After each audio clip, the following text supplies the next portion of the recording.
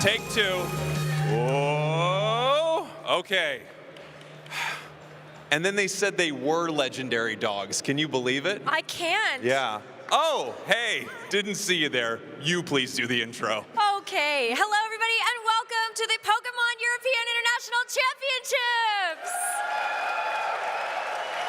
That was amazing. Thank you very much. Hi, everybody. I am Jake, a.k.a. Spraggles, your resident content cowboy here, ye to the ha, and I am joined by three incredible casters. We are going to be talking about what you are going to be seeing not only today, but throughout this weekend for all of our games. I'm going to be talking a little bit about Pokemon Unite, and Necra, you're going to be talking about VGC.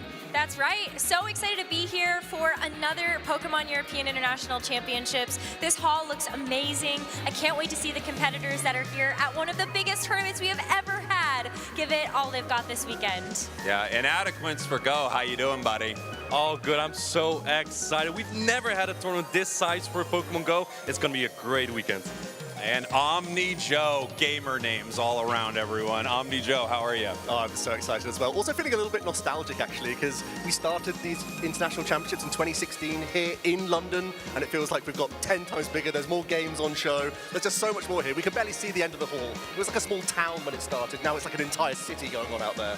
Yeah, there's so much cool stuff. We have Sandshrew Skee Ball, which my co-caster Zoinks is very excited about. He won't stop talking about it. I know there's Pokopia out there somewhere, which I really want to get to, and they keep telling me, no, you have to do this job right now. But I am excited about this because it's a great time to talk about our games, what people we're going to see this weekend, what teams we're going to be watching. So why don't we start with VGC and talk a little bit about that? I would love to. We've got three incredible players that we want to highlight here. As we jump back into Regulation F, we really are looking for those players that are going to be great at being able to use those legendary Pokemon and also some of those balance teams. So as we take a look at our players to watch, I think these are going to be names that you are very familiar with. One, Wolf Glick, world champion from 2016, as well as multi-international champion from NAIC, as well as EUIC.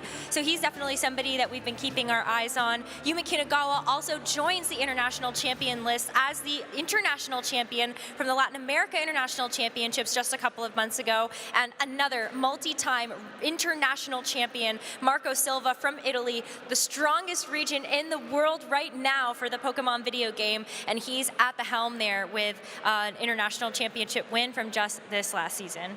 I think one of the most memorable moments was Wolfie's speech last year. I always get it wrong, but it's like, but it wasn't enough. Was yeah, that it? exactly. I mean, it's the fact that he's the EUIC reigning champion, I think that's also a reason why there are so many eyes on him right now.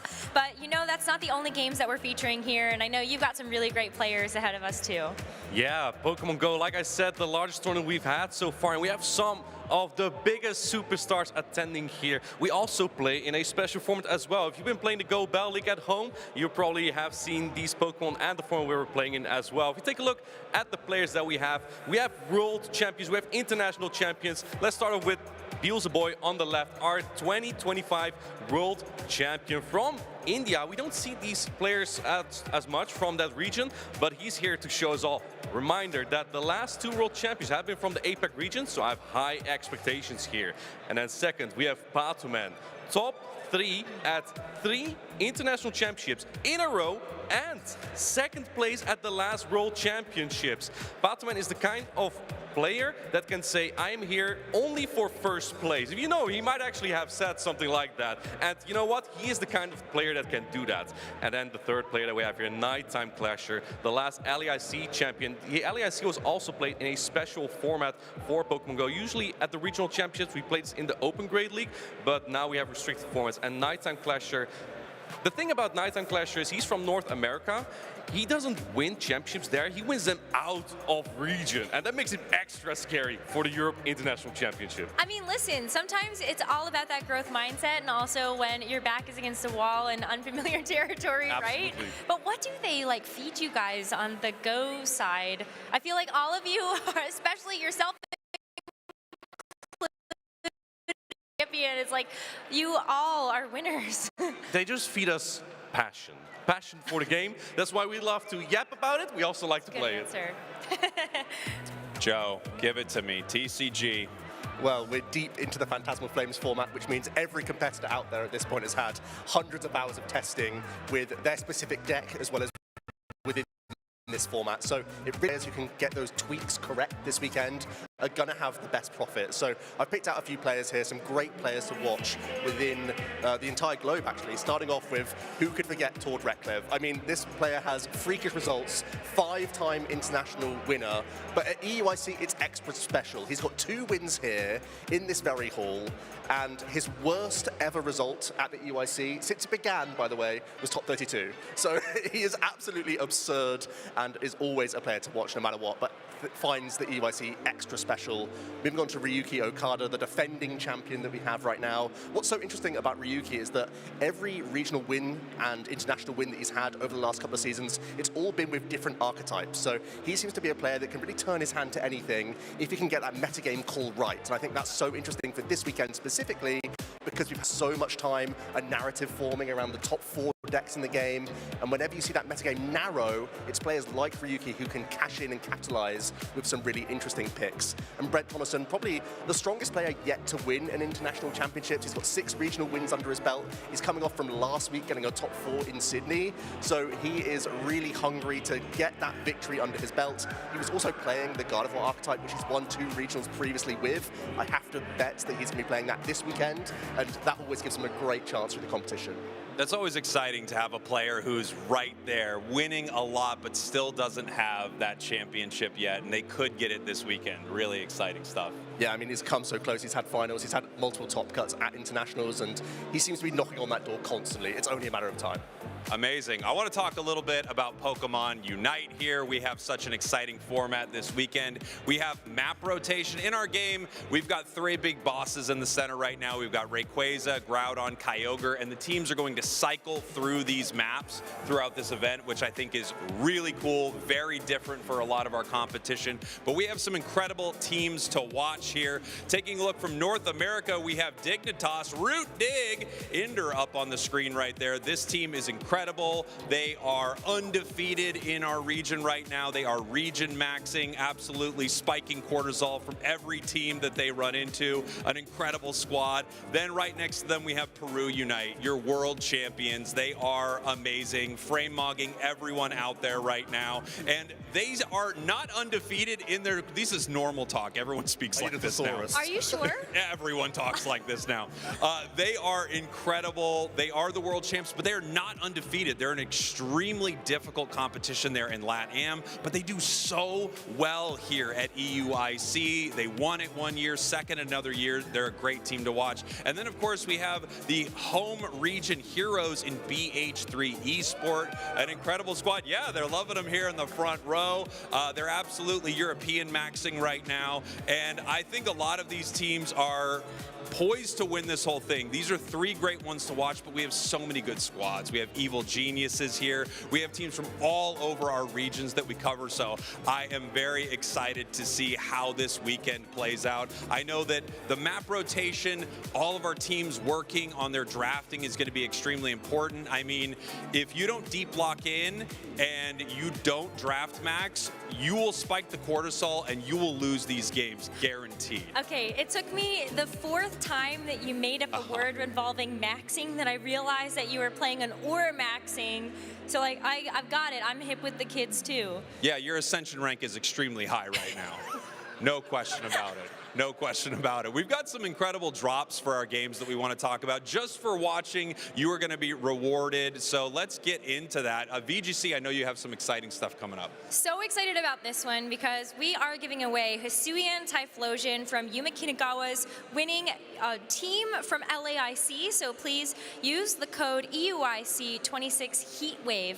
Make sure you get a copy of this Pokemon in your game. I love that we get a chance to highlight our international and world champions every single season by distributing one of the Pokemon that they use to be able to get themselves that international champion. And it comes in fully teched out with the item, the move set, the Terra type that trainer actually used. So it's battle ready and ready for you to use.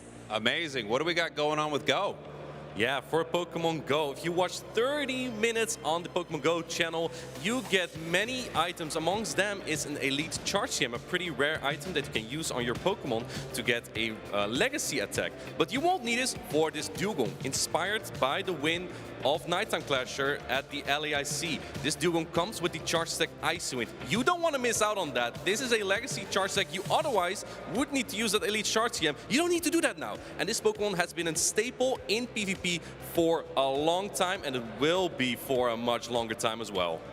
Amazing. And I know you've got some great stuff for TCG. Honestly, I'm pretty envious. These are some incredible drops. We're absolutely spoiled if you're going to be watching the TCG. There's so many reasons to already, but straight away you can pick up some Ascended Heroes boosters as well using EUIC 26 Ascended Heroes. This is the new set just on the horizon where there's a lot of different cards coming out. Some really interesting Mega Evolution Pokemon, as well as that Pokepad, my favorite trainer that's going to be really taking over the game over the next couple of years, honestly. So get yourself on the ladder, get testing that new format straight away. Make sure you start picking up some Ascended Heroes boosters. That's the first one on the list, but I've got plenty more for you to get your hands on as well. You can also start improving your looks. You can get your jacket on, you can get your new deck box, your new sleeves, your coin. You can kit it out with the fantastic Mega Charizard X. Amazing flex for your accounts. Watch and earn those Twitch drops throughout the entire stream, and you're going to be treated really nicely. And then my personal two picks for this tournament are going to be this N Zoroark EX and the Marnie's Grimmsnarl EX. I think they're kind of on the fringes right now. They're not going to be the most popular picks in the room, but I think they have really good metagame placement. So these are ones to watch this weekend, but they also vastly improve in the Ascended Heroes metagame as well because of those new inclusions. The Grimmsnarl archetype gains an extra 10 hit points on a Snow Run, which is great. Ends Zoroark gains an Ends Zekrom that can attack with as well. So if you get those cards, get those special illustration rares, which look so good, they're also going to put you in good stead for next format. Amazing. And just for watching Pokemon Unite over on the Pokemon Unite Twitch, we've got some great rewards for you. A platinum emblem for watching on our Twitch. And we have a sticker. If you enter the code EUIC2026, you will get this right now. You can throw that up on your trainer card and let everyone know that you are watching here live.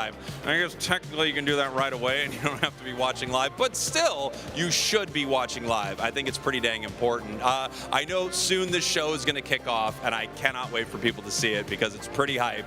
Before we do that, I want to talk real quick about maybe what you guys are most excited about this weekend. I know for me, they've got Pokopia out there on the floor that I really want to play. I've been trying to get to it, so that's like up there for me as #1. What about you, Necro? Oh, it'd be so nice to be able to check out that demo, but there's so much else to do inside the hall. There's a pin trading place that you can go, collect new ones. Like, I love how blinged out all of you are. I think I maybe missed the memo personally. So maybe I've got to hit up the pin trading and get a couple of things there, make sure that I can be just as swanky. But I think outside of that, for VGC in particular, this is a format that we have played quite a bit now. And I think a lot of people are looking and hoping to see what is going to be the next innovation that we can actually make to just kind of spice it up a little bit. So I think we will get a chance to see something like that this weekend. And Joe, I kind of expect that you're kind of feeling the same way about your format. I feel like innovation is the key word that I'm really latching onto this weekend as well, because whenever there seems to be a narrative forming and it feels like the hive mind is all sort of in agreement with one thing, that's when you can completely pivot, turn a direction, turn a lot of heads, and surprise a field. And with thousands of players out there, with the majority of the metagame going to be playing just one of these 4 decks, I feel like that's a great time for you to innovate with your own deck choice, whether it's tech inclusions to gain an edge where you'd otherwise feel unfavored, or to bring something completely new. That's what I've got my eye out for this weekend in TCG. Yeah, I feel like for us, I don't think there's as much innovation in our meta that we have this time, because the meta is very condensed. So you're going to see a lot of the same Pokemon, but you'll never know. I would love to be proven wrong, that someone brings something like, and I'm like, huh? What? And they just win it. Imagine. Honestly, sometimes I feel that way every time I look at your broadcast, because I'm like, whoa, those are Pokemon we don't get a chance to see in the VGC or even in the TCG. I look at Budu being such a prominent Pokemon. I'm like, but it's so cute. How is it so, impactful? I mean, sometimes it can win games completely on its own. Interesting about Go as well. I know that dragons are really like sort of taking over. That's a theme for this weekend for you, isn't it? Yeah, dragons are a thing. Unfortunately, my favorite dragon, Giratina, won't be in the format, but there will be a lot of Kingdra. Now, I have a question for you as well, as we are on the topic of those specific Pokemon. In any of your games, Charge-a-Bug, has that been a successful Pokemon? No. Yeah, that's been a We've go. had like a Charge-a-Bug game mode that was very fun, but this is one of my favorite things about talking to each game is at some point you'll go, oh yeah, Psyduck, it's completely broken. Everyone's like, Psyduck? Like, yeah, and Unite, completely broken. And that's really exciting to hear from each game, like what Pokemon shine there. And I think it's really cool that as a franchise, it's not just that Mewtwo is good, even though I think Mewtwo's maybe good all the time, everywhere. Maybe not so much in VGC anymore. Amazing. I would love that for us. It is, because we have some really cool things to enjoy, but hopefully that just makes everyone excited to go check out all the different streams that are happening here at EUIC. There's a lot to be able to take in, and I think especially on Sunday when we get a chance to crown the champions at every single game, it's going to be really amazing. So please tune in. All right, well, I hope you guys enjoyed this pre-show. We are going to get this thing kicked off here in just 1 second. So for VGC, Go, TCG, and Unite, I cannot wait for this weekend. Get ready for it. Thank you guys very much. Let's get on with the show.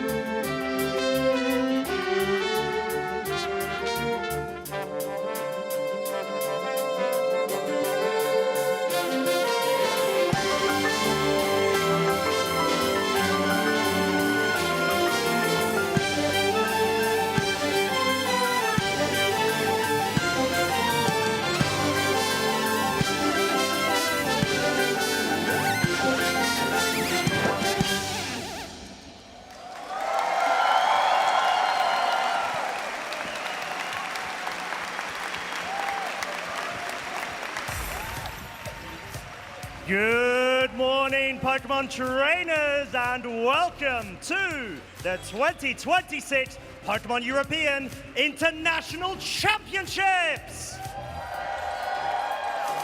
We hope you enjoyed that quick journey back to the games where it all started.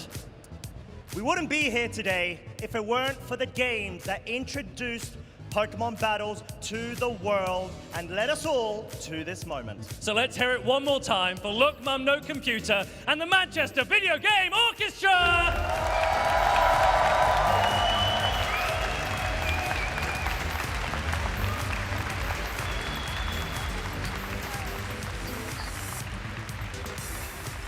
And now here we are, almost 30 years later, and still going as strong as ever with over 7,000 competitors here in London.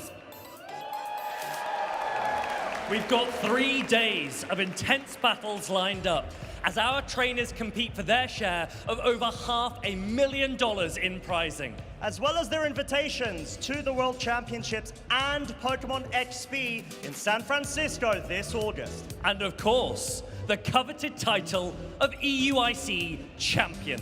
a title that very few people get to earn. But we've got more than a few trainers here that will be battling it out over the next couple of days as we look to find our finalists. Where they'll take to the stage on Championship Sunday in order to face their final opponent as we crown our champions. So let's hear it for the Pokemon trading card game. Pokemon video game. Pokémon GO! And finally, Pokemon UNITE! Well, it sounds to me like everybody's fired up. And ready to go. So there's one final thing left to say, and that is good luck, trainers! And let the games begin!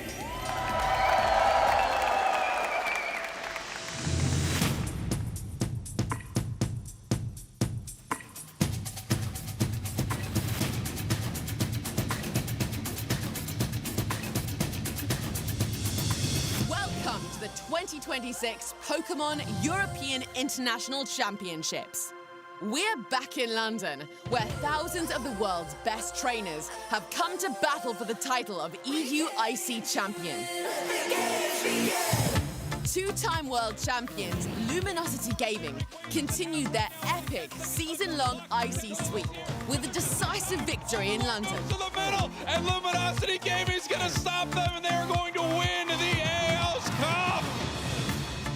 Hatterman is the reigning European international champion, and his dominance continued through the 2025 season, finishing third at the North American International Championships and claiming second place at the 2025 World Championships. Look at it go! Give it up for Hatterman! Ryuki Okada demonstrated absolute mastery of the game. His precise decision-making and unwavering composure laid the foundation for an inevitable victory, crowning him last year's international champion. And now we've come to London and won the whole thing. Longtime VGC legend Wolf Blick barreled through the competition and added an EU IC win to his historic career. International Championship and becomes your 2025 European International Champion. Here we go.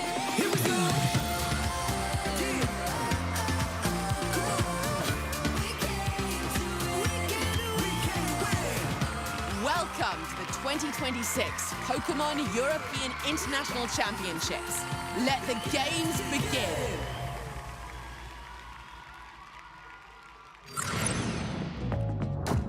What a way to kick off the European home of Pokemon this time around with the Manchester Video Game Orchestra. Take us on a whole journey through Generation 1 from Pallet Town all the way to the Indigo Plateau. That was very nostalgic for me, Joe. I don't know about you. Oh, I got warm and fuzzy for it. It was amazing to listen to and see it all play out, and so many players in the crowd watching that and enjoying it back home as well.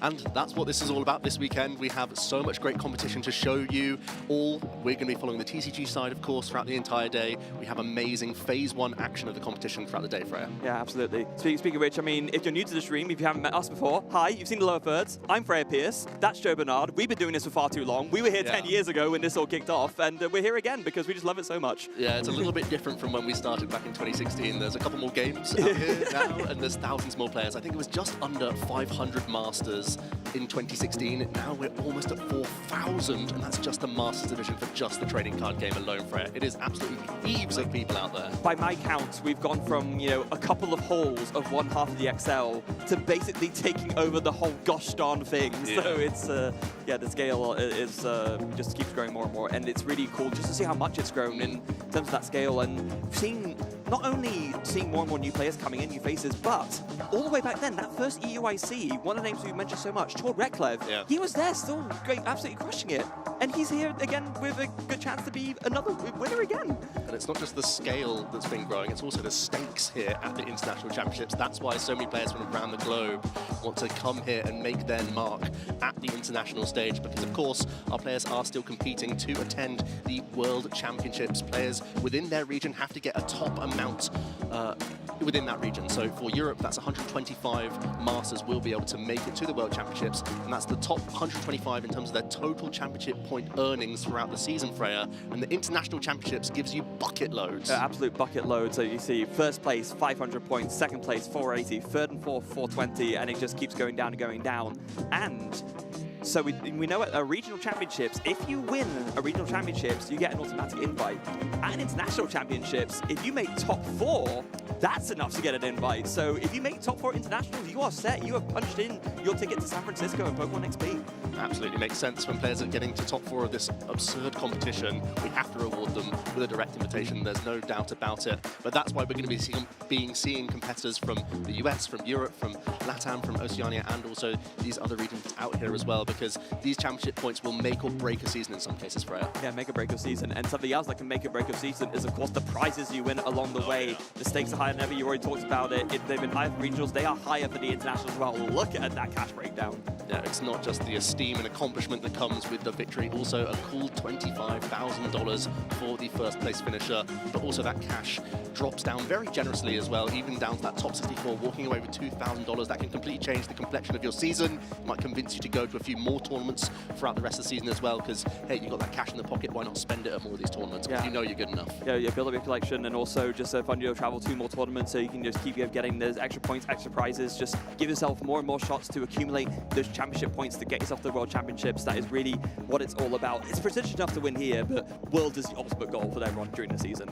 Yep, and that cash can help you get there, or, you know, you can do whatever you want with it, of course. This is your choice, but just the esteem that comes with the International Championships is something that's also talked about just so much, Freya, here. You were mentioning Tord starting off with that top 4 at EYC, then moved on to win so many of them, now is a mainstay, a staple of all of our broadcasts. Also the fact that he's kept up with the game so phenomenally well helps as well. But as soon as you become an international champion, you're really put on that pedestal. Yeah. You're put above those regional champions, because there are a few hundred of those players out there. But the international champions, there's, you know, like 25 or so. There's less than 25 in the Masters division. So you really become like a real legend in the game from that point onwards. Now, something else you might be wondering. So we were just talking about how, oh, if you get first, second, or top 4, you get a bunch of points, but you already get an invitation to the World Championships. So you might be thinking, well, if I already have an invite to the World Championships, why would the amount of points I have matter? Well, if you're having that question, you have predicted us very, very nicely, because there are travel awards on the line as well for the amount of championship points that you have. Yeah, there's absolutely a reason to keep coming back, especially after doing quite well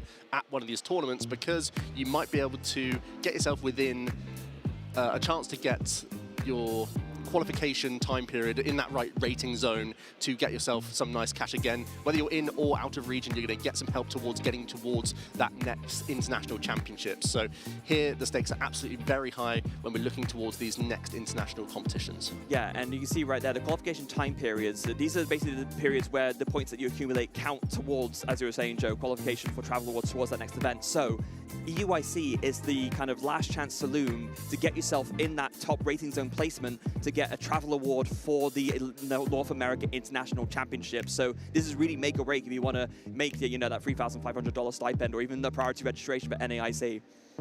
Yeah, and so that's the reason why our players are here this weekend. So much on the line, points, prizing, helping yourself throughout the rest of the season. But now I want to sort of pivot towards the players that we have our eye on here, Freya. Okay.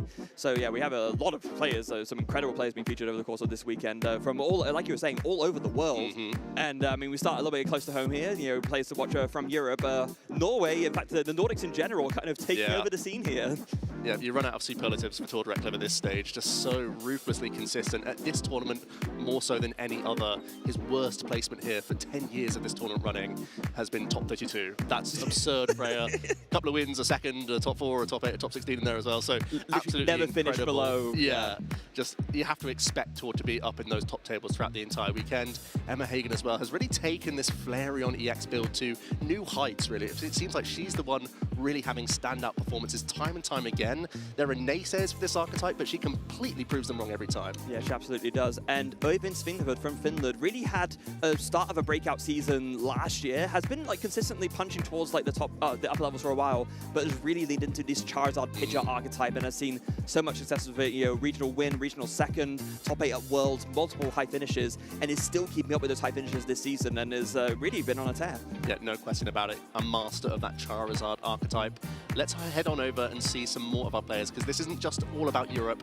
There's also going to be players from every region in attendance this weekend. So I think we're moving over to the North America region to highlight some other players here as well. Yeah, I mean, there's always a little bit of like a fun rivalry, of course, there between the regions. Say, oh, you know, Europeans come over to do all the NA events, but we're gonna come back and like take some of your guys' events as well. And what incredible names! Our current world champion there at the right, Riley McKay, is going to be here in tennis this weekend, looking to continue his legacy as a player. Already well cemented by being world champion, but he's had a bit of a mixed season this season. It feels like so far. I mean, it was only last season really exploding onto the scene with that second place finish at the North American International Championships, then came back and winning the World Championships. What an incredible run and a great story for Riley, who was playing that Gardevoir EX archetype so well. It's still a great choice for this weekend, so you have to tip your cap for Riley to say that could be a great choice, a top contender in the mix. Speaking of Gardevoir experts, Aman Ahmed as well, already winning multiple regional championships, having an amazing time this season. Invite secured and a huge amount of championship points already under their belt. They're going for #1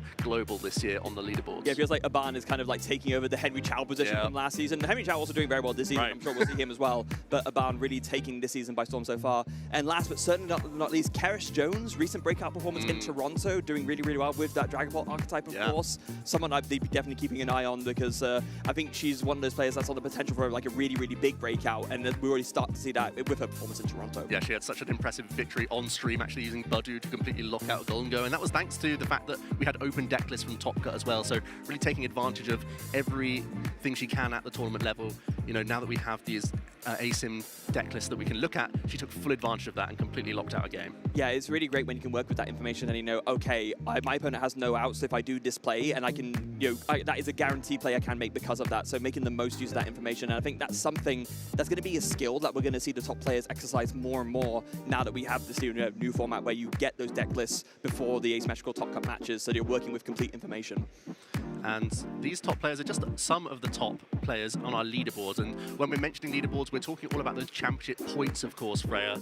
These are the players that oftentimes are already looking pretty safe and secure for a regular invitation. They're looking towards those stipends, and especially for the World Championships. Yeah, they really are. They get these players. I think even if these players didn't play a single other event this season, I think they've pretty much got their invites on lock. And at the top, no surprise at all, Tord Reklev. But Emma Hagen, kind of, you know, bringing in representing for Norway, thinking, you know what, Tord, you can't rest on your laurels. I want to catch up with you. Like, I want to be, I don't care about the rest of Europe. I don't want to be Norway's top player, and Europe top is just a bonus. Yeah, absolutely is. Some other star-studded players here in at the team currently in our rankings. Stefan Ivanov, a multiple international champion, always someone that you have to keep your eye on. Also a few players who have basically ridden the season together. They've sort of built archetypes together and had amazing success. I'm looking at the likes of Daniel Magner and Drew Stevenson, these pilots who have just run with the Golden Go archetype to such great success, been innovators of the deck, team secret box as they call it, and you know, they've accumulated over 2,000 championship points between them. That's absurd. Yeah, absolutely. But they've both been an absolute tear. We've got Blanco multiple like top finishes, even a win in Daniel Magner's case. Some more. So I mean, Drew Stevenson being, of course, a local player from the UK, of course. Kai Wainwright, another UK player up there, had a very consistent season. No crazy high finishes, but just consistent points. My favourite call out is Fabian Puyol with almost 1,000 championship points and has been playing the Blaziken EX Dragon Ball EX deck. Which is no one else is doing that. That's just his deck, but he is like, again, just consistent performances with it, and really cool ability on that Blaziken. Does mean you can kind of power up Dragon Ball even with no engine to do a Phantom Dive, and it can be a good attacker in its own right. But yeah, that's his baby, as it were, and he has managed to attain a absurd amount of points with it. And let's have a look at the NA side of things then. For our top competitors, as we've already mentioned, Aban, but Henry Chow right on his heels with a number of top 4 placements, including at our previous international championships. So he's already looking fantastic there. Some other great call-outs. Cerys, we've already mentioned. Piper Lepine as well.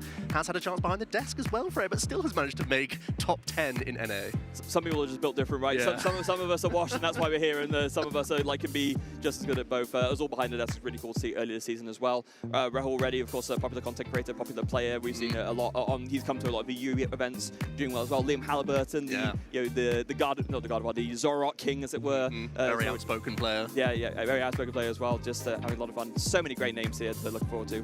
Yeah, I'm really excited to see the likes of Josh Frink. I think also an innovator of like a EV Box Terror style deck, but has I think recently moved on to the Golden Go themselves. I feel like there's a number of players that you'll see in this top 16 who have found their footing with an archetype. They're happy to keep playing it and seeing results time and time again and replicate that. And there'll be a couple of players like of Rahul Reddy, for example, he's a player that will pick one deck specifically for one tournament and say that this is going to be my choice as a metagame call rather than everyone else who's just sort of riding the waves of whatever deck they're going to be expert with. Yeah, this is one of those debates that kind of comes up a lot in previous discussions. When we've interviewed top players, there's been just sort of discussions about, is it best to, if you're skilled enough and you trust in your skills enough, do you just believe in yourself enough to pick one deck for a tournament, or do you kind of make use of that sort of kind of consistency of strength with a deck, something like, you know, a Daniel Magda or a Drew Stevenson would do, to say, I'm the best player and I have the most skill with this deck, and that is the absurdly powerful combination that will take me through after tournament after tournament.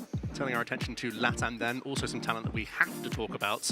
First of all, Fernando Cifuentes, a world champion with a completely absurd archetype, the Iron Thorns, the quad Iron Thorns, an archetype that was completely out of left field, and recently has been playing the sort of Mega Absol toolbox and has been having some interesting includes within the list as well. I personally have my eye on Absol a little bit this weekend because it feels like it's kind of put under the thumb of Golden Go, but there seems to be this inflection point where there'll be a number of Golden Go not playing the Mega Lopunny EX that makes it so challenging, a great wall breaker, which is really Absol's main defense in that matchup.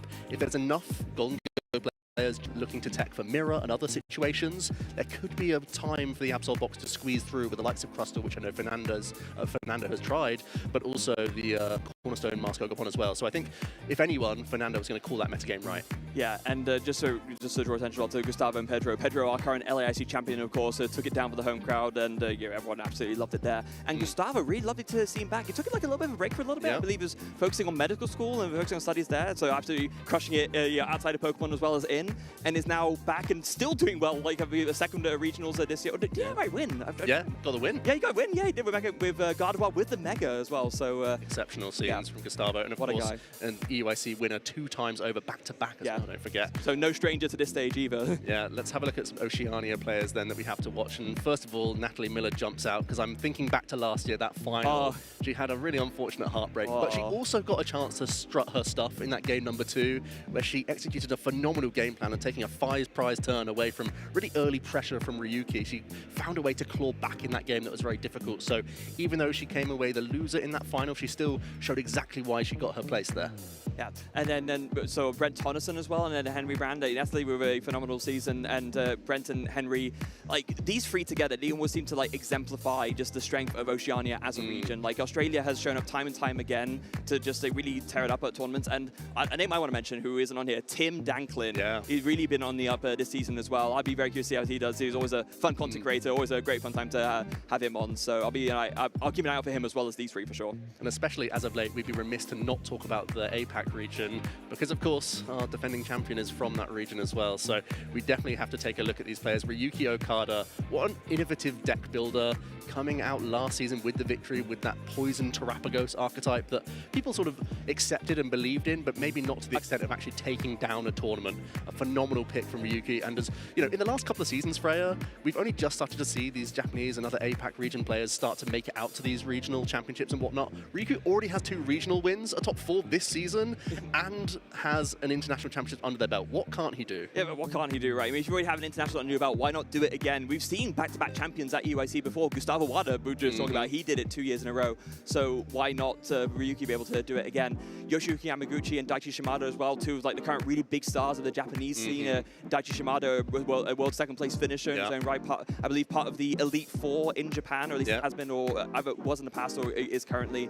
Super strong player. I would not be surprised to see any of these guys in top 8. Daichi's such a showman as well. He is. Someone who I love to watch his content as well. He does a lot of tabletop videos out there, so has a lot of fan base out there, not just for how good he can play. Of course, in this hall was where he got his second place finish at the World Championship, so always a player to watch. Yoshiyuki as well, a player who has been traveling a lot over the last couple of seasons, going to all of these international championships, attending a number of regional placements as well. You're going to be seeing Yushi time and time again because he's having such great performances non-stop.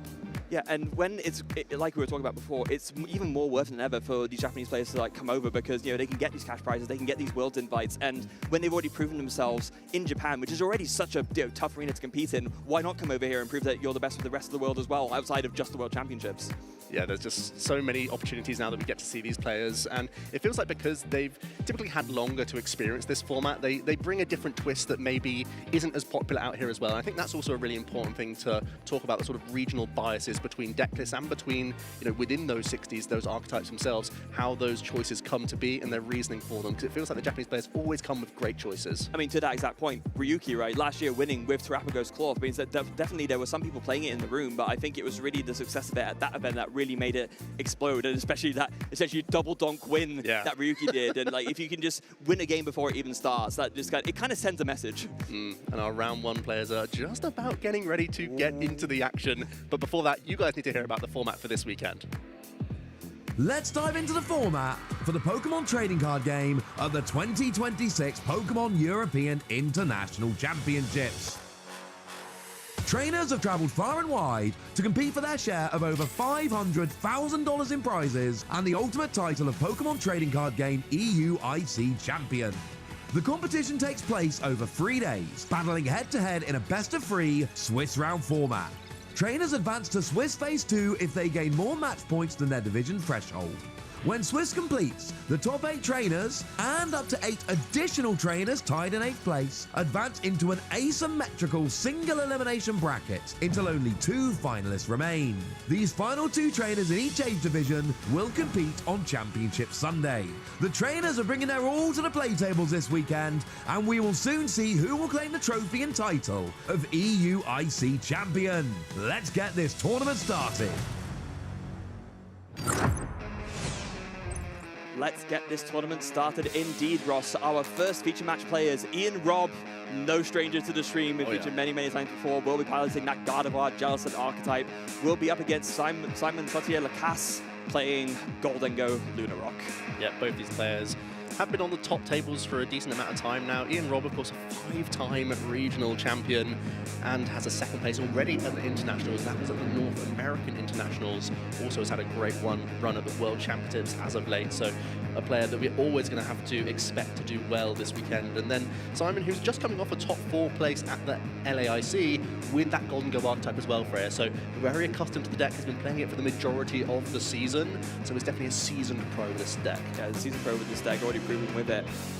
Brief aside moment, I want to take a moment to shout out this beautiful stage that we got going on right now. This is absolutely, like, I believe this is refreshable for this year, and like this is such a beautiful backdrop to play Pokemon on. Let's see some prize cards coming out for both players here then, as we're getting into our round number 1 at the European International Championships. As you saw, Ian is going to be playing a Jellicent EX variant, so let's keep an eye on those prizes to see if he has access to not just a multiple Finish. The Jellicent EX sometimes can be used, but oftentimes the Finish lock is more important, but also those recovery pieces are going to be really important because Simon will still be able to launch attacks and slowly chip away at these Finish. Yeah, they absolutely will, and that's really the best way for the Golden Go archetype to kind of deal with this archetype, because if your opponent can get that item lock established, it can get quite tricky, but if you can get a lot of prizes quickly enough before that can be an issue with the item lock with your energy recovery, then you're usually going to be okay. But I do believe we are kicking off our game. I saw the handshake there. Yep, we are kicking off our round 1 of Swiss here at the Pokemon Trading Card Game International Championships Europe 2026. It's going to be Ian Robb kicking things off with an Ultra Ball, getting rid of 2 Psychic Energy. That's ideal straight away, Freya, because the Gardevoir EX archetype always functions around the discard pile, specifically of those Psychic Energy. Because using your Gardevoir EX's ability, Psychic Embrace, you can pull these energy out of the discard pile as and when you need to. You can self-damage your own Pokemon, which sounds like a downside, actually a good side when you have Monkey Dory in abundance within your deck list. Yeah, literally every single attacker in your deck benefits from damaging yourself in some way. So the Monkey Dory, with that Adrenaline Brain ability, when it has a Dark Energy attached, once per turn you can move 3 damage counters from one of your Pokemon to one of your opponent's Pokemon. That can heal yourself and set up numbers for KOs that you wouldn't otherwise be able to reach. Then you also have, like, not necessarily in every single list, but most lists will feature some combination of Drifloon and Screamtail, both of which do more damage to your opponent for each damage counter on them. So absolutely not a disadvantage. This is where you want to be with this deck. And a real relief for Ian. Those prizes are excellent. Yeah. Those Rolts is pretty much okay. He plays 3 copies of them. You never want that Mega Diancie EX in this matchup, typically, thanks to that metal weakness. So overall, got to be pretty pleased with himself. Also is starting out with the Monkey Dory, which has that higher threshold of hit points. It's more difficult for Simon to get that early, cheap knockout with Solrock. That's normally the go-to early game attacker for Golden Go. Yeah, go-to early attacker for Golden Go, and this is going to be what Simon is aiming for here. Starting off with an Earthen Vessel, going to be able to use that to grab a couple of basic energy from the deck. Now, what Simon would love to do here is a couple of things. Get a Soul Rock down, because when you have the Sorok and the Lunatone down, both of them can start to do what they want to do. The Lunatone only has an ability that only works when Sorok's out. Sorok can only attack when Lunatone's out. The Lunatone lets you, with its ability, discard a fighting energy from your hand to draw 3 cards. Great draw power, sets up your discard power nicely. And the Sorok does 70 damage that doesn't hit for weakness, but also punches through resistance. Yes. So even a psychic resistant Ralt would get KO'd by the Sorok's attack. As it happens, though, it is going to be an energy attachment to the Solrock, and actually a TM evolution here. Oh, okay. So Simon's Hand not really cooperating, no supporter on that first turn of the game, so he's just going to have to evolve up into a Golden Go EX here. Not ideal for him, no early game pressure, but at least he can get a semblance of a draw engine together here. Yeah, this has been a new addition that's crept into the Golden Go deck recently to account for item lock and a few other things. This TM Evolution, a card we've seen a lot in other archetypes, Gardevoir most of all. Yeah. It just lets you, it gives the Pokemon that it's attached to an attack, which for 1 colorless energy just lets you choose 2 Pokemon on the bench and evolve on 1 stage. So Simon at least able to use that to get out a Golden Go on turn 1. I think Ian pretty happy that he's not facing down any early pressure and can immediately get a fresh 6-card hand with INO. Both players shuffling their hand to the bottom of the deck, then drawing for the amount of prize cards they have remaining. Right now at the beginning of the game, it's a consistency supporter for both players. Effectively, they get to see 6 fresh cards in here, looking to either work towards some rare candy combinations with Gardevoir, but also I think if he can weave in this item lock as quickly as possible, especially when Simon has yet to really access much ball search, shutting that down could really slow down that pressure.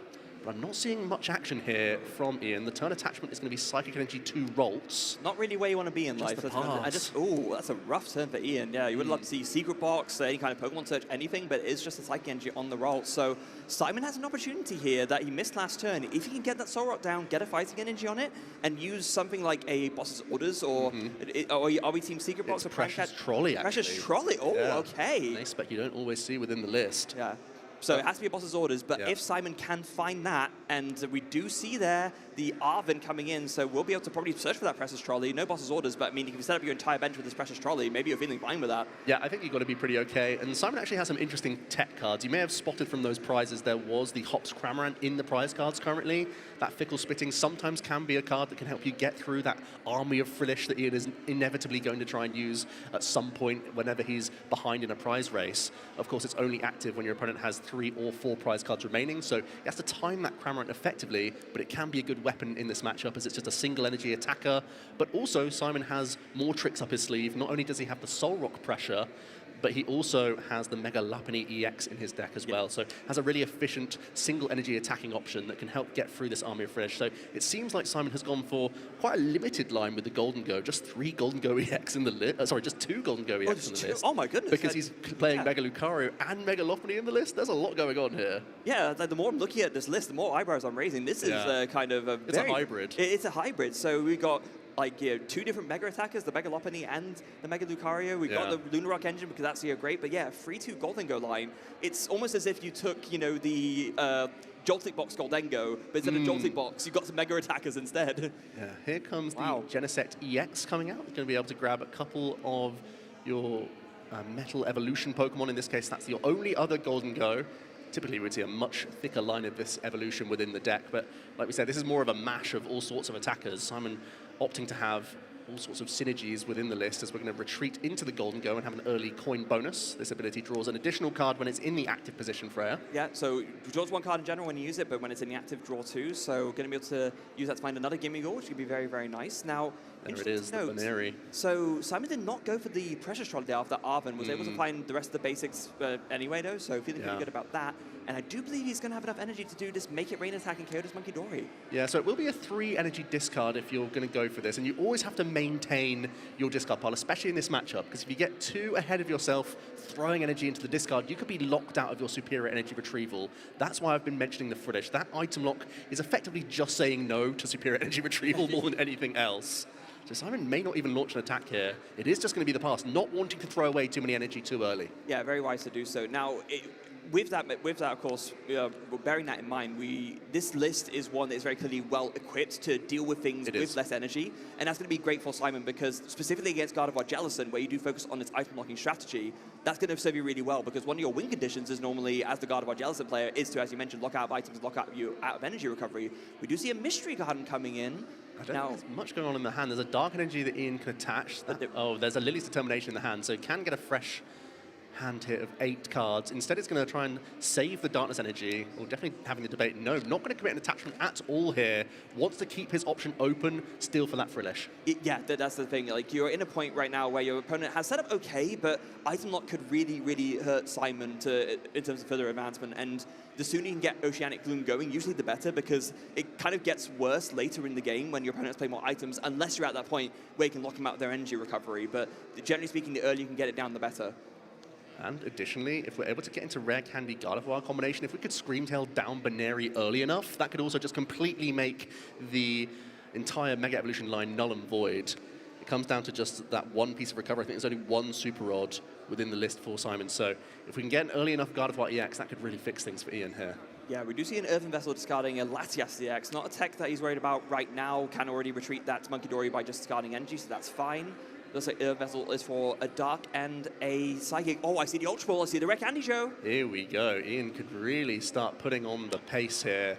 Oftentimes, Gardevoir sits back, submits prizes, but Simon's opening turns have been no pressure whatsoever. Having a pass into another pass is really unorthodox for the Golden Go. It's just how Simon has decided to build his board instead, have a bit of more of a passive time of things.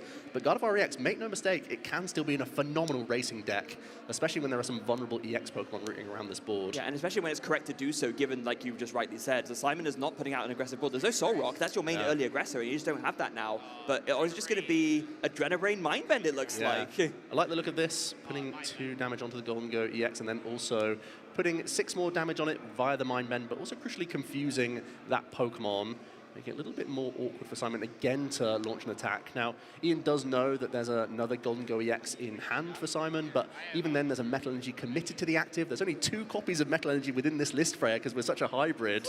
So already Ian asking some questions with the early confusion here, and really nicely setting up that Golden Go EX for a knockout, even with some single prize Pokemon next turn. Yeah, you really want to be finding a Soul Rock, if possible, this turn, but it's going to be really, really tricky for Simon, given everything. I'm hearing some chatter about there's some confusion in the game state, but no, that's been resolved, so that's all good.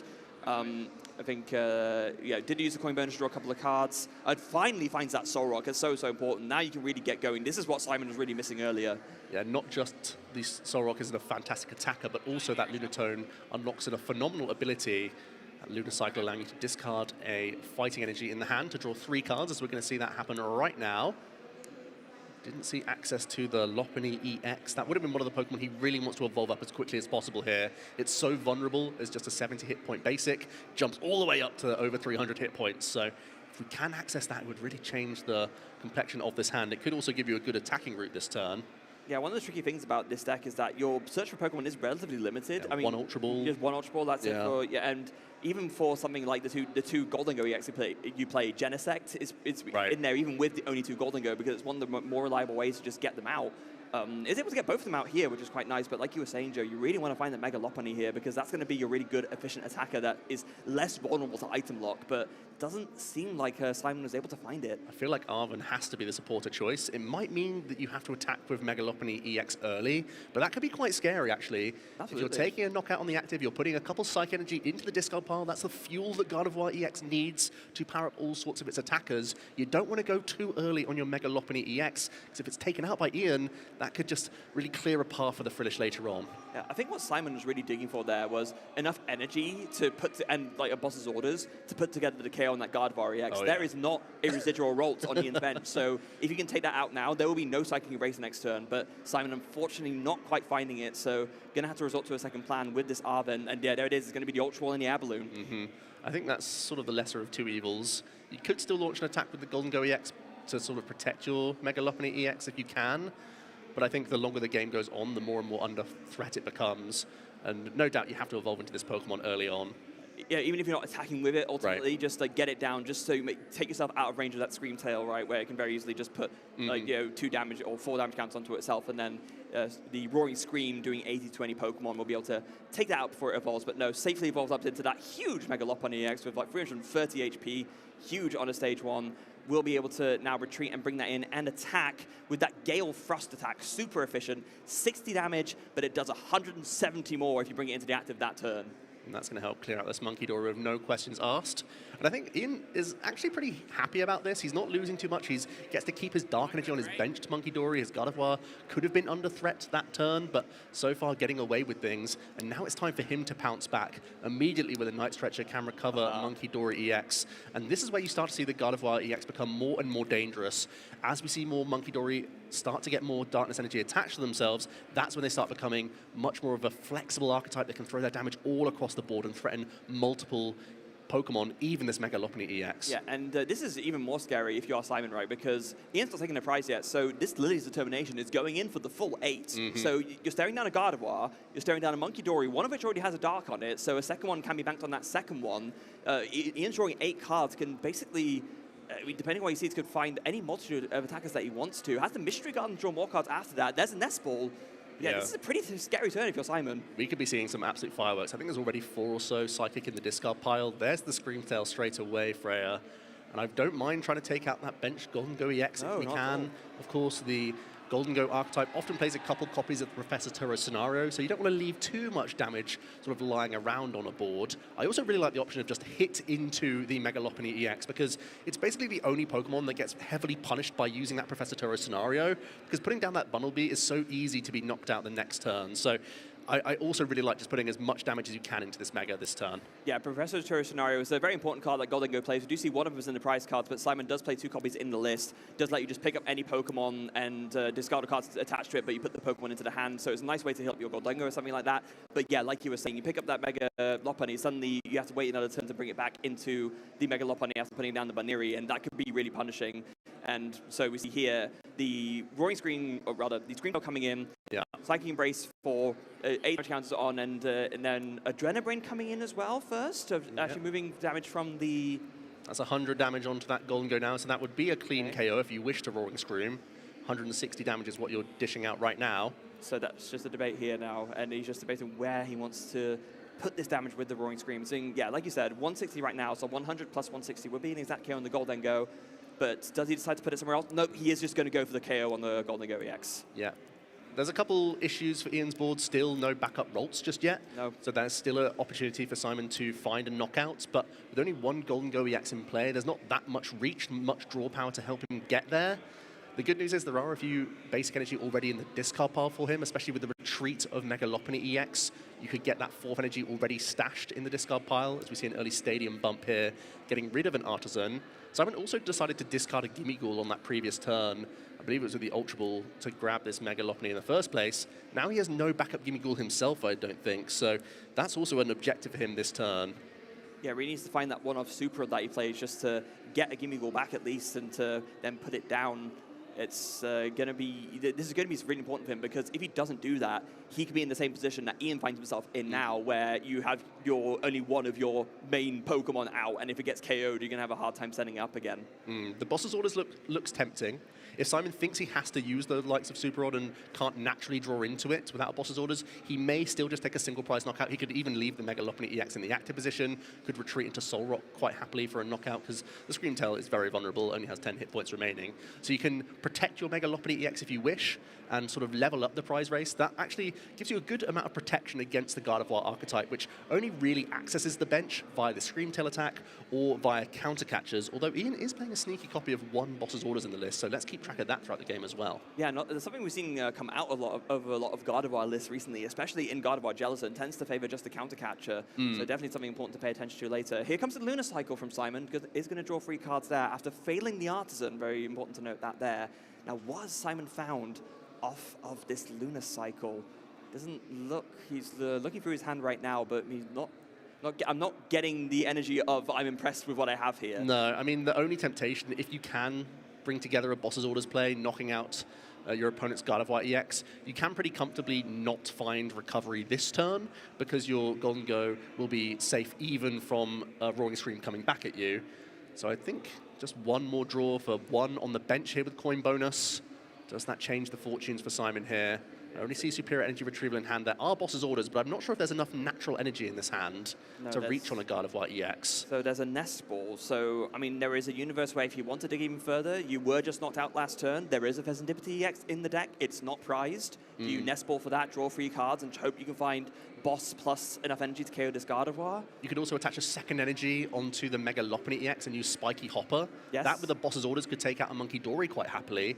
And managing these Darkness Energy attachments throughout the entire game, because you know the game could still go quite long, taking away the option for Adrenabrain for the opponent could still be really beneficial. So I think that's the play that Simon is now looking to eye up with that second attachment for turn. Yeah, it feels like something that we've talked about a lot, as I think, you call it perfectly, Joe, Boss's Orders, yeah, bring out that Monkey Dory, and this is very poignant because we've called out so many times that often Gardevoir wins by how many dark energies it can bank on different Monkey Dory, because the more Adrenabrain you're doing, the more winning you're doing. So just get rid of that one now, limit your Ian to only 1 Adrenabrain this turn. Very smart from Simon as a backup option. Yeah, I love this, and now leveling up that prize race, knowing that you have future Boss's Orders knockouts with Superior Energy Retrieval, you can find ways to knock out the Gardevoir EX quite happily. Ian, at the beginning of the turn, is going to promote this Gardevoir EX by the looks of things. That's going to be a lot of energy to the Screamtail in the back. Is starting things off with an Arton, though, so can get a freebie Rolts down. I think that indicates that Ian already has access to an Earthen Vessel in one way or another, so we'll be able to retreat this Gardevoir. Just heard him say I'm going to go back in, so I think, I think you see it there, the Earthen Vessel, just get more of those energies out while you can. Oh, even with the Arvents, just to find the Earthen Vessel that way, going to grab a Bravery Charm for good measure.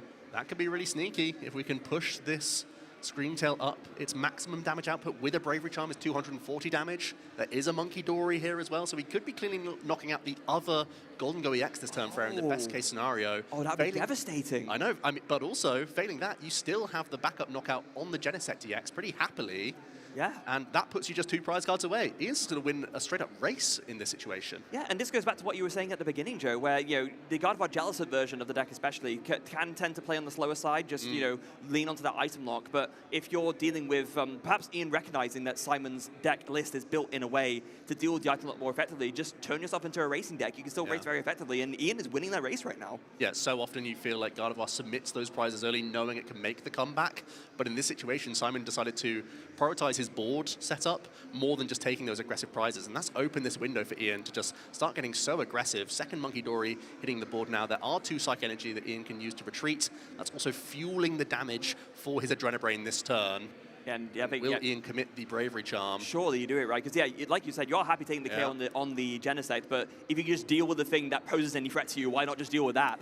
What a huge threat it is. Also, it means that Ian still only has 1 EX Pokemon in play, and now the Screamtail is so dangerous, it's threatening game on that Genesect EX on the bench now, that Simon effectively has to go through it, has to go back onto even prize cards. And it looks like there's the concession. Simon recognizing that he is very behind in this game, number 1. Really impressive stuff from Ian here. Yeah, really, huge congratulations to Ian there. Massively taking control of that game. And also, good on Simon recognizing the board state. We've talked a lot about how time can be tight in these matches. Simon recognizing, you know what? There is no way I'm coming back from here. Let's not waste any time. I'm picking my cards up. Let's make sure there's enough time for game 2 and game 3. Ian, just about a bit of a smile there that I've seen. He's not much of an emotive player, but certainly has a lot of opinions on this game and thinks of the game at such a high level, but has to be happy with.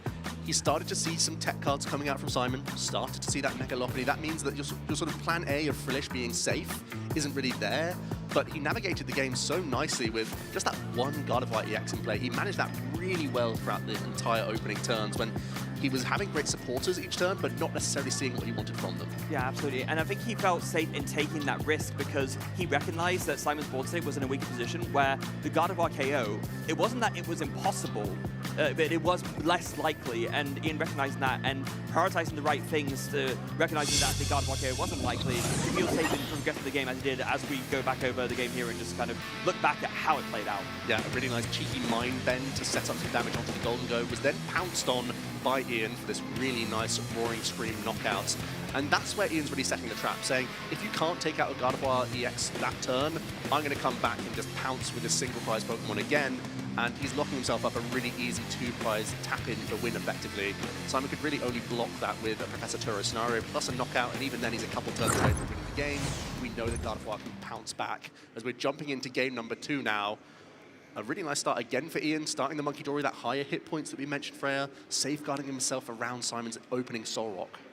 Yeah, opening Sorok. Definitely Simon going to be glad to be opening that. That's basically the best thing you can start with in the Golden Go deck, and especially going second, and we would have chosen to go second. Look at the prizes! Double Frillish! Okay, I'm having mixed reactions here because he didn't even need it in game one. So I mean, I'd rather have them. I would definitely rather have them. You're not wrong, but like, I'm just saying, it's fine. He didn't need in game one, but yeah, you really do want at least the option, right? So yeah, that is pretty rough for Ian there. He's keeping a poker face about it. Yeah. I think you have to. I mean, the good news is that he's a game up. So he can always have that in the back of his mind that if he does start to submit these prizes too quickly, doesn't find a Frillish from his own prize cards, you may see him adapt a little bit differently. But ultimately, he's got that early search in with the Earthen Vessel to get some energy out. Did discard his one copy of Boss's Orders that little bit early, but I think he's eyeing up. Is that Ultra Ball here? No, it's a Bravery Charm. He might be looking to protect his Monkey Dory because it's not out of reach for a Sorok always, thanks to the recent tech inclusions, Freya. Yeah, absolutely. So a combination of Premium Power Pro plus Vitality Band will get you to 110 damage on that Cosmic Beam from Sorok. That will be enough for the knockout. So Ian Robb very wisely recognizing that, and I mean, it's a rough start still, even if you survive this, but at least it keeps you in the game. I don't know how Simon found the space, but is playing those two techniques. Vitality Band, which is very common, but also the Premium Power Pro, which is oftentimes seen as a mirror-style tech, so you can hit that crucial 110 damage to get through opposing Solrock and Lunatone. But also comes in very handy against the Monkey Dory. Again, we have to stress that you are able to attack through resistance as well, so you're still knocking out the Monkey Dory even with that in mind. Yeah, and here's a big difference from game 2 compared to game 1. Already has the Lunatone Solrock package together on turn 1. Simon's going to be very happy about this because that's going to be a Lunar Cycle turn 1. It's going to be a potential Cosmic Beam turn 1. This is exactly what you want to see if you're playing Golden Go. Oh, and a Gimme Goal for good measure too. Yeah, Fighting Gong into the Nest Ball, into the Earthen Vessel. This is exactly what you want to see if you're Simon's side. A game down here, but still plenty of time on the clock in this Swiss round number 1 here. You can see that ticking down in the middle of your screen at the bottom there. Still a decent amount of time. Of course, as well, we're here at the EYC and the +3 turns are back at the end of the game after a small hiatus. So that also gives you encouragement. You can still close out a couple games here as we see the Lunar Cycle come in. Yeah, free cards drawn going to be a very important free cards just to set up the board resiliently. Oh, I see a pink card. I see a Precious Trolley. This is the time to see it, when you naturally draw into your A-Spec. That's actually information revealed for Ian as well, who may have been considering, is it going to be a Secret Box build? Is it going to be a Prime Catcher? Those are the two primary options in Golden Go, but Simon's this is anything but traditional right now. The reaction from Ian there, very funny here. Just shaking your head, it's like, oh, that's the A-Spec you play. Okay, I see the vision. It's when... very early days of Golden Go post-Mega Evolution, this was actually to go to A-Spec for a little bit. But then as the list evolved, like you were saying, Joe, we saw more Prime Catcher, we saw Secret Box. Now Simon pivoting back to this Precious Trolley. And in this specific build, given that he's playing such a wide plethora of different attackers, it makes a lot of sense. I think that's exactly why we're seeing the choice. I think you also get to skimp out on some traditional counts as well. You can play far fewer Buddy Buddy Poffin and Nest Ball and whatnot, and just say that the Trolley can give you the space and grant you the option to have these different tech evolution lines. I'm seeing the attachment to the Solrock here. There are exactly 2 Nest Ball and an Arts for basic search in this deck. Other than, Ultra Ball as well, I guess.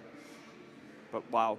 Is it the pass? Yeah, we didn't want to damage the Monkey Dory. We didn't want to give Ian free Adrenabrain here. No, very The smart. attack for 70 doesn't really set you up too nicely with the Bravery Charm anyway, so action still passing over to Ian here. But Simon, by attaching, can also possibly retreat next turn and get into a Mega or into a Golden Go EX. So still happy to attach to the active, as Ian can now launch an Ultra Ball, getting rid of a Psychic Energy as well as a Guard of White EX. Not the worst Pokemon to discard either, because we know there are a couple Night Stretcher within Ian's list. Sometimes that can help you have additional outs towards your stage 2. Yeah, Ian does have to shuffle up his deck here, and is going to be Ionoing here for 6 fresh cards. Going to hope to find a good 6 here. Now, interesting to know, Ian did actually, we didn't point this out, Ian discarded that Boss's Orders with the Earthen Vessel turn 1. So Simon now has that information to know, oh, hold on, there could be more than just Countercatcher in this Guard of Our Jellicent list. We do see the energy attachment to the Monkey Dory, and now it will be once again the Mind Bend for 60. Again, trying to cause a spanner in the works, try and protect this Ralts as best he can, so Simon can't simply launch a Boss's Orders here. Yeah, so it's very smart from Ian, because now knowing that there's no Prime Catcher, there's no option to like go into something else and then go back into the Solrock to heal that confusion. So if Simon wants to try and pull off a turn where maybe you focus on this Ralts and KO it would have to be with something else, either with a Golden Go or a Mega Lopunny. It's just more pieces to find, rather than just slam the Boss's Orders and take the KO. The Fighting Gong will come in to once again search for a basic fighting energy or fighting Pokemon. In this case, it's definitely going to be the energy because we want to use that Lunar Cycle once again and start to find those stage 1s if possible. Now, Simon, in this case, has decided to fill the bench entirely, so won't be able to lean on Genesect EX to find the Golden Go. And with only 2 copies, it's not guaranteed that we're going to work towards this stage 1 unless it's already in the hand. Simon will continue to thin here, improve his outs, actually discards his Genesect EX with the Earthen Vessel. And It now kind we'll of see telegraphs, cards. doesn't it? Like, you think that he must have at least one. Let's have a get. I hope so, because this confusion otherwise will be devastating. Let's see the 3 here. Doing a cycle. One. Ultra Ball off the top straight away. Oh, okay, there we go. So now you're fine. You have at least guaranteed access to 1. So now the debate is, if you have a Boss's Orders in your hand, I can't quite see if Simon does have one or not. Do you go aggressive and actually just go for the Mega Lopunny and take the kill on this Volt just to deny a Gardevoir? Yeah, it would also mean that you're not too afraid of any confusion coming back into you. No, that exactly. setup damage would be a little bit annoying. It would make Ian have a much easier time of knocking out the 3 prize Pokemon, but at the same time, you're protecting yourself in terms of your opponent attacking into this Lopunny with Scream Tail and whatnot, so well recognized Freya, going to go straight into that Lopunny. It might also indicate that we don't have access to Boss's Orders either, because we can still get through this Bravery Charm Monkey Dory a little bit easier. Yeah, I think either way, it feels like a safe stack to go into. Either use it to take out the rolls, or you just deal with this Bravery Charm Monkey Dory. Either one's a good outcome. There's the energy on. Do we see the Boss's Orders? I'm not... No, it doesn't look like it here. Just give me the retreat. That is 4 energy, a critical mass for superior energy retrieval for later. But as it stands, Gale Thrust going to be coming in, and Simon this time will be able to launch and initiate this prize race. Yeah, and it still feels, and like we were talking about, this still feels completely fine as a secondary attacking target, right? You're dealing with a Dark Energy, a Bravery Charm is down as well. It's good going. Yeah, it's a valuable knockout just to remove Adrenabrain options. And action is now on Ian. Going to start by promoting and drawing for the turn. It's going to be the Rolts brought into the active position. Does that indicate it's a strong hand here, Freya? We can get into Gardevoir and expect that we can move it out of the active. Well, just going to has to be the Lily's determination, going to shuffle the hand entirely back in. And now we're hoping to find additional Rolts, or failing that, if we can get the Rare Candy Gardevoir, that's the dream situation. That is a dream situation. I think that's why Ian has gone for the Rolts promotion here as well, because putting a Monkey Dory active doesn't necessarily feel great, but if you put the Rolts down and then suddenly you can Rare Candy into Gardevoir, you can accelerate 2 energy with Psychic Embrace, and that's 30 you can move with the Monkey Dory, given that you already had the Dark Energy to bank on it. Ian revealing those cards upside down, not making our jobs any easier. No. I don't think I'm seeing any Rare Candy combination. No, just Ultra Ball, it looks like. Yeah, Earthen Vessel as well. So it can at least filter out some additional energy here. Yeah. Actually, important to know, we didn't have a chance to talk about this yet. Ian opting to play that Mega Diancie. Yeah. It's a tech attacker that we've not seen all Gardevoir lists use. Definitely not one you want to bench against Golden Go, given that it is weak to metal and worth 3 prize cards, but definitely going to be an interesting card to pay attention to for the rest of the tournament. Yeah, I think this is actually a good tech choice for the weekend. I think there's been a bit of chatter around the likes of Marnie's Grimmsnarl, a little bit of chatter around N Zoroark, and I feel like the Mega Diancie EX is really tailor-made to make that matchup closer for the Gardevoir, where it's still a Pokemon that can be quite chunky in the active position, has that natural reduction of 30 damage and a different weakness to basically everything else in the deck for Gardevoir. Yeah. So it looks like a flip the script. Ultra Ball for Festivity, flip the script, 3 cards drawn. There's a Gardevoir already in hand, I think, but still not finding that Rare Candy. No, not quite for Ian, so we'll be having to sacrifice a Rolts here. No damage coming in. He can at least replace this Rolts with a new bench one, thanks to Nestball, but it's a bit of a stark contrast from him getting aggressive in that game number 1 to now having that situation that we mentioned so often. Yeah. You submit some prize cards with Gardevoir. You're normally happy with this, but once again, those finish in the prize cards make it so much more awkward for Ian here. This is actually the situation you don't want to be in, where you're forced to go on a slower game path, and you can't because your main way to do that is in the prize cards. So if Ian could race effectively like in game 1, it wouldn't be as much of a problem. Now it could be. Yeah, and in the process, putting down a vulnerable EX Pokemon that's even easier for Simon to target down. Could be sort of resetting a Gale Thrust could be an easy way for that 2 prize route later on. You could even be on fumes at that stage and not really require any superior energy retrieval to close a game. So let's see how Simon can take advantage of this slower start from Ian then. Going to start off with the Lunar Cycle, see an additional 3 cards. Still not sure if we have any guaranteed access to Golden Go EX. That's one of the only things missing right now for Simon. Yeah. So when you start to see these coin bonus, the deck just draws an infinite number of cards. Yeah, perhaps overcompensating a little bit for what happened in the last game, given that he benched all 3 Gimmighoul, and as we saw, opted to discard that Genesect with the Earthen Vessel. Might be coming back to bite him a little bit here, with no access to that Goldengo EX. Maybe he's thinking, I don't mind if I see my Goldengo EX later because I can draw through with Lunar Cycle and that's fine, but it can't feel right. That's another energy to the active, which means it might be just another spiky hopper here. Going down to 4 prize cards remaining doesn't feel terrible, knowing that Ian has to put a Gardevoir EX into play and already has commit the Serendipity EX to the board. It's like eyeing up a Superior Energy Retrieval proactively here. That might be recognition that there's Frillish available for Ian. Well, if Simon didn't know that they're both in the prize cards, Right. but you can't assume that, right? No, So, he doesn't know. Yeah. So very wisely done there from Simon, just kind of preempting that, just getting the energy back either into the hand or the deck if it gets Ionoed away. It's something that we see a lot of really good Golden Go players do, even like preemptively super rodding before an item lock to put fighting energy back into the deck so that you can draw into it with an Iono.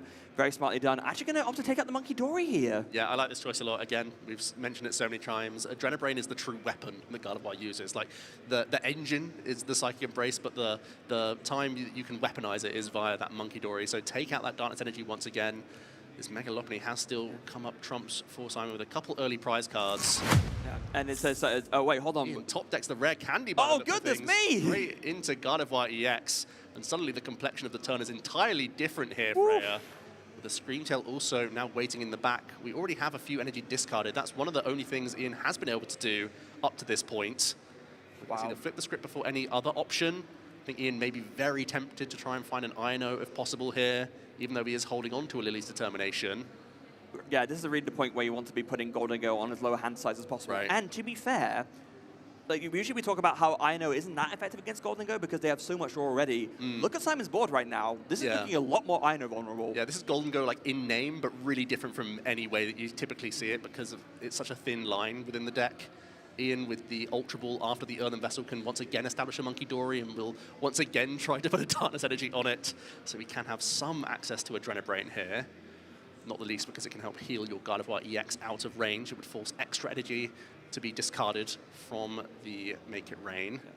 I do want to take a moment to rewind a little bit because we were just talking about how the KO on the Monkey Dory was really wise. And so Ian ripping the rare candy, obviously really strong. You can evolve into the Gardevoir, you can actually get attacks going. But it's very smart from Simon because he keeps himself on, right as you alluded to earlier, on that 1-1-2-2 prize map. 2 single prizes and then 2-2 prizes. Because as you said, Joe, you need to get 2-2 prizes down because you have to get the Gardevoir out and the Fez is there. Yeah. So Simon is still in a great position to just race, kind of be on the opposite end to what Ian happened last time, and just take 2 prize KOs to win the game over the next 2 turns. I feel like the temptation for Ian would be to punch into the active this turn and then start putting work into the Solrock in the back here.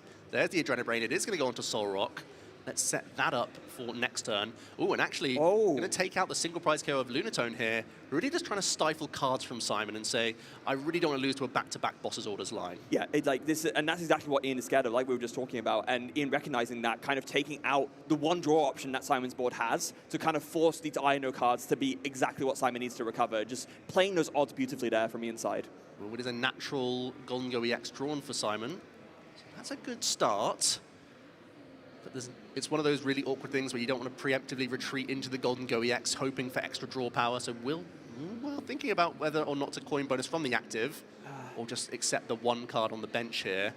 I think it's tough because you really want to be taking out 2 prizes this turn, because if you don't, suddenly Ian is in the position to win the race of KOing 2 prizes again. Yeah, especially with the damage on the Solrock right now. It is going to be the retreat, though, crucially getting rid of the Metal Energy into the discard pile. That would open up Superior Energy Retrieval for Golden Go. Let's see 2 cards then from the bonus. 2 cards drawn. Oh, what does he see? These need to be 2 very good cards here. What were they? I think I scouted Boss's Orders in there. There's also a Superior Energy Retrieval, so there are some pieces here for Simon. I don't think we're anywhere near reaching the Gardevoir EX, but I think we might, well, even reaching on the Serendipity EX might be tricky. It's going to take much more than a Superior Energy Retrieval right now. Yeah. Only 3 energy in the discard, and we still have to manually attach somewhere. I mean, and this is kind of the disadvantage of what Simon did, preemptively doing the Superior Energy Retrieval to get those energy back in case of a Frillish, but of course with Ian just going for the Ino instead, suddenly those energies are back into the deck, and that's not a great feeling at all. Even less so when your Lunatone's down, and this Superior Energy Retrieval, you get free energy back, but you can't even Lunacycle. Getting rid of an Air Balloon, and is that a Boss's Orders hitting the discard pile as well, which means we might just be forced to go through the active here. That's the best case scenario for Ian. Yeah, Ian is done his comeback turn beautifully, played it exactly how he needed to try and make a comeback here. 2 Boss's Orders down, I believe, is it 3 or 4 in the list? Yeah. Okay, so only 2 more to work with. It will be enough to win him the game if he can find them, but just the fact that you have to discard it here, and with this hand being as weak as it is, there is a big window opening for Ian to bring this back and actually win game 2. Simon going the long way then. He's going to have to take a single prize knockout, and this does give Ian the opportunity. That's all the Psych Energy reset to the discard pile, which starts to give him more access to Adrenabrain once again. It means he can use any attacker that he wants to on this next turn. With 4 benched Pokemon, even things like Lily's Clefairy may end up being useful attackers here to protect the Gardevoir. If he can recycle the Scream Tail, that could be really valuable. Yeah. We're going to immediately flip the script here. Yeah, there's going to be a big flip script. I see a Mew EX, I see a Rare Candy, and I see one card I didn't quite catch. I think the priorities for Ian here is going to be, again, just find more Monkey Dory, more Darkness Energy. If he can Night Stretch back a Scream Tail, it could be pretty valuable. You know he can take a single prize knockout. 2 Dark Energy in the bin is pretty big as well, so yeah, you definitely need some kind of recovery to get this Monkey Dory re-established. If you can get 2 Monkey Dory established this turn, you are in a position where you can, in theory, take out the Golden Go and the Soul Rock in one go, and that would be devastating for Simon. Ian cutely playing around the Gale Thrust Boss's Orders line. Now Pheasantipity jumping up 50 additional hit points. And I think it's, like you said, Freya, with so many Darkness Energy and Monkey Dory in the discard pile, Ian has to essentially wait for Super Rod. So instead he's going to commit Night Stretcher to the Scream Tail here. Get that as an attacking threat. And keep representing the single prize Pokemon. Because, I mean, something you can still do, which still is great, is you can just take out 1 Goldengo, or so 1 Gimmighoul rather, and a Soul Rock, right? That's still completely fine. You could even just take out the Goldengo itself if you wanted to focus and just leave the Soul Rock down. That's an option too. Like, it's going to be interesting to see what Ian goes for here, whether he values just taking out 2 of Simon's single prizes, or whether he values just focusing entirely on this 1 Goldengo, especially given that Simon isn't doing much otherwise in terms of draw tempo. 5 Psych Energy currently in the discard pile. If we can manually attach 1 to help retreat this Gardevoir EX, we could have 6 to play with. So if we find Bravery Charm from this Lily's Determination, again, Scream Tail could be all the way up to that 240 damage threshold that you're mentioning here. Yeah, but although Brace to kick things off. I mean, the Bravery Charm was in hand, but as we discussed, he chose to prioritize putting on the Pheasantipity just to avoid any shenanigans with Gale Thrust. It is going to be a Adrenaline onto the Soul Rock. Just again, deal with 1/2 of the Lunar Rock engine, make it extra hard for Simon to re-establish that draw power. And now it's going to be. There is the manual attachment. Brilliant. Okay. So it's just more fuel in the discard now for Scream Tail. 2 coming straight back on from Ian, and that might just indicate a knockout onto Gimmighoul here. Which is completely fine. Taking 3 is pretty good. It sets you up for a Megalophony EX knockout to win the game. As we pass action back over to Simon. Also a big benefit of this from Ian is that you're not going too far ahead in prize cards to lock yourself out of Countercatcher. That's a very, very good point. So kind of bring it even. So yeah, if Simon gets a KO, a Countercatcher can win the game. Now, looking through the list, it's going to be very important here. Does Ian have a way to just KO the Megalophony in 1 turn? Is there anything that can do a big enough damage output? I'm actually not entirely sure if anything can reach that high. Yeah, I think the highest damage output individual is going to be Scream Tail with the Bravery Charm. There's no Drifloon in the list. Mega Diancie actually can dish out, that 240 damage itself. Yeah. So with enough prep with Monkey Dory, you could get there. But because there's only 1 Monkey Dory on the board right now, it's looking unlikely. You would need more Monkey Dory down to get there, is basically what the conclusion that we're reaching. So yeah, I think you probably need all 3 to do it in 1 turn. But you can also do it over 2 turns here, and that's probably also fine, especially given how limited Simon is on draw, because Ian has very effectively controlled Simon's board by dealing with all the draw options. Yeah, lots of great use of Iono here. So we're getting down to just 11 or so minutes left on the clock in this game number 2. If Simon could even bring it back to a tie at this stage, he's going to be pretty happy with that situation. Soul Rock coming onto the board. There is at least a couple energy to play with in the hand, but I'm not seeing any access to Lunar Cycle right now. He's going to have a quick scout of his discard pile. It's a strange situation where his best case scenario may still involve just knocking out the active here. Yeah. Just deal with the Scream Tail, force a recovery on it, right? Yeah. Because that's the main scary attacker that Ian can work with right now. Protect the Golden Go EX by the looks of things. We're going to manually retreat this Pokemon. So often you see it with an air balloon, but in this case we're going to stash those energy in the discard pile. Go for a Gale Thrust knockout. Ooh, it's going to be alongside a Boss's Orders, so we're going to try and take out Monkey Dory here, perhaps? I think, again, just recognizing, like we've both talked about earlier, just how important it is for Dido's Adrenabrains. That's the scary card. Adrenabrain is a scary ability. Gardevoir's out, you can't deal with that in 1 hit. Scream Tail, I mean, it's like that Ian's going to be able to recover it and just attack with it again anyway, so just deal with the Adrenabrain. Simon is going to recycle a Soul Rock, a Lunatone, and possibly this Genesect EX. I definitely like the Genesect coming back into the deck, giving yourself some additional outs, knowing that Ian is very likely to just try and continue to Iono you at any point here.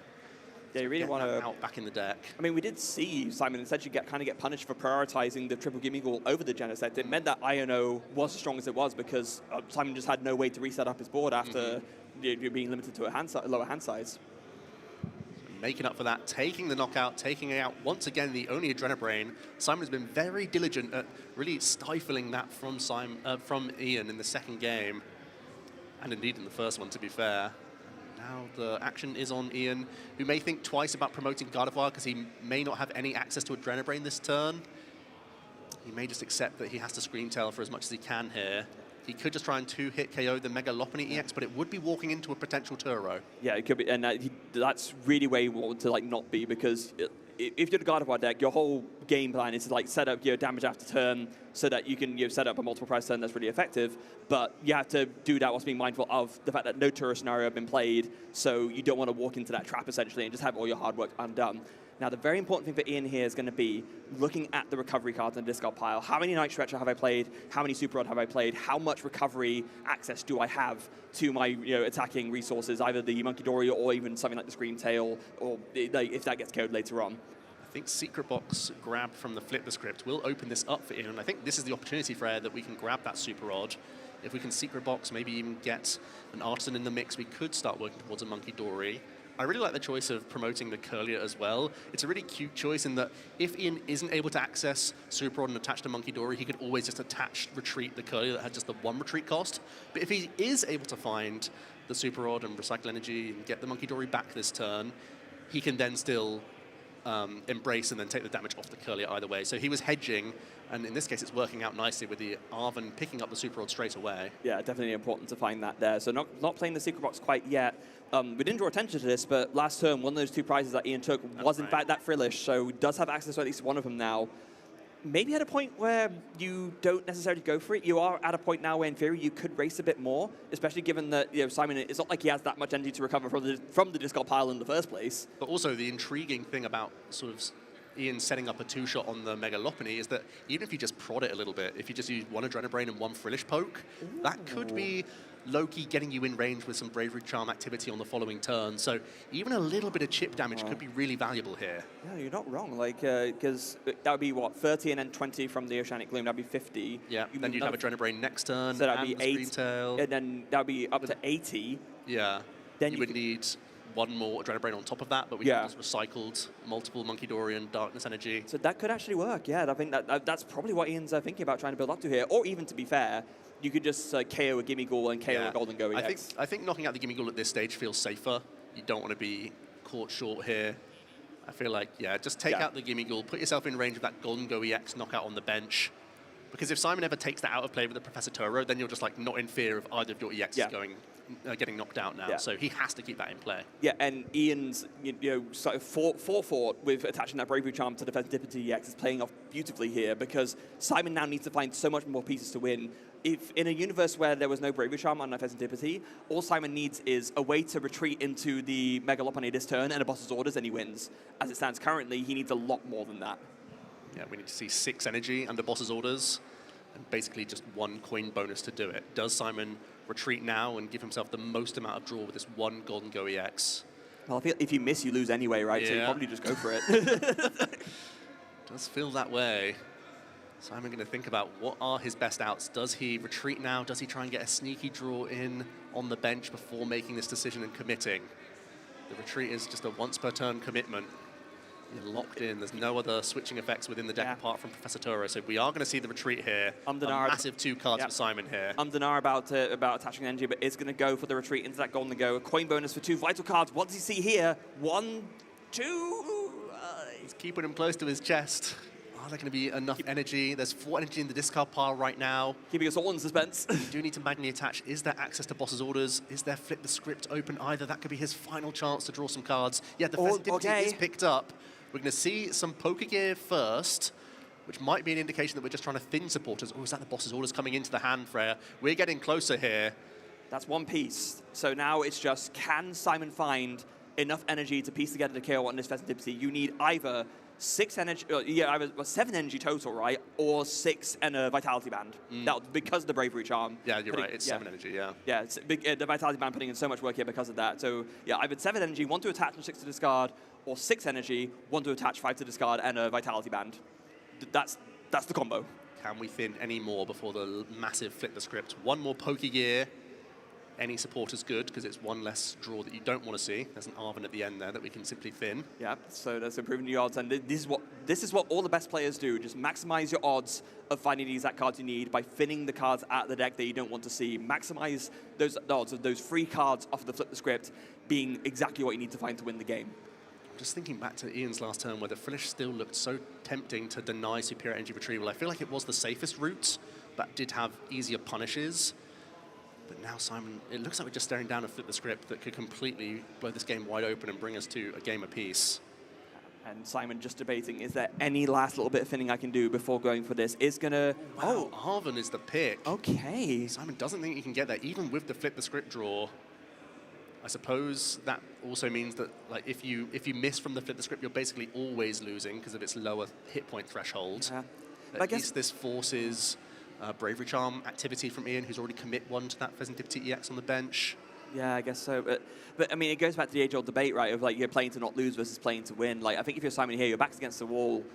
If you miss here, there are still a lot of ways that Ian could potentially find the KO on this Golden Go to win the game. I mean, you're saying go back into one Prizer or the Mega Lopunny, but even with that, yeah, I don't know. I mean, we've already retreated, so this Golden Go's here. He's no, exactly what I'm saying, yeah. Yeah, Oh. I mean, even draw with Lunar Cycle here. What are we looking for at this stage? Ian sat on a pretty sizable hand, has the Mystery Garden as well, so access to a lot of cards next turn. There's no Prime Catcher, there's no Item Gust, so we know that there's not going to be a win found this turn. So, yeah, Simon is committed to the Golden Go in the active. Just talking it through. Ian, yeah, has a lot of cards available. What is that, 8 or so cards? It's a lot. Yeah. It is many a card. That's kind of what Golden Go does, even with a more limited line like in this list. Does Simon at this stage not take a knockout and say that he needs bosses orders next turn? No, that sounds terrible. Because then you get Iron Node, right? Yeah. and with the amount of like draw power, granted, the amount of draw power on Simon's board is better than it was before. Yeah. It's still not exactly great. Simon will be going down to 1 prize, I have to imagine. But maybe you don't, because then it opens up Counter Catcher. Yeah, but the Golden Go is probably the easiest thing to knock out anyway for the last 2. I think you want to go for this Golden Go. You're not afraid of Counter Catcher. Yeah, we'll just take the single prize. We'll take out this Screen Tail. And it is down to Ian now, who's going to start counting his cards in deck. He's looking pretty close to guaranteeing this here, Freya. Yeah, with Flip the Script plus... Potential Mystery Garden draw as well. Goodness The me. Mega Diancie. Well, here comes the Secret Box. We're going to see the pieces come together now, even if we're just thinning towards Flip the Script. If we have access to that final Bravery Charm and Night Stretcher, that would get our Screen Tail back for 240 damage as well. So Ian is playing 2 Bravery Charm on the list, has only been through 1, and the other one isn't prized. So I actually think with this, I think he just puts it all together here. Looks like it's coming together. Let's see the choices. It's going to be going back in. The Ultra Ball pickup will make it pretty routine here. I think Night Stretcher for that final Darkness Energy would it also allow you to do the... Sorry, hold on. I'm being silly. Bravery Charm on the Fairs 1 in the discard pile. There is no Bravery Charm option for Ian, because he only plays 2, not 3. Which means it has to be... Well, Mew EX is coming out. What are we thinning towards here? Is it just a physical Darkness Energy, the last piece that we're missing? There's Flip the Script. For the final 3 cards, we've drawn the entire deck. Ian knows he has the plan in action. Darkness Energy to Monkey Dory that was recovered via the Super Rod, and it is going to be Night Stretchering back the Mega Diancie, that'll do it, of course. Mega Diancie coming in right at the end, doing 240 damage combined with the 1 Adrenabrain will be 270. That will be enough to take out the Golden Go and have Ian Robb take down our round 1 of Swiss on the stream. A very impressive 2-0 victory for Ian here, showing what he can do with a very flexible build of Gardevoir EX. We didn't even see the activity of the Frillish or Jellicent. Of course, in that game number 2, no option to grab those Frillish, but even in that game number 1, the game plan sort of revealed itself to him as the game progressed, because typically you are happy going behind the prize cards, making it a strange resourcey war where you wiggle your way through the game. But in this case, Ian was able to be the aggressor, basically in both of these matches. Yeah, and beautifully done with the Mega Dynasty right at the end. We weren't even thinking about it, of course, because we were saying, oh, in this matchup, you know, it's not really necessarily that useful because it's kind of risky. Yeah. But just as a finisher, 240 plus 30 from Adrenabrain is 270. That does knock out a Goldingo EX. Taking us back to game number 1 then. We did see Simon really have a fairly slower start, didn't have any Soul Rock action. Ian got into the mix early with a Mind Bend, which set up this KO with Screamtail so nicely on the Golden Go EX. And then came back again with more Adrenabrain action, setting up another big Roaring Scream KO, leaving Simon with no draw really whatsoever, and it was quickly picked up from there. Yeah, quickly picked up from there, just really running away with things and taking down a game 1 beautifully. Game 2 was a bit of a different story. Simon had a much better setup turn 1, was able to get the Lunar Rock package going, but just falling a little bit with this board, with the Mega Lopunny. This was a great turn. No access to Golden Go. Yeah, this turn right here for me, Ian. Yeah, an Iono to fall when you have no Golden Go EX in play meant that even though Simon found 1 Golden Go, still had to just accept a single prize KO. I think this was essentially where Ian was most vulnerable that turn. If there was a 2-prize knockout on the Pheasant Dipty EX, Simon would really be getting close to a KO on that Gardevoir at any stage of the game, but because Ian was able to sort of walk past that spot, he then got himself down to just a couple prize cards remaining, and with some great use of Screamtail. I again thought that there was a bit of a risk here, Freya. There was a potential for him to lose this turn by not going for a finish lock and punching the Mega Lopunny EX. It did allow Simon to have access to Superior that maybe could have knocked out a Pheasant Dipty EX, but eventually was able to dodge it and weaved in this Mega Diancie at the perfect time. Yeah, and I think the other very important thing to know about that game specifically is that during that turn with the Iono, not only, you know, going for the Iono when there was a low amount of Golden Go on the board, but dealing with half the Lunar Rock package so that even that option of withdrawal taken away. And it's a lot easier for Iono to not be alive, for Iono to actually be successful when you just take away all of the draw options that your opponent might have. Yeah, you took away like 10 outs easily, exactly. Just immediately by taking out a single prize Pokemon, which then helped you on your prize map anyway. So great use of Screamtail there. We know it's a phenomenal like selling point of Gardevoir in many ways, but also want to recognize what Simon was doing throughout his game as well, often taking out those Darkness Energy Monkey Dory. There are times with Gardevoir where it feels like game over. If there's like 3 Monkey Dory with Darkness Energy in play, you just know that they have so much damage available that they will catch up in basically any prize race. It can target down single prizes so well, it can reach on those even Mega EX Pokemon so well. So really good recognition of the matchup still there from Simon. And I also wanted to talk about their deck list, Rare, because this is something I've never seen. What a crazy combination of cards in one list. This is like Golden Go, but not quite as we know it. And Golden Go is a deck that has kind of gone through a lot of evolution already over the course of this format, but this is an evolution that I think it's fair to say none of us would have seen coming this weekend. I certainly didn't. And I don't think Ian would have as well, so he's had to navigate a really tricky and interesting round number 1. He's on the stage with Ross. Let's hear from them.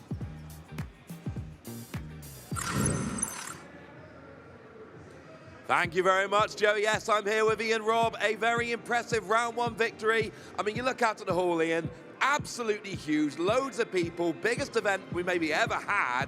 How did it feel to be on stream and get that round 1 win? That was kind of awesome. When I walked in, it was just so crazy to me thinking about how my first time here 9 years ago was just like not even a quarter of this. So being able to get on stream round 1 was really awesome since it's been a little bit since I've been on stream, especially round 1, which is even more nerve-wracking, honestly, than any other round. So yeah, that felt really good. Well, you got the win. That was impressive. You sit down and like a lot of us, you're like, oh, I'm playing against Golden Go. I know this deck. And then Simon starts playing other cards. What were the first few turns like where you were trying to figure out his deck? So when I first saw the Mega Lucario, I was a little confused, but honestly, it felt pretty normal overall. I'm like pretty comfortable in this matchup, so as I was seeing what he was doing, I was like, okay, it's like a bunch of surprises, but I kind of felt pretty comfortable after I realized he played the Lopunny, as that card is very important for me to know about. Very nice. Well, you've been on Gardevoir for a little while now. You got a top 8 in Milwaukee, top 64 in Toronto. What has kept you sticking with Gardevoir for the past few events? So I actually don't think Gardevoir's been the best deck, but it's the one I feel by far the most comfortable with. It's just one of those decks where if you're able to understand how to play every matchup, you get rewarded so much. That's why I keep playing it. Well, you've had some certainly good events now.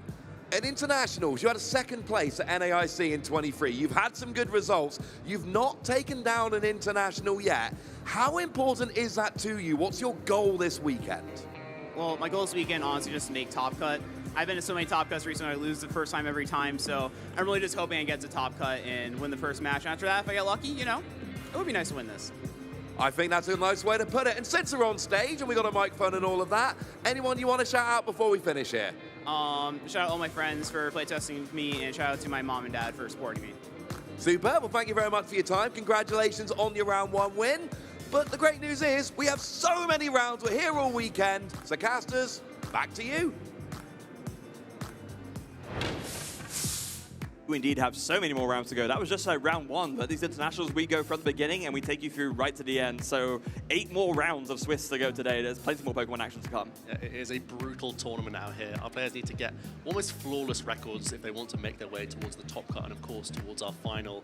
But there's so many prizes and points on offer that even getting strong phase 1s put you in really good stead for the rest of the season. And great to hear from Ian there, who no doubt has his eyes on the prize. He wants to be up there in those top cuts, been there many times before, and is feeling really good and confident with his Gardevoir. He definitely is a player that sort of exudes confidence in his play and is really aware of his lines. I think there was only 1 or 2 situations where you saw him and ah over one thing or the other. He was basically laser focused the entire time. You know that he's locked in right now. Yeah, and I think that last turn as well with the Mega Diancie play kind of especially cemented it. He was playing as if, I know I'm winning this turn.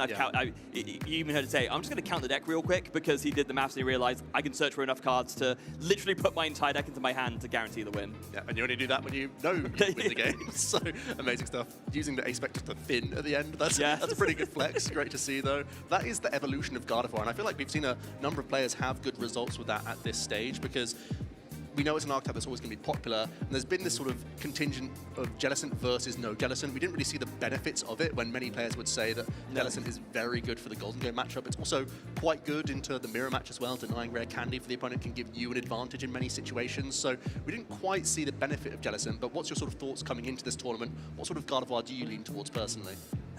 Like, it's tough because I've played Item Block decks in the past, but with Gardevoir specifically, I honestly think it depends on the field a lot of the time and a lot of personal preference. Those are the 2 factors that come into it. If you play the deck in a certain way where you kind of want that option there, and we have seen it be we've seen, I think, enough success with both variants of the deck that I don't think there's a right or wrong choice, like, in general. I think there is just a right choice for you for a given tournament between those 2. They're both super strong. It's a bit of a sit on the fence answer, but that's actually how I feel. It's interesting that you mentioned the field and how it's doing out there and how that can influence your deck choice. I think we also have phase 1 meta that we can show you very shortly. And Gardevoir, of course, is going to be on that phase 1, where it is currently sat at 4th and 5th as the choices right now in terms of their play percentage. Combine them and they're leapfrogging the Charizard, though. I think some people would argue that combining the Gardevoir is also important, but only 3 decks, Freya, if you combine those Gardevoir, making it above that top 10% in play rate. So it really feels like a wide field this weekend. Yeah, I mean, like, just look at the top right there. Other decks, 40.4%. Wow. That's it's a huge field, even with the big 4 being what they are, that being the Dragapult, Golden Go, the Charizard, and the Gardevoir, which are all there. There's plenty of other options to pick from the field, and we talked about it in a few regional streams. Important to note it here as well. What makes up that slot number 6? This time, we were just talking about it earlier.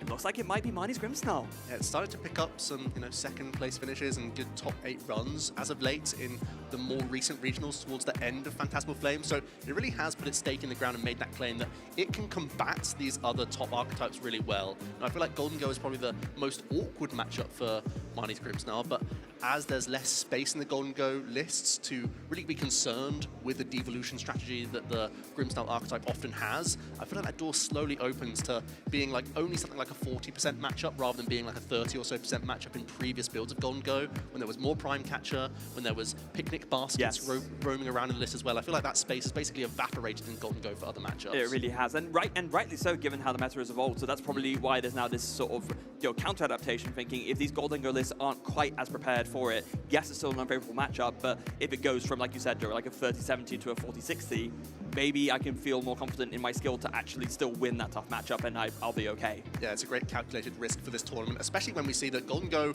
for once, isn't the most popular archetype in the room. No, it's true. Still popular, still 16%, but there's been times where it's almost peaked at 20-odd% in terms of play rate overall. And now the Dragapult Dusknoir, which has always sort of ebbed and flowed towards the top, now going to be our most popular pick this weekend. Why do you think that one's sort of made that creep and that stance that it's going to be the best choice for this weekend? I think a lot of it is a reaction to Dawnzard coming into the mix. Like, right. we talk about at first the big three, then Nikolai Steelborg comes in, takes down Stuttgart with this new take on Charizard with Dawn, and suddenly Dragapult is the other deck of like the former big three that can best take on Charizard, and it's just strong in general, and so that creeps up. I think that's been a big part of why that has now come into the top spot over Golden Go, and we saw that kind of evolution starting in Birmingham as well, yes. like with Ethan Wild taking down the tournament with Dragapult seeing a lot of play there. So I think it's a very understandable evolution if you just track it from that Stuttgart regional win for Nikolai. Yeah, it's taken a win. It hasn't necessarily won the most amount of tournaments in this metagame, but definitely the most amount of top cuts and asymmetrical top cuts. So it definitely seems like a safe and secure choice. The Dragapult Dusknoir, many would say that of the high-profile matchups, the Gardevoir being the most tricky, but we've seen time and time again, Freya, in recent weeks, especially on stream, as we get to the later rounds, that the Dragapult Dusknoir still has ways it can trip up Gardevoir and make that still such a close contest. Ultimately, Dragapult can still prey on evolving decks, and although Gardevoir does hit Dragapult weakness, Gardevoir is still an evolving deck, and Dragapult can prey on that. Just get an early board set up with, you know, enough Dusknoir to like deal with Rolts before they can evolve, and you have access to that Psychic Embrace that really enables that Psychic weakness to be used effectively. Suddenly you're feeling okay. Yeah, and also it feels like an engine diff as well. I feel like if the Dragapult starts to fall behind in a prize race, it knows it can catch up with Iono, and sometimes the Gardevoir EX can be caught short. Yes, they have the fear factor of Villy's Clefairy EX hitting the board. Yes, they can build some really powerful attackers, but if they're stifled early, especially under Item Lock being the early submitted prize cards, some Curse Blasting, forcing the Gardevoir to take prizes, can make an Iono really dangerous, like after only a few turns of the game. Yeah, it's really on the Gardevoir player to kind of isolate their board as much as possible to kind of build something against that, because, I mean, you're talking about Lily's Clefairy. To me, like, the scary wombo combo is Lily's Clefairy, Mew EX. Yeah, throw in a Bravery Charm as well. Throw in a Bravery Charm and just basically give Dragapult a taste of its own medicine by giving it a weakness and doing Phantom Dive. I mean, we saw Riley McKay do it to the NAIC in Worlds. That's a scary turn if you're Gardevoir, for Dragapult. Yeah, that absolutely is. And then I guess the story of like what's not here in our phase one is also worth talking about. Like the other contenders that have sometimes been trying to get their foot in the door, that Mega Absol, Kangaskhan sort of toolbox.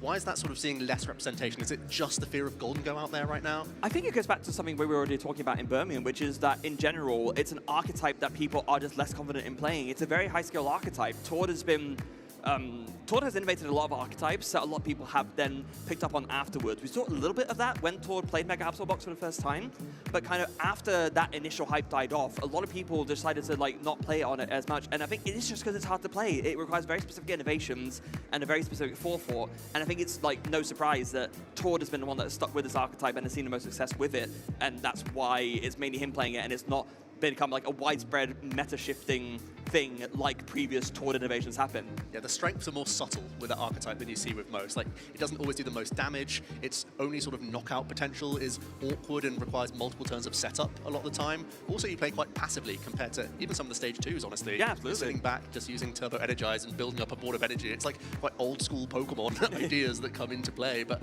the fact that you can have such a great defensive mode, the fact that you can punish Pokemon attacking into you, and there are so many archetypes like the Gardevoir, the Grimmsnarl, the Dragapult, they really rely on damage being set up across the board. That's where the Mega Absol really shines and pounces. I feel like it is the Golden Go, but even Charizard, now that Klefki's in Charizard, they can brute force their way around Psyduck and still burst through some Mega Evolution Pokemon. Charizard has really come on in leaps and bounds to be very competitive in this meta. Yeah, I'm thinking back to Birmingham when we casted over the last round of Swiss on the first round of Swiss Phase 2, last round of the day, and Tord doing that play with the Penny, Risky Ruins to do a triple Adrenabrain for 2 damage apiece to actually do Terminal Period on a turn where you thought it was impossible. That's the kind of thing that, I mean, neither of us saw it coming. We were like, whoa! And I think it was the same for a lot of folks at home. And I think that's the kind of thing that Tord can do with that deck that perhaps players who are just picking up the deck for the first time might be struggling to crack through that logic a bit. Yeah, it's quite a sneaky deck, especially when you can target your opponent's hand at times. You're constantly looking at their discard pile, your discard pile, your hand, their hand. Like, there's a lot of maintenance that you have to do to make the most and get the most out of that archetype. Speaking of sort of sneaky strategies, Freya, we've had our own caster predictions for this weekend, some Pokemon that we have our eye on, and I know that you're definitely leaning into a little bit of Item Lock. I know this is one of your favorites for many years now, but what makes these two Pokemon so valuable at the moment? I think if I were to put it like half tongue-in-cheek, I've chosen violence with my predictions, yeah. You're not making friends with these picks. No, I'm really not. But this is really a testament to the fact that I think Item Lock will rule the day here in some shape or form. I feel like it's kind of been half proven, half not proven with this first match, because Ian is there playing the Jealous and Gardevoir build, but didn't even use Frillish that game. Right. but I'm sure there'll be many games this tournament where he does use it. And to me, this is kind of a nod to the strength of Dragapult and Gardevoir especially, but the fact that both of these archetypes can lean into Item Lock so strongly, and how effective that has been over the course of many tournaments and many formats, including the current one. So yeah, leaning heavily on the Item Lock there, that's why I've got the Budu Frillish combo. And I'm putting my hood up, rubbing my hands, and tempting you into the dark side, because I feel like the dark types are such a good choice this weekend. We've got the Marnie's Grimmsnarly X that is sort of making a claim for itself as that next best contender. I think inherently it does have a decent time into certainly the Gardevoir and the Dragapult side of things, because it simply can weaponize those lower hit point basics. Sometimes you can completely strand your opponent from putting down basics if you're able to accumulate enough Monkey Dory on the board, if you get your Freezing Shroud ticking over on your certain Pokemon. Then Zoroark, I know there's probably like 1% or less players out there playing it in the field right now, but there are some really high profile players that are backing this archetype. Again, it can try and punish the archetypes such as Gardevoir and Dragapult. There's a theme here, Freya. The ones that I'm hoping to hit at the stage 2s are not the Golden Go necessarily. Yes. But even recently, the technology of Zoroark has changed in that it's very much leaning towards Toad Scroll to protect itself against the Golden Go. So there are still going to be archetypes out there that are just basically shoving in a Toad Scroll and saying, I hope this helps. I hope this really improves Golden Go, because that's the missing piece of the puzzle right now. And also Zoroark has recently fit the Watchtower, and I think Team Rocket's Watchtower is such a good pick for this weekend. Yeah, and I think Zoroark is probably one of the decks that can use it most effectively whilst hurting itself the least. Exactly. So that makes a lot of sense there. Now, I'm sure Kyle and Chip will take you through their predictions later, but on Ross's behalf, since he's hosting for us, let's take us through his predictions. I think he's played it safe, I think it's fair to say. Yeah. He's got the meta representation behind him with that Dragapult EX. Of course, it's been a mainstay for many seasons now, and it's still such a great choice for the weekend. I feel like it still has that flexibility at its disposal. It can still sit back and manipulate a prize race in so many ways, which I think is so important. And actually, playing around his other choice, the Pheasantipity, yes. one of the main core strengths of the Dragapult, because this ability, you're going to be seeing it throughout the entire weekend, Freya. Yeah. When one of your Pokemon was knocked out during the last turn, once per turn you can draw 3 cards, and it is maybe one of the strongest abilities in the context of its format that's currently printed in. It's interesting because this ability has been printed before. That Dancer Tribute Oricorio, of course, the Oricorio GX, back during the Sun and Moon era, and that did see some play, but not as much as this. What do you think is the specific context about this format that makes Pheasantipity EX so much stronger now than Oricorio GX was back then? Yeah, it's interesting in that the defensive decks rely on combos a lot of the time. So you need Flip the Script to help you get your Iono plus Countercatcher plus Energy plus Evolution. Like all of those things have to come together all in one go to make the most of your defensive play and be as secure as possible. But also, when you're ahead, having Flip the Script on the board makes your opponent play differently, makes them have that all those outs.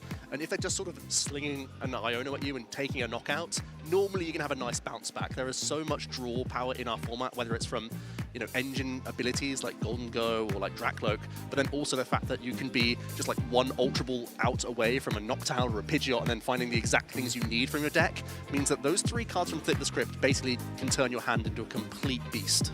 Yeah, and that was something we didn't see to the same extent back then, of course, with Oricorio GX. So doing a little bit of a throwback here because it wasn't that long ago. No, but, there was also a Minun even further ago, back in the Diamond and Pearl era. Only drew 2, but it was a single-prize Pokemon. Yeah, there's a similar thing going on. We had this mechanics over the years, but there's no doubt, given basically, as you put just beautifully there of everything you just said, that this ability, it's kind of at its strongest like right now in the current context of our format, and there's a reason why basically almost every single deck plays it. Yeah, there's very few that would choose not to. Even when the consensus is to not fit it in your deck, like some Mega Evolution decks don't want to give up those easy prize cards, you'll still see the Pheasantipity sneaking into lists because it's just so valuable, and it gives you so many outs to play the game as well. If your opponent's taking a cheeky knockout on anything, you have your Nest Ball and Ultra Ball that can get you back into the swing of things. Yeah, and we were talking about the Japanese players earlier. This is kind of another interesting debate. For a while, we saw a lot of the Japanese Gardevoir lists actually didn't play Pheasantipity EX either, because I guess it's not a Psychic type, so you can't Psychic Embrace to it. But most lists now, even those, are still playing it because of all the benefits you just stated. It's too good not to. Yeah, even though you would prefer to continually throw single prize Pokemon at your opponent. Yeah. I suppose one of the benefits of opponents targeting down Pheasantipity is they're not touching your Gardevoir. That's very true. Is sometimes like a side benefit for being like, oh, my Gardevoir got knocked out. I can still flip the script and find my way towards a rare candy. That's what we've come to at this format. Like, at least I have some draw power to get me back into the game if I need it. Yeah. Also, go back to yours briefly. There was one important thing that I forgot to mention whilst we're going through there. Liam Halliburton is here. Yes. So that like, come on. I've got way better odds of my prediction coming correct now. Yeah, absolutely. So definitely a wise choice there. Again, we're going to leave Kyle and Chip to go over their predictions later, but Alakazam is Kyle's got the spoons, it seems. It's a bold choice. We'll see if it pays off for him. I don't know. I'm not backing the Alakazam myself.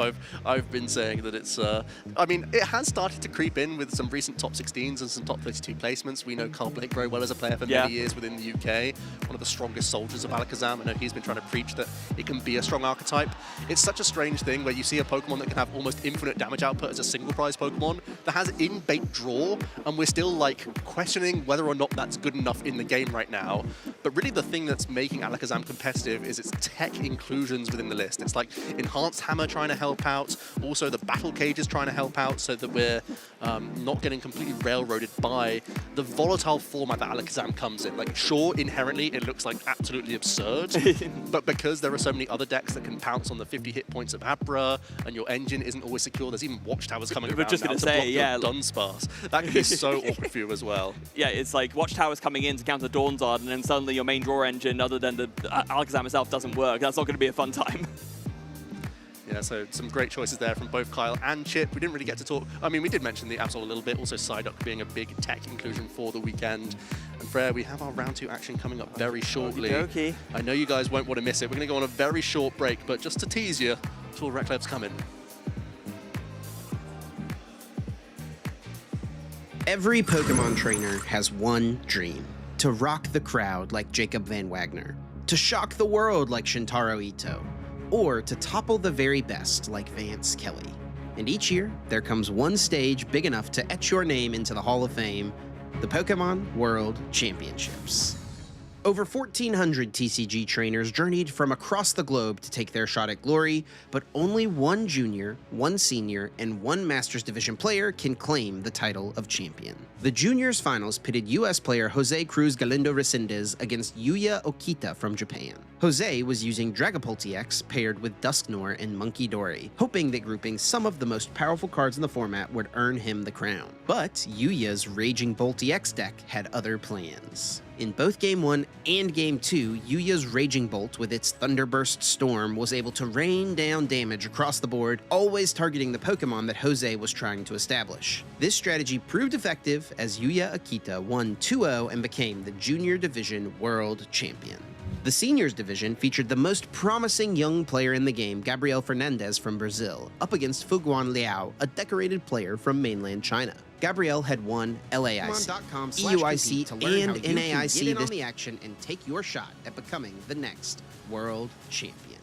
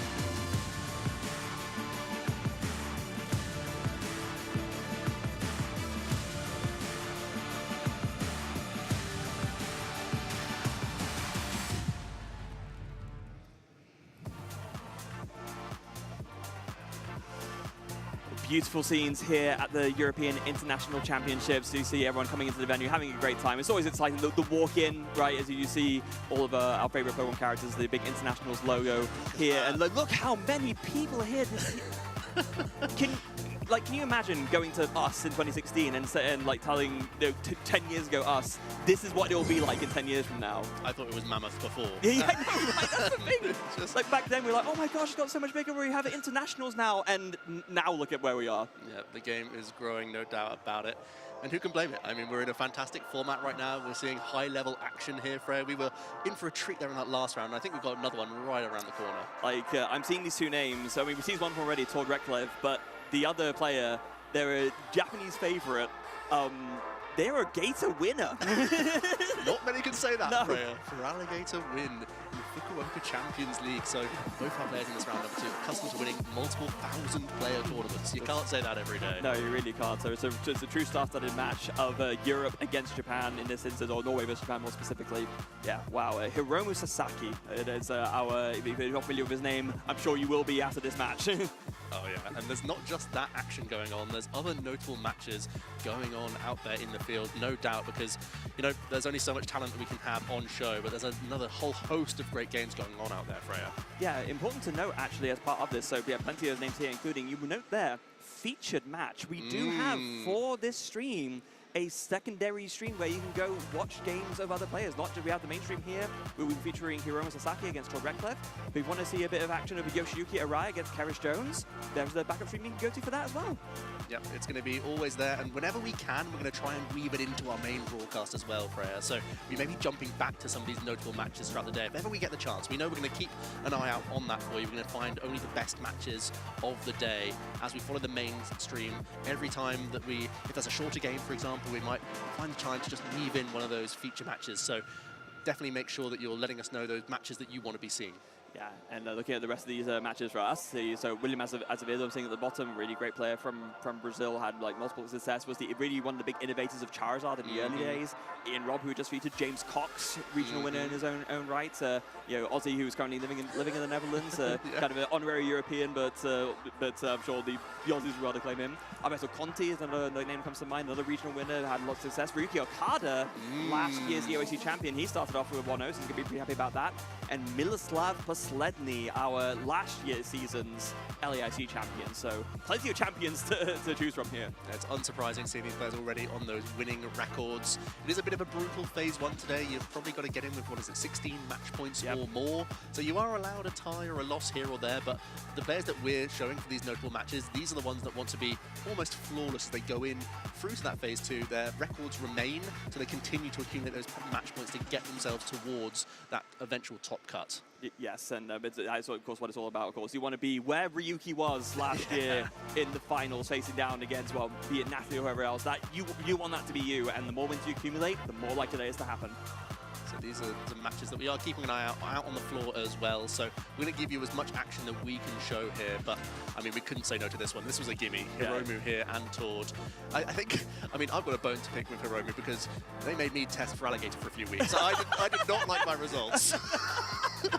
Well, clearly, the deck wasn't the issue, right? No, purely the pilot. Yeah. I'll be the first to admit that. Yeah. Although, having said that, it is kind of interesting that Hiromu had that success with the deck, and that was one of those instances where success there didn't really translate over to the rest of the format, which is interesting. Kind of a one-off wonder. I think it was one of the metagame sort of decisions of when that Feraligatr deck did so well, it took a tactical loss almost to Gardevoir, and I feel like that just didn't do well over here because Gardevoir was much more popular than it was in the general field out in Japan. But I think there still will be elements of Hiromu's deck today that we can sort of draw from that Feraligatr choice. Yeah, and but then going over to the Tord side, one of the more fun facts, Kyle Sukovic, our main guy, is kind of very kindly reminded us, and this is a fun stat for you guys at home. Tord has made top 8 or better at 5 of the 7 EUIC events, which means he's been in 71% of the top cuts of this event's lifetime. Just 71, is it? Just 71%, that's it. Not too bad at all. So, Fred, we find ourselves at the European International Championships, kind of in the middle of our season. I just want to run down the other events that we have going on. So our other international championships we have, of course, in June, North America, 12th to 14th, going back to New Orleans, a place that's so fun, so fantastic, an amazing venue. Again, multi-thousand player tournament coming into the US. Yeah, honestly, I've been to a fair few cities in the US, you know, the course of for Pokemon and other things, New Orleans is just really, really cool. Like, if you can make your way over there, go. It's really, really, really cool place to be, and a lovely home for NAIC. But after that, it's Worlds, baby! And I know this one's close to your heart, Freya, as well. Absolutely. The last time we were here, 2016 at San Francisco, and I know you have an incredible story of that tournament. It's a bittersweet close to the heart. So like, bubbling out 9th place. No XM Cup back then. And yeah, it's still looking for a redemption story on that one. But it was an amazing event, and 9th place finish. So very happy with that, considering everything. And of course, not just close to my heart, but close to the Japanese player base's heart, of course, Shintaro Ito took down that event with Mega Ordino, another one-off success story. One of the most iconic wins of World Championships history. If you're enjoying the broadcast here in Europe and wanting to see what more you can see in Europe, we also have a breakdown of our regional and special championships. We have had a decent chunk of them so far in the back end of 2025 and starting in 2026, but we still have so much more on the calendar, Freya, including Prague, which I'm so excited to see. I think that's it's a toss-up. It's a tough toss-up between Prague and Turin, I think, because they're both cities either we've not been to, I think, or at least not been to in a while. A long time, yeah. But yeah, Prague, I'm looking forward to that so much. Utrecht as well, that's been home for Dutch Pokemon for a while. Is it now a regional rather than a special championship? So like a little bit more on the line there, which is cool. It's been a special in the past. Sevilla as well over in Spain, that will be a special championship. So it's kind of been a newer Spanish home for Pokemon. It's been fun as well. But yeah, Turin is going to be really, really cool. Yeah, especially in the summer as well. It's great to have Turin at that sort of stage of the year, because then you get to do so much great traveling in the sun. You get to experience everything that Italy has on offer, which is amazing. And these all help accumulate, again, just like this weekend, towards the eventual World Championships, which is still the goal for all of our players here. So if you're going to be jotting down those dates either for watching at home again or going to be playing in them yourself, these are all the tournaments on the calendar for EU. Yeah, but now if you're watching and joining us quite early on, I imagine, quite early in the day over from North America, there are plenty of tournaments going on over there as well. Thank you for tuning in this early, by the way. Seriously, absolute troopers if you're joining us from all the way over the -5 to -8 GMT time zones. But we have Seattle, we have Houston, we have Orlando, LA, and Indianapolis. Yeah, some amazing locations on here. Indianapolis previously was an international location for a long time, so seeing a massive regional there, you have to expect that's going to be an amazing one. Seattle as well, we've both visited Seattle ourselves, where we absolutely love that city. Some amazing views you can get out there. Yeah. Also, it's the home base of Pokemon. It is. The Pokemon International, that's where it all happens. And yeah, Houston as well, the regional area being with Texas, so Orlando, beautiful Florida, and LA, not too far from where we had our World Championships in Anaheim, of course. Yeah, it was right around the corner. Let's have a look at the LATAM schedule as well, because there's still plenty of tournaments going on for that region also. Again, they've started to have a couple here and there, but in Latin America, there's still plenty more on the agenda. Yeah, it's of course that's the other region near to my heart, of course, being half Brazilian myself, and I've talked about that a couple of times on stream. Always love when I get to go over to LAIC. We do have there. If you might know, I would take lead on pronunciation for some of these. I would love you to.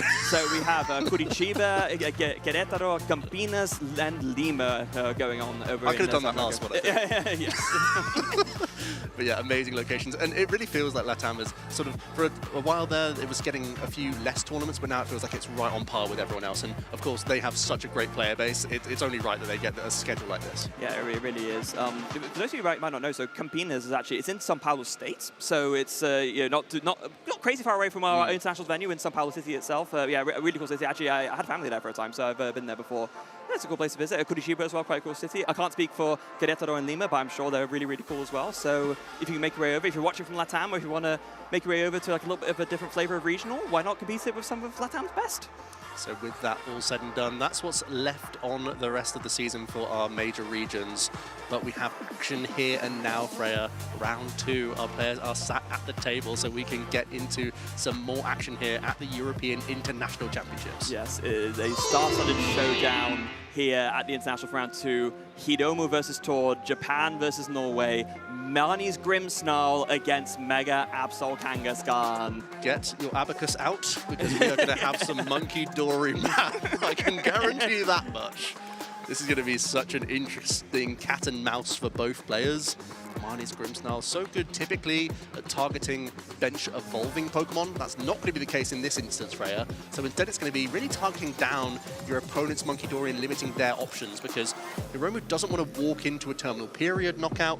Also has to be aware of the Claw of Darkness attack coming in as well, where Tord might be able to swipe some cards out of his hand, and that's extra lethal in this matchup because the Marnie's Grimmsnarl relies almost entirely on supporter-based draw. Doesn't really have an engine to speak of to draw out of dead hands. Yeah, it's kind of almost more akin to what we'd see in terms of a draw engine for decks. Kind of in the past, right, we have seen these more supporter engine-based decks, and Marnie's Grimmsnarl kind of falling into that, really relying on its draws from. Granted, now that we have Lily's Determination in the format, that does help it a lot, because as supporter draw goes, that is really, really strong, but you're really relying to hit your pieces from those in order to get everything set up with your Marnie's Grimmsnarl, with your Morgrim and Impidimp, and to get the Snow Run set up so you can evolve into Frostlass as well. Granted, you do have that amazing Spikemuth Gym to help set up with too. Yeah, that's one of the best stadiums that this deck can take advantage of, basically exclusively. Normally, stadiums work both ways. You can see your opponent every now and then tapping your Artisan and getting an extra Pokemon out.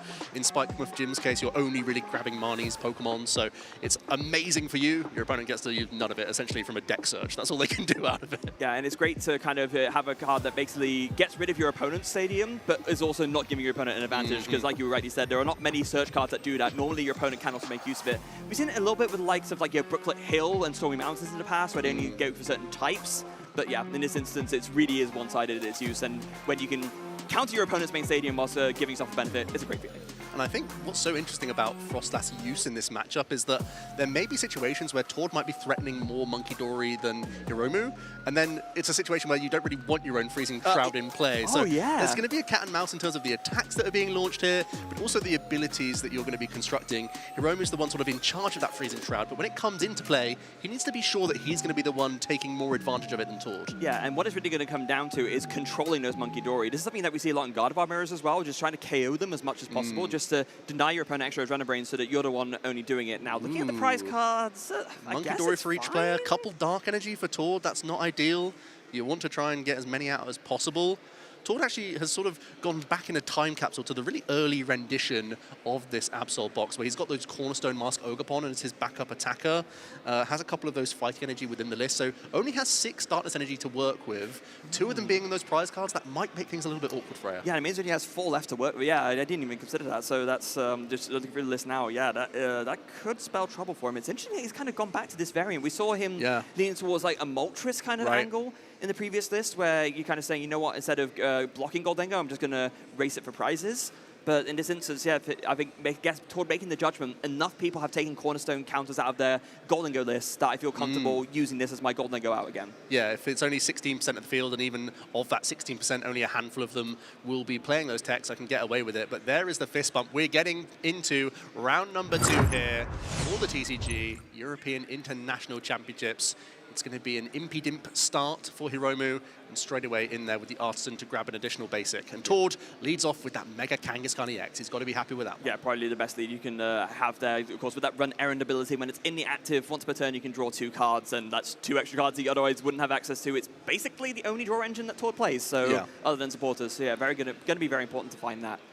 Looks like backup Marnie's Impidimp is coming down for Hiromu. Also going to be a Munkidori and a Darkness Energy freely attached. This is going to be something that we're talking about non-stop throughout the next 50 minutes of Pokemon. The amount of Adrenaline Brain access and where to use it is going to be all about how this game ends up. Yeah, and Hiromu prioritizing this by just banking that Munkidori with the Dark Energy now, a very heads up, recognizing how important winning that Munkidori war is in this matchup. So just get that, prioritizing that even over the Frostlass, which, yeah, honestly makes a lot of sense. Tord going to have his draw for the turn and is instantly going to take advantage of Artisan, so he can firstly have a quick deck search and straight away puts that precious Trolley, his A-Spec, to the top of the deck, as well as a Technical Machine Turbo Energize, which tells me, Freya, that there might be an Arven already in his hand. That's the ideal supporter on turn number 1, going second for Tord. He already has a Mist Energy in hand, so as long as we have that Arven, he can pick his A-Spec and that tool card to start accelerating energy, and he's basically already set up. Yeah, which is when you can set up so simply, I think that's one of the big strengths of the second general, is that they can do that, and with one Arven ready to go, yeah, there it is. Precious Trolley, there's a Turbo Energize. Tord is off to the races with this setup right now. Now, the interesting thing about this is Torb will have limited number of spaces for Monkey Dory early on here. As we see the Cornerstone Mask Ogerpon an early choice, Freya. Not only is this good against the Golden Go matchup, but also this could be a great attacker as Marnie's Grimmsnarl can't attack into it. Right, of course it does. I mean, it does have that punk up ability. That's one of the big strengths of it, the fact that it can basically power itself up when it evolves. When it does that punk up ability, you can get 5 Dark Energy from the deck and attach them to your Marnie's Pokemon in any way you like. So that can set up multiple Grimmsnarl at once, but it's an ability. You can't. If you have an ability, you can't hit Cornerstone Mask Ogerpon. Yeah, Cornerstone Mask waggles the finger and says, oh, you can't be dealing any direct damage into me. So that already is going to give Tord a big advantage here that he's decided to change his tech inclusion to this direction. He's actually going to freely retreat, Mist Energy his active, and still prioritize powering up the Mega Absol here with that Turbo Energize. A really nice opening turn for him here. Yeah, like mist on the thing you probably want the mist on the most. It's going to be on the Monkey Dories. Here you go. Tord saying, I'm going to win the Monkey Dory war and say that you simply can't deal with this Cornerstone Mask demolishing every turn. And I think it's a good bet. Yeah, I think it's a really good choice. I think that is really hard to argue with. And this, to me, is kind of already like telegraphing just how much this Monkey Dory War is prioritized here. Then recognizing if I win the Monkey Dory War, I win the game. So I'm just prioritizing this right off the bat. So very high level play immediately from both these players already. Now Hiromu does have still a couple ways he can damage this Cornerstone Mask. It will have to be with the Frostlass ticking it down, but also then ticking down his own Monkey Dory, which would then allow him to Adrenabrain. So it's going to come through abilities in a weird way, because the Cornerstone Mask is very good at dodging damage from ability Pokemon. Is there much else in the way of damage at all that we can do here? It would be like attacking with a Morgrim or something. There really isn't much. A Budu could hit for 10. Or 20 with the weakness. You have to remind me, Joe, what does Morgrim's attack even do? Not much. Not much. I think it does about 60 or so. Oh, yeah, it's not going to be it. Yeah, it's 60 damage, right? But here comes the Marnie's Grimmsnarl at least straight away, so we'll be able to make use of that punk up ability. Just going to go ahead and put 2 onto the Marnie's Grimmsnarl and then goes for Lily's Determination. Yeah, I really like the TM evolution coming on as well. So I think Hiromu is immediately like, I need Frostlass now. I need to start getting this damage ticking down on my opponent's Pokemon and my own here, because I'm going to have a really indirect prize map to win this game, because the Cornerstone Mask is already putting in such a headache for me. And he has drawn into a second Snorunt here. Okay, that's a really good pickup. There's a Morgrim as well. Pretty much everything you could ask for. Yeah, this is the other thing as well, where, you're talking about how maybe Frostlass isn't something you want to prioritize based on the amount of Monkey Dory out, but if you can get like 2 going in one go, there's a second Monkey Dory down as well. This is suddenly feeling a lot more okay. Yeah, you absolutely have to do this, honestly. Did draw into 1 Frostlass as well, so you can just evolve into 1 here, I believe, although it is a 3-3 line. Oh no, it's a 3-2 line of the Frostlass, so we'll only be able to evolve into 1 here. Yeah. And there it is. The TM Evo is going to be targeting, it could be both of the Frostlass, but no, it can't, because, like you're just saying, that's the issue. No, you can't TM Evo from your hand, unfortunately. Yeah. And now during Pokemon checkup, every Pokemon with an ability will receive 1 damage counter. And we're seeing that coming across now, so there's going to be dice flying all over this table, Freya. And both players have access to Monkey Dory, so they can fling it back at their opponent in any which way. So this is going to become a really delicate cat and mouse as to like when Tord thinks it's right to keep this Frostlass around and use it himself, or when to take it out of play where he feels like Hiromu's getting the more value from it. Yeah, I've got to say as well, like both these players are playing lightning fast here. Like you said, damage flying everywhere, cards flying everywhere. This is the high level play when you recognize, especially with the time limit as well, that you want to get free games in. This is exactly what you need to be doing. I think there's already access to a Turbo Energizing towards hand. That might be one of his final decisions before using a Lily's Determination here, which I think was just plucked off the Pokegear. Hold on a second, was that... wait, I think I just missed something there. Was that another TM Turbo Energize? Yeah, that's just been attached yeah. It's not the one from last. I was going to say, hold on a second, that needs to go after it was being used the first time. Interesting choice where Tord opting to not use Lively Stadium. That's again back in the deck list, getting rid of those risky ruins that were in the previous iteration, but now back to the hit point buff. There's another way that you can sort of keep yourself out of range of maybe your opponent targeting down your own Monkey Dory at some point, or again keeping your Ogerpon out of that little bit more range. But so far, happy to hold on to it and just get a fresh 8 here. Yeah, I mean, that choice specifically does surprise me a little bit. We saw how effective the risky ruins was in Birmingham, of course, but yeah, looking more at this list, I wonder if this might actually be identical. It's his initial rendition. Yeah. But is it is it card for card? Almost? It looks like it's card for card. Yeah. Okay, I mean, we've come full circle, folks. Let's see the fresh 8 cards. Are there any energy? Yes, there's a manual energy to attach, but it's a darkness energy. It's one of those where if you now commit that to anything but your Absol, it can get a little bit awkward. It can force your energy switch to ever weave in the Claw of Darkness attack. We're going to start putting damage on a Snorunt and a Frostlass. Essentially, we're spreading our damage here. Yeah. Frostlass doesn't damage itself with Freezing Shroud, so you're putting damage everywhere, knowing that there's going to be more ticking up on other Pokemon regardless for Hiromu. Yeah. And also important to note is that with, as you rightly mentioned, Joe, the fact that the Frostlass doesn't damage itself. Yeah. Frostlass is going to be the thing where if Hiromu is allowed to have the damage on all Tord stuff ticking up like more and more and more, that might be another way that Tord loses the Monkey Dory War. Exactly. So it's something that he has to be mindful of and kind of like prioritize in a way, both into spreading damage cleverly so that Hiromu's Adrenabrains aren't as effective, but also just trying to deal with the Frostlass before they can accumulate too much damage on Tord's board. So some additional energy coming out from the Turbo Energize here, of fighting energy coming out onto both the Mega Absol as well as the Mega Kangaskhan EX. So that opens up Tord for energy switch players down the line, which is nice. Yeah. And that means that the Ogerpon is threatening, but also there is a threat of Terminal Period with just one energy onto this Absol as well, don't forget. Yeah, and that's exactly why I think it's all spread out the energy this way, recognizing that Cornerstone Mask Ogerpon isn't something that he wants to be attacking with. The 2 fighting energy are now committed. It's just going to be a wall to set up behind whilst more energies are attached and the rest of Tord's attackers are set up. And Tord can basically instantly punish Hiromu using a boss's orders and punching either of those Megas right now, because he plays 3 copies of Penny in his deck. He would very happily do so. So those energies are very safe right now. Hiromu would be much more likely to boss's orders a Monkey Dory, if anything. But even then, Freya, only 2 copies of boss's orders. Hiromu has to be so careful as and when they use their gusting effects to get around this Ogerpon. So then I guess that begs the question, Joe, if you're Hiromu right now, what does the most effective turn look like for you? Because, so you have one Frostlass down, you have a more Grim down, so that can evolve into Grimmsnarl, which is nice. You've managed to get the one Frostlass off with the CM Evo, and now you have a second one that you've evolved manually. What do you really want to be seeing off of this Lilies? I mean, we're essentially fully set up. I think you want the option for boss's orders when you can. We've got the double Dark Energy Monkey Dory, we've got the double Frostlass ticking away now, so we've got more or less everything we could ask for, but right now you're not going to be able to interact with this Cornerstone Mask Ogerpon. It's about having some gusting effects for future turns more than anything else, I have to imagine. Yeah, is that Dark Energy actually considering being put onto the Frostlass? So just as maybe a potential future retreat pivot, Spikemuth Gym coming in, so going to be able to look through the deck and find another Marnie's Pokemon, as it just goes ahead and sorts some of the cards in the deck. And it's just going to be the Impidimp going in. And like we were talking about earlier, Joe, he has to be a little bit mindful about how he's going to deal with this Cornerstone Mask Ogerpon, because there isn't really a great attacker to do it with. No, it's going to be pretty awkward. Let's start to see some Adrenabrain. We're taking some damage off the Marnie's Grimmsnarl onto the Mega Absol. And let's see, the second Adrenabrain could come in now and go onto the active. Really your only way towards a 2-prize KO is just by spamming Adrenabrain yourself, but obviously being aware that Tord could throw those damage counters straight back off this Pokemon anyway. Yeah, and that's kind of one of the problems, right? Yeah, I think a bit of a correction. There have been 2 Adrenabrains used, so just indicating both of those. There's also an Impidimp that should be in the hand that's just randomly floating in play right now. Yeah. But 0 damage to the active thanks to the Cornerstone stance ability.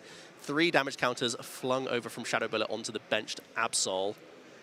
And then action is passing back over to Tord. Yeah, and the freezing shroud ticks have all been accounted for, I do believe. Yeah, that Impidimp is still floating there. That needs to be put in the hand. This is the danger zone, though, Freya, because Hiromu kept 4 damage counters on 1 Monkey Dory. That'll go to 6 with 2 more Freezing Shroud pings. Oh. And Tord has the action to immediately start Adrenabraining off his own Monkey Dory and onto Hiromu's. Yeah. Tord is winning the early exchange with Monkey Dory here and might even be launching an attack this turn with Demolish if he wants to. And this goes back to the exact issue that you were talking about with getting Frostlass out, because, yeah, you kind of need to take the damage up, but if you give Tord too much damage counts to work with, suddenly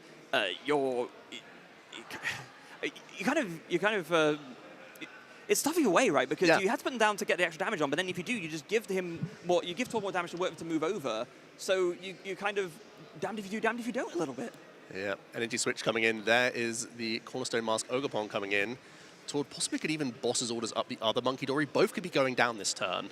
I mean, that's one way to There's win the the double Monkey Dory Drenabrain. war, right? Yeah, we're targeting down that heavily damaged Monkey Dory. Now it has 100 damage counters on it. Tord has also healed one. There's the boss's orders. Tord will be taking a 2-prize KO after Pokemon checkup here, whilst healing his 2 Monkey Dory. This is a really secure board position. Like, Tord has set up his board beautifully here to like make this happen. Like recognizing that Hiromu has gone for these Frost Blasts and that the damage has ticked up enough to allow this to happen.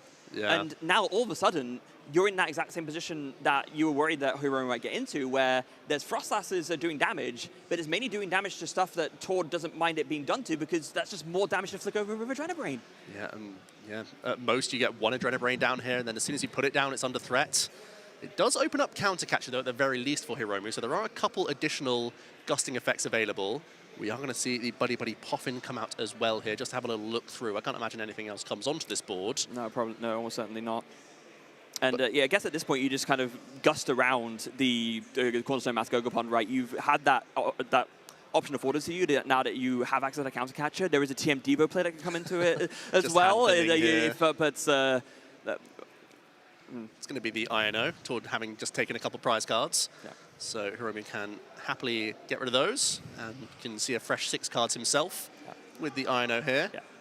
I should, of course, clarify by a TM Devo play. I mean, playing it onto something to get it out of the hand. The Tord's deck is literally all basic Pokemon, so like using it would result in nothing happening, which is not where you want to be when you're trying to beat one of the best players in the world.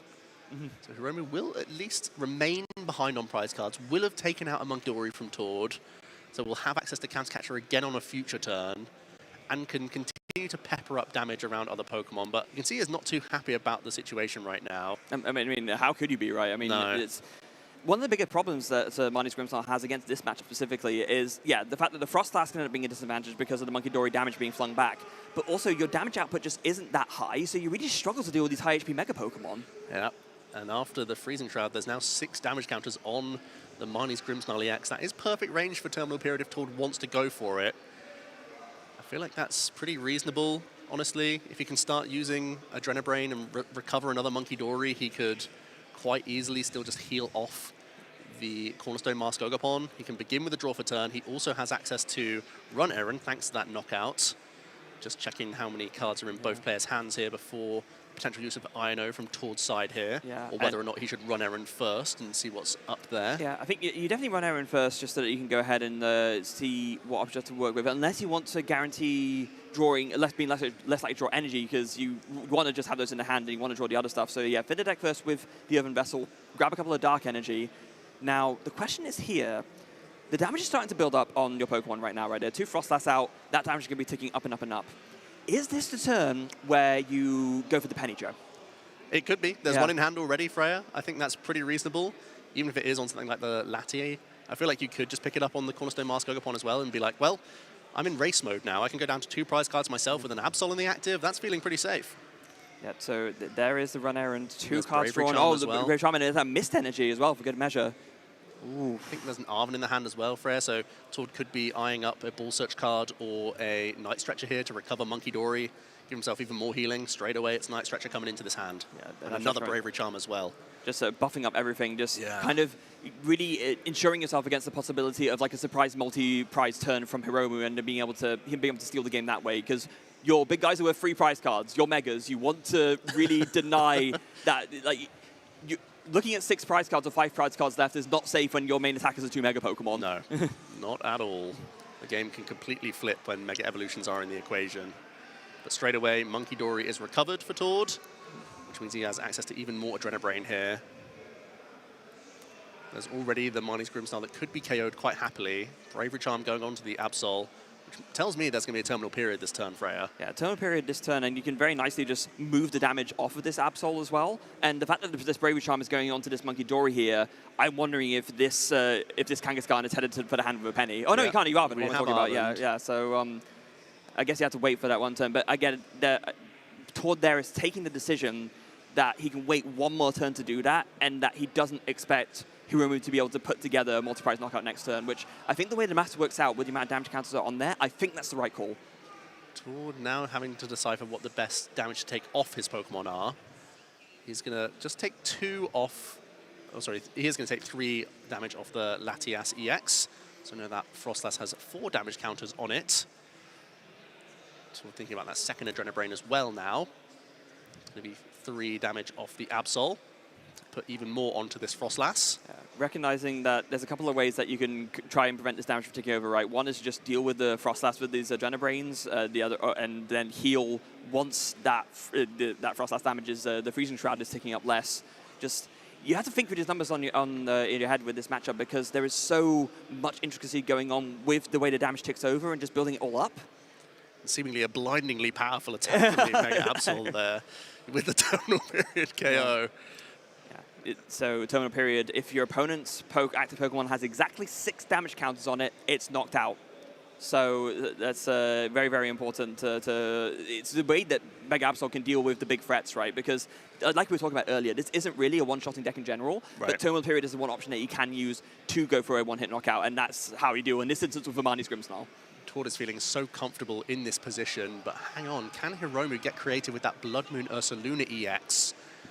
Maybe one of his better weapons at this stage.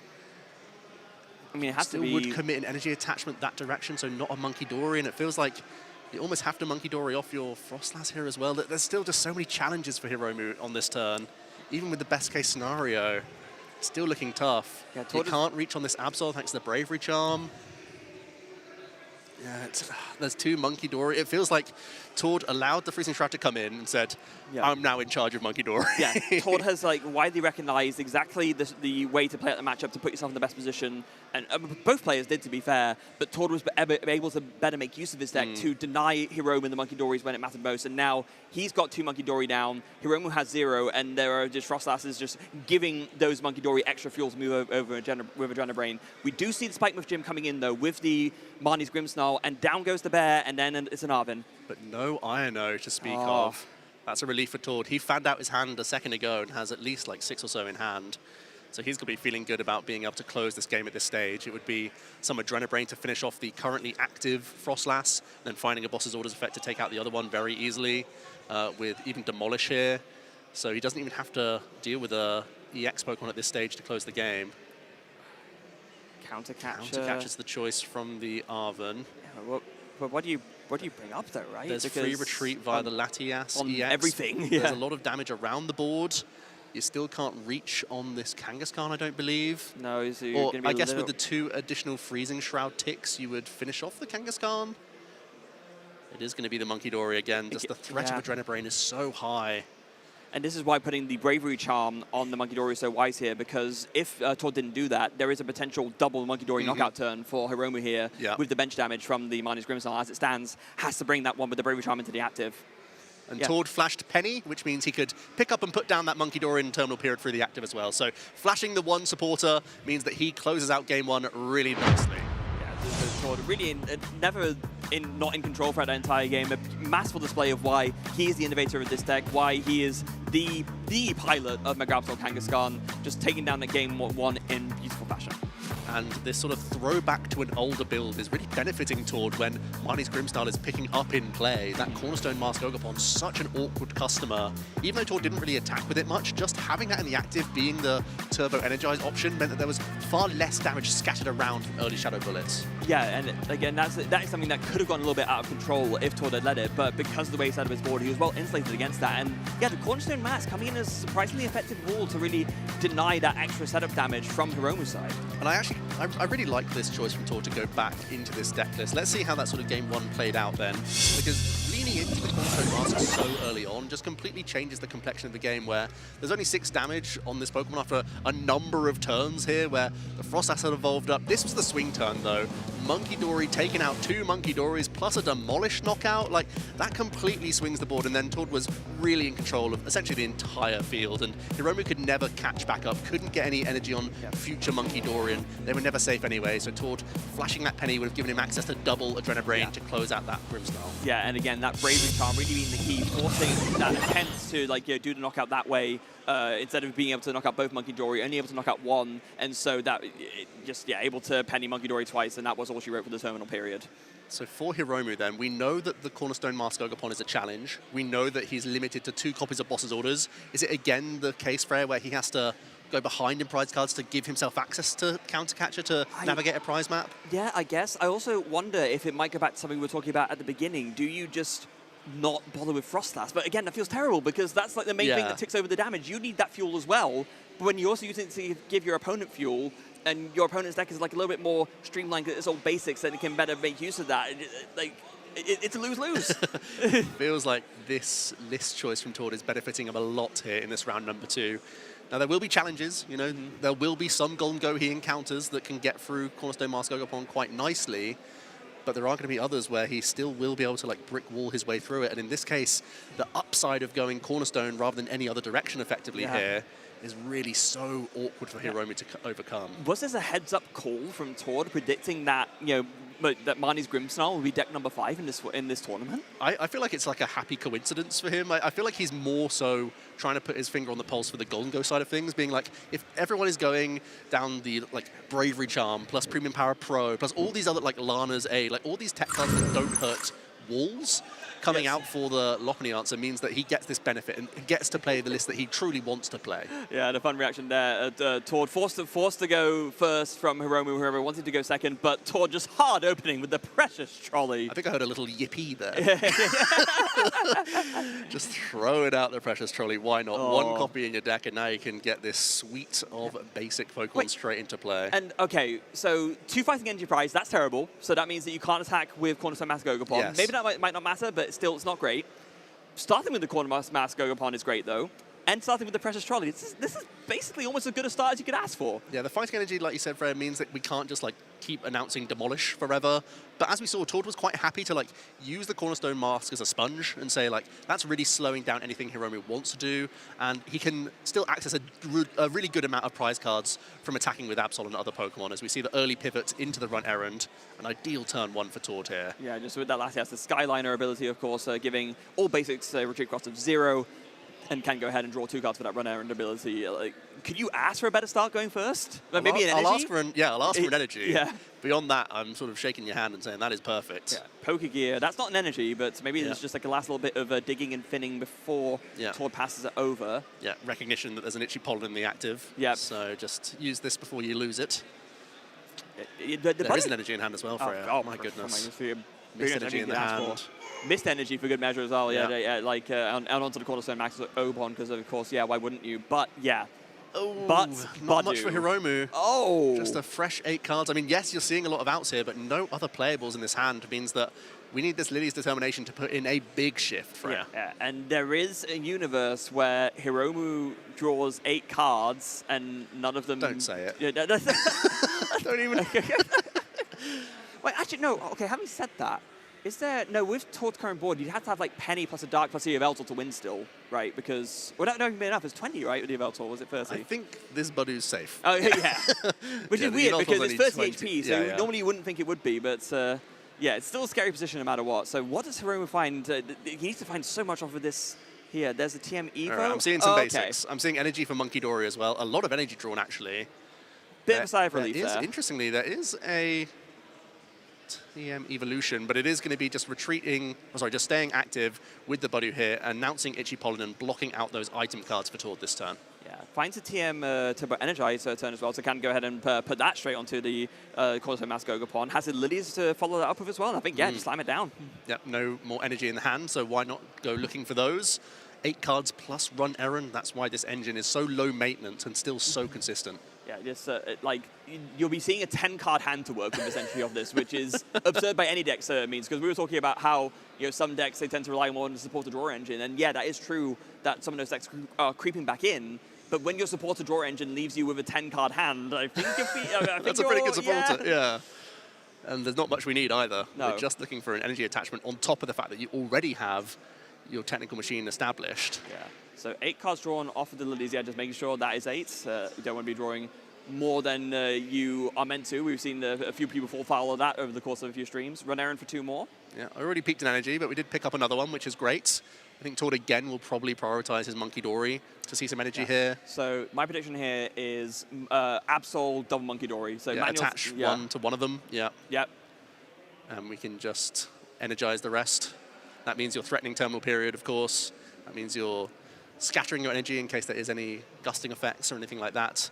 Although Tord pretty much knows and is pretty confident that there's no real pressure coming out next turn, because Hiromu wasn't able to find any early Marnie's Impidimp.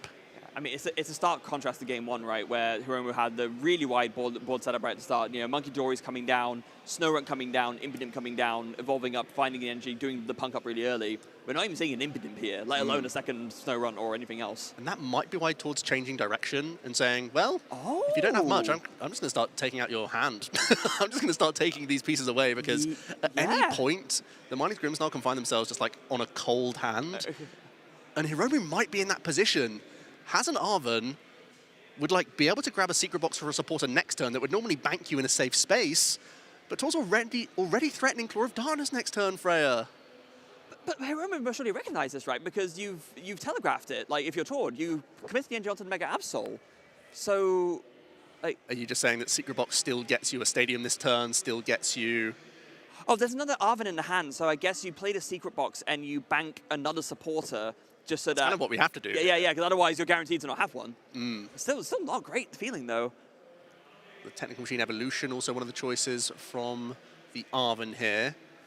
And now we're going to have a debate of what to discard. Now it just looks like a ton of energy in this hand, Freya. Well, yeah, I mean, it's sacrificing discards, two technical machines from the secret box. Yeah, I think time has passed with both of those. I mean, if you're Hiromu, what are you grabbing here, Joe? Because there doesn't seem to be a lot of great choices.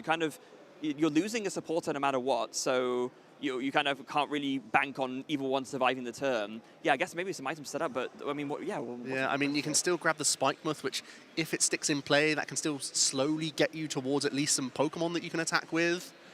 There is going to be the Buddy Buddy Poffin, so we can also the Air Balloon as the final choice from the secret box. A spec, allowing you to get a tool, a supporter, an item, and a stadium card. Such a flexible, versatile A spec that's found its way into so many decks in the format right now.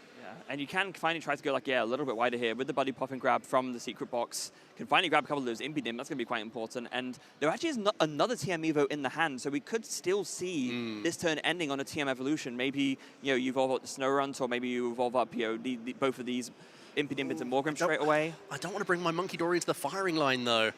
Yeah, so it has to be Snow Run. Okay, maybe this is an adaptation from Hiromu, recognizing that Froslass was not a great feeling during that last game. Maybe this is not really what I want to be doing.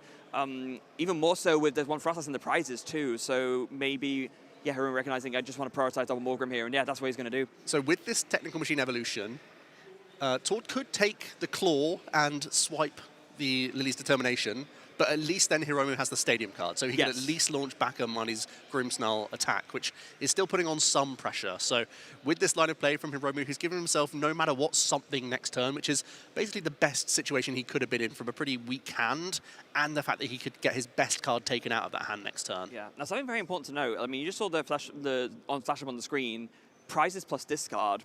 Hiromu does not have a lot of supporters left to work with. Like, it played some this turn, 2 Lilies in the prizes and an Arven. Is going to lose another one this turn. There's only 3 lilies in the deck? No, that's for Tord. Running low. Yeah, it is the 4 copies, but still, we're running low. Yeah. The Ionos and lilies, it is still 4 Arven as well, so there are some, but like you said, Freya, when the Minus Grimmsnarl deck plays no draw engine Pokemon whatsoever, not even the Pheasantipity EX. Sorry, there is a Pheasantipity EX in this list. It's the only other way that we can get into something here. Yeah, that's been another one where, archetype-wise, has been debated. Do you go for the Pheasantipity in this deck or do you not? And this is one where I can understand why you don't, but I also can understand why you would. And Hiromu taking that decision there, and maybe it might bail him out here, given that a lot of his supporters are being burned through right now. Meanwhile, Tord, already chuffed with this situation, has been able to attach to a Monkey Dory this turn, then get another fresh 8 cards from Lily's Determination. And you have to think he's going to be retreating into Absol this turn. But getting that prize race and trying to swipe cards, you've just seen your opponent grab a supporter to the hand. You would love to take that option away from them. Yeah, but the fact that it's, even if Tord goes to this Lily's Determination and leaves the Spikemuth Gym, so there it is, the Claw of Darkness, bye-bye Lily. It's a horrible feeling for Hiromu. Oh. Tord's like, Grimmsnarl could come at me next turn. That's fine. I don't mind that at all. If Grimmsnarl comes out into the active, hits into the Absol, that would just play into Tord's strategy. If he could find another Dark Energy next turn, he just took one off the prize cards. He could double Monkey Dory, then Terminal Period, easily knock out the Grimmsnarl. So Tord, having seen Hiromu's hand, already knows his next turn mapped out pretty much. Yeah, and that's the other thing as well, just having the knowledge of knowing exactly what your opponent can do, minus like 1 card to draw for turn. We know it's a super odd, and Hiromu's going to play out this turn, and I think Tord's going to have a good idea that, that's it wasn't a supporter that Hiromu found there. The good news for Hiromu is that not only using the Spike Myth Gym gives you an attack this turn, you can also punk up and thin your deck from 4 energy cards. Those are pretty much the worst draws in the deck at this stage, where you already have an energy in hand and nothing really to do with it. So you at least give yourself some better top decks here, because make no mistake, you're going to need some top decks in the next couple turns to get you anywhere near winning this game. Yeah, hand of Dark Energy, Air Balloon, Super Rod is not going to get you very Super far. Rod's an awful top deck. And Tord's going to know next turn, because we're going to see another Core of Darkness. Oh, or we're going to find out now. Energy as well. Just one. I was welcoming the thinning of energy, but now we're going to put one back in. I mean, I don't know about you, Fred. I don't want to top deck energy.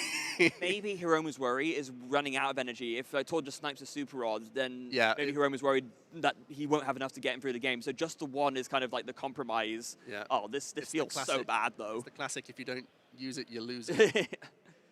Your hand is a Dark Energy, Hiromu. This is, I think he recognizes the position he's in. You can tell he is not happy. You're donating it for free to Tord if you don't play it this turn, but there's nowhere good to put it. There's no energy switch in this build either for Hiromu, so even stashing it on a Morgrim doesn't make any sense for potential movement over onto Monkey Dory later.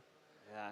And good news is we can punch into this Mega Absol. We are threatening a 2-shot. We've also set up some damage on the bench Monkey Dory. Tord giving the thumbs up, though, and immediately energy onto Monkey Dory. Straight away, 6 damage moves over. Tord also can Arven now as well. Yeah. And I guess this is the other thing, right? When your opponent only has 1 card in hand, and you know it's a Dark Energy because the Super Rod is the only unknown. Yep. So you're completely safe to Eternal period here. Yeah. You know you're taking that card no matter what card it is. Yeah. And Tord with Arven here immediately picks up the Bravery Charm. That will, with the double Adrenabrain heal, push this Mega Absol out of range of a follow-up Shadow Bullet attack as well, Freya. This is looking brutal from this position. So yeah, even if Hiromu, well, there's a Spike Myth Gym in play still, and I don't believe Tord, or at least to counter it, if he does, he hasn't played it yet. Bravery Charm for good measure as well. I mean, Lively Stadium would almost be like insult to injury at this point. It's just going to be Terminal Period, though. Like, you don't really need to do anything else. Such a powerful position for Tord. He's going to take another 2 prize cards here, racing ahead. And also top deck Iono for Hiromu, though. Going to see the Spikema first. We will evolve up into the Grimmsnarl, no doubt. There is no tool removal whatsoever here, Freya, so that Absol's still sitting pretty for another turn. Okay, but double Adrenabrain still developed. Like, we have to see Hiromu find a counter catcher this turn. Yeah. Iono keeps you in the game, but you still need more from this. Yeah, you do, but it's like, this is step 1, or maybe even step 0. Exactly that. So 6 cards drawn for Hiromu. What's he find here? One of these, like you rightly said, Joe, has to be counter catcher. I see a Buddy Popper. I don't see a counter catcher there, but there is a Pheasantipity EX. Is this the time? Can Flip the Script be the only way back into this game? It's a vulnerable EX Pokemon for Tord to track down, but you simply need cards here. You cannot let this board state resume in the way it is. Well, I mean, Tord only has 3 prize cards left to take, right? A KO on a 2-prizer and a Adrenabrain to KO a Badu would just win you the game. So, it's so tough. But you have to, right? Because otherwise you just lose anyway. This is looking like an awful position for Hiromu. Still 6 prize cards to take. Has to draw. Does they find the counter catcher? You have to remove Monkey Dory if you can this term. Without it, you really are at the mercy of Tord. No, there's no Gusting Joe. There's a Blood Moonus Luna. There's a Snow Runt. There is not much hope left in this game, as sad as it is to say. We can see why Tord's been sat so confidently and comfortably. Doesn't even to look at his hand yet because he knows that next turn is already looking so powerful. Yeah, is it just going to be Itchy Pollen? But even that doesn't really... No. More Adrenabrains. Yeah, exactly. It only gets worse from there. Your buddy could get knocked out for free that turn, and then you could promote. You would be forced to promote Monkey Dory, essentially. Yeah. There's a Darkness Energy going on to the Blood Moonus Luna EX for the turn. You can't even attack because Tord's only taken 3 prize cards, so that's not enough energy to attack with the Blood Moon. Oh, it is going to be the Itchy Pollen. Okay. It does do 20, it's weak to grass. But we're healing 60. You've just done minus 40 damage, effectively. Yep. Buddy goes down, that's the early knockout. That's forcing Grimmsnarl into the active. So our boss's orders, second Adrenabrain into the Claw of Darkness. There's the fist bump toward Reklev. A comprehensive 2-0 victory in round number 2. A fearsome display of the power of Mega Absol Kangaskhan. Terminal period his way to victory multiple times over. Adrenabraining his way to victory multiple times over. And how many times over the course of this season specifically have we seen Tord do this? Toward Reclem, almost apologetic game, saying, yeah, this matchup seems pretty good for me, and I've played a million games of my deck, so I know exactly how to pilot the list. And it feels like just seeing his body language throughout that game. I know he's in a really good matchup, and he didn't really have many trials or tribulations there, but just the fact that he's so laser focused on those lines immediately, that it's just clicking for Tord right now, and that's such a dangerous position for a player like this to be in. You just know that he is really in a flow state for this list. And how often have we seen that in some of the top players for this season, especially? We've seen it in Emma Hagen, we've seen it in Daniel Magda and Drew Stevenson, these players who are just piloting the same archetype. That's a consistent thread, right? Piloting the same archetype over and over again. And because of that, they can get to that flow state of knowing exactly what to do so easily. And that saves you so much time. It means you're playing less. And it means you're winning games like these and making it look pretty easy.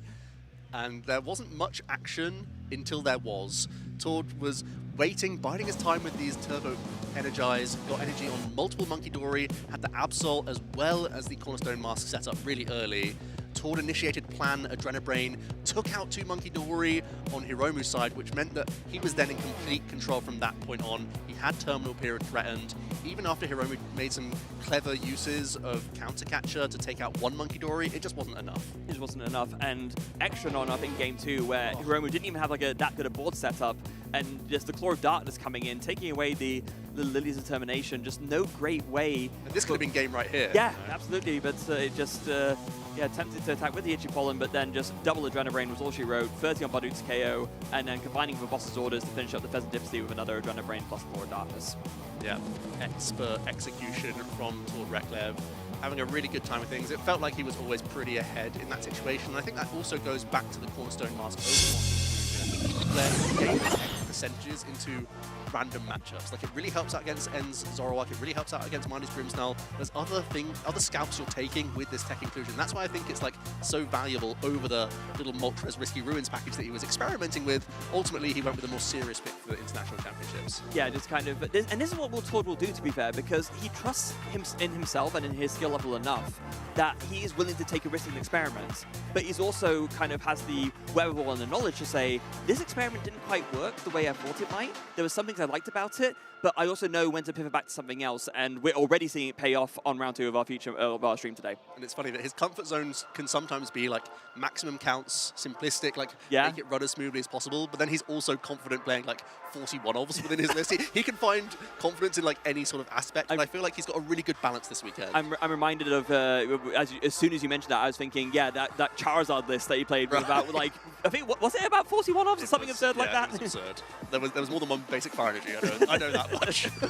But not much of more than one of anything else. That was a fascinating deck. This is a fascinating deck, and it is also interesting because there's also a wide range of play styles of decks that Tord has favored. He's favored the more aggressive kind of decks in the Zoroark GXs and with the kind of old flavor of Gardevoir as well, where it just draws a bunch and just really does a lot of aggression. But he can do really well with these more controlling style decks as well, with the Control Charizard, with this Mega Absol Kangaskhan deck, which really is a half control, half aggressive deck. Yeah, I think he always likes having those multiple dimensions, and I think it's hard to not crave one of those in a format like this, where every other deck can play so well from behind. So I think it definitely makes sense to capitalize on still some of the strongest cards in the game. Make sure you have Adrenabrain at your disposal. Make sure you have Hand Disruption, Counter Catchers, and whatnot. That's still a core element of his deck, but then he has these other pitfalls as well. Penny is a pitfall entirely. It can really stifle and force more Boss's Orders out of your opponent just non-stop. That means that they have to have them turn after turn whilst continuing to set up, whilst sometimes losing cards from their hand as well. So he's setting traps the entire time, giving the opportunity for the opponent to have a weaker hand, and then he can just completely find himself so far ahead after that. Yeah, and with Penny specifically as well, this is basically, other than maybe Pidgeot Control, this is the one deck in the format that can really make the most effective use of this card. It's kind of shocking that it hasn't seen more use compared to what it has, because it is so strong. The fact that there's no drawback to playing it, as long as it's a basic, you can pick it up and you get all the cards as well. You don't have that same potential drawback a Turo scenario where you're discarding all the cards you pick up, so you get to keep all those resources, put them somewhere else. I mean, that was how that Penny play paid off at Birmingham, with just being able to do the triple Adrenabrain for the terminal period. So yeah, probably the most effective user of Penny in the whole format after, not long before it rotates. Yeah, Tord found some really smooth windows to take full advantage of that. He's on the stage, let's hear from him.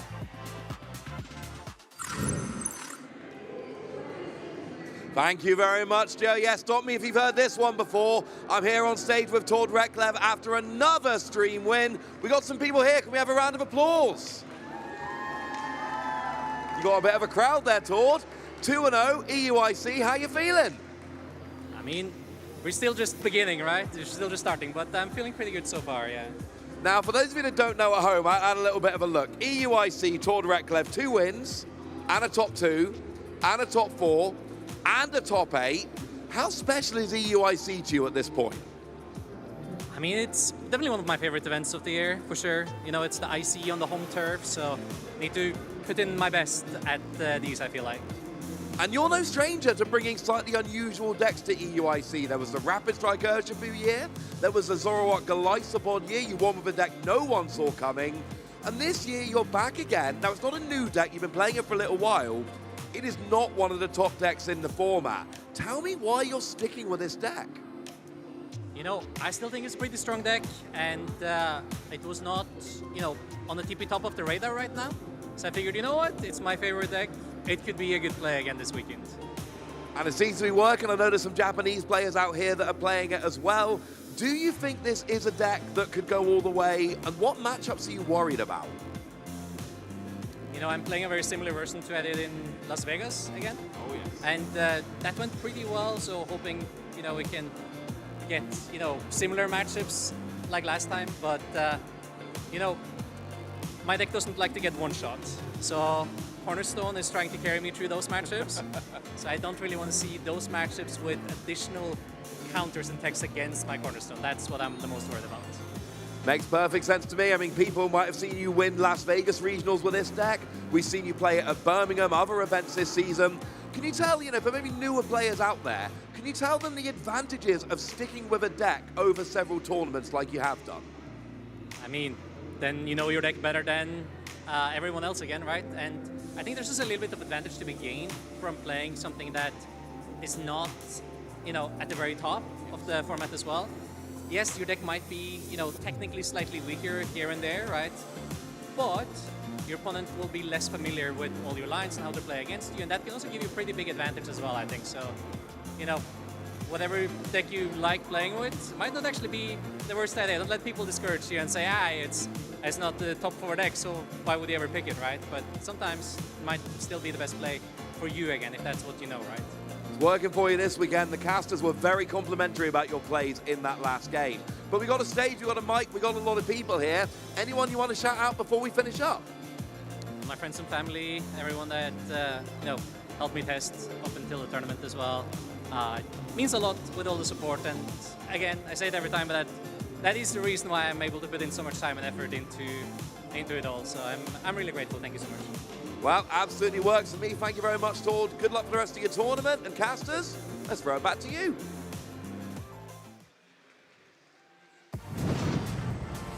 Thank you, Ross. I mean, Tord, ever the gentleman, like trying to always, with a general sense of trying to keep it humble as much as possible, recognizing that, you know, he didn't get here alone, but that he has put the effort in and it's kind of paid off for him, but just trying to really emphasize that, yeah, I didn't get here by myself. Like, the support is what enabled me to keep doing this, and I think that's a really lovely message for the folks at home. Yeah, and I think that mentality is what's led him to so many great performances time and time again. You can't get too carried away. You're going to be on cloud 9 after winning on stream in round number 2. Right, You're flawless right now, but it's so easy to get in your own head and not just think about the task in front of you. And Tord has set that goal very far. He wants to be back in a final again. He wants to be winning more of these international championships. So his margin for error is so slim. He has to still just keep all of his energy, stay conserved, and be still keeping the task at hand and making sure that he's got that mental capacity for later on. If nothing else, just to make sure that he doesn't have a blemish of a lower than a top 32 finish at UIC. You know that he thinks about that as well. That's not just us memeing. Like, no. He genuinely thinks about these sorts of things. Yeah, just that's my record. That's like my legacy, you know? It's, I can't really blame it all thinking that way. Now, we have something a bit different and exciting to share with you guys. We were talking at the beginning of this round about how we have a second feature match table that there's another stream you can go and watch there. How about we bring you a little bit of action from that game on the main stream? Yeah, the feature match that was going on in round number 2 was between Cerys Jones and Yoshiyuki Arai. And we're bringing you action from game number 2 here. Cerys a game up. And we're actually beginning from this very first turn of the game, number 2 here. And this is going to be both pilots on Dragapult Dust Noir. So a mirror match going on here. Cerys forced into the first, but starts with the Pheasantipity EX and has the attachment to Dreepy. And action passes over to Yoshiyuki, who leads with that Latias EX. So you got to think that Yoshiyuki wants to prioritize grabbing Budu here on this first turn. Yeah, it's always going to be like the first turn grab if you're playing Dragapult, right? Even in the mirror, you want to be denying your opponent as many chances to set up as possible. Having said that, he did just actually contradict us and grab a Dreepy off the Ultra Ball. Well, maybe it indicates there's more search, but we are shuffling up as well. Of course, you also need to have access to your Dragapult Evolution 9 as quickly as possible as well. I guess this is telegraphing your lady's determination. Oh. Interesting early attachment onto Monkey Dory. And action passes back over to Cerys. So Yoshiyuki having nowhere near the turn he wanted to have, so wanted to give himself draw outs towards Dracloak off the top decks perhaps. Cerys has Dracloak of their own and can begin using Recon Directive, the ability that looks at the top 2 cards. You get to keep one, add it to your hand, the other goes to the bottom of your deck. A great way to cycle through cards to get you towards combinations, and Cerys now is already thinking about how she can map the rest of her turn out here. I mean, Cerys with not necessarily the strongest start going first, but at least having a Dreepy and then a Dracloak down, and is actually going to follow up with this Dawn supporter. This is something that we don't see as commonly in Dragapult, but this is something that Cerys tends to favor. Yeah, actually both players using 2 copies of Dawn within their deck lists, and out towards a basic, a stage 1 and a stage 2 Pokemon. And in this case, when you catch your opponent on a weaker hand, initiating that Budu lock, you've already got your own checkpoints done. You've already found your Dracloak this turn, you've already got energy, so you've got to be pretty happy with getting into Budu if you can here. Yeah, and there is another Ultra Ball in the hand as well for Cerys, so if she wants to go ahead and play that just to get a second Dreepy down so that one can become that second Dracloak that she just grabbed off the Dawn, that's got to be feeling pretty good as well, although she is umming and ahhing about it a little bit, actually just going to swap it out for another Dreepy now, it looks like. Oh no, a Duskull even. Instead, getting even more aggressive. Okay. And target down any engine piece whatsoever for Yoshiyuki. Maybe switching up a strategy to be as aggressive as possible here. Maybe this being a recognition from Cerys that if Yoshiyuki went second and didn't play a supporter and had as weak a turn as he did, maybe going aggressive here like this makes more sense. Also possibly wanting to clear that Monkey Dory as quickly as possible. You could Phantom Dive plus Dusclops KO that next turn, and she's already lining up the knockout with Dragapult, so she's already forward-thinking here. Yeah, so there it is, Ultra Ball now for the Dreepy, and yeah, kind of in a similar vein to Yoshiyuki, Cerys recognizing that in this specific circumstance, maybe Budu doesn't actually make sense to prioritize, and that just setting up more aggression first is the better move. Yep, another energy onto the bench Dracloak, and action back over to Yoshi. Does he have a decent playable here? Does the top deck save him? That body language says no. Oh no. I mean, the only good news for Yoshiyuki is that with an energy on Monkey Dory, maybe there's a way it can come into the active and start using Mind Bend to slow down a Dragapult if that does come into play. You really don't want to save you don't want to leave a 2-prize Pokemon into the active, especially because that would then be in range of a Holucha later on. Yeah. Oh, this is just so awkward. I didn't even see what the draw was. Obviously, it kind of been good if that's... but what even is that kind of... He's waiting playing it? I mean, there's no real, like, you can't use a boss's orders for any stalling approach. No. Oh, it's a psychic energy. Dory. So yeah, you called it, Joe. Maybe it's just going to be Mind Bend to try and buy some time because those other 2 cards... Oh, it is a boss's orders. Okay. Oh, so we could Mind Bend KO the Duskull and say that, yeah, I mean, you would get completely blown out of the water if the Monkey Dory and the Dreepy went down. Yeah, so you're saying that this is horrible, but at least I'm taking a prize and not getting done in by a Curse Blast completely board wiping me. Yeah. Although important to note, there is still a potentially really devastating turn from Cerys here. If Cerys can just find a Holucha, then suddenly that Dreepy's down, and then either the Latias or the Monkey Dory are also down, and I'm not sure what you do if you're Yoshiyuki in that position. She can even take advantage of flip the script here. Ultra Ball comes to the hand. Oh, and with the Dragapult already in hand, she has it. I mean, we don't have prize cams for this game specifically, but there it is. Yeah. Yeah, the flying entry, going to put a damage counter onto Latias EX as well as Dreepy, and that sets Cerys up perfectly for a 2-prize knockout this turn. Yeah. Taking out the Monkey Dory, also powering up the bench Dracloak. This is the perfect setup for Cerys, and there's also a Lily's Determination on top of that, Freya. Just, like, sort of feast versus famine here, right? Cerys getting everything she needs, and Yoshiyuki left with a top deck and a prayer in this instance. But what could even top deck to save you here when your Dreepy's going down? And honestly, if you're Cerys, I think you don't even bother counter-catching if you draw it. I think you just take down this Monkey Dory. Oh yeah. Yeah, like you love this. You love this knockout here on the active. You don't want to be ruined by Mind Bend. You're quite happy just taking the 2. It still sets you up so nicely. There's going to be a Buddy Buddy Poffin as that item. Get you even more access to Dreepy. At this stage, you know you're jumping ahead in the prize race. You know your ball position is far superior. You just want to give yourself options for even more recon directive. That's still the strength of this archetype. Yes, Phantom Dive's a crazy attack, but the more cards you have access to, the more combos you can string together. One more recon directive just to find an extra piece. Bench full, nobody popping. It's going to be Phantom Dive, double KO here. Needs to be the top deck of maybe the tournament for Yoshiyuki. What does he find? It's a Badu. That's not the top deck of the tournament, Freya. No, it's really not. It keeps you in the game, but... Does it? No, it doesn't. Does it? No, it's not even. Not even close. That would give Cerys... It gives you the illusion of being kept into the game. Certainly that. Yeah. It hurts some outs towards some Dusk line. That's about all we can do. I mean, there's not much else you can do. Oh my goodness. It's 10 damage from Itchy Pollen. Do you have it, Cerys? Boss's Orders would win the game on the spot. There it is. Boss's Orders, a 2-0 victory for Cerys, which also puts her on a 2-0 record. A really impressive result there for Cerys, and she's really going about her day really nicely. She's going on leaps and bounds after a really great performance a couple of weeks ago. Yeah, that was it was a bit of a sorry state of affairs for Yoshiyuki there. Just yeah, not really finding much of anything, but. It is also important to note, Cerys did absolutely the right things to capitalize on that slow start, because sometimes it's very easy when you are ahead to get a little bit complacent and just think, oh, I'm so far ahead, I don't need to do much. But no, Cerys intellected her board beautifully against any potential for a comeback and just got all the pieces to really close the drawers on that already leading position, and that's what the great players always do. Yeah, we got to see Dawn as a little highlight support there as well. We did, really great chance to weave that in, getting a Duskull down, being as aggressive as possible as well. I think it's actually really important for the Dragapult to, it's really good at when it can go, it can take a real mile. You take this huge jump from a board state completely swinging away, and most of the involved, you can take out basically any threat that your opponent's establishing. In that regard, I think it was exactly to help deal with Monkey Dory.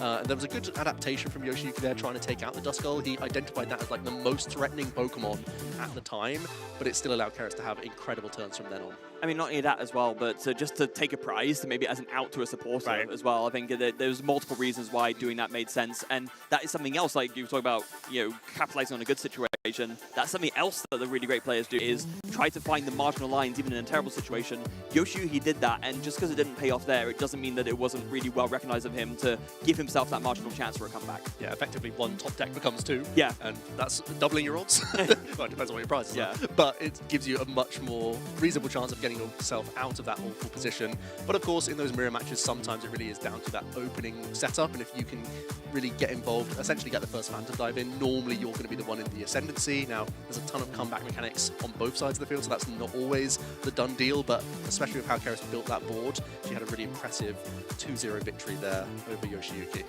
Have you always been a Pult enjoyer? Because it feels like, I know when we talked about it, you respected the deck, but you never taken it to a tournament, right? I don't think. Yeah, I'm small brain. That's the problem. It's such a complicated deck, and I always find myself head slapping on turn 4, being like, oh, if I'd only had 2 counters here, but why did I put them there?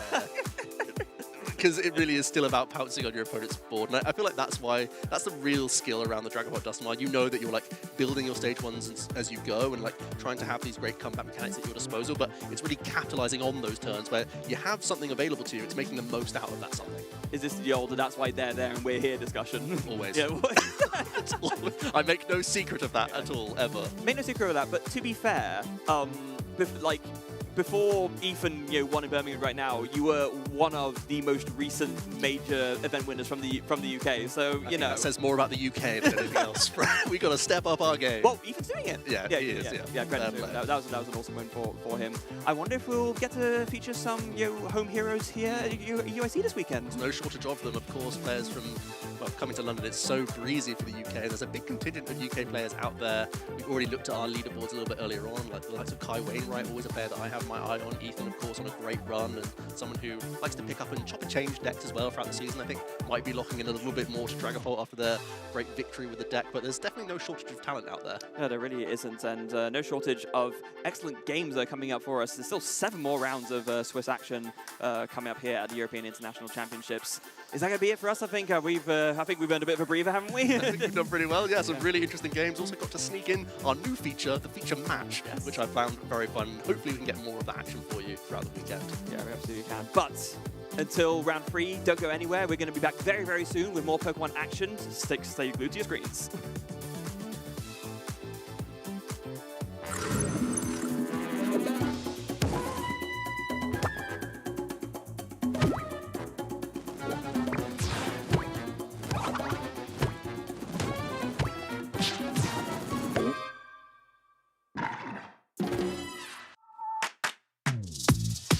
Whether you're a long-time fan or just getting started, there's never been a better time to jump into the Pokémon trading card game. With thousands of cards, endless deck possibilities, and an evolving competitive meta, there's always something new to experience.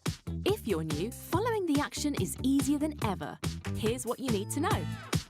Each game starts with a coin flip to decide who plays first. Both players shuffle their decks, draw 7 cards, and must begin with at least one basic Pokémon. If not, they reshuffle and draw again until they find one. Each player also sets aside 6 prize cards, which are drawn when knocking out an opponent's Pokémon.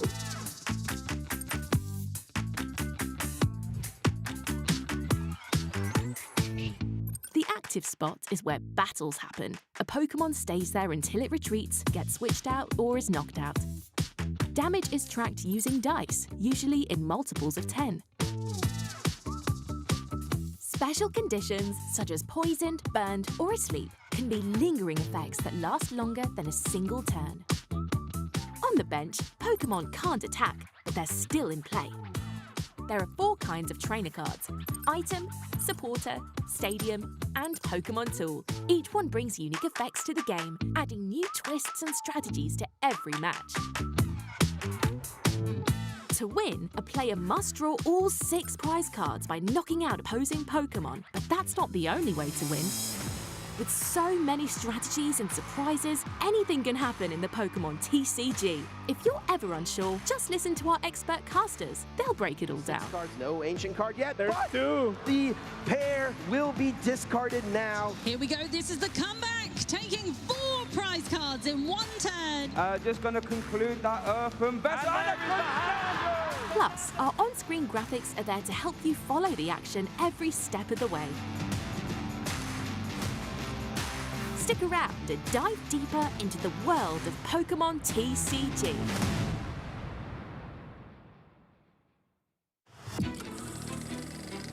Hey Pokémon trainers! Welcome to Pokémon Championships History, the series where we take a look back at some of the most important and exciting matches in the history of the Pokémon Championship series.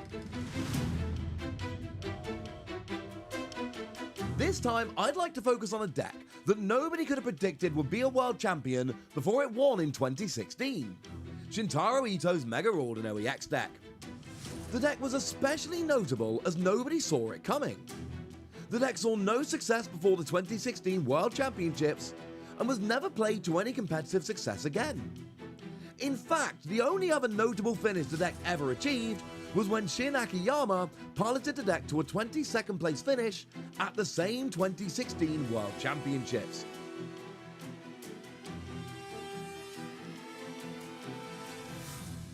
Now, Mega Ordinary X was a card that almost the entire player base had overlooked. Although its key attack Magical Symphony could deal a ton of damage to both active and bench Pokemon, you had to have the Spirit Link tool card attached when you evolved into Mega Ordinary X, or else your turn would end without giving you a chance to attack. Despite that hurdle, this deck matched up so spectacularly well against so many of the top decks at the time. The 110 base damage from Magical Symphony was the perfect number to get a one-hit knockout on Shaymin EX, a 2-prize Pokemon played in almost every deck in 2016. There was also a prevalence of decks playing low HP Pokemon, or evolving decks like Bronzong or Vileplume decks, all of which featured in the top 8 of the Masters Division in San Francisco. Mega Ordinary X also had a phenomenal matchup against Greninja, as we would learn when we watched Shintaro Ito take on Cody Walensky in the World Championships Finals. As Game 1 started, we saw that Shintaro had prized 2 of his 3 copies of Mega Ordinary X, and the crowd was worried whether we'd even get to see Mega Ordino. Shintaro had no such worries. A turn 1 Hooper EX to search free Pokemon EX led to a turn 2 Mega Ordino fully charged and attacking with Magical Symphony. So here we do see Mega Ordino EX come into play. Cody's going to be under a ton of pressure immediately. After a double KO on turn 3, Cody had seen enough and conceded, putting Shintaro a single game away from becoming a world champion. Shintaro takes game number 1 in immediate fashion. Mega Ordino EX absolutely dominates that first game. Game 2 went almost exactly the same. Shintaro was forced to attach or discard all of his Spirit Links on turn 1, giving Cody a single turn to try to find Startling Megaphone and force Mega Ordino to end the turn when evolving.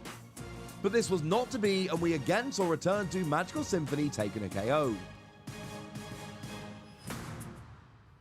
Turn 3 saw Lysander play to take another double KO, and once again, after just 3 turns, Shintaro had taken the game, giving him the World Championship's final victory in 6 turns. It's over! This is it! Mega Ordino EX! Shintaro Ito came into Worlds 2016 after back-to-back Japanese National Championship top 8 finishes, but left as a household name, something he would only further solidify with a second-place World Championships finish 3 years later. For now, Mega Ordino EX remains the most surprising deck to ever win a Pokemon TCG World Championship. Thanks for watching, and make sure to let us know your favourite competitive Pokemon TCG moments using the hashtag PlayPokemon. Welcome back in, Pokemon fans, to the European International Championships here at the Excel Centre in London, UK. An incredible weekend thus far, just 2 exciting rounds down, and so many more still to come. Nearly 4,000 competitors here for the Trading Card Game Masters division, but by the end of the weekend, only one will remain the champion. My name is Chip Ritchie, joined here by Kyle Pukasukovic. Excited to take you through the next couple of Swiss rounds. Kyle, how are we feeling, man? Amazing. Happy to be here. It's, you said almost 4,000 players. Yeah. I don't think I can count that high, Chip. It's just so many people out there. I was walking the hall earlier trying to figure out where the TCG tables were. Yep. I just kept going. I'm like, where does this end? I just kept going and going and going, and then I looked, and then I turned around, and the other side was also all TCG tables. It's just crazy how many people are out there. Yep, I had the same experience as well, and to get to the TCG Masters table, you have to walk through the sea of the video game, and the Pokemon UNITE and Pokemon GO players, and all the younger age divisions as well. So the 4,000, that's just the TCG Masters. Yep. So many players have gathered here for the love of the franchise, for the love of Pokemon to compete, and that shot, of course, at becoming an international champion. Yeah, of course. I mean, this is one of the biggest events of the year. You know, there's only a couple of international championships every season. I think we're now, this is like the 8th year that international championships have been running, and they're all just huge events. You know, you remember the big moments. Remember when, you know, Michael Premalot won the first EUIC. Feels like an eternity ago now with the Yveltal EX. Yeah. And you get Tord winning with the Zoroark Golisopod. Man, it feels like yesterday, but it turns out it's been a few years since then. Yes, yeah, so many great memories at this event. I mean, Gustavo winning with the Pikachu Zekrom deck as well, Urshifu as well making it into the mix. So many different eras of the game, and so many heroes have been made. Well, speaking back to this event, let's take a look at some of our predictions as the casters this weekend. And Kyle, I got to give you a chance to explain yourself here. Yeah, that's it? You just want me to explain? Oh, well, what do you want me to explain? Gardevoir EX, what a great card. Of course. It's won so many events. I mean, I've seen some people claim maybe the greatest deck of all time at this point. It's won so much. Of course, winning the World Championships, winning international championships, things like that. It's hard for me to bet against Gardevoir at this point. You know, it feels like a lot of top players gravitate towards it. I will say I feel like many of those top players have gotten maybe a bit bored with Gardevoir, and we have seen some of them drift to some other decks at this point. But yeah, what else can you say? It's Gardevoir. Yeah, very strong. I mean, some of those players tend to get tired of it. Some of these players tend to just latch onto it, and you have to wonder what they're going to do come rotation time in just a couple of months. Those players who have nearly become synonymous with this archetype over the last couple of seasons. Yeah, over on my end, Mega Absol EX, that Mega Box deck, I really have kind of been a little bit of a hater of the deck over the last few tournaments. You know, it's something I have never been that big of a fan of, but what I really believe in with this deck is the players who are choosing to pilot it. We just saw Tord Reklev in the last round. So many more incredible players are using this archetype for the event, and those are the people I'm believing in. I mean, we were talking earlier, Tord's been in 5 out of the 7 top cuts at European International Championships. I have a pretty good feeling we'll see a Mega Absol box deck make it into the finals. Yeah, that's fair. And when you see Tord playing those sorts of matchups like we saw in the previous round, it's like he already had it all mapped out in his mind about so experienced how it was going to go. Yeah, there's so much to that as well, having comfort with the deck, knowing the matchups in and out. And yeah, that's one of those decks I feel like is still pretty tricky. If you haven't practiced against it a lot, you'll get caught off guard by a lot of those tricks, especially someone like Tord. I feel like we talk about Tord a lot. Yes. Sorry, but there's a good reason for that. Very good reason indeed. Now, Kyle, I do want to give you a chance, though, to explain the Alakazam. That's definitely a really fun archetype, something that I think everyone has enjoyed playing on the Pokemon trading card game live at some point. But to sleeve it up and choose to play it in an international championship, talk to me through that choice. No, I'm good. No. We're just leaving it at that, huh? No, when we do these caster predictions, I love to do, you know, a top tier card, one I know we're going to see, and then also maybe a not as top tier thing that we may or may not see over the course of the weekend. Yeah, I think Alakazam is, you know, one of those fun decks. We were talking about it a little bit. It's one of those decks where people just kind of gravitate to it because it's kind of like the off-meta thing that's kind of fun to use. It's like, you know, you're drawing so many cards with the Dunsparce and the enriching energy and all this fun stuff, and you're trying to like calculate, oh, how many cards can I play while still getting a knockout. Yeah, we'll see if it shows up this weekend, but yeah, more of a fun prediction, we'll see. I respect it. Yeah, and I think Psyduck is also a card that we'll see some throughout the weekend. Of course, it makes its way into that Mega Kangaskhan, Mega Absol deck, but it's been making its way into plenty of other decks. A lot of Charizard archetypes usually like to play the Psyduck in there. Dragapult, of course, the most popular deck in the room on the weekend, using that damp ability of the Psyduck to shut down that use of the Dusknoir, not letting that get knocked out. The Curse Blast, the spreading of damage is so powerful. I feel like there's a pretty reasonable prediction that Dragapult would be up there as far as meta share goes, so I think we'll see Psyduck have its moment this weekend for sure. Yeah, that's fair. A truly bold prediction would have been Golduck. Hey, people do play the Golduck we've seen in there. I mean, exactly, hey, the anti-Klefki technology, right? Mm-hmm. A little more HP as well. It doesn't get KO'd to like a Halucha combo. Yeah, we make it happen for sure. Yeah, but yeah, I'm sure we'll see plenty of Psyduck. We'll see most of the cards on screen throughout the course of this event. I'm sure maybe one you might not see, maybe two. But yeah, I think the nice thing is that there are a lot of decks that are still very strong in the standard format. I know it feels like, you know, you have kind of your big four, and we've seen a lot of that, but there are a lot of other fringe decks as well. We already saw the Marnie's Grimmsnarl, Mega Absol. I mean, there are other decks out there to be played. I think the issue a lot of people run into is, you know, you can't find one of those decks that beats all 4 of the big ones. So you're really just kind of hoping maybe I beat 2 or 3 of them and I dodge the other ones. Yeah. We'll see if that happens. Hey, I do believe there was an Alakazam player in Top Cut at Curitiba just a few weeks ago. That is true, yeah. You know, I think that player did dodge all the Alakazams up till Top Cut. So, excuse me, all the Dragapults up till Top Cut. So it can happen. It can happen. Yeah, for sure. All right, well, we want to let you guys know about exciting stuff happening in the Pokemon trading card game live currently, of course. Call for Heroes. Log in now from until March 26th to receive both a Mega Dragonite deck and a Mega Meganium deck to ascend the ranks of Mega Evolution to Ascended Heroes Battle Pass, which, as always, is completely free to play for all players.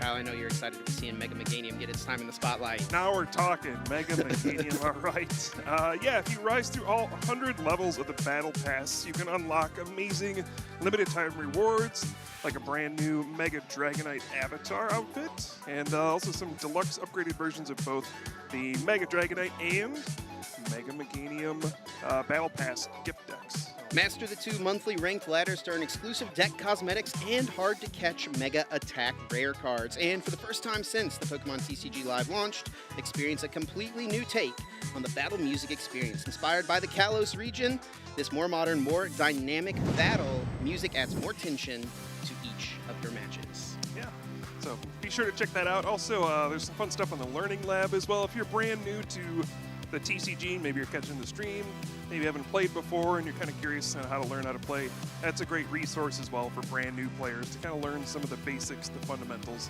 of the Pokemon TCG. Yeah, we'll have to send Ross through that before the end of the week for sure. Wow. Great resources for all of those out there, no matter what level you are in the Pokemon TCG. I know so many of our competitive players talk so highly of how Pokemon Trading Card Game Live has been so useful to their success and their testing experience. Henry Chow, I think, really one of the vocal leaders in that group, and he's become one of the best players of the last couple of seasons. Yeah, absolutely. I mean, it's just a great way to, if you're just sitting at home and you want to practice, that's the best way to do it, right? You don't always have the luxury of having someone to go play against. You don't always have the time or the desire to, you know, venture out into the real world. So it's just convenient to be able to, you know, get on your computer, grab your phone, whatever the case is, load up a few games, and yeah, I mean, there's just no better way to get like a high volume of games. And yeah, we've seen a lot of top players use it for practice. Yeah, I always enjoy seeing online people posting about their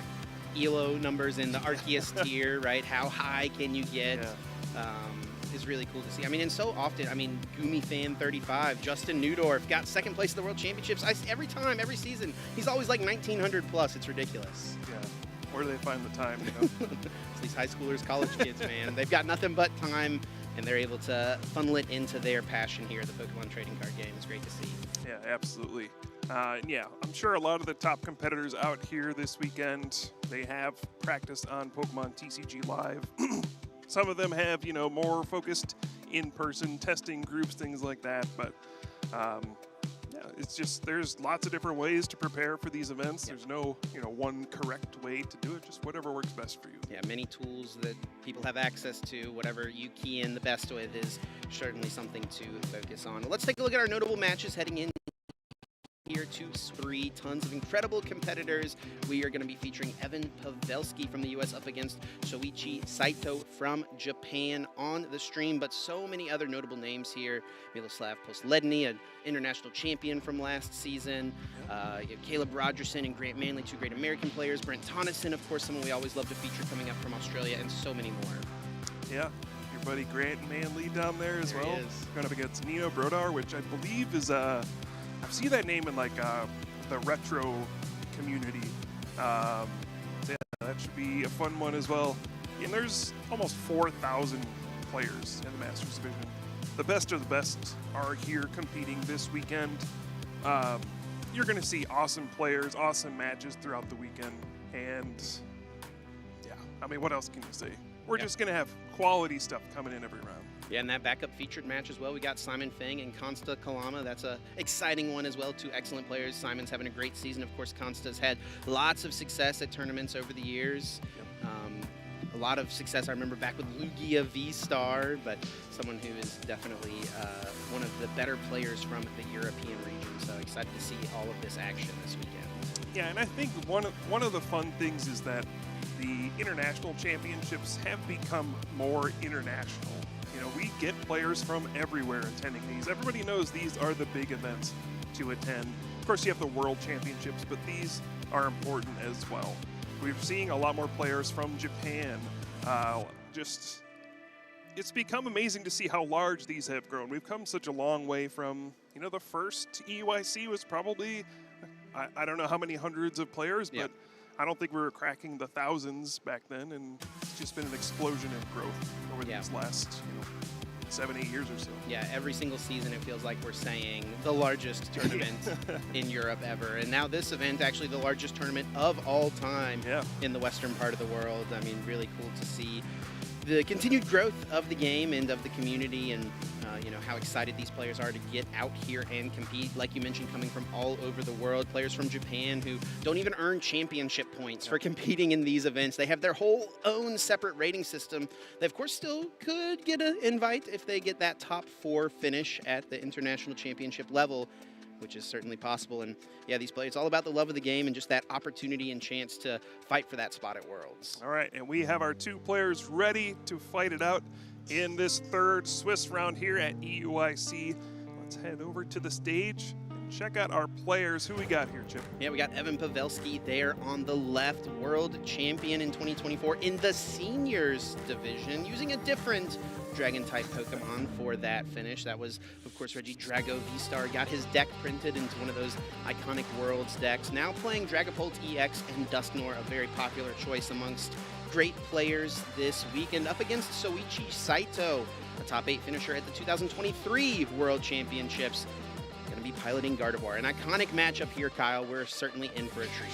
Dragapult and Gardevoir. I feel like I've seen it once or twice. But yeah, always an exciting, dynamic matchup. A lot of unpredictable things can happen. Of course, this has the Jellicent EX, which has a different wrinkle in this matchup as well. So lots of interesting stuff going to be coming our way, I'm sure. As we see our prize cards coming down. I see a lot of Lily going on there. A lot of supporters for Soichi there with 4 prized, 2 Lily's Determination, 2 Iono, 2 Iono on Evan's side as well. Might be a little, we might have some turns of missed supporters for both of our players in this game, Kyle. Yeah, we'll certainly find out. And Dracloak in the prize cards as well. 1 usually not too bad, but one thing to note there as well. But otherwise, pretty clean for both sides. Nothing too important. Yeah, no triple Dragapult prize, double Gardevoir EX, no rare candies, nothing like that. Should hopefully have ourselves a good, clean, fair battle here. Looking at the deck lists, one thing I am just kind of noting right now, right away from Shoichi's list, normally in these Jellicent builds of Gardevoir EX, we see players pair Mega Diancie into the list as a really strong attack option to close things out that doesn't need that many energy, doesn't need that much damage, and can also tank, of course, a hit. There's no Mega Diancie here in the list, though, for Shoichi. Yeah, we have some interesting tech cards, some of which won't really factor into this matchup as much, I don't think, but yeah, we'll have plenty to talk through as we go through this matchup. Again, Dragapult versus Gardevoir. These are 2 of the top performing decks in this standard format, have been for quite some time.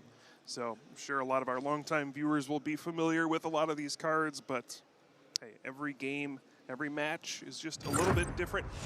We're going to get into it here with round number 3. Looks like Shoichi is going to kick things off. Yeah, I do believe Evan won the coin flip and chose to go second. Certainly a popular choice for both of these decks and in this matchup specifically as well. Shoichi will kick things off pretty nicely with the Monkey Dory start and also has Earthen Vessel. A nice way to get some more energy cards into your hand, but in this case as well, Kyle, a way to get energy cards into the discard pile, a key strategy for the Gardevoir deck. Yeah, especially early on, you have to anticipate your opponent will be using Badoo's Itchy Pollen. I don't know if you knew this, Chip. It is the Badoo year. Jeremy has made me well aware. Of course. But yeah, you want to make sure you can play some of those item cards before that Itchy Pollen comes into effect. It's important to get those energy cards into your discard pile while you can. And ideally, you open with something like this, Earthen Vessel. Get an energy in the discard pile. Maybe you got an Ultra Ball, a Buddy Poffin to get some more of those basic Pokemon into play. Yeah, it's key to do as much as you can before you can't play those item cards. Yeah, and another key piece to find right away is the Darkness Energy. Shoichi has found one of those off of his Earthen Vessel along with a Psychic Energy, and that is very key for the Adrenabrain ability of Monkey Dory. It is a Psychic-type Pokemon, but if it has a Darkness Energy attached to it, you can move up to 3 damage counters from one of your Pokemon to one of your opponent's Pokemon during your turn. Has really become one of the strongest cards in all of the standard format, and Gardevoir is probably the best user of it. All right, looks like Shoichi off to a pretty decent start. Couple Monkey Dory and the 1 Ralts in play. You know, Dragapult is notoriously a somewhat slow deck to set up. You're not under as much pressure. You know, if you were playing against something like a Golden Go deck that has the capability to knock out your Ralts on the first turn with a Soul Rock or something like that, you'd have to play a bit differently. But you can approach these matchups a little bit differently. You may not know exactly what your opponent's playing. When you see the Duskull, though, you could normally assume it's not going to be a deck that can attack for a lot of damage on the first turn of the game, so you can feel comfortable just having that one Ralts in play for now. Yeah, and Evan's probably not going to be putting up on much pressure in the first couple of turns of the game. There's no rare candy that I'm seeing in the list here, so no potential for super aggressive Dusknoir or Dragapult plays. Evan does start nicely with that Buddy Poffin, searching the deck for 270 HP Pokemon or less, put them onto the bench, and we do see the Dreepy come down alongside Badoo. Ultra Ball finds himself the Latias, and he was able to open up with a Lily's Determination, shuffling the hand into the deck, and since he does still have the full 6 prize cards remaining, he's able to draw until he has 8 cards in his hand. One of the strongest draw supporters in the history of the game, especially powerful in a deck like Dragapult, but I don't think I see another Dreepy here, Kyle. He has at least found an energy card to attach for turn, but missing out on a Dreepy, that's unfortunate. Yeah, early on, you really like to get those multiple Dreepy down so you can evolve into multiple Dracloak and really start using that Recon directive to fill your hand up with cards.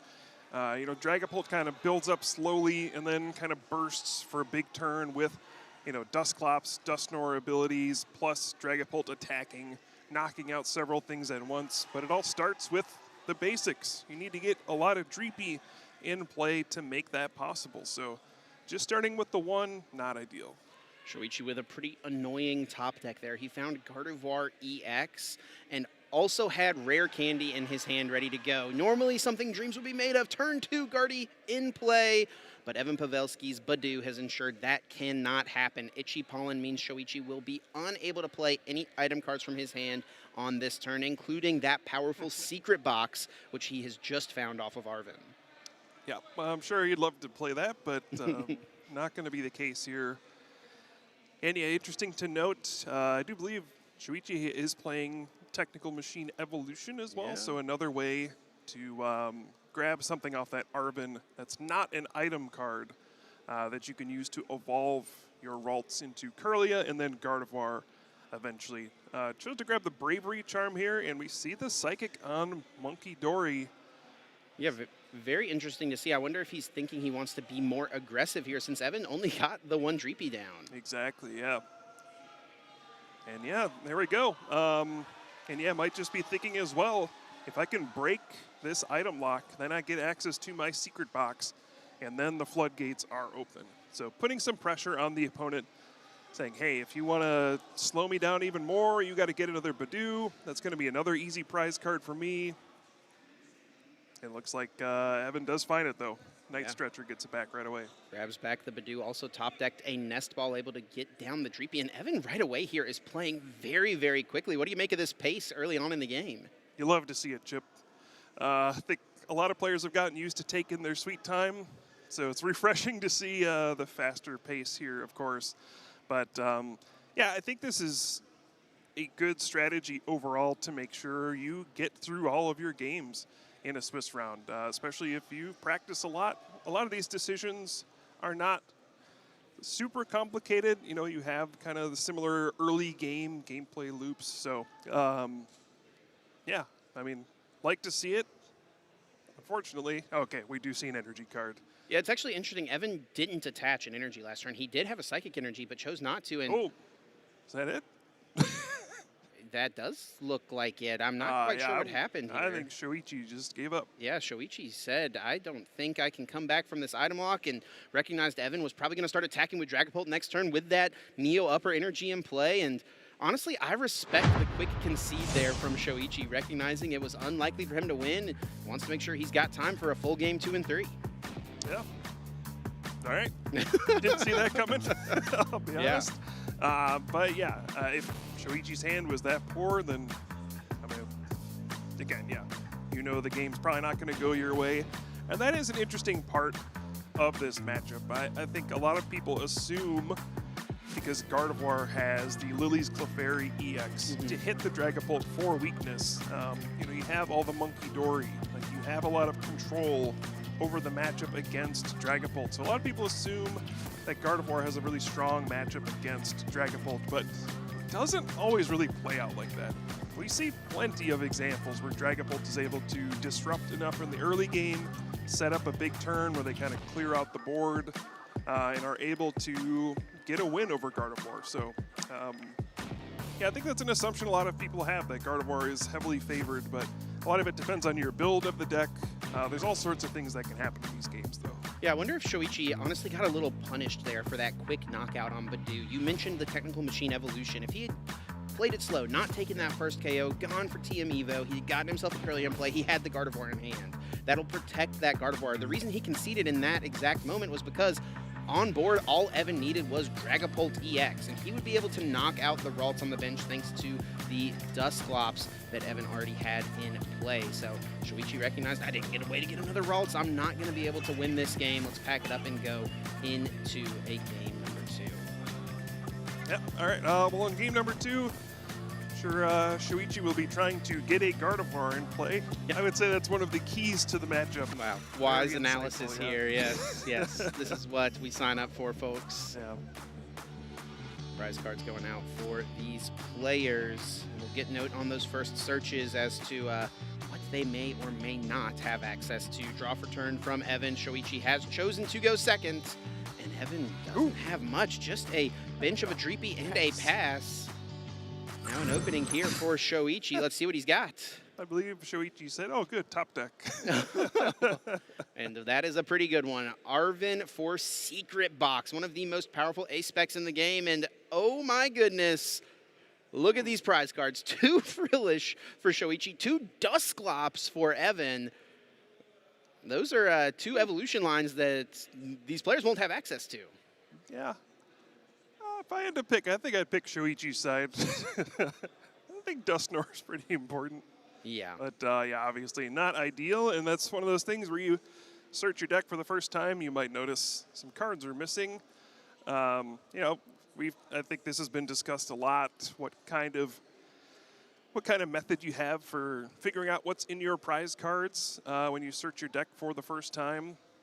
But when you're missing, you know, all of your copies of one particular card, you probably will notice that no matter what your method is. And here comes the secret box. Soichiro discarding 3 cards from his hand in order to search his deck for one of each of the different trainer card classifications. 1 supporter card, 1 item card, 1 tool card, and 1 stadium card. Adding them to the hand. The Lily's Determination, of course, will set up very nicely for the next turn. We do see that that Monkey Dory in the active spot already has TM Evolution attached to it. So as Soichiro here, based on Evan's kind of quick start, what are the things he wants to make sure he's establishing off of this secret box? Yeah, again, it's just about getting Gardevoir into play. This is going to be a major advantage compared to the first game. You have that technical machine evolution. You can get into Kirlia right away, get Gardevoir on the next turn, and then start putting the pressure on. Yeah, just getting energy into the discard pile for Gardevoir's Psychic Embrace ability. Get some Monkey Dory down with some Darkness Energy. Yeah, that's kind of what you're going for early on. Just stabilizing your own setup so that you can overpower your opponent. A pretty heads up from Soichiro here. Did not put the Artisan down. Wants to hold off on that card. Not give Evan easy access to another basic Pokemon. And Soichiro can play it next turn before he plays the Lily in his hand. Evan, though, with a pretty nice draw from the top. That Buddy Poffin able to get 270 HP Pokemon onto his bench. Probably be seeing that Badoo come down shortly alongside another Dreepy. Yeah, and I think something we may have failed to note in the first game, you know, we're talking about that technical machine evolution and how useful it can be. Evan did have the Jamming Tower in play in that first game, which blocks using those sorts of Pokemon tool cards. So, yeah, that's one of the impactful cards. Doesn't always come up, but early in the game, if you do play that Jamming Tower, it's a way, plus Badoo's Itchy Pollen, it's a way to really cut off your opponent's options and slow them down enough where, you know, they might not be able to get a Gardevoir into play by the time your Dragapult is up and running. Yeah, Evan playing so quickly, didn't even see that Jamming Tower hit the field, but certainly a powerful option in this matchup. Really can shut down the Gardevoir player early on. And whoa. See the Luminous Energy to the active. Evan's only way to get this Duskull to the bench, and now Itchy Pollen is up and running. Soichiro quick to put Artisan down, searching his deck for a basic non-rule box Pokemon and putting it onto the bench, and have to imagine Lily's Determination will be incoming shortly. Yeah, this might be a spot where it's annoying that you don't have the Frillish. You could have potentially gotten your own item lock plus a Monkey Dory moving a damage counter. Kind of pressure your opponent while also taking away their item cards. But no access to Frillish here, so may have to consider a different route. But again, we need to find Gardevoir EX for Soichiro. Does have the 2 Kirlia down, which makes it a little bit safer. We know that there's no Dusclops available for Evan, so there's no real way to knock out both Kirlia at once. So it seems like Soichiro should have a pretty good position in this second game, but still lots left to play. Yeah, of course he does not know that Dusknoir, Dusclops are not going to be available, and that is the thing you're always scared of as the Gardevoir player in this matchup, is the potential of both of your Kirlias being cleared off the board at the same time here. And has Soichiro missed an out to Gardevoir EX off of his Lily? I think he did. He didn't even get a Darkness Energy down. No energy at all, right? Nothing. Even a Psychic Energy would let you use Call Sign with Kirlia if that's a route you wanted to go with, but yeah, interesting. You can just see why Badoo's Itchy Pollen can be so disruptive. Every deck pretty much plays lots of item cards to search out specific things. Yep. And even just buying yourself one single turn can be the difference in these matchups. The Buddy Poffin for Evan does find just one Pokemon this time, wants to leave that last bench space open, so one more Dreepy will join the party here. A pair of Dracloak into play, a couple Recon Directives incoming. Energy attached for the turn. That nice Luminous Energy provides some options for the future. But before any Recon Directives are used, Evan has his own Lily's Determination to utilize. Yeah, things are going well for Evan. The only bad thing is he doesn't have access to Dusclops. So eventually he's going to have to attack with Dragapult, but it won't be as impactful of a first attack as he would hope.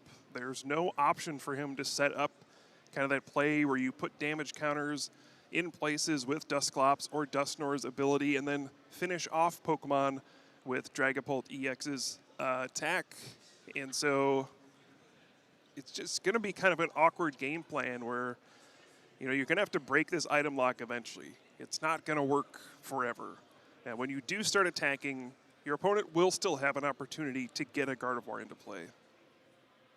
And Soichiro's really hoping to get that into play this turn. And the awkward thing about Gardevoir decks these days is there's no real consistent draw power options outside of Pheasantipede EX, and you can only utilize that when your opponent has taken a knockout. So Soichiro will be left up to these 8 cards he finds from the Lily's Determination to hopefully get himself a Gardevoir. And we mentioned the lack of an energy attachment last turn. I don't actually know if Soichiro has any energy cards in his discard pile right now. So even if he gets Gardevoir, I don't know if he can pull off an attack. Yeah, I remember when this deck had Refinement. Yeah. Oh my goodness. So powerful. I imagine if it still had it. Yeah, it'd be pretty good, I think. Yeah, it would be. It certainly would be. Yeah, it looks like at least one Psychic Energy down there in the discard pile. But yet again, Kyle, with item lock up for Evan, I don't think Soichiro is going to be able to get a Gardevoir into play this turn. And the jamming tower out there now, I don't think it's quite as impactful after TM Evolution has been used. Okay, but we do see the Gardevoir EX. Hiding in the hand, he did indeed have it, so Psychic Embrace available to utilize. Can pull Psychic Energy cards from the discard pile and put them onto any of Soichiro's Psychic Pokemon into play at the cost of placing the 2 damage counters on that Pokemon, but with Monkey Dory around, it's definitely not really a cost, more of a benefit for the deck. And now Soichiro here maybe debating what to do. Is he considering the call sign you mentioned on the Kirlia, or is he going to go aggressive and attack? Okay, we see a Darkness Energy on the Monkey Dory, but just 2 damage counters going to be moved here. So won't be able to knock out the Badoo this turn. Looks like just going to target down that Duskull and yeah, just the Psy shot. Yeah. Okay.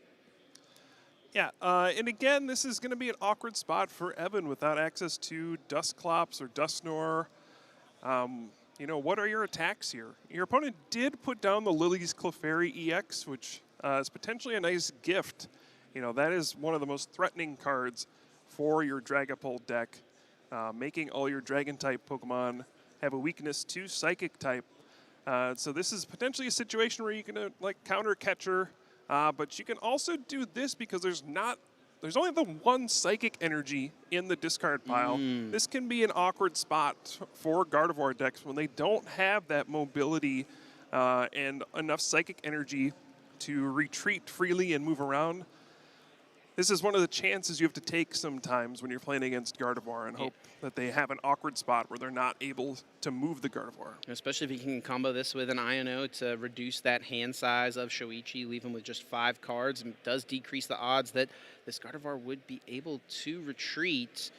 We'll see the Recon Directive used first from Evan, using, of course, the active Dracloak in case he was able to find himself a Dragapult here. Nest Ball is utilized to get another Duskull out.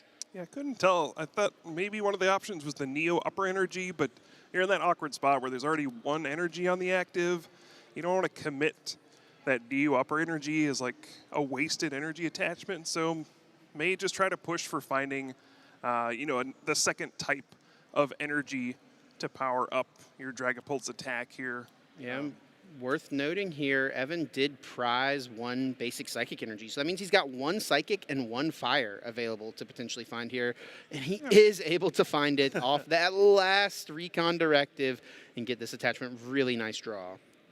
Yeah, and I mean, you had to think he was seeing so many cards. It was going to run into one of those basic energy. So it does pay off. And it makes it so that even if this Dragapult goes down, he'll be able to respond with another one with the Neo Upper Energy on the following turn. Does look like Soichiro was able to draw into an energy, so he'll be able to move this Gardevoir from the active spot, but that damage has been built up. Evan can perhaps chase this Gardevoir in the future turns and get himself 2 pretty reasonable prize cards. Now, for Soichiro here, what is the best attacker to potentially line up? There's tons of different options. What's he want to go with? Well, it looks like the only one he might have here is the Lily's Clefairy, because there's, again, not that much energy to work with.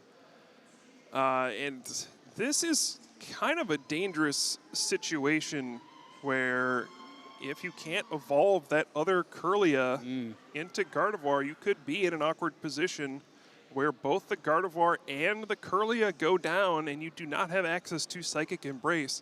You will still have the Lily's Clefairy to attack for a little bit, but as the game goes on for a couple more turns, this could start to slip away from Soichiro. We do see the Adrenabrain moving some damage from Soichiro's side of the field, and I gotta say though, Kyle, here, Lily's Clefairy here, Full Moon Rondo, 20 plus 20 more for each of your benched Pokemon. Yeah, is gonna be able to take that down. And taking a couple prize cards now for Soichiro, jumping way ahead in this game, but did not find that Gardevoir, did not find another Ralts. So if Evan can gust up that Gardevoir EX, like you mentioned, Soichiro may be left with no Gardevoirs in play, and there might be a situation where he can't even find enough basic Pokemon for this Lily's Clefairy to be dealing a knockout. That's true, yes. I'd say the awkward thing for Evan here, he's almost in a really good position, but that Duskull on the bench has 5 damage counters already. So it won't be that difficult for Soichiro to just use Adrenabrain, knock out the Duskull to get 1 prize card, and then use Lily's Clefairy to knock out a Dragapult, and then win the game. So now Evan's in a really odd spot here. Again, it's all coming back to not having access to those Dusclops. It's really made a huge impact on this game, and it may mean he has to change course here and maybe just knock out the Lily's Clefairy and hope for the best. We do see the Neo Upper Energy coming into play, and Night Stretcher brings back Dragapult EX, so ready to take down this active Lily, but he will actually go after the Gardevoir. He's going to go this route. If he can combo this with an Iono, Soichiro doesn't have much draw power in play. There's no Pheasantipity at the moment, and Soichiro would be left with only 3 cards. Let's see if he's got Iono. Yeah, there it is. And the other awkward thing is there's no Psychic energy in the discard pile for Soichiro, right? if you wanted to, if you needed to buy a turn, you don't feel comfortable attacking right here, you could just pass. And it's unlikely that the Gardevoir would be able to move. So if you feel like you need to, do something to set up a different kind of play, you might not be under any pressure, but it looks like it is going to be a knockout here. Let's see where those damage counters go. Yeah, have to imagine 4 going on to the Kirlia. And all onto Kirlia. Yeah, he's going to stack them all up over KOing the Kirlia to not give Soichiro any extra damage to work with the Monkey Dories. And at the moment here, this Lily's Clefairy, it's only dealing 280 damage to the Dragapult EX. Not enough to take the KO. And even with 1 Adrenabrain, it won't be enough, but he does have Darkness Energy to use that second Monkey Dory. And an Ultra Ball as well. That could grab Pheasantipity EX, draw some more cards. Yep. Seems likely that Shuichi will be able to pull something off here, but not over yet. Yeah, definitely not. I mean, I have to imagine Soichiro would really like to find a way to get some more Ralts into play to threaten a Rare Candy Gardevoir play on what he would hope to be the final turn next turn. Yeah, I think he's trying to win this turn. You can Adrenabrain, knock out the Duskull on the bench, and then knock out the Dragapult, get your final 3 prize cards. It's just a matter of having enough benched Pokemon for that Full Moon Rondo to finish the game off. Yeah, he needs 1 more if he's KOing the Duskull, because it takes 1 Pokemon out of play, right? So I think if he can just find 1 more Pokemon, that would be it, right? We'll find out. 3 cards off of the restart. And a Nest Ball will do it as it searches the deck for any basic that can find the Pheasantipity, but the cards drawn are not going to be relevant. Evan doing the math himself here, making sure, but... Found an Ultra Ball as well. This should be pretty straightforward at this point. Yeah, 1 more Pokemon benched down. We see the damage counters moved. KO of the Duskull, that's 1 prize, and KO of the active, that's 2. A 3 prize turn for Soichiro leads to him tying up this series. All right, there we go. That's Dragapult versus Gardevoir for you. Every game just feels a little bit different. Just tiny things can alter how these early games play out, and obviously the prize cards were a big factor for Evan in that one. You have to wonder what would have happened even if he just had access to a single Dusclops. Not having either one really disrupts your game plan, but even then, he found a way to at least give himself a chance to win the game, but Shuichi was able to close it out, and we're heading to a game 3. Yeah, Evan definitely had to change course there and adjust his strategy for that game due to his prize cards, and you could see he was definitely seeming kind of annoyed there in this between games moment. Let's recap that second game and see how we got to this point where we're headed to this third and final game. I think Soichiro now is probably very thankful for the quick concede of that first game, knowing that there will be plenty of time for a game 3. Yeah, of course. Yeah, we saw the side shot from the Kirlia take it down Badoo early on. So just being resourceful, using whatever attacks you have available to you when these awkward situations come up. Evan was able to have a huge turn, wiping out the Gardevoir EX and the Kirlia all at once, but it was too little too late as the Lily's Clefairy plus the Adrenabrain cleaned up the last prize cards for Shuichi, and we are off in game number 3. Evan has chosen to go second. And there we go, just a pass. Did get a Ralts down, but otherwise not a very encouraging first turn. No, certainly not. No item cards played, and when he's staring down Badoo right away, I think Soichiro knows what is incoming on the next turn. Evan will bench a Dreepy and play an Ultra Ball of his own to search for any Pokemon and add it to the hand. Just a quick little check of the prize cards. Got to respect a quick little look, and looking here, it doesn't look like anything too bad. That Latias being prized could be annoying, but in this particular spot, Badoo in the active already, not too bad. Yeah, exactly. Yeah, you mostly play the Latias so that you can retreat into Badoo on the first turn. But when you start with it, who needs it? Could be awkward if he wants to get into the second Badoo on the next turn, right? Yep. Not having access to that card. Of course, having to expend an energy card to retreat would feel a little bad, but and he is more than likely staring down a turn 2 Mind Bend from Soichiro, but pretty nice opening as he is able to get an energy attachment over to the Dreepy and follows it up with a Lily's Determination for 8 cards. Yeah, that is the nice thing about Shoichi's turn. The one nice thing that he was able to do is threaten an attack for the next turn to knock out the Badoo. Yeah, so at least he has that going for him. Evan is off to a roaring start right now, though. With the Lily's determination, getting 8 cards, just wants to be setting up as many basic Pokemon as possible and use Badoo's Itchy Pollen to slow the opponent down. Not sure if there's any Buddy Poffin in the hand, though. I do not see any Buddy Poffin. I actually don't see any Dracloak either. He's got Ultra Ball to find one next turn, but I think Evan may be considering the potential of Soichiro going for an item lock next turn. He may be preemptively playing this Ultra Ball here for a Dracloak. Well, he's Ultra Balling away one of the Dragapult EX and a counter catcher as well. Yeah, prioritizing just finding that Dracloak, like you said, Chip, playing around the item lock from a potential Frillish play. So both players are aware, what tricks the other one could be up to. Although I'm not sure what Soichiro has to work with here. Oh yeah, I think I saw an Iono at least. I thought. I definitely see an Arven. So technical machine evolution as well. There's no jamming tower in place. The path is clear for that.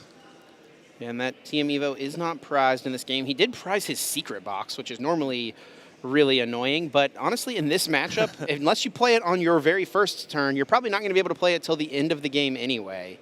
So not the worst situation for Soichiro, as he is able to find a Bravery Charm off of the Arven here. No TM Evo. Did he already have it in hand? He does, yeah. Okay, there you go. Yeah, the Curlia prized can be awkward as well for trying to set up and prepare for multiple Gardevoir EX. And this is actually nice here for Soichiro. He did have Iono in the hand and the Arven, but with the way he's playing this here, he's going to guarantee a Gardevoir in play next turn because he's got the Gardevoir and then still has a supporter to play. Setting himself up for success. Only problem is no Psychic in the discard, so could make things rough. Even with a Gardevoir EX in play, may not be able to use Psychic Embrace to power up any big attackers. Kind of awkward here for Evan as well. He uses that Recon Directive and doesn't find too many options. It looks like another Badoo was grabbed. See another energy being attached. I don't think he has a supporter card. He's left with just an Itchy Pollen. That is not what he wants to be doing on his second turn of the game. He still hasn't found a Duskull. Yikes. Yeah, maybe Evan was hoping that Soichiro's hand was kind of weak. Didn't really play very many cards. And, gets the Iono. So both players are going to get a new hand, kind of a reset here. We'll see what happens from here. Yeah, what a bailout there for Evan. He had absolutely nothing going on, but Soichiro also had nothing going on outside of the Iono. Right. He was pretty forced into that, but here for Soichiro, I actually don't even see an energy card found here, so now that Mind Bend isn't even an option. Yeah, and again, he's got no energy in the discard pile. Yeah. He's got Gardevoir, but what good is Gardevoir without Psychics? Exactly, and this can be an awkward situation as well where, if Evan is able to find like a boss's orders, can bring up the Gardevoir, and you can maybe just Itchy Pollen and make it difficult for your opponent to do anything to move the Gardevoir. This is an option here. Yeah, he's got the Scream Tail, and Slap. While we know it for its Roaring Scream, a very powerful bench targeting option, it also does have the Slap attack, 30 damage, and that is enough to KO the mighty Badoo. All right. So now how will Evan respond here? Could get Dragapult EX into play this turn and start using that big attack, spreading some damage counters around. There's no Darkness energy in play for Soichiro yet, so no access to Adrenabrain or anything like that. Kind of a fragile situation for both players in a way. And again, if you can just bring up Gardevoir into the active spot, there are no Psychic energy in the discard pile. Very awkward situation, potentially, but it really depends on what each player is able to do here in these next couple turns. I think that if Evan was to countercatcher the Gardevoir and Itchy Pollen it would all but guarantee by a turn. Yeah. The only out for Soichiro would be Professor Turo's Scenario, which I do believe he plays just a singular one-of copy of, and it is in the prize cards here. So it would work out really nicely here for Evan. Let's see if he goes that route. Yeah, I also would not recommend doing that, taking your only Gardevoir out of play and having no backup. Yeah, sure, sure. And it does look like he's digging through the deck with the Recon Directives, but I've yet to see a countercatcher. Yeah, I don't even see Well, much at all, to be honest. No Dragapult, just a retreat and a Itchy Pollen, sending up this Badoo, which he knows will go down to the Screamtail's attack here. And interesting enough as well, with the attack of the Badoo, all Shoichi needs actually is another Psychic Energy, and Roaring Scream is now doing enough damage to KO Duskulls from the bench. That's true. Doesn't even need Psychic Embrace to do the self-damage. But again, I don't know if Shoichi has energy. Still. Does seem to have a Lily's Determination. We hope to draw one off of these 6 cards. Yeah, he's only getting himself 6 now, as you mentioned. Now that he's taken a prize card, he doesn't get that boosted 8. Interesting game so far, to say the least. Not really how you would say this is how this is supposed to go all the time. These are some of my favorite games of Pokemon, though, Kyle, where things are scrappy. You know, things aren't going according to plan. You know, people, I think, get a little tired of seeing the same matchups over and over again. But this matchup specifically is really so interesting almost every single time. Yeah, Shoichi does not find an energy and is left with just a slap once again. Yeah, and I think this is where a lot of the great players kind of separate themselves from the rest of the pack, being able to think on the fly and adapt to situations that are unusual. And sometimes you can identify weaknesses in your opponent's board states in these situations and find a way to eke out a win in a scrappy game, like you said. This is still anybody's game at this point. Again, there are still no Psychic Energy in Shoichi's discard pile. He's now going down to 4 cards in hand. Yep. I mean, this is just going to be awkward for both players. There's the potential for explosive turns at any point from either of these players, but it's becoming increasingly difficult to do so. Evan is playing very, very quickly here, looking for counter catcher there. He does find himself Dragapult EX, so he will be able to pull off a Phantom Dive this turn. Did he find counter catcher to chase after something? It did indeed, and he's going after the Gardevoir here, and once again going to hope that Shoichi is left with no way to move this Pokemon. Yeah, and now hand size got reduced to just 4 cards, so it's becoming unlikely and he'll be able to do anything, you know, extremely impactful on the next turn. But also, Evan has set himself up pretty well. Has several Dracloak in play as well as the Dusclops, so does have access to Dusknoir on the following turn potentially. You can kind of feel, you know, there's some anxiety now from the Gardevoir side. Yeah. Things were going really well, but just now you're in a situation where you start to think, uh-oh. Things can go very poorly here very quickly if, you know, I don't have a good turn here. There's a draw for Shoichi, and it is that Earthen Vessel. That's going to be a way for him to get access to several Psychic Energies, but does he have a way to put them into the discard pile after adding them here to hand? Yeah, I think there's an Ultra Ball, too. Oh, that's a pretty good combo of 2 cards there, Kyle. Yeah, that's almost exactly what you're looking for. Wow.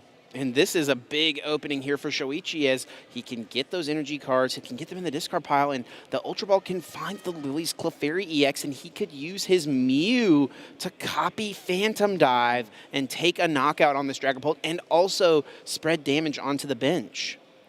Yep, that is a devastating play when you're able to pull it off. It looks like he may have the resources to do it here. I also do wonder if it would be better for Shoichi to actually use Screamtail and go after the Dusclops on Evan's bench. That is probably the scariest thing that Evan has access to. The potential to take multiple knockouts on the next turn is frightening, but it's a precarious spot here for Shoichi as he doesn't have another Ralts at the moment. I'm really unsure what his correct play is going to be. Yeah, and the thing is, he doesn't have quite enough energy right now to go for the Mew play and also Adrenabrain on Monkey Door. He needs to find a Darkness energy as well. So I think kind of hedging here, getting all the Psychic energy in the discard pile. Grab Lily's Clefairy, you know, worst case, you'll be able to attack for a knockout on this turn. This could be a really big restart incoming here from the Mew EX. You give yourself a chance to draw something good off of this restart. What's the best card? Dark Energy? Yeah, that'd be a good one. Maybe, Lily's wouldn't be too bad either. Yeah. Yeah, Darkness Energy is the big one. I think that is a huge swing in the game. If he's able to find it, that is one of the worst cards you could draw. One of the few cards he cannot play at the moment in his deck, Counter Catcher, only able to be utilized when you are the player who has more prize cards remaining than your opponent. That is not the case right now. Oof, now this gets really awkward. If you want to retreat your Gardevoir, you have to put it up to 240 damage. And that can open up some annoying plays with Hawlucha.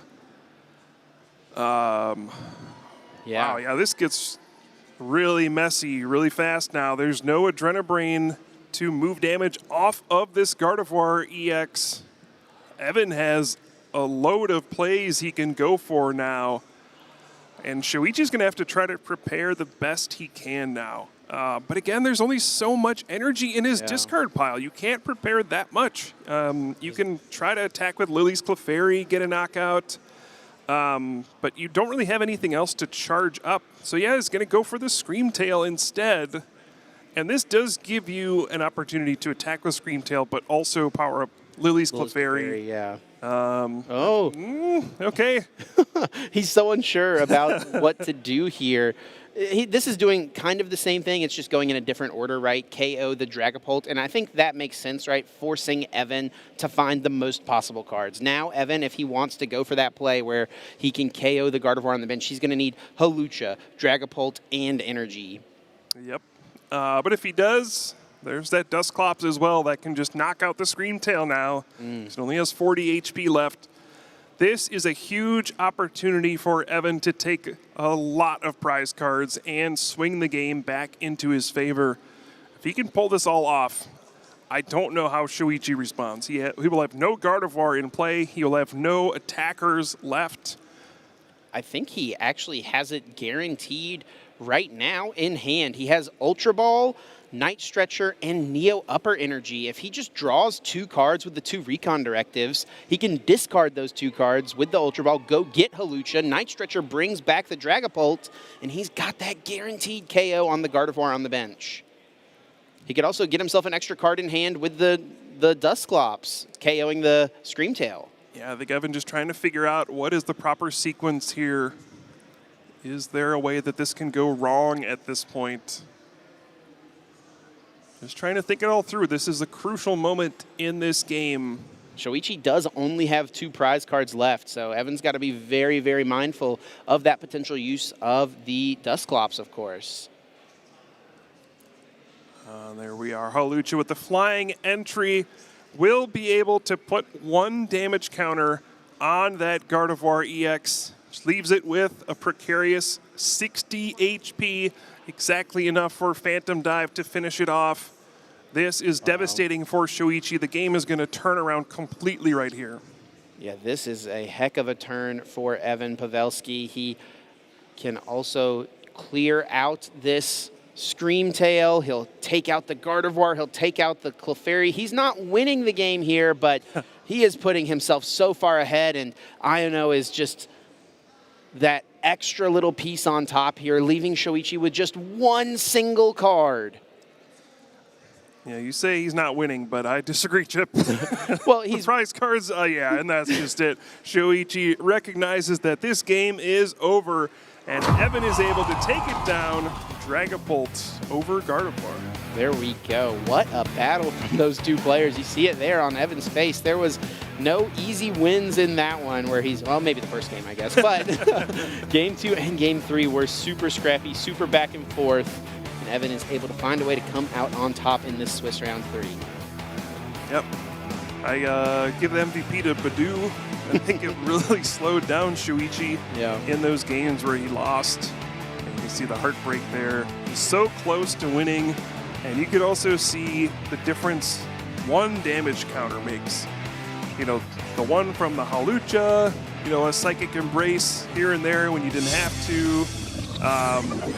You know, if that Gardevoir EX didn't go down there, it would have been a much different story, but exact math was the difference there. And we can walk through how this match played out. Yeah, Soichi going aggressive with the Mind Bend, unable to go for a Technical Machine Evolution play, and a quick concede in that first game after the early aggression led to Evan getting this early lead, and Soichiro here able to take out the Badoo. Everyone was getting involved on Shoichi's side, even Curlia taking a KO with the side shot. And ultimately, for this game, it was Evan Pavelski's lack of Dusclops that really sealed things, and Soichiro was able to take all 3 of his prize cards in this final turn. Yeah, the only thing we didn't see in all the games was a Frillish. Yeah, Jellicent. Kind of surprising, honestly. I mean, I guess in the second game they were both prized, so yeah, that tracks. And yeah, for Soichiro, he was just slowed down so much in that third game by the item lock. He probably would have liked to have gotten his own item lock up and running, just wasn't an option. Yeah, would have liked to do plenty of things, but just did not have the resources, did not have access to item cards in crucial turns early on, and put himself in a pretty good position to try to win the game. But again, that Gardevoir had just enough damage on it, thanks to the counter catcher on the previous turn, and Soichiro being in an awkward spot with not a lot of psychic energy in the discard pile. Evan sets up a winning play beautifully. Yeah. Soichiro understands. No way out of this one. A devastating loss, but an amazing comeback from Evan. Yeah, that was the perfect final turn there for Evan. Didn't take all 6 prize cards. Didn't quite win the game on that exact turn, but there was just nothing Soichiro was going to be able to do. I mean, the Iono was just that final nail in the coffin there, where Soichiro was going to be left with no options at all. Saw the writing on the wall, and Evan comes away the victor. Yeah, it's even one of those situations where I don't even know if it mattered what was in Shuichi's hand at that point. His board kind of got cleared out. There's no Gardevoir left. No potential to get a Gardevoir with Ralts not in play as well. Yeah. I wonder if things would have been different if Soichiro had gone Screamtail and loaded the Clefairy on the bench. Maybe that could have been a route where he has an attacker on the bench that doesn't get KO'd by the Dusclops, gives himself a chance to have something established still, but forces your opponent to have counter catcher or something like that. But just a tricky situation. You give yourself what you think is the best chance to win. Sometimes it doesn't work out. But again, congrats to Evan. I mean, beautifully played from his side. That is a tricky matchup for sure, but found a way to get a win. Yeah, just his second year as a Masters Division player as well, I believe. So great to see him continuing to have some success. I think he actually took most of that 2025 season off. He already had his Worlds invite from winning Worlds the previous year. He showed up to the Milwaukee Regional Championships as his local regionals and got top 8 at that first event as a Masters Division player. He's been a really cool player to follow his story and see him continue to succeed. Yeah, and I think that's always the fascinating part with the Pokemon TCG. We have our, long-standing top players. We talk about Tord 100 times every time we do one of these shows, but, you have those established veteran players, but there's always new players rising up. There's new players joining that hadn't played before. There's players who are aging up from those younger age divisions who are now getting a chance to compete in the Masters division. There's always kind of an infusion of new talent, new people coming in to play, and that's where kind of the stars of tomorrow are coming from, right? It's not going to be Tord at the top forever. There's going to be new players that come in and challenge him for that throne. It's always exciting to see who's going to be the next up-and-coming star in the TCG. Always very exciting to see. And one of my favorite things about the ICs as well is that we get to feature some action from those younger divisions to see those future stars, right? Championship Sunday. Be sure to tune in. We'll see those junior and seniors division finals as well as the Masters Division champion crowned. Yeah, absolutely. Of course, we do have 3 days of competition here at EUIC. We're just in phase 1 right now. After we get through those initial Swiss rounds, we'll get into phase 2, then eventually cut to that top cut, whittle our way down to the 2 finalists, and then we, of course, have Championship Sunday, as you said, where we crown a lot of champions in all the age divisions. Yeah, all the age divisions, all the different games as well. It's a really exciting, action-packed day full of love for the franchise of Pokemon. Well, Kyle, I'm very excited to hear from our winner of the last round. Evan Pavelski is standing by with Ross on the stage. Let's hear from him.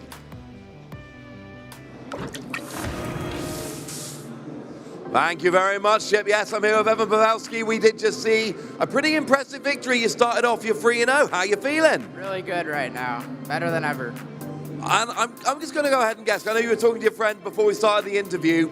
There were some prizes in that round that were less than ideal. How do you deal with that in the middle of a game?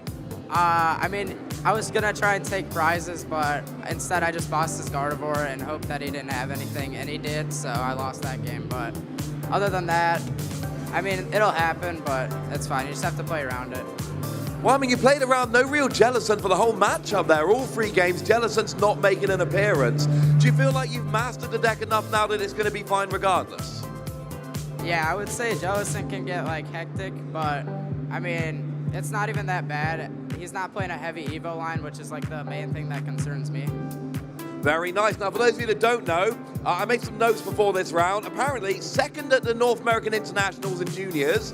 That's a pretty good achievement. But it turns out you got into seniors and you were like, oh, I don't know, why not just win the whole world championships? That sets you up for Masters beautifully. So what's your goal now with a 2nd-year Masters player? I'm just trying to get my invite and play the best that I can. So as long as I do that, I'm pretty happy with how I do. Very nice. Now, obviously, you're rocking Dragapult here. That is a deck. It's got a target on its back. Everyone knows it's a top deck. Everyone's prepped for it. Do you feel nervous playing a deck that everyone's going for, or are you just more comfortable playing what you see as a top deck? I would say, like, it's my most comfortable deck, so that's why I chose it, but I'm not that worried about other decks because as long as I'm able to play my best and draw well, then I think I can do the best, so. Sounds good to me. So, last question then. I know you've got some friends down here at the front. We're on the stage. We've got a mic. There's a whole room full of people. Any shout-outs you'd like to give? Yeah, I would like to shout out Fort GC number 2, and Owen and Diggity. Yep. Wonderful. Well, thank you very much for that. But, hey, that's only 3 rounds down. There's so many more rounds, and tomorrow, and Sunday. So I think it's about time to pop back to the casters. Hear from Evan, congrats to him on the incredible start, 3-0, as good as you could start, of course, at one of these tournaments, but there's still a lot of event ahead of us. Yeah, did you get all that? What did Evan? The shout-outs at the end? Yeah, no, I did not. No, but there are plenty of people supporting him, I'm sure. Yeah, very cool to see the community coming around these players. I heard plenty of people out in the crowd rooting for him as well, which is great to see. Yeah, absolutely. Of course, it's always a community here in Pokemon TCG. Yeah, it's it's an individual game, right? You play against one opponent. You don't go in with a team or anything, but a lot of the preparation is with a team, a group of people. We see a lot of these top players do have kind of their own testing groups, things like that, and you see a lot of pride in that as well, where if just one person from your group ends up winning a tournament or something, everyone's just thrilled that one of their friends ended up doing well at an event, and it feels like your group won, not just that individual player. Yeah, very cool to see. Well, let's look at some of the best players in our game currently. We'll take a quick look at our leaderboards coming into this event, starting it off with the European region. A pair of Norwegian players up at the top. I know Emma Hagen has this goal of becoming the highest championship point earner from Norway, but she's certainly going to have a tough time with Tord Reklev leading that charge. Yeah, absolutely. But, I mean, Emma is on quite a streak lately and will be challenging Tord if that streak keeps up. Has been one of our most entertaining players to follow, I think. Being very open about, hey, here's the deck I'm playing. You can take a look at it. It doesn't matter. I'm going to win anyway.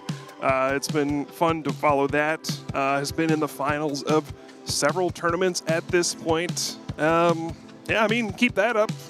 Probably will surpass Tord at some point, unless, he does his usual thing and makes top 8 at EUIC. Yeah. That might make it tough. Yeah, anything can happen, of course. Yeah, but tons of other great names up here in the top 16. You'd expect no less. I mean, down there at 16th, Oyvind was one of my favorite stories at the World Championships this past year. Seems like just such a good, kind guy, just someone everyone loves to be around. Glad to see him continuing to have success. And, we've talked a lot about Tord and his success at international championships, but perhaps one of the top 3 or 4, players in international championship history is also represented on this list in Stefan Ivanov from France. He's a multi-time international champion. He's been in the finals of internationals 4 times, I'm pretty sure. So he's got a lot of experience at this level of event.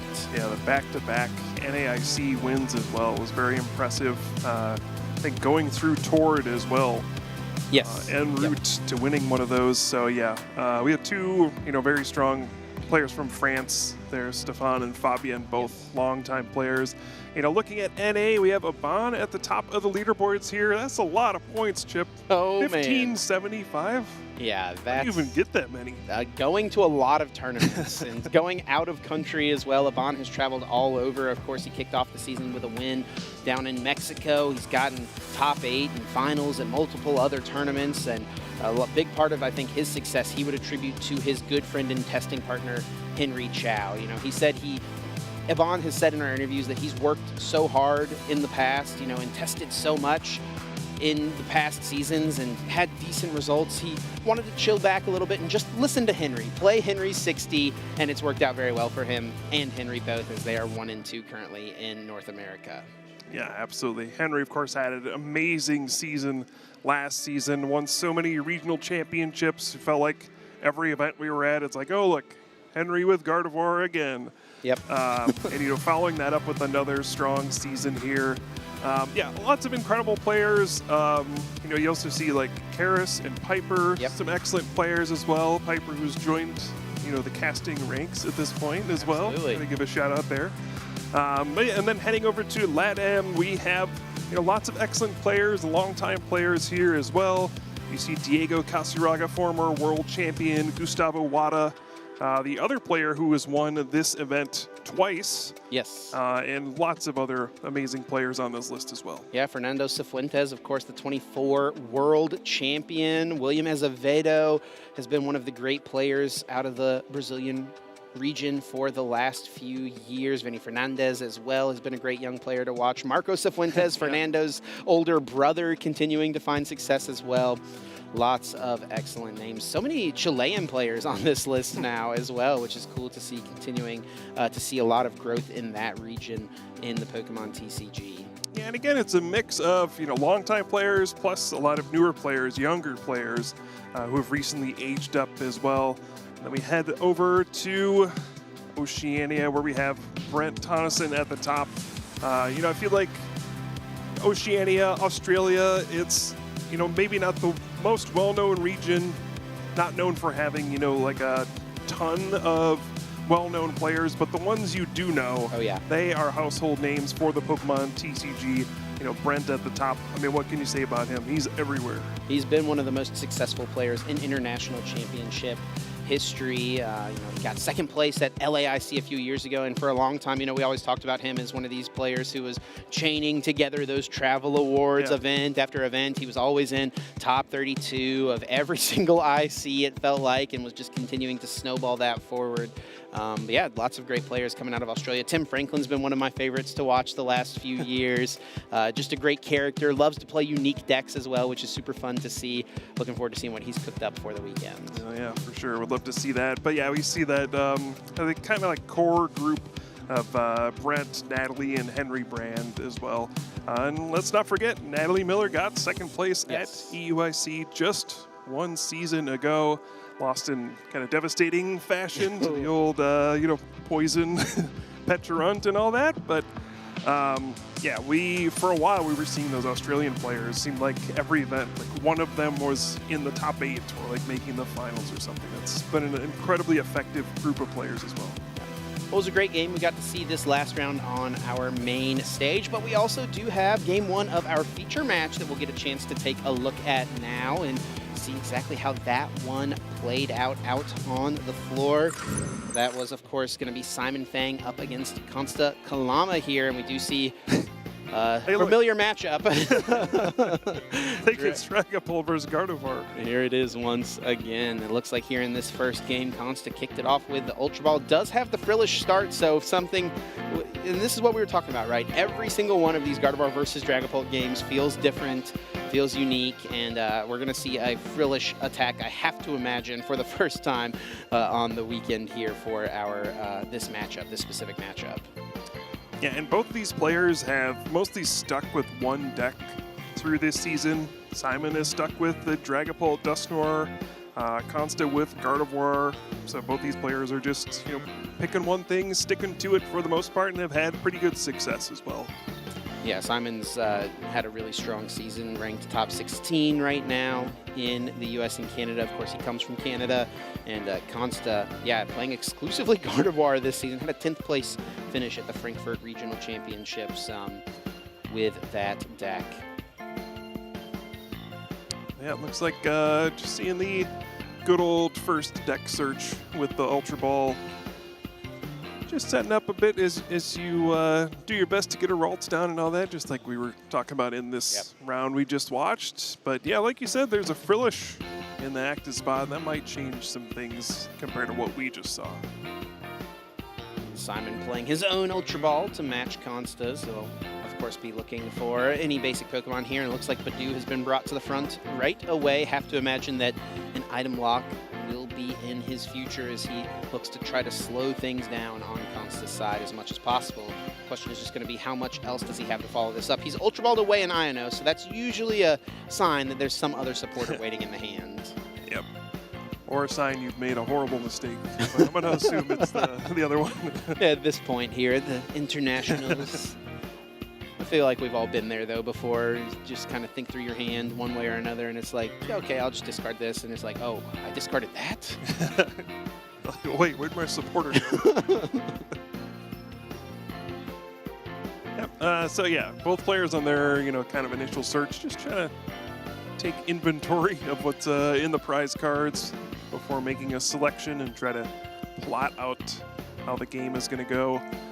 And yeah, interesting, again, both players having access to attacks that prevent your opponent from using item cards. Yeah. So typically when you have things like Ultra Ball, you may want to hold on to them to give yourself as much information before you commit to playing it and before you commit to which cards you're going to discard. But when you're being faced with that potential of not being able to use your item cards, it's key to use them in advance.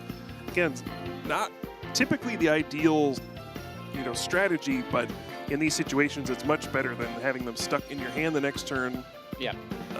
So yeah, just ways that you have to play differently when these attacks like Itchy Pollen are in the mix. And I think Simon would have certainly liked to have found himself some item cards to play on the other side of this Iono, and he will play at least the Night Stretcher, but no Ultra Ball to get himself a guaranteed Dracloak on the next turn. It looks like he does have one in hand at least, and he will go for that Itchy Pollen. Now, normally you would favor the Frillish in this spot, right? It does the same thing as Badoo, but its attack does more damage, and it has more HP as well.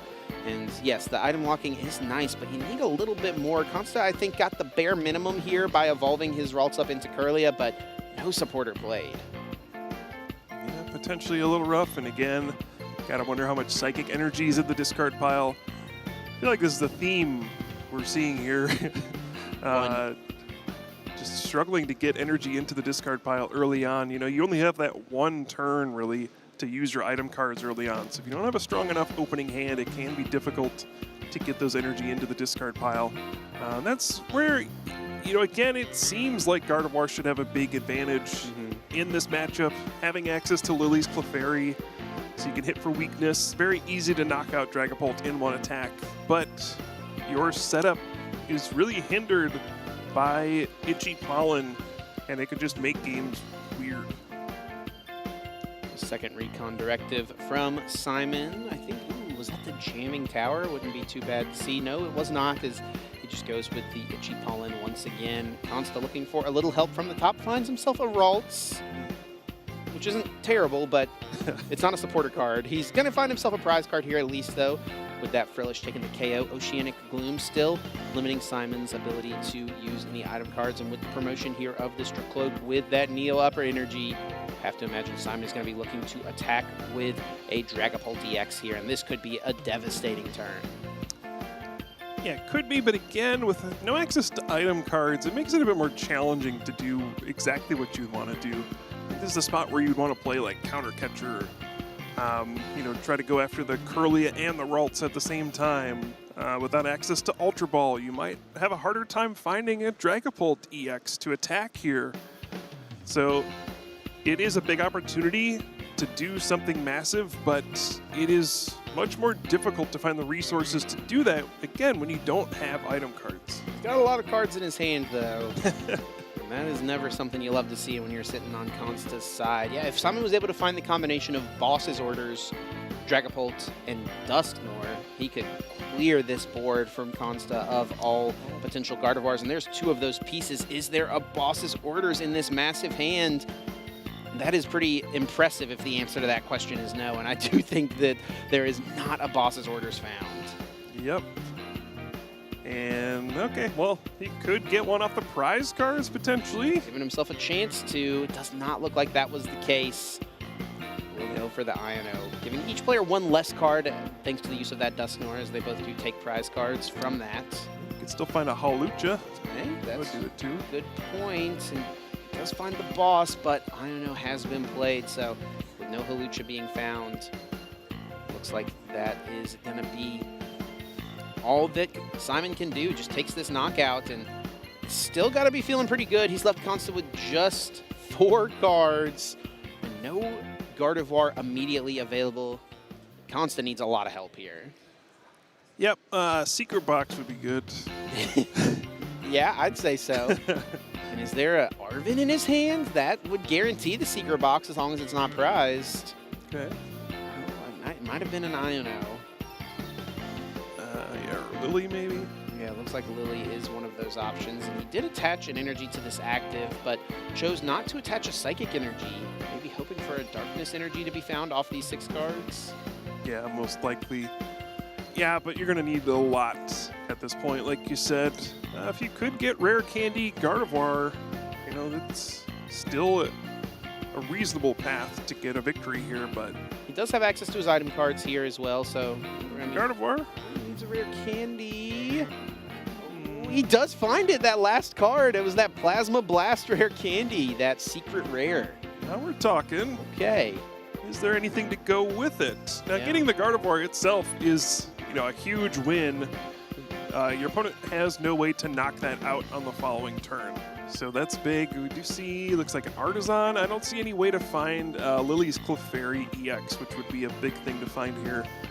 But overall, I mean, that's better than not finding Gardevoir, I'll say that. Yeah, I mean, maybe one of the best, like, reasonable outcomes that Consta could have hoped for was finding that Rare Candy Gardevoir combo. And off the Artisan, he can get himself that Screamtail in play, potentially. Or could it be a good old Mind Bend angle? Is that what he's going to go for? The confusion, try to slow Simon down. Could see it, yeah. I have to think that might be the route he's going here, grabbing this Pokemon. Actually, I don't know if I noticed the Screamtail looking through the deck there, so there's a chance that card could be prized. Yeah, seems he maybe likely. Doesn't have quite enough. I guess with the Darkness energy he found, he would have enough to still get a KO on the Dracloak on the bench with the Screamtail, right? He can move 10 damage off of the Gardevoir, right? But it will just be the Psychic Embrace to this active. And Psychic Embrace once again to the active. Seems unsure of what he wants to really be doing here. Obviously not the ideal situation, but yeah, looks like get the Adrenabrain going on the benched Monkey Dory. And yeah, it's got to be the Mind Bend at this point, right? Yeah, that's the route he is going to go. And it is very annoying to deal with because the Neo Upper Energy is the only energy on the Dragapult EX. It feels kind of bad to retreat and discard that. You would leave yourself in a really awkward position, so it's not unlikely that this confused flip will be coming. I mean, again, what are you supposed to do? Attach another energy to a new Dragapult, retreat, and leave yourself with just one Dragapult with energy on it? And if that Dragapult gets knocked out, you're not going to have an easy follow-up attacker. Exactly. Have to be relying on Blood Moon Ursaluna in that point, and there may not be an easy thing to KO in that response. You cannot take 2 prize cards this turn, Simon, which would line him up for potentially a 2-2-2 line, you know, where the Blood Moon Ursaluna could KO, like a Lily's Clefairy at the end of the game. Yep. So this is looking like the coin flip here could be incoming. You know, Grant used to tell me about back when Espeon Garbodor was such a popular deck. He was always so annoyed that that deck saw so much success because he was like, you control how much damage they do. You don't play item cards. You don't attach energy. They can't do that much damage to you. I was like, Grant, they'll just confuse you. He said, all you got to do is flip heads. And that might be what it is here for Simon. A simple flip of the coin could yield a really nice result. Yep, it is that easy. Just flip heads. And that's what he's going to do. A big confusion flip here. And what is it? Oh, I think it's a Tails. Oh, that is brutal. But, hey, Simon did bring up this Gardevoir. I don't know how many energy Consta has in the discard pile. We're seeing this same thing play out once again here. 0, I think. 2 games in a row. Now, Consta is not item locked now. If he can find Earthen Vessel and maybe Ultra Ball, he can find a way to discard some energy cards. He can move this Gardevoir, but I think he might have another Darkness energy in hand as well. Okay. I wonder if it's a thing where you can double Adrenabrain. Man, I don't see it. Never mind. He's got himself a Night Stretcher. It could bring back Ralts from the discard pile, maybe. That will be the choice. Yep. Does he have a supporter card, though? No. So even though Simon flipped Tails, it's still just a pass from Consta.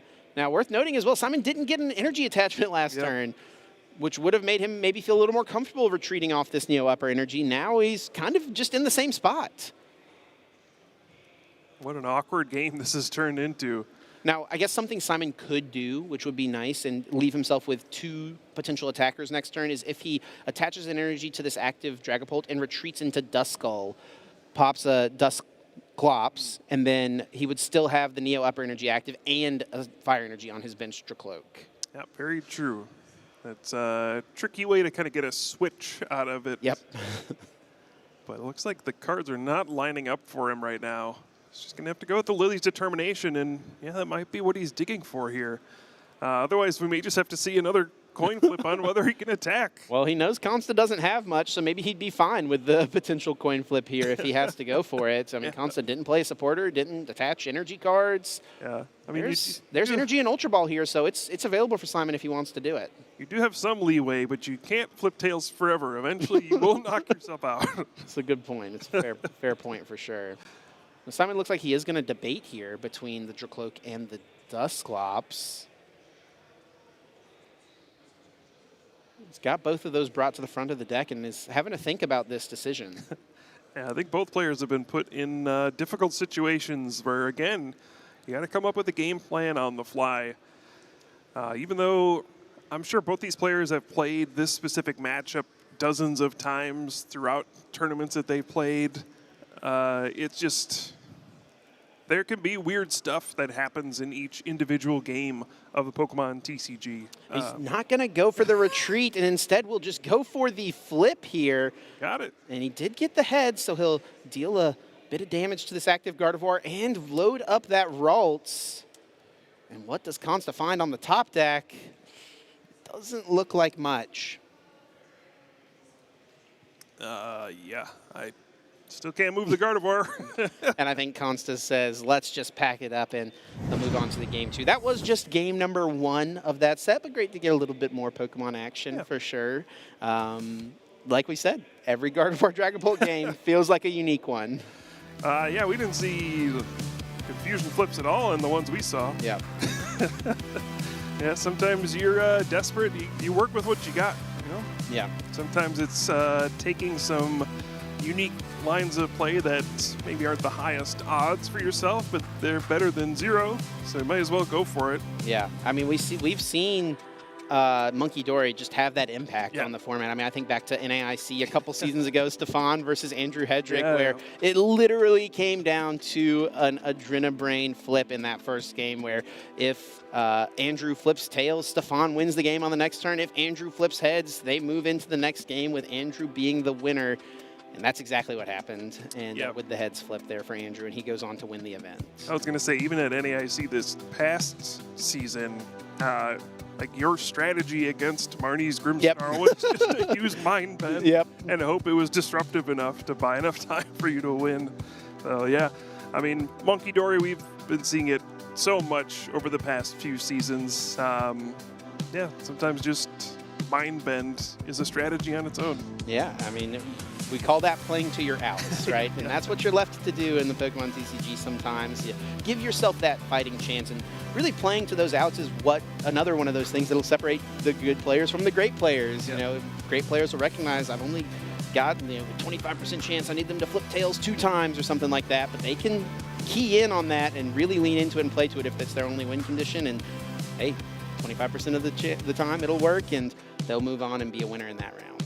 Yeah, sometimes it's just looking at it and saying, okay, my opponent has like 10 cards left, 9 of them win them the game, but 1 of them doesn't. Maybe they don't draw the... Always a chance. Yeah, exactly, yeah. Give yourself a chance when you can. I think one of the challenging parts playing in tournaments like this where you have best of 3, you have time limits to work with, is trying to balance that out of like never giving up, but also knowing when it is better to just give up and leave yourself enough time to play out matches. And I think that's where a lot of the players you see consistently doing well at these events have developed that skill as well, being able to identify game states to a degree where, you know, they know we've crossed a certain threshold, it's not worth playing anymore. Like we saw even in the first game of this last round we had where Soichiro said, nope, let's just move on. Yeah. No use in playing this one out. Yeah, absolutely. I mean, it's there's so many players. Henry Chow is one that through watching so many of his games where he will recognize that time is against him. He loses along game 1, and he is just flying through his deck in the second and third game. He's not checking prize cards. He's like, we'll figure it out when I play the Ultra Ball to go get my Pokemon if it's in there or not. He knows that the clock is more of an enemy than his opponent in that point, and that's what he's got to fight for as well. It's been a great start to the day here. Round 3 done. We have plenty of more Pokemon action still to come. We're going to take a quick little break, though. Don't go anywhere. Swiss Round 4 coming up soon. What's my favorite? My favorite's the one that's got jet black hair. He's extremely fast. Limitless. So cute. Poisoned in She the- has a 12-octave vocal range. Can be calm. Powerful. Estilo como yo. 닮기도 한 것 같아갖고. He would improvise on the spot. Just always finds a way to make it funny. We both have very fast Moves. and can change the world using its mind. Jigglypuff is my favorite. Jigglypuff, Jigglypuff. Every single time you met a new Pokemon, it felt like you met a new part of yourself. He likes to sleep. Just like me. 뭔가 여러 모습으로 변할 수 있는 모습도. Sí, tiene muchas formas de superar a sus oponentes. Como mischievous, por Dios, su love language. Sa loyauté, sa rapidité. She uses her voice to protect herself. It's homey, you know? Totally. That's why I love it. My favorite is Eevee. Mi favorito es Sira. Arcanine. Gengar. Jigglypuff. Luxray. So, what's your favorite?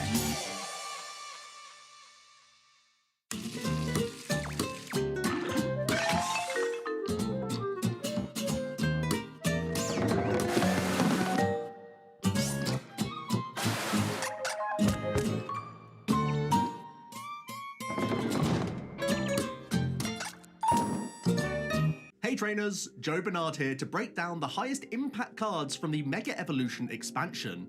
Let's dive straight into the set's new mechanic, Mega Evolution. These powerful Mega EX Pokemon boast massive hit points, formidable attacks, and inspiring abilities. The trade-off? If knocked out, your opponent takes 3 prize cards. Seriously high risk, high reward. Before we get into some standout Megas, let's touch on a format-defining supporter.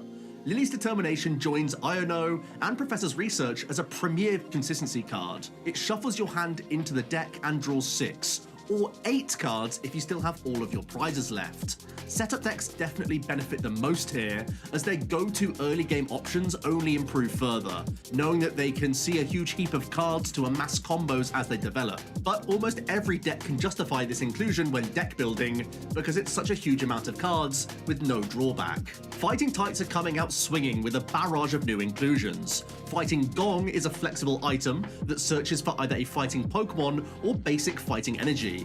Great for smooth opening turns, and still useful later on to continue a flow of energy cards. Solrock and Lunatone work as a great 1-2 combo.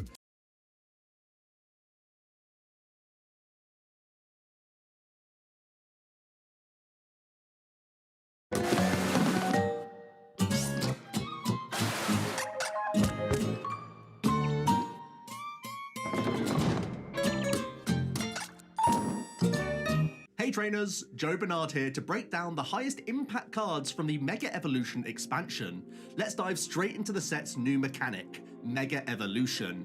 These powerful Mega EX Pokemon boast massive hit points, formidable attacks, and inspiring abilities. The trade-off? If knocked out, your opponent takes 3 prize cards. Seriously high risk, high reward. Before we get into some standout Megas, let's touch on a format-defining supporter.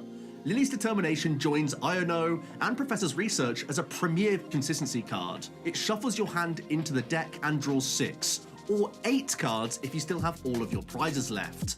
Setup decks definitely benefit the most here, as their go-to early game options only improve further, knowing that they can see a huge heap of cards to amass combos as they develop. But almost every deck can justify this inclusion when deck building, because it's such a huge amount of cards with no drawback. Fighting types are coming out swinging with a barrage of new inclusions. Fighting Gong is a flexible item that searches for either a fighting Pokemon or basic fighting energy. Great for smooth opening turns, and still useful later on to continue a flow of energy cards. Solrock and Lunatone work as a great 1-2 combo.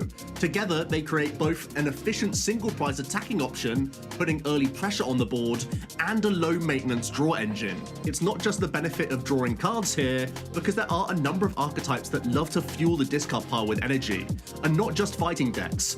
Popular builds such as Cerys and Go may call on this cosmic duo, as both decks welcome a surplus of energy and make great use of a single prize attacker. But consistency isn't fighting's only flex, as Premium Power Pro is an item boosting fighting's Pokemon's damage by 30. With up to 4 copies in the deck, fighting types can seriously pack a punch. Mega Lucario, for example, can pump up its Mega Brave attack from a base of 270 damage into knockouts with ease, making it far more devastating of a damage dealer. With KOs covered, we can also look to Mega Lucario's Aura Jab option, great for early knockouts whilst accelerating energy to other fighting types. Hariyama is a handy partner here, with Wild Press dealing a hefty 210 damage, a key number to tackle many bench-sitting engine Pokemon, and thanks to its Heave-Ho catcher ability, these Pokemon will find themselves in arm's reach instantly for easy uptrades during the game, provided we can accelerate with Lucario. With this new combination of cards all working together, fighting decks aren't just hitting harder, they're striking smarter too.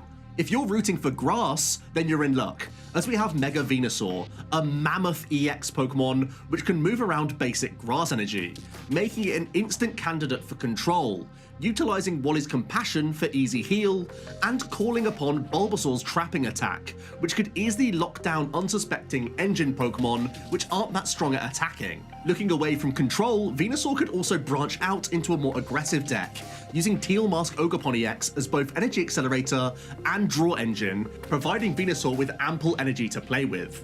Perhaps made even easier with Meganium, with its wild growth ability turning all basic grass energy into 2 grass. With these stage 2s combined, Venusaur's Jungle Dump attack becomes much more efficient, or we could look to transform our Myriad Leaf Shower into an unbelievable Maelstrom. For those stage 2 skeptics, perhaps the Forest of Vitality will grow on you. It lets grass Pokemon evolve the turn they hit the board, and with Bug Catching set already lending a hand, it should be a breeze to sprout multiple evolutions if you're playing with grass. From forests to gardens, we move on to the psychic support for the set. Mystery Garden seems tailor-made for the already prevalent Gardevoir archetype, which embraces extra energy discarding options and works wonders with extra draw power.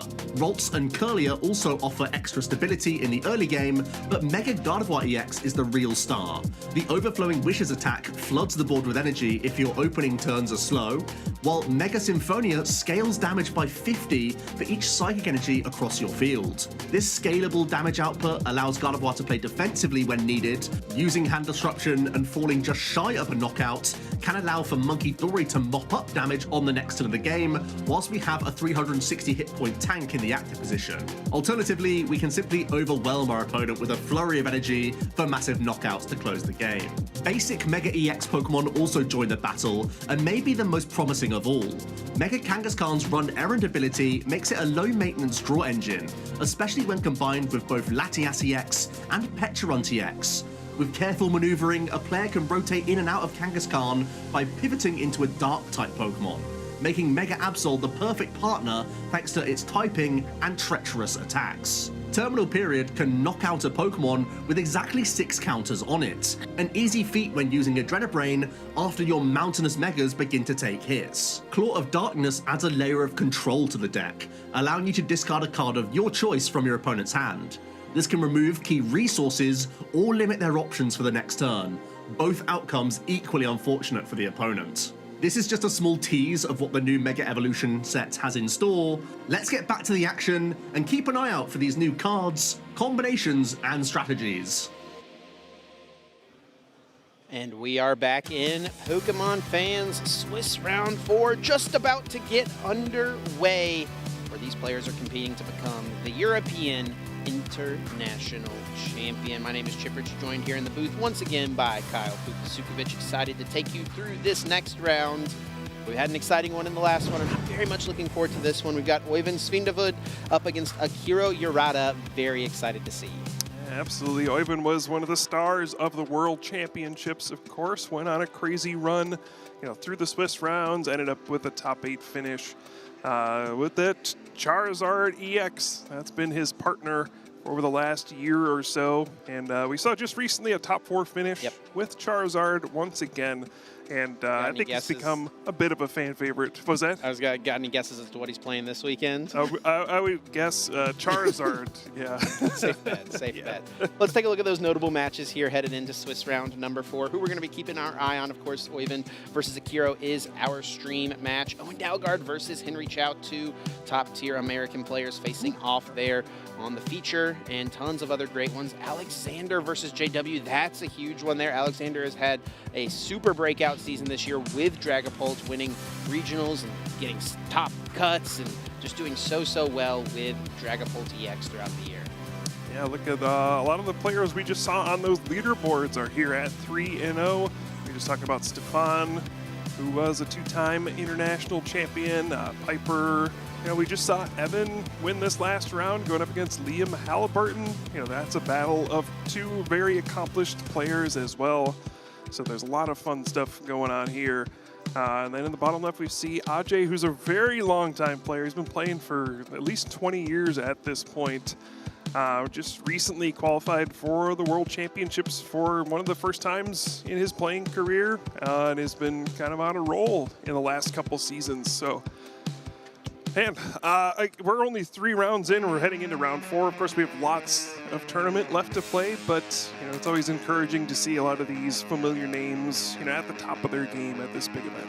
Very, very cool to see indeed. Well, I'm excited, Kyle, for our streamed match, and I'm sure our players are getting amped up for this one, as we've got Oyvind on the left with his signature Charizard EX, going up against Akiro here on the right with Raging Bolt EX. This is a matchup that we've seen play out plenty of times in the past, but not something we see too often in this current format. It's been a little while since we've seen Raging Bolt have a lot of success. Of course, there were some strong finishers with it at the Toronto Regional Championships. Got second place there, and it's popped up a little bit more since then. So is there a chance for Raging Bolt to sneak its way back into this metagame? There's always a chance, right? It does big damage. It can attack as soon as the first turn of the game when you're going second. It's one of those decks that is just going to put pressure on the opponent and say, I'm going to knock you out. Good luck. Like, if you can respond, it doesn't always have the best prize trades in a lot of matchups, but if you miss a beat here or there, Raging Bolt's just going to keep attacking. And yeah, we see this happen. I feel like there's a cycle with this. It's like Raging Bolt disappears, and someone shows up, and it's like, oh yeah, this does still work, by the way. It still does do a lot of damage. And it looks like so far, Akihiro has beaten a bunch of Stage 2 decks. So sometimes just attacking right away before these Stage 2 decks can set up, sometimes that can work out. Prize cards going out for both players. I don't think there's anything super impactful really for either one. The Pheasantipity for Akihiro is probably the biggest prize card to make note of here, but you can make work without it. Of course, Teal Dance from Teal Mask Upon EX, a nice way to continue to draw cards. Actually, looking at this, he doesn't have Mew in his deck, so that Pheasantipity actually becomes a little bit more impactful of a prize card with that note. Yeah, he's playing that Noctowl engine, so it does have something to fall back on still, but yeah, Pheasantipity EX. When you need, especially in a matchup like this, that can get hard-hitting very quickly, and it's kind of the first one to blink, can end up losing. Yeah, I think at this point, you know, Oyvind's been on a lot of our streams over the past year or so. People have become more familiar with him. I think he's become a bit of a fan favorite. Definitely. You know, Akihiro Yurata is a player who's been around for a bit as well, has gotten top 16 at a Japan championship with Raging Bolt. So, you know, I think that's something we're seeing more of a trend of, is players sticking with one deck for a very long time. You find your comfort pick and you just go with it. Looks like Akihiro will be kicking things off. We do see that Hoot Hoot in the active spot, hoping, of course, to get himself some Noctowls moving forward here. And I have to imagine off of this opening Nest Ball, we'll be seeing a Fan Rotom to use that Fan Call ability. Such an excellent option, searching the deck for 3 colorless Pokemon with 100 HP or less, adding them to the hand. Of course, Noctowl with 100 HP, it's able to grab that and can get himself nice and established here for future turns. And he's even got another nice target here with the Ditto if he wants to go that route. Oh, we see Squawkabilly EX. Needs a little bit more on this opening turn, it looks like. Yeah, sure, seems like it. And Squawkabilly EX, you know, really interesting card. I think, you know, when it's first revealed, lots of parallels to that Dedenne GX that was so important for so long. And it felt like this might become a really important card that was going to get used in a lot of decks. And there was a time period where that was true, but you know, this is very rare to see these days. Squawk and Seize, you know, it's a very powerful ability, but it does have a low amount of HP for a Pokemon EX, can be an easy target. And a lot of decks just have not played out that way, where using Squawk and Seize is beneficial enough to be worth playing in your deck, but sometimes you remember, oh yeah, this card is in the format. Really nice opening here for Akihiro, able to thin the hand all the way down to 0 and gets a full fresh 6 off of this Squawk and Seize. He did give up a Raging Bolt to go this route, but he still has, of course, access to the Fan Call here on the other side of Squawk and Seize to still search his deck for all those different Pokemon. And it looks like the Ditto will indeed be making an appearance. Its transformative start can be used only on this first turn. If Akihiro pushes it to the active spot, he can swap it with any other basic Pokemon from the deck. Yeah, I mean, this is as great of a start as you can hope for going first. Yeah. Typically, your first turn is pretty limited. You can't play a supporter card, but we're seeing Squawk and Seize, Fan Call, transformative start. Just got to see some energy cards coming out, and this will be a perfect start. And it will be that Raging Bolt, sometimes called Baby Bolt by the community. That non-EX Raging Bolt will be something that he'll be looking to attack with in future turns, but he does miss out on an energy drop on this opening turn. Yeah, that's tough. You know, after seeing 6 new cards off of Squawk and Seize, just was not able to find any energy cards. That is really the key for Raging Bolt, at least early on in the game. You need to be building up energy into play using that Teal Mask, Ogerpon EX's Teal Dance ability. You know, setting yourself up for the Raging Bolt to use that Thunderburst Storm on the second turn. Now that damage could be a little bit limited on the next turn. You could potentially be able to pick off something like a Pidgey for a prize card still. It does only have 50 HP. Yep. But you do love to just have an energy on that Raging Bolt after your first turn, so you can threaten, you know, doing 90 damage somewhere, which can knock out some of those bigger basics. One of the best, if not the, I guess it is just the best card for Oyvind to see in his opening hand. Secret Box, able to search his deck for one of each of the different trainer cards, an item, a tool, a supporter, and a stadium, and we will see him get fully set up thanks to this opening card. Buddy Poffin is going to search out a couple of basic Pokemon. The Lily's Determination he found can get himself set up in that way, and he's also got that Technical Machine Evolution already found to get himself into some higher HP Pokemon, and he also is able to get this Tatsugiri in the active spot with its Attract Customers ability. You see the Jet Energy bringing it to the active spot as well. A fun little combo in this deck that we've seen a bit more often from players like Oyvind and you know, this group who has run this style of Charizard deck. Yeah, again, it can only be used when in the active spot, so it can be a bit awkward to move around, retreat with this kind of deck, but the Jet Energy kind of glues it all, holds it all together to make this work.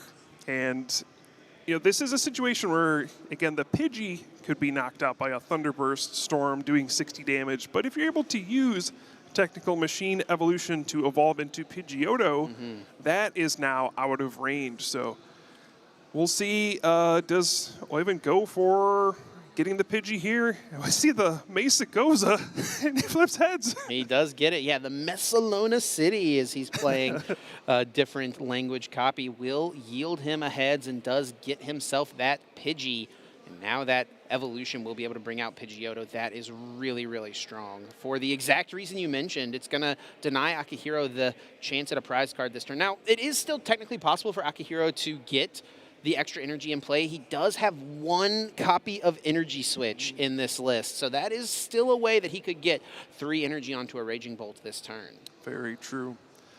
Looks like the Tatsugiri did attract a customer, was Arvin, and we will see the Technical Machine Evolution. This is just a perfect start for Oyvind at this point. Like you said, Secret Box, that makes your opening turn phenomenal. When you just start with it in your hand, you just know you're going to have a good game. Really nice here from Oyvind. I think the only thing he would have liked to have had maybe would be Duskull, so he can threaten something with Dusclops, Dusknoir on the next turn, but I don't think he'll be complaining about this setup by any means. Let's see what Akihiro's got over on the other side of the table. Does look like, of course, Noctowl we know is waiting in the hand. We will see that Professor Sada's Vitality attaching just the 1 energy. Of course, no other ancient Pokemon in play to target. And drawing just 3 cards. Ooh, we do see a big tech card here that could come up in this matchup in the hand. The Iron Leaves could be nice in the future. This is a really awkward turn, though. I'm not sure what Akihiro is planning to do here. You're limited now to, I mean, you do still have access to the Teal Dance from Teal Mask Ogerpon EX, but you're really limited in what you can do here. You do see the Mesa Goza, which can find Noctowl here, but kind of an awkward spot where there was no Area 0 Underdepths in play anymore, and the bench was full. There's only the 1 ancient Pokemon in play, so you don't even get 2 energy off of the Professor Sada's Vitality. And you got to wonder what is going to be the play here. Like you mentioned, there is the Energy Switch. You could find that with the Noctowl and go for a big attack on this turn, and that may be what we're seeing here, but perhaps a missed opportunity, only getting that 1 energy in play off of the Professor Sada. We are going to see Energy Switch come out here from this first of probably two Jewel Seekers this turn. There goes Earthen Vessel, discarding a Lightning Energy, finding a couple more from the deck. Grass and Lightning will be those. So he does have the guaranteed attack this turn. He can Thunderburst Storm to KO anything over on, or sorry, can KO the Pidgeotto, anything but the Charmeleon over on Oyvind's side of the field. And there is the Energy Switch, and this is actually going to be nice too. He can leave the Hoot Hoot open where he can use a Noctowl on the next turn. And yeah, I think smart choice going for that Pidgeotto when your opponent has access to Quick Search. Eventually that is going to find them the cards they need to win the game. It's tempting to think about other things. Of course, you can't even knock out the Charmeleon, so probably easy choice here. But yeah, when you can cut your opponent off of that Pidgeot EX, as these turns go on and as Oyvind will start to need, you know, multiple things every turn to try to put together big combos, not having access to Quick Search can be a game changer. We do see Oyvind with a ton of different cards in hand to work with, so plenty of options. It will be an Ultra Ball, getting rid of a pair of Lily's Determination, searching out any Pokemon. And it looks like Chi-Yu is being grabbed right away. Yep, so, I mean, there is always a target for Chi-Yu in this matchup, right? The Teal Mask Ogerpon EX does have weakness to fire, so after your opponent has taken a knockout, you can go after it and take 2 prize cards. And that's really what you're hoping to do as the Charizard player, is just get multiple prize cards every time you attack. You have an easier time just, once you get Charizard up and running, like your attack is going to scale up as the game goes on. So if you can do this kind of thing where your opponent gets the first prize card, but then you get a 2 prize card knockout, you'll set yourself up for victory. And this is going to be nice here for Oyvind as well. With the counter catcher being found, he'll be able to go after that Teal Mask Ogerpon if that's what he wants to do. Mega Fire of Envy, one of the best attack names, I feel like, in the standard format right now, will easily take out the Fire Weak Teal Mask Ogerpon EX. And this will do a few things, right? It gets him 2 prize cards. It'll get him the technical lead in the game on the prize card trade. But it also takes Akihiro's only Terra Pokemon out of play, meaning he'll need to find another one if he wants to use the Jewel Seeker this turn. Absolutely. We do see an interesting choice off of the attract customers. We see the Briar, powerful card, very specific in usage of very narrow window of when you could use that card, but is another powerful effect that this Charizard deck has access to kind of swing the prize trade back in your favor, get an extra prize card, potentially take a 3 prize card turn. There's even crazier stuff you can do when you have Dusknoir in the mix. Get some huge turns with this card. And one of the nice things about playing this kind of matchup is it's kind of unusual for Raging Bolt to play hand disruption cards. Yeah. Every once in a while, play like a Judge, right? Yeah, sometimes we see Judge, I know. It's kind of rare though, so a lot of the time your hand is going to be safe and you can just stockpile resources as the game progresses. But there is the Chi-Yu with the Mega Fire of Envy taking the knockout, and now Oyvind has taken the lead. Yeah, a couple of prize cards being grabbed out. Now, Akihiro is going to be left looking for some sort of response here, starting with the Messagoza does flip ahead, so that can find him the replacement Terra Pokemon should he want it, and will open up tons of different possibilities off of a Jewel Seeker, and sure enough, Teal Mask Ogerpon EX is found from the deck. Now for the prize trade here, Akihiro actually wouldn't mind taking out this Chi-Yu. It'll keep him on even prize cards, right? Get him back to needing to take just 2 more knockouts to close out the game. And off this Jewel Seeker, it does look like we're going to see that Aereo Zero Under Depths. And then one other trainer card to be added here, thinking through what that may be. I think like Nestball is eyed up. And that will be the choice here as the replacement stadium comes down. Nestball searches for any basic Pokemon. Sadly, no Pheasantipity EX to grab. What's he want to establish here?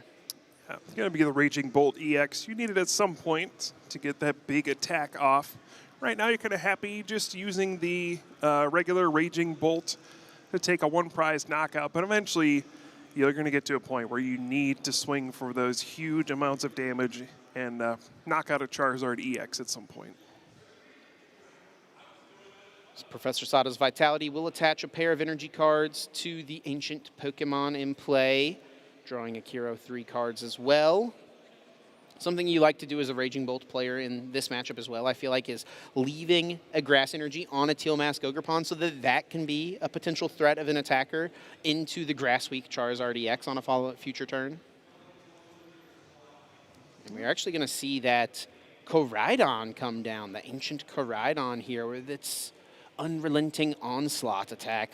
Really strong option after a ancient Pokemon has attacked in your previous turn. Yeah, so Akihiro just trying to line up attacks for future turns, get a bunch of Pokemon into play, and trying to give yourself the best odds as this game progresses.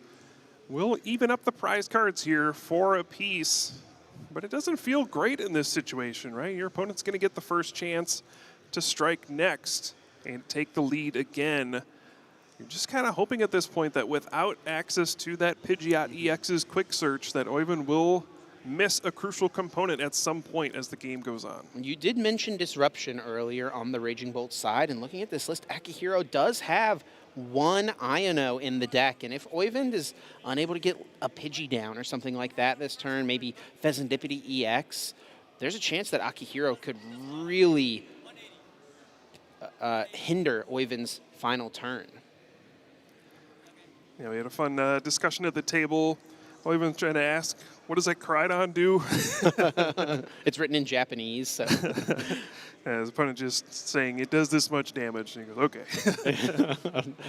okay. We get the gist of it there. Yeah. 6 cards found for Oyvind from the Lily's Determination. Does have the attacker lined up here with Charizard already. There's the rare candy in the Pidgeot, but no Pidgey, of course. And off this draw, it doesn't look like there's a way to find Pidgey either. Yeah, kind of an awkward hand. You see the Pal Pad is probably not going to do very much in this situation. And just the one prize card for the knockout. And this can be a tricky situation for Oyvind at this point. He does not have the Briar in hand anymore.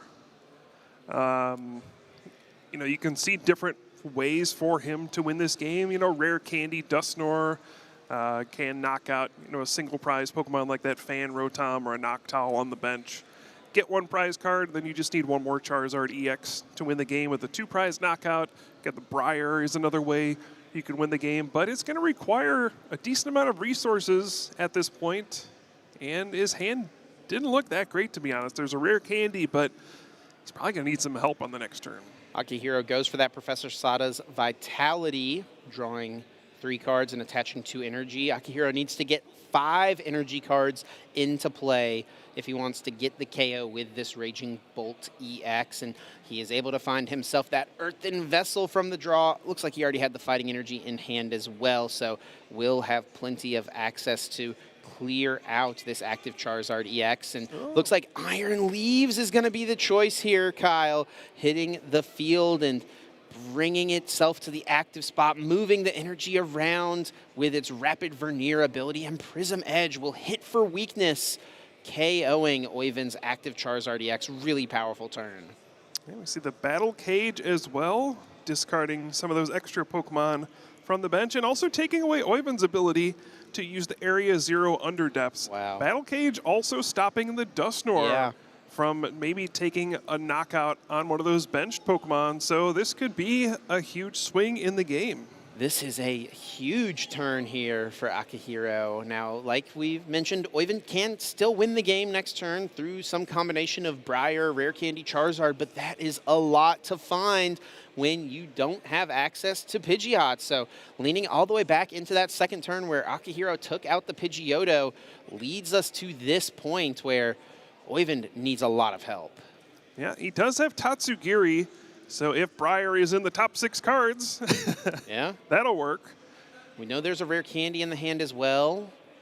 Boss's Orders, I guess, opens up some options, but I think it's really going to be keyed in for Oyvind here on that Briar play. He doesn't have a way to find Charizard at the moment, I don't think, either. I think there might be an Ultra Ball. Okay, yeah, it looks like there is, and there's actually Super Rod in the hand as well. That will bring back the Charizard and a couple energy cards. Yeah, it'll be key to get those energy cards back in the deck so you can use that Infernal Rain to get, you know, Charizard EX powered up, maybe thin another card out of your deck as well, improve your odds for this tracked customers. And we'll see, is there... I mean, yeah, it's literally going to come down to these 6 cards. If Oyvind finds the Briar from the 6, the game is over and he wins. And if he doesn't, he's going to be left trying to find a way to close it out on the next turn. And hoping he gets another turn, right, if he puts the Charizard into play here, which I imagine he will with the way he's played this sequence. All right. So, yeah, Rare Candy, Charizard EX. And this is where, you know, if you had Pidgeot EX in play, this would already be wrapped up for the most part. But not having access to that quick search, Akihiro identifying, I need to take out that Pidgeotto early on. Could be the difference in this game, but we'll see. Will Tatsugiri be able to attract the one customer Oyvind is looking for? The one customer Tatsugiri needs to find here. It comes down to this, really. You have to imagine Akihiro has really high odds to close out the game on the next turn if Oyvind does not find the Briar here. Let's see it. Drawing 1, 2, 3, 4, 5, 6. Looking just for Briar. Last card. And no, he does not find it. I don't see it there, Chip. It looks like just the Professor Turo's scenario. That's not what you're looking for here. And now the question is, what do you do as Oyvind? I don't think you can attack with Charizard. It's very likely your opponent just has you know, Professor Sada knocks you out with the Raging Bolt, and then you lose. But if he doesn't attack with Charizard here, how does he win next turn? Well, just hope for the best, I suppose. Yeah, but I think we know Akihiro has Prime Catcher, Wow. and that will wrap up this first game. Raging Bolt takes down Charizard in our first game. They're so close. Oiven had a decent shot there to find the Briar, but is unable to do so. Tries to just stall for one single turn and look for answers on the next one, but Akihiro shut that down, found himself the win condition right away. Prime Catcher to KO Charizard EX. Great game plan, and really it came down to that energy switch. Being able to attack with 3 energy on that Raging Bolt on the second turn of the game and take down the Pidgeotto was the difference maker. So, you know, having access to your trainer cards with Noctowl's Jewel Seeker is what makes this deck go. Makes you pull off combos that would be difficult to pull off otherwise when you have access to searching through your deck for all sorts of things. Yeah, that may have caught Oiven off guard on that second turn where his Pidgeotto got knocked out. Maybe was not expecting that. May have, you know, kind of been planning his next couple turns, assuming he would have Quick Search. And then without it, well, we saw at the end, he struggled to find that last piece to win. Yeah, the energy switch is actually an interesting card to see here from Akihiro. It's not the craziest thing to see in a Raging Bolt deck, but normally it's played alongside the Wellspring Mask Ogerpon EX. We've seen that be a pretty popular inclusion recently in these Raging Bolt decks, and using energy switch, you can power that attack up in one single turn, but there is no Wellspring Mask in this list from Akihiro, so interesting that the energy switch has still made the cut. Paid off really nicely. Yeah. I'm sure it's helped him a few times here in the first couple rounds. And again, that's just something your opponent might not see coming. And we did note that Akihiro did defeat 3 different Stage 2 decks so far. He's hoping to make it a 4th in the first 4 rounds of the Europe International Championships. Certainly favored at this point, being up a game, but Oiven is a fierce competitor and he knows this Charizard deck better than nearly anyone, so I'm sure he's got a good game plan of adjustments and how he wants to work through things here, and it looks like we are kicking off this game number 2, and Oiven has chosen to go first. All right.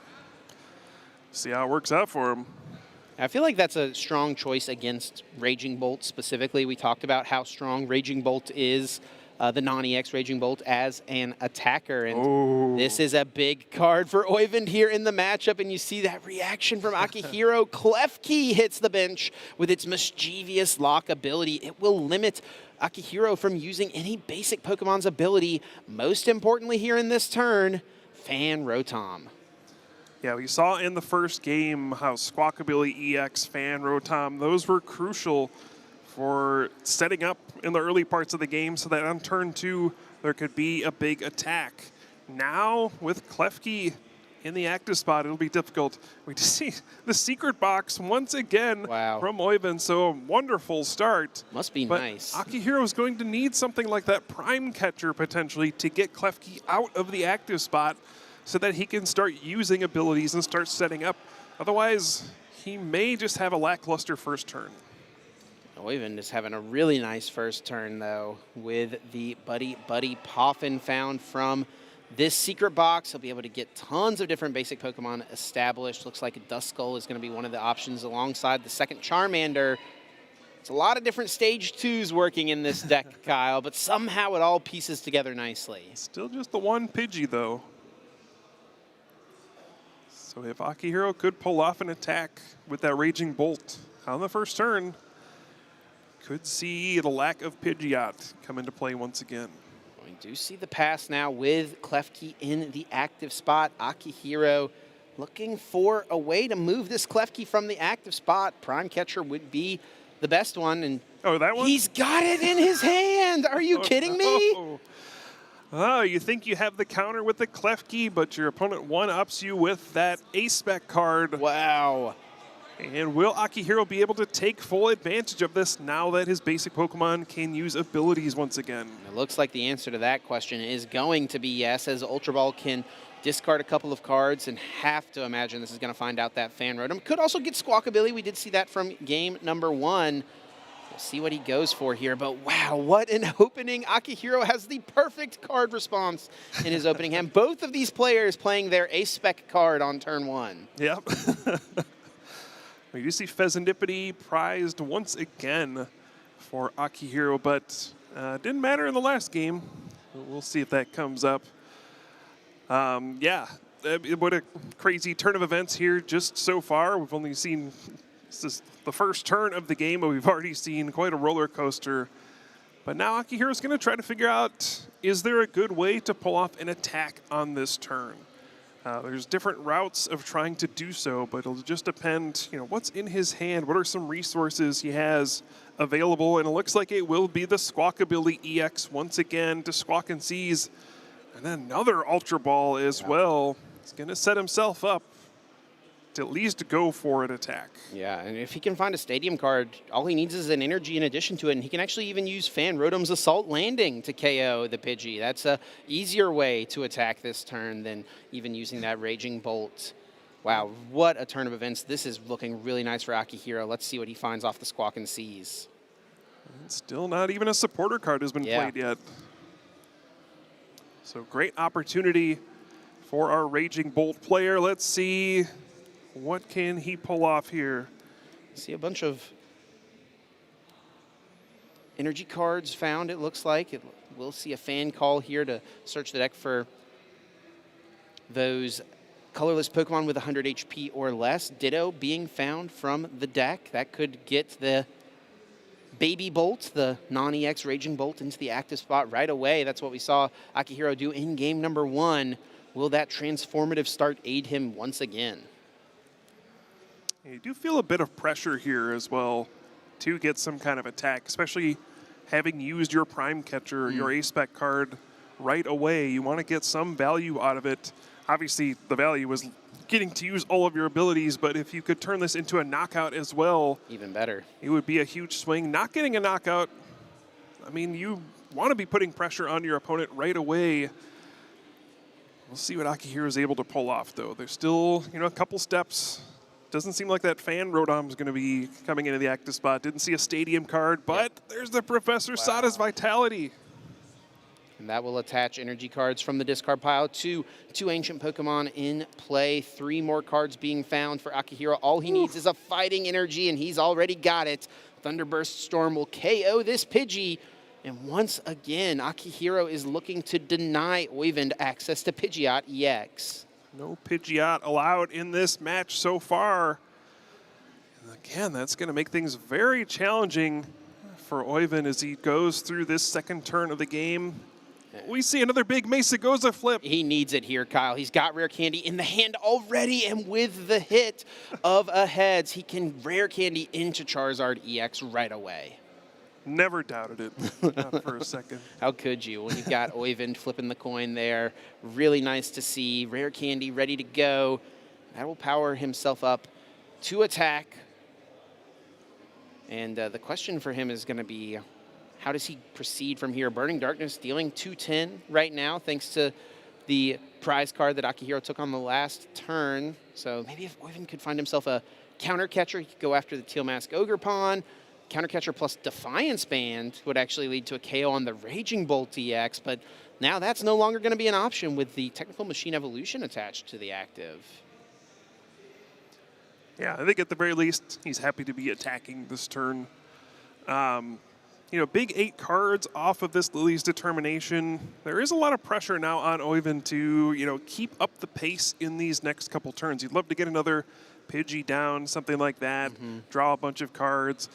It does feel like this situation where if he is able to do whatever he wants every turn, he should be able to win the game. But there's going to be a lot of resources needed turn after turn to keep up with this Raging Bolt deck. Yeah, it's a lot harder to do what you want to do every single turn without Pidgeot EX. When you've got that Pidgeot in play, it feels so easy to piece your combo turns together. So he's really going to be looking to try to get another one established, I have to imagine. And did he find another rare candy? Ultra Ball has found himself a Dusknoir. Oh, this could be a big turn here. Sure looks like it. Rare Candy and Dusknoir could maybe target down that Hoot Hoot, try to limit Akihiro a little bit in that way. Okay, looks like we're going to see a flip the script first. May have just been thinning the deck out in hopes of drawing this Rare Candy, but does not find one off of that. Wow, yeah, and it actually does not look like he has one in the hand, so was not going to be an option for him. Yeah, and look at those prize cards as well here for Oyvind. There's the Counter Catcher, a card he maybe would have liked to have seen. Defiance Band as well, not even something that's on the table. And more importantly here in this exact instance, the second Pidgey. Absolutely, yeah. Would love to be setting up that Pidgeot. At least he has Pheasantipity EX in this game. Really didn't have that at all. Didn't put it into play on the first game. Needs something to keep drawing cards, keep finding those resources as we go on. But the important thing here, yeah, was able to respond, at least get one prize card, and keep himself in the game.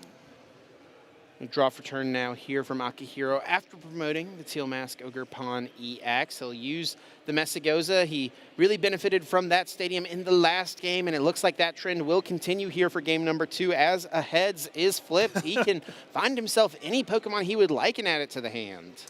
Man, this stadium's great. Why didn't everybody play this? Oh, and what a strong one. And what a strong one to be found here in that Iron Leaves. Once again, an easy way for Akihiro to one-hit KO a Charizard EX. Yeah, again, it doesn't take quite as much for Raging Bolt to keep stringing together knockouts. There's lots of different options, whether it's attacking with the Raging Bolt, whether it's attacking with the Iron Leaves EX. There are ways to knock out Charizard. It doesn't require that much. But when all things go perfectly for both sides, the Charizard deck will have the advantage. There are ways to swing the prize trade back in your favor with different tricks, like the Dusknoir, like the Briar. So that's kind of the trade-off here. It's simpler for Raging Bolt to get these knockouts, but there's less control over the outcome of the game. You just kind of need to keep attacking, keep getting your knockouts, disrupt here and there where you can. But at the end of the day, you know, it's going to be on Oyvind to, you know, keep up in the game and see if there's a way to catch back up, because he's going to be falling behind here. Oh, big time, and especially with the Professor Sadas here, adding more energy into play. Here comes the Iron Leaves EX. You know, we'll be moving all the grass energy off. I kind of wouldn't hate to see Akihiro leave a grass energy onto one of those Teal Mask Ogre Pawn, make that a potential threat. But, hey, as it stands, it's still going to be 2 prize cards here, and Akihiro going to be jumping far ahead, trying to see if Oyvind can find the answer.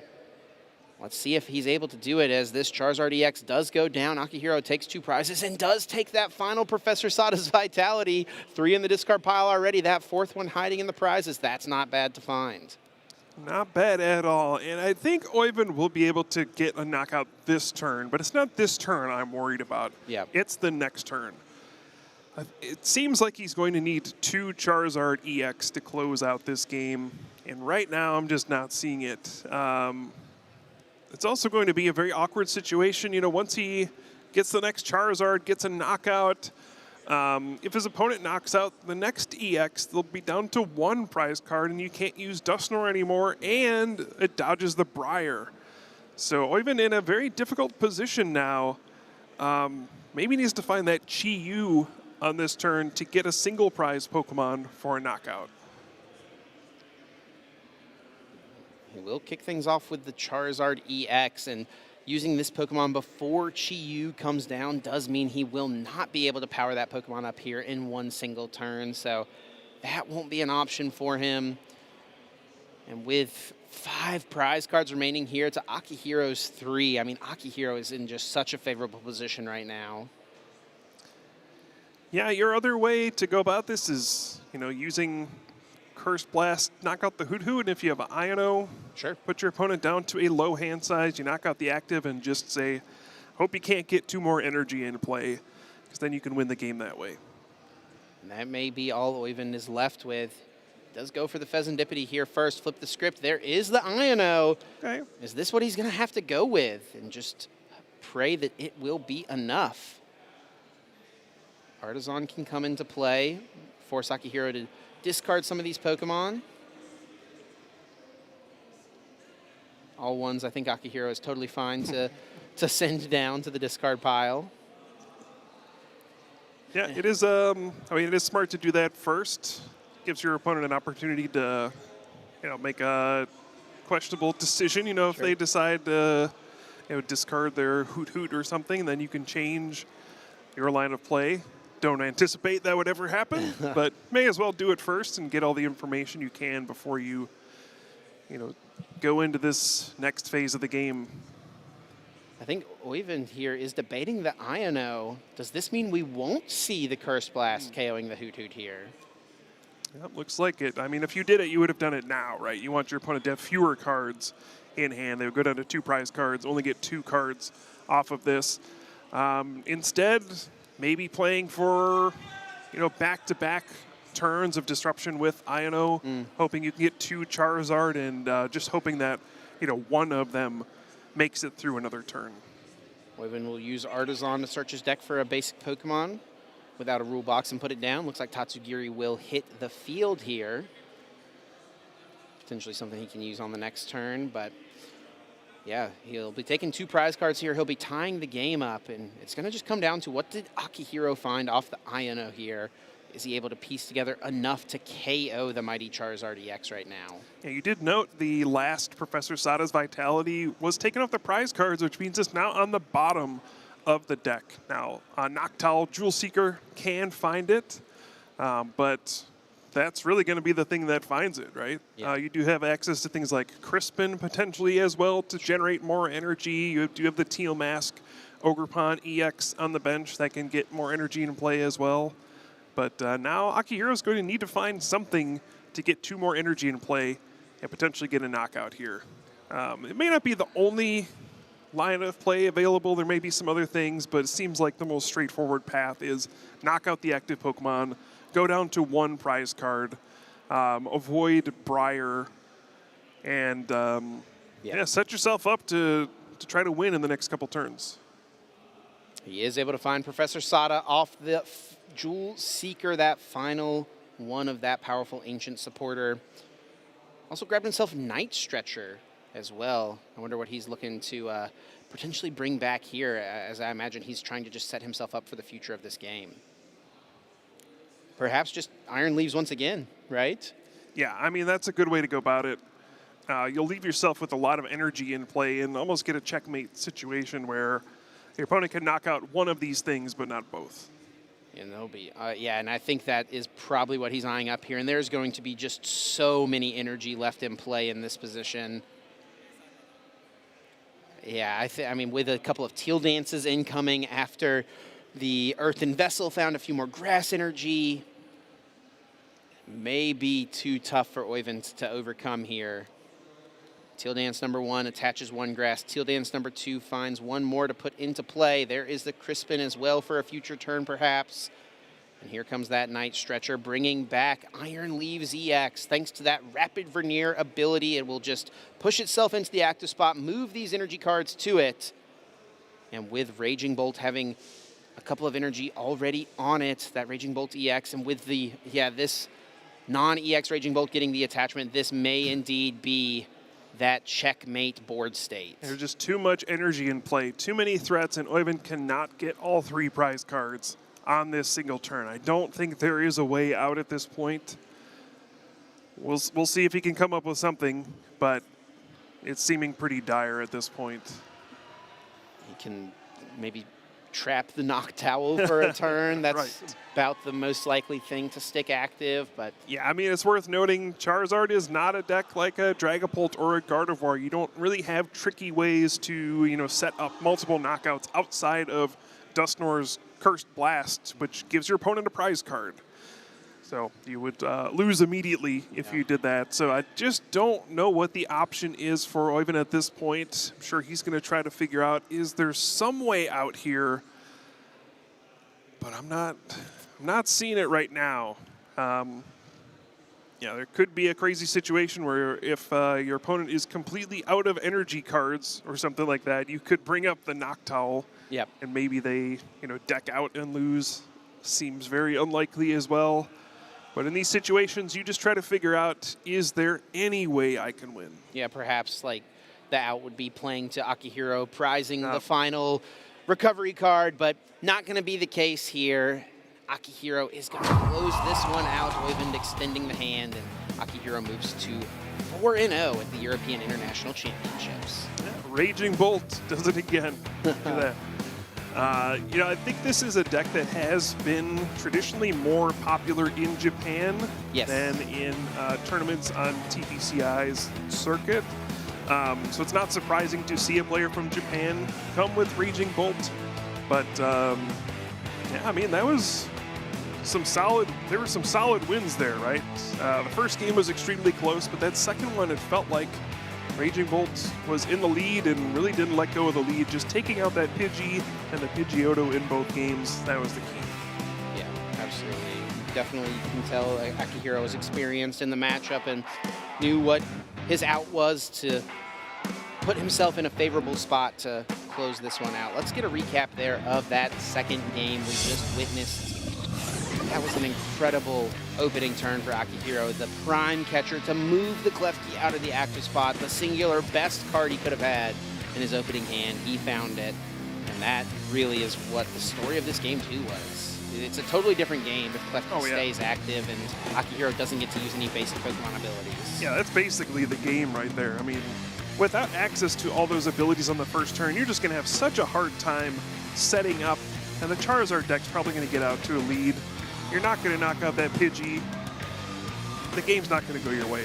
Both players starting the game with their A-Spec card, and that was really the difference. Akihiro got the turn 1 knockout on that Pidgey, and Oivind tried to battle back. He had some opportunities here and there to try to make this into a game, but it just did not work for our Charizard player. And yeah, Raging Bolt, 4-0. Fist pump there for Akihiro, a really cool moment to be playing out on the stage in front of the audience. And, I mean, it's a rare opportunity. Only a few Pokemon players every single event, when there's 4,000 competing, get that chance to be up on the stage and see the crowd, the lights, all the action, and it must be a great feeling to come away with that win. Absolutely. I'm sure it's nerve-wracking as well to be under the lights, get the headset on, all of that. But didn't phase him at all. Just did his Raging Bolt game plan, got some attacks off, and really played very well. Just set up every turn, trying to figure out, where's my next attack coming from? How do I make this more awkward for my opponent? And I think in the first game as well, we saw the Battle Cage be a huge card at the end. It's not a card we see very often in a lot of decks. We have seen it here and there. It's very impactful, but if your opponent just has a stadium card to get rid of it, it doesn't do anything. Right. But when it stays in play, it does shut down a lot of those powerful plays like the Dusknoir, like against Dragapult. So yeah, maybe the Battle Cage is a key difference for this deck. Yeah, I mean, traditionally those defensive stadiums have not been super strong in the Pokemon TCG because, like you mentioned, your opponent can always just counter them, and then it does nothing for you. But honestly, it works nicely in this deck as well because so often we've seen, really since Worlds this past year, a lot of Raging Bolt players will be including one non-Area 0 stadium or that Chien Pao from Surging Sparks, which discards a stadium just because it's so nice to clear liabilities from your side of the field. And another really key thing can be to discard Noctowls because now that turns all your Night Stretchers into Jewel Seekers. Really heads up moves there in the deck building, I'd say, from Akihiro, and recognizing, hey, maybe Battle Cage is the best non-Area 0 stadium for me to play because if you just win that stadium battle against a Dragapult player that only has the 2 jamming tower, you can guarantee that your bench will be protected. Yeah, I think another thing is usually like, sure, it's nice to get rid of the Area 0 underdepths when you're playing against Raging Bolt, but it's not really a stadium that is super crucial to their strategy. So if you're playing like a Dragapult deck, for example, and you have to make a tough decision on which cards to Ultra Ball away and discard to find crucial things, you might be thinking, oh, I don't need a stadium in this matchup. And it might be something you just throw away over the course of the game, and then at the end, when they go, oh yeah, Battle Cage, there it is. you might not be expecting it, so just another way to catch opponents off guard.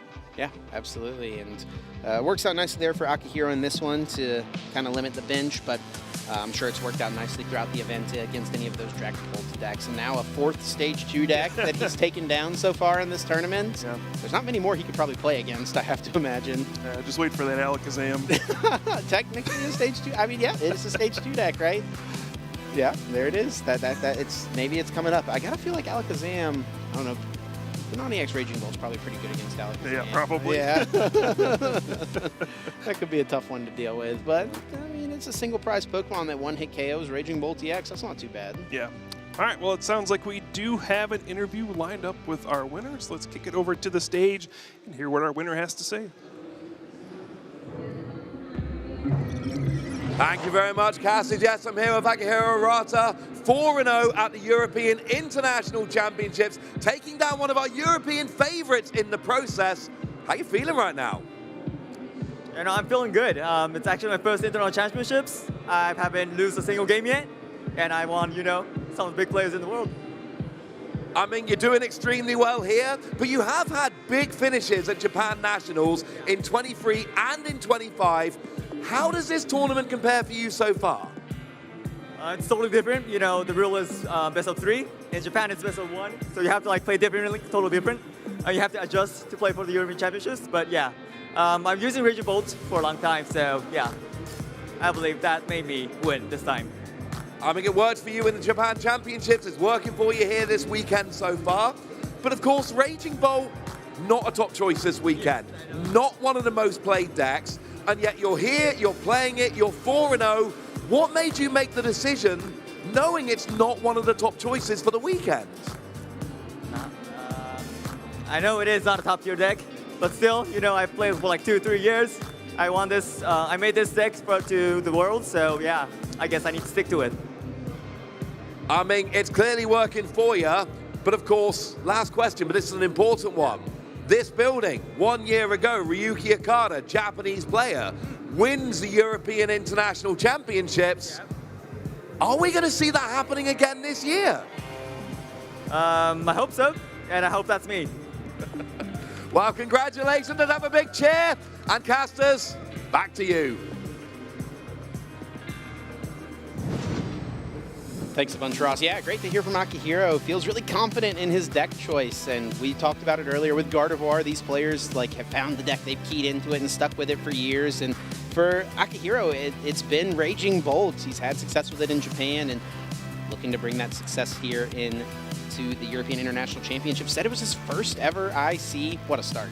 Yeah, again, we're seeing more players travel from Japan to play in these international championships, and it's awesome to see. These have become truly international events.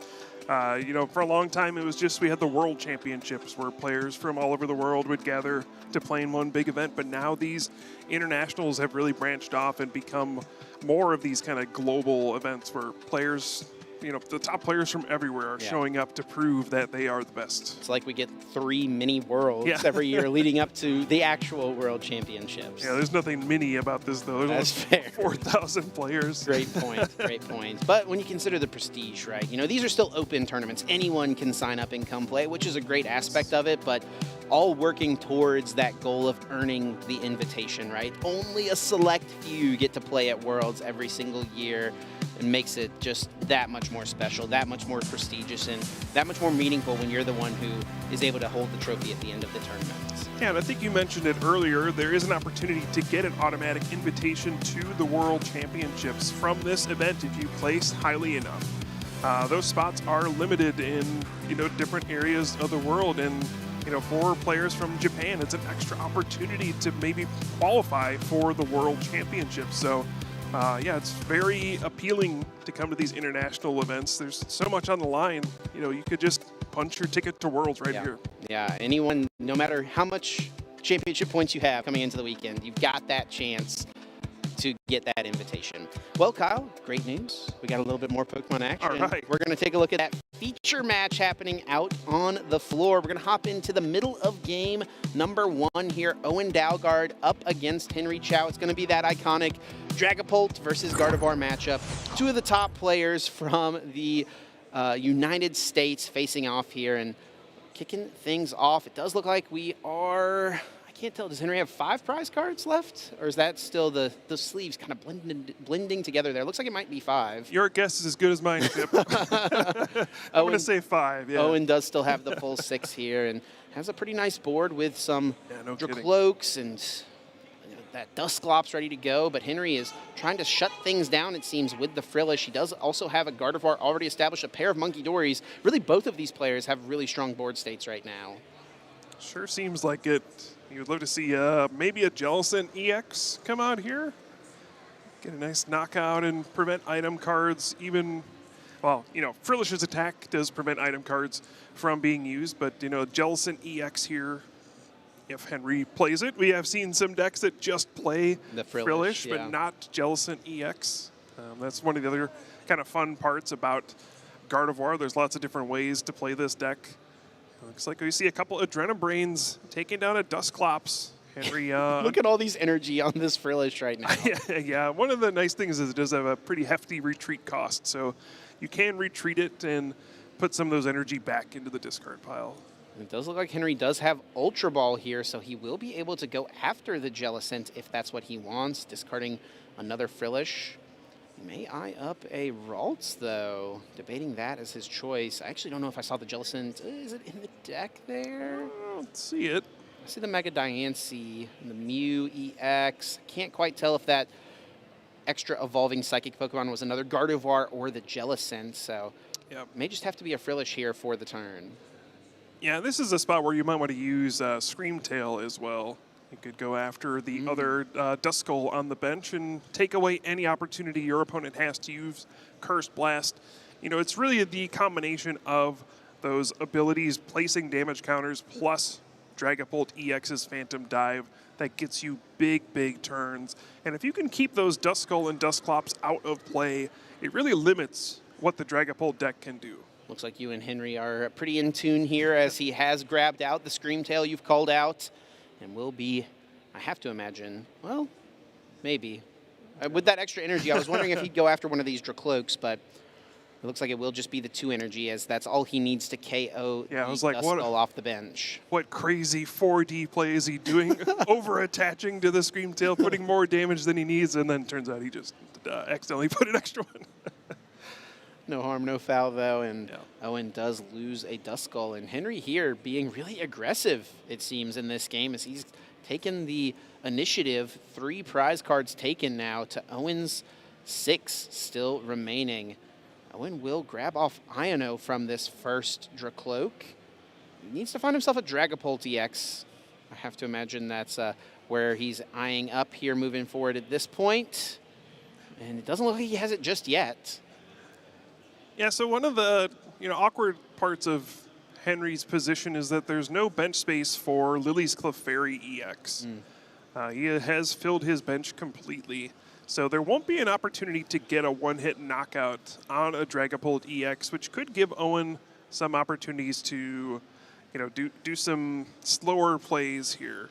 Now, there are 2 Monkey Dory, which makes any sort of long-term plan way more challenging because they can just fire your damage back at you.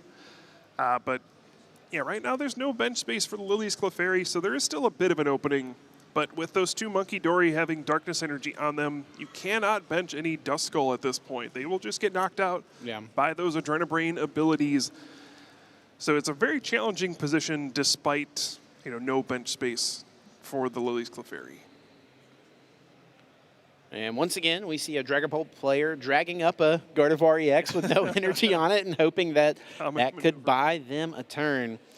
Yeah, no, now Owen is a great player, of course, but Henry Chow is, I mean, there's no one more experienced with Gardevoir than him. He's played through so many different games. He has found himself in so many different scenarios. I have to imagine he's got a game plan for this exact situation. This board state, I'm sure, has occurred many times in his games.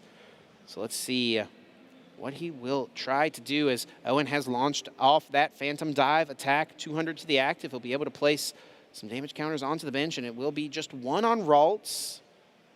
And looks like a few onto Frillish and spreading some damage out on the Monkey Dories. Yeah, I think trying to make it so that it makes the Monkey Dory decisions a little more awkward. Sure, you can just move them off of the Gardevoir, but trying to set up different little plays for later, see if there's a way to get multiple prize cards later on. You know, Monkey Dory can move up to 3 damage counters at a time, but only from one Pokemon back to your opponent's side. So when you spread them out like that, it can create some difficult decisions for your opponent. 6 cards for Henry after Lily's Determination is played. Like you mentioned, there's no bench space for the Lily's Clefairy EX. Looks like he actually found Technical Machine Devolution here, so that could, I think there is some damage on that active Dragapult already, so that could lead to a prize card here if he wants it. It's hard to tell if it's 2 or 3 damage counters. That makes a big difference as well. Oh, and he found Rare Candy Gardevoir, so 2 Gardevoir able to be established here. That's not bad. That also makes a difference. Second time we've seen a Lily's Determination lead to Rare Candy Gardevoir. Not bad, not bad. And yeah, now it's just going to be really challenging for Owen to knock out both of those Gardevoir EX. And Henry's just going to keep, you know, picking off prize cards with that Screamtail. You do have access to Adrenabrain. It feels like a matter of time before all those prize cards get taken and Henry wins. But we'll see if there's anything Owen can come up with.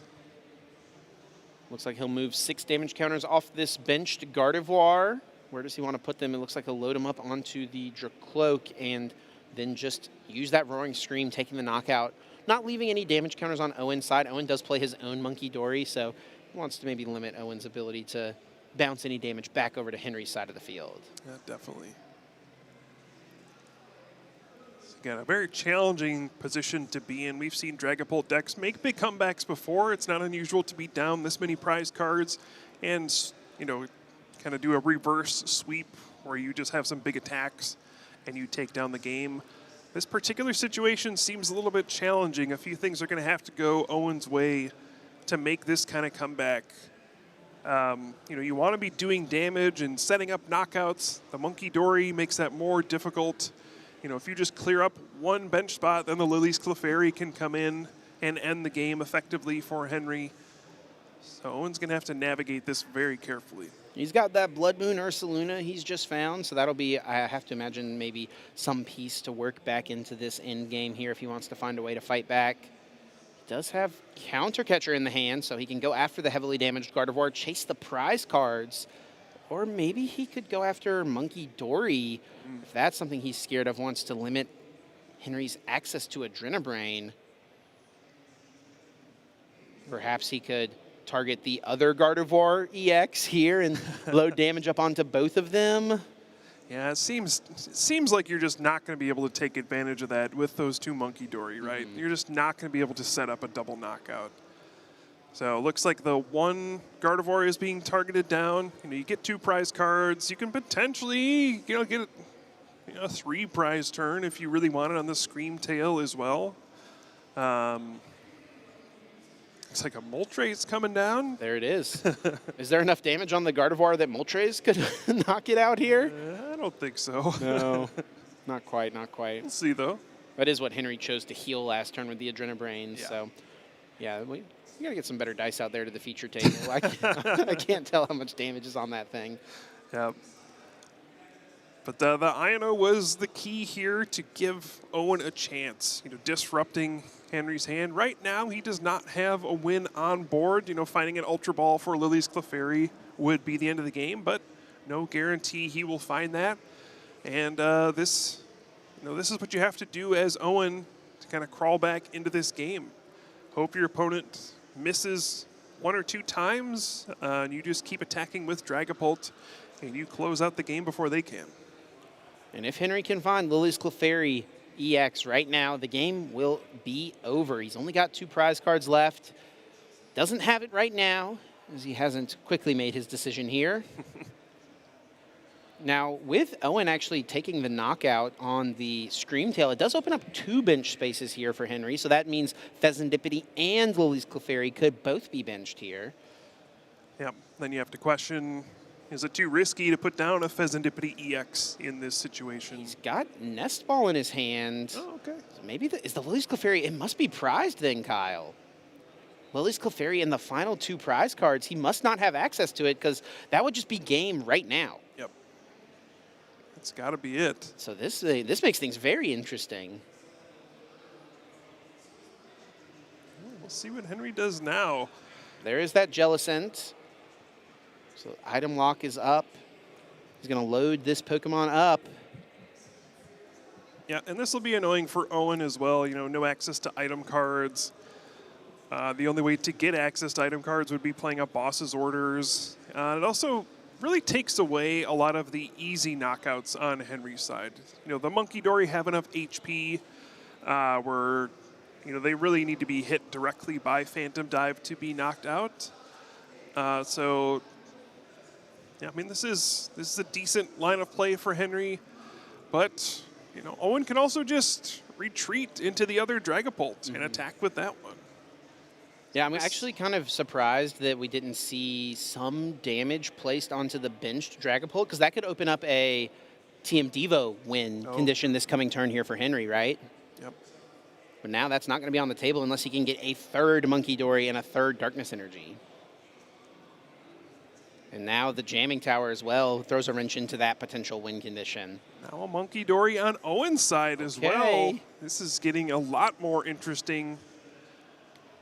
Owen maybe finding a way to get back into this game. It seemed very unlikely. Down so many prize cards. Henry with such a strong board position at multiple Gardevoir up and running, multiple Monkey Dory. But is this game slipping away? Yeah, as you mentioned, this active Dragapult can easily retreat, and there's not going to be a way for Henry to target it down. He can't play Counter Catcher because Owen has more prize cards. And he won't be able to Screamtail it because it's a Terra Pokemon. Can't target it while it's on the bench. Exactly, yeah. All right, looks like that Monkey Dory did go down. Thanks to Owen's own Monkey Dory. And now what does Henry do? He's actually in a very challenging position. He's got Super Rod, Nest Ball, and the Mega Diancie as the cards that he has in his hand currently. I don't know if that does anything. Nest Ball can bring down Pheasantipity. That's about it, though, to draw some more cards and hope to piece something together after that. And taking out that Monkey Dory means you can't do the triple Adrenabrain. Right. Where you can move damage over and then TM Devolution to win the game that way. So now it's seeming like potentially just boss's orders from Owen would close out the game. Now we might be in a situation where Henry is trying to find an Iono of his own to just prevent a game-winning boss's orders. Yeah, this is another kind of scrappy end game here from these players, and a big part of it is because Lily's Clefairy is in the prize cards. There's a Professor Turos scenario. Okay. That's another way to, you know, remove your big liability from play at this point, although you do have Pheasantipity on the bench now as well. So that's probably going to have to be Henry's route here. He could just retreat the Jellicent. I guess it's the same, right? He loses to boss's orders regardless. Yep. So Turo and retreating are effectively the same thing. Is it Mind Bend time? I mean, we've seen it before, and that could indeed be the case. And Turo will be the play here. Which Pokemon is he going to target is the question. I would have to imagine it's the Jellicent EX. You could, I guess, just go for like a Frillish attack this turn, but oh no, we're going for a Mind Bend. So you can move damage over to the active Dragapult EX and then Mind Bend, and that potentially sets up the TM Devolution play for next turn. Yeah, he's got that Devo in hand. He's going to need to find a replacement stadium to get rid of the Jamming Tower. Let's see what Owen has on his turn here. If he has, I mean, at this point, if he has boss's orders, does he go for the win? He's got boss in hand. He could bring up the Pheasantipity, use Adrenabrain, move the damage counters over, and if he flips heads, he wins the game. Yep. Is that worth it? Is that his best route to close this out? It's a great question. Of course, if he had an energy card as well, he could just go for the Blood Moon Ursaluna with that Ultra Ball, and that would be the way to close this game out. No prize card was taken, or no knockout, so Pheasantipity EX flip the script is not an option right here, and yeah, the boss orders. Here it is, a heads, and Owen wins the game right now, and the flip is a heads. I'll take your word for it. I can't see it, but it is a heads. I couldn't tell either, but I saw the fist pump from Owen, and that was the giveaway there. Owen Dalgard on the flip takes game number 1 against Henry Chow. All right. What is this today in Mind Bends, you know? Hey, what a game. Yeah, wow. I'm glad we got to catch that one. This is why I really do love watching Dragapult versus Gardevoir play out. We see it so often. I know people watching are probably a little tired of it, but the games are so interesting, especially at the highest level when you get 2 great players there. You got to feel for Henry a little bit there. I mean, he had the win if the Lilies Clefairy wasn't prized and would have been able to close it out. That's a pretty crazy sequence to see. Yeah, absolutely. I mean, it was such a... it looked like a dominant board position, right? He had so much stuff.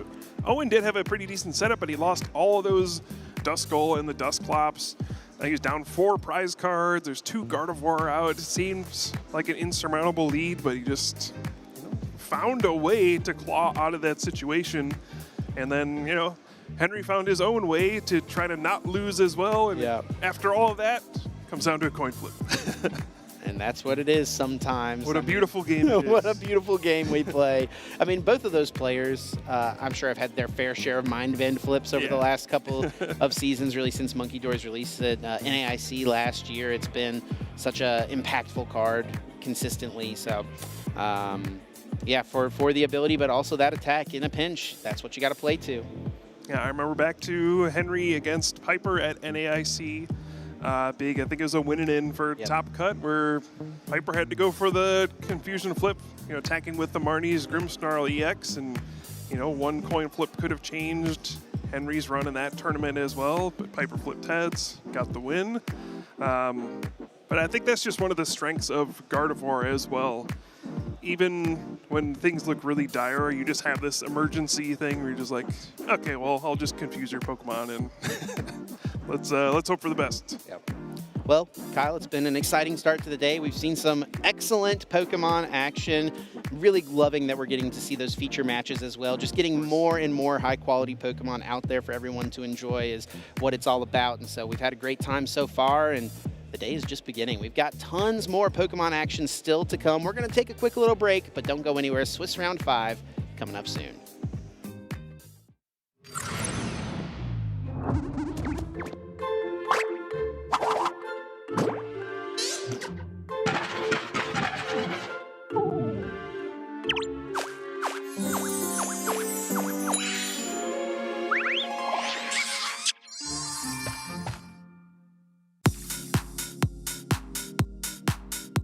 My favorite Pokemon has to be Electivire. The reason being is the anime, they had a character named of Paul. It was the antagonist to Ash. And ever since Paul just showed Electivire, I don't know, something just gravitated to me, and I just truly love the Pokemon. My pre-game ritual has to be sleep. I like to sleep a lot before an event, get well rested. Playing Pokemon for like 8 to 9 hours is almost like a day job. So making sure that you're rested is the best way to approach a tournament. If I have to pick the best player, it would have to be Wolf Glick. I'm not saying it because it's a friend, but it's just, to me, he's been playing for so long, the longevity of just being good, just the consistency, it's just amazing. What keeps me fueled to want to get better, just seeing him do well. So he's a good friend of mine, and I think that no matter what, he's always going to be my #1 player. So my overall goal playing this game, when I first started, honestly, it was the prizing that got me interested, and I thought that I could be one of the very best. Now it's so much more than just the prizing. I want to be somebody that people of color could look up to that play this game. There's a very few of us that play this game, and just coming out to these events and placing well brings other people of color to gravitate to play this game. So now it's bigger than the prizing. I love this game, so I want other people to see why this game is so fun and important to me. Special talent or hobby, honestly, is playing this game. I don't know how I got this good. A lot of practice, but this is it for me. Pokemon is everything in terms of like all I do besides like work and other things. But my skills in this game have really transcended over the last couple years. If I could create my own card or Pokemon, I would want it to have the ability that if it gets intimidated, instead of getting an attack boost, it'll get a special attack boost. But let's add on like maybe a speed boost as well. Let's give it a little bit more. So like a competitive speed boost.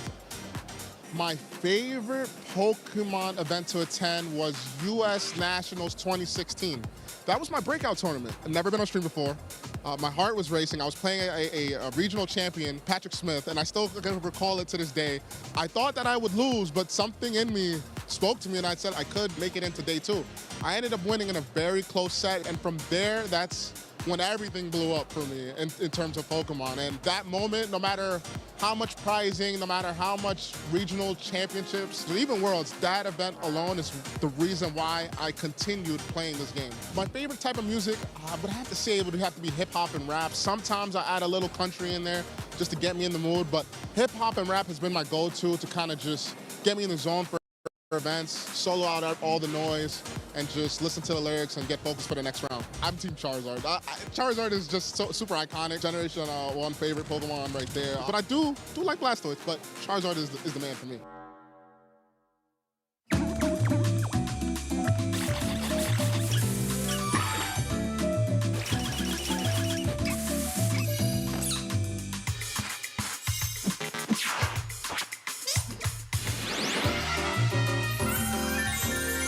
The Milwaukee Regional Championships introduced the new powerful Mega Evolution Pokemon. With bigger HP and more powerful attacks, it was looking to shake up the metagame in a big way. However, instead, the new tools like Lily's Determination made some familiar decks that much stronger. The weekend led to a Gardevoir versus Charizard final. On one side, we had Aban Ahmed playing Gardevoir EX on a once-in-a-lifetime run, finding himself in a 3rd consecutive finals appearance. Standing in his way was Jackson Ford with the type advantage, playing Charizard EX. In Game 1, Jackson had the picture-perfect setup with all his Stage 2 Pokemon to work with, which led to a double KO on both of Aban's Gardevoir lines, leading to a quick victory. For Game 2, Jackson was able to set up once again and forced some out-of-the-box plays from Aban, who KO'd the critical Pidgeot EX and left Jackson with a lone Charizard. But by hitting through confusion, that Charizard was just enough to crown Jackson Ford your Milwaukee Regional Champion. Okay, he's grabbing the die, he's going for it, and it is a head! There it is! He's There's got the the head attack! flip! Burning Darkness taking down the Monkey Dory, and Jackson Ford is your champion. Start your journey here at Pokemon.com/compete, and you too can become a Pokemon Master.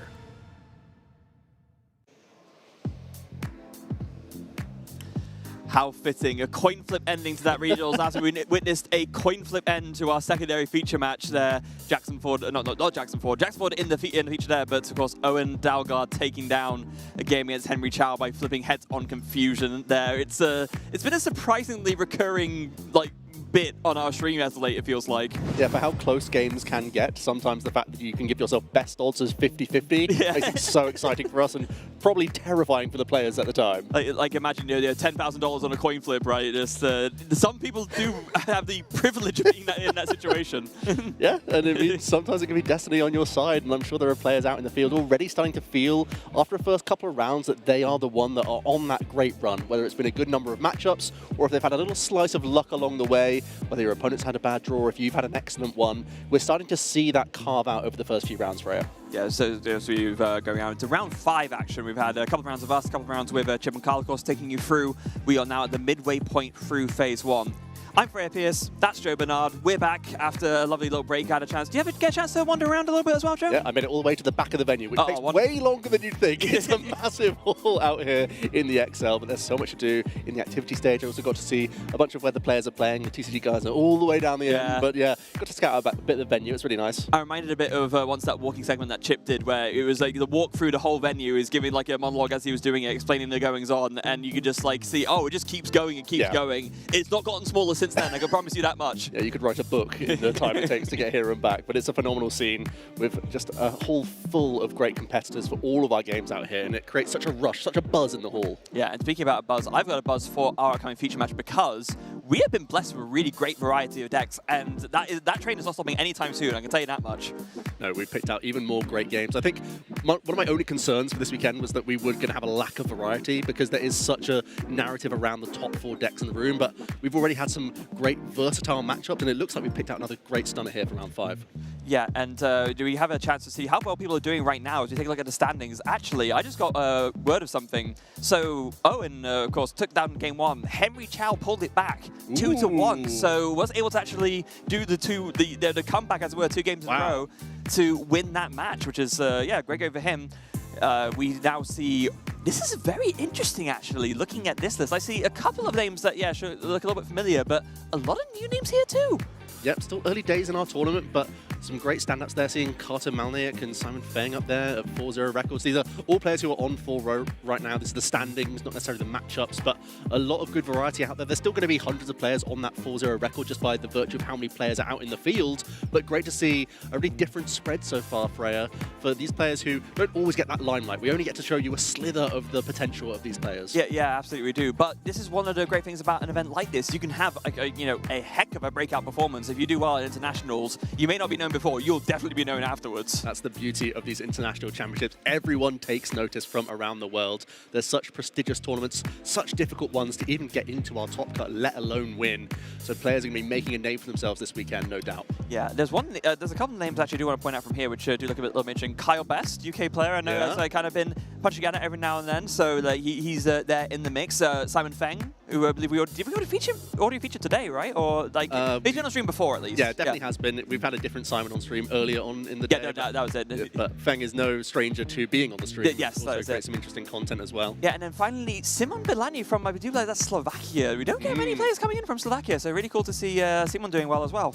Yeah, great to see these players all feeling amazing right now with that flawless run. Of course, they are able to trip up here or there, but it's more so about getting yourself not just in position for Phase 2, which we will begin today, but also getting yourself towards that top cut. That's what it's really all about here at the International Championships, especially when you're on such a good run. You really want to capitalize on it and not miss a beat. Yeah, very important to note for the folks at home as well. So we did do like a little bit of an explainer of the format for the start of the day, but in case you're just joining us now, we have 8 rounds of Swiss for Phase 1 and then another 6 for Phase 2. For today's schedule, you will get all 8 rounds of Phase 1 and the first round of Phase 2. So 9 rounds of total action today, so really are at the halfway point here, and of course the day 1 stream. It only gets more tense from here on, Freya, where players start getting close to that Phase 2, knowing that they just need a couple more points under their belt to put themselves in great stead.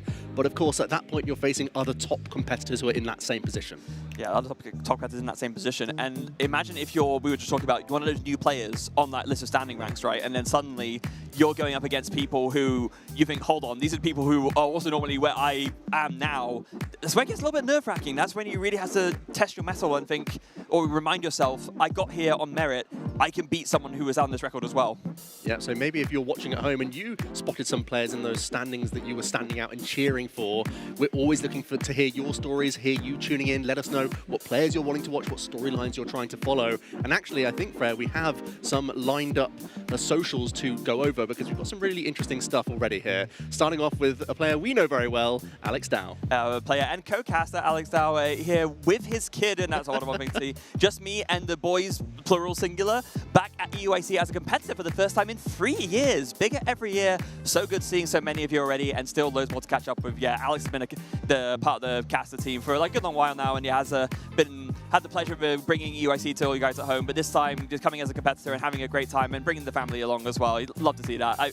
if I were in his position, I weren't casting, I'd be playing too. So, you know, that's, I think, something we both understand very well. Yeah, and I think Alex already has taken like one loss of one tie, but ultimately a number of wins under his belt as well. So looking in good position for that phase 2 of competition, saying that it's the first time he's played in a couple of years. That's because he's had the chance to be behind the desk. Yeah, There were exactly. some great moments last year as well.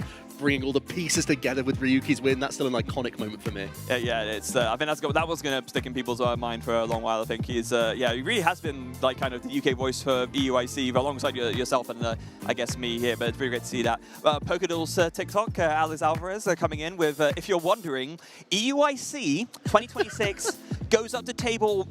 Let's read 4,254 for the trading card game. Yes. What? That gives you an idea of the scope and scale of things out here. There are so many competitors all trying to be the new international champion. For some, it could be first time. Other people trying to chase victories that they've had previously and do just one better. But yeah, the international championships, that's a long walk, like we were saying.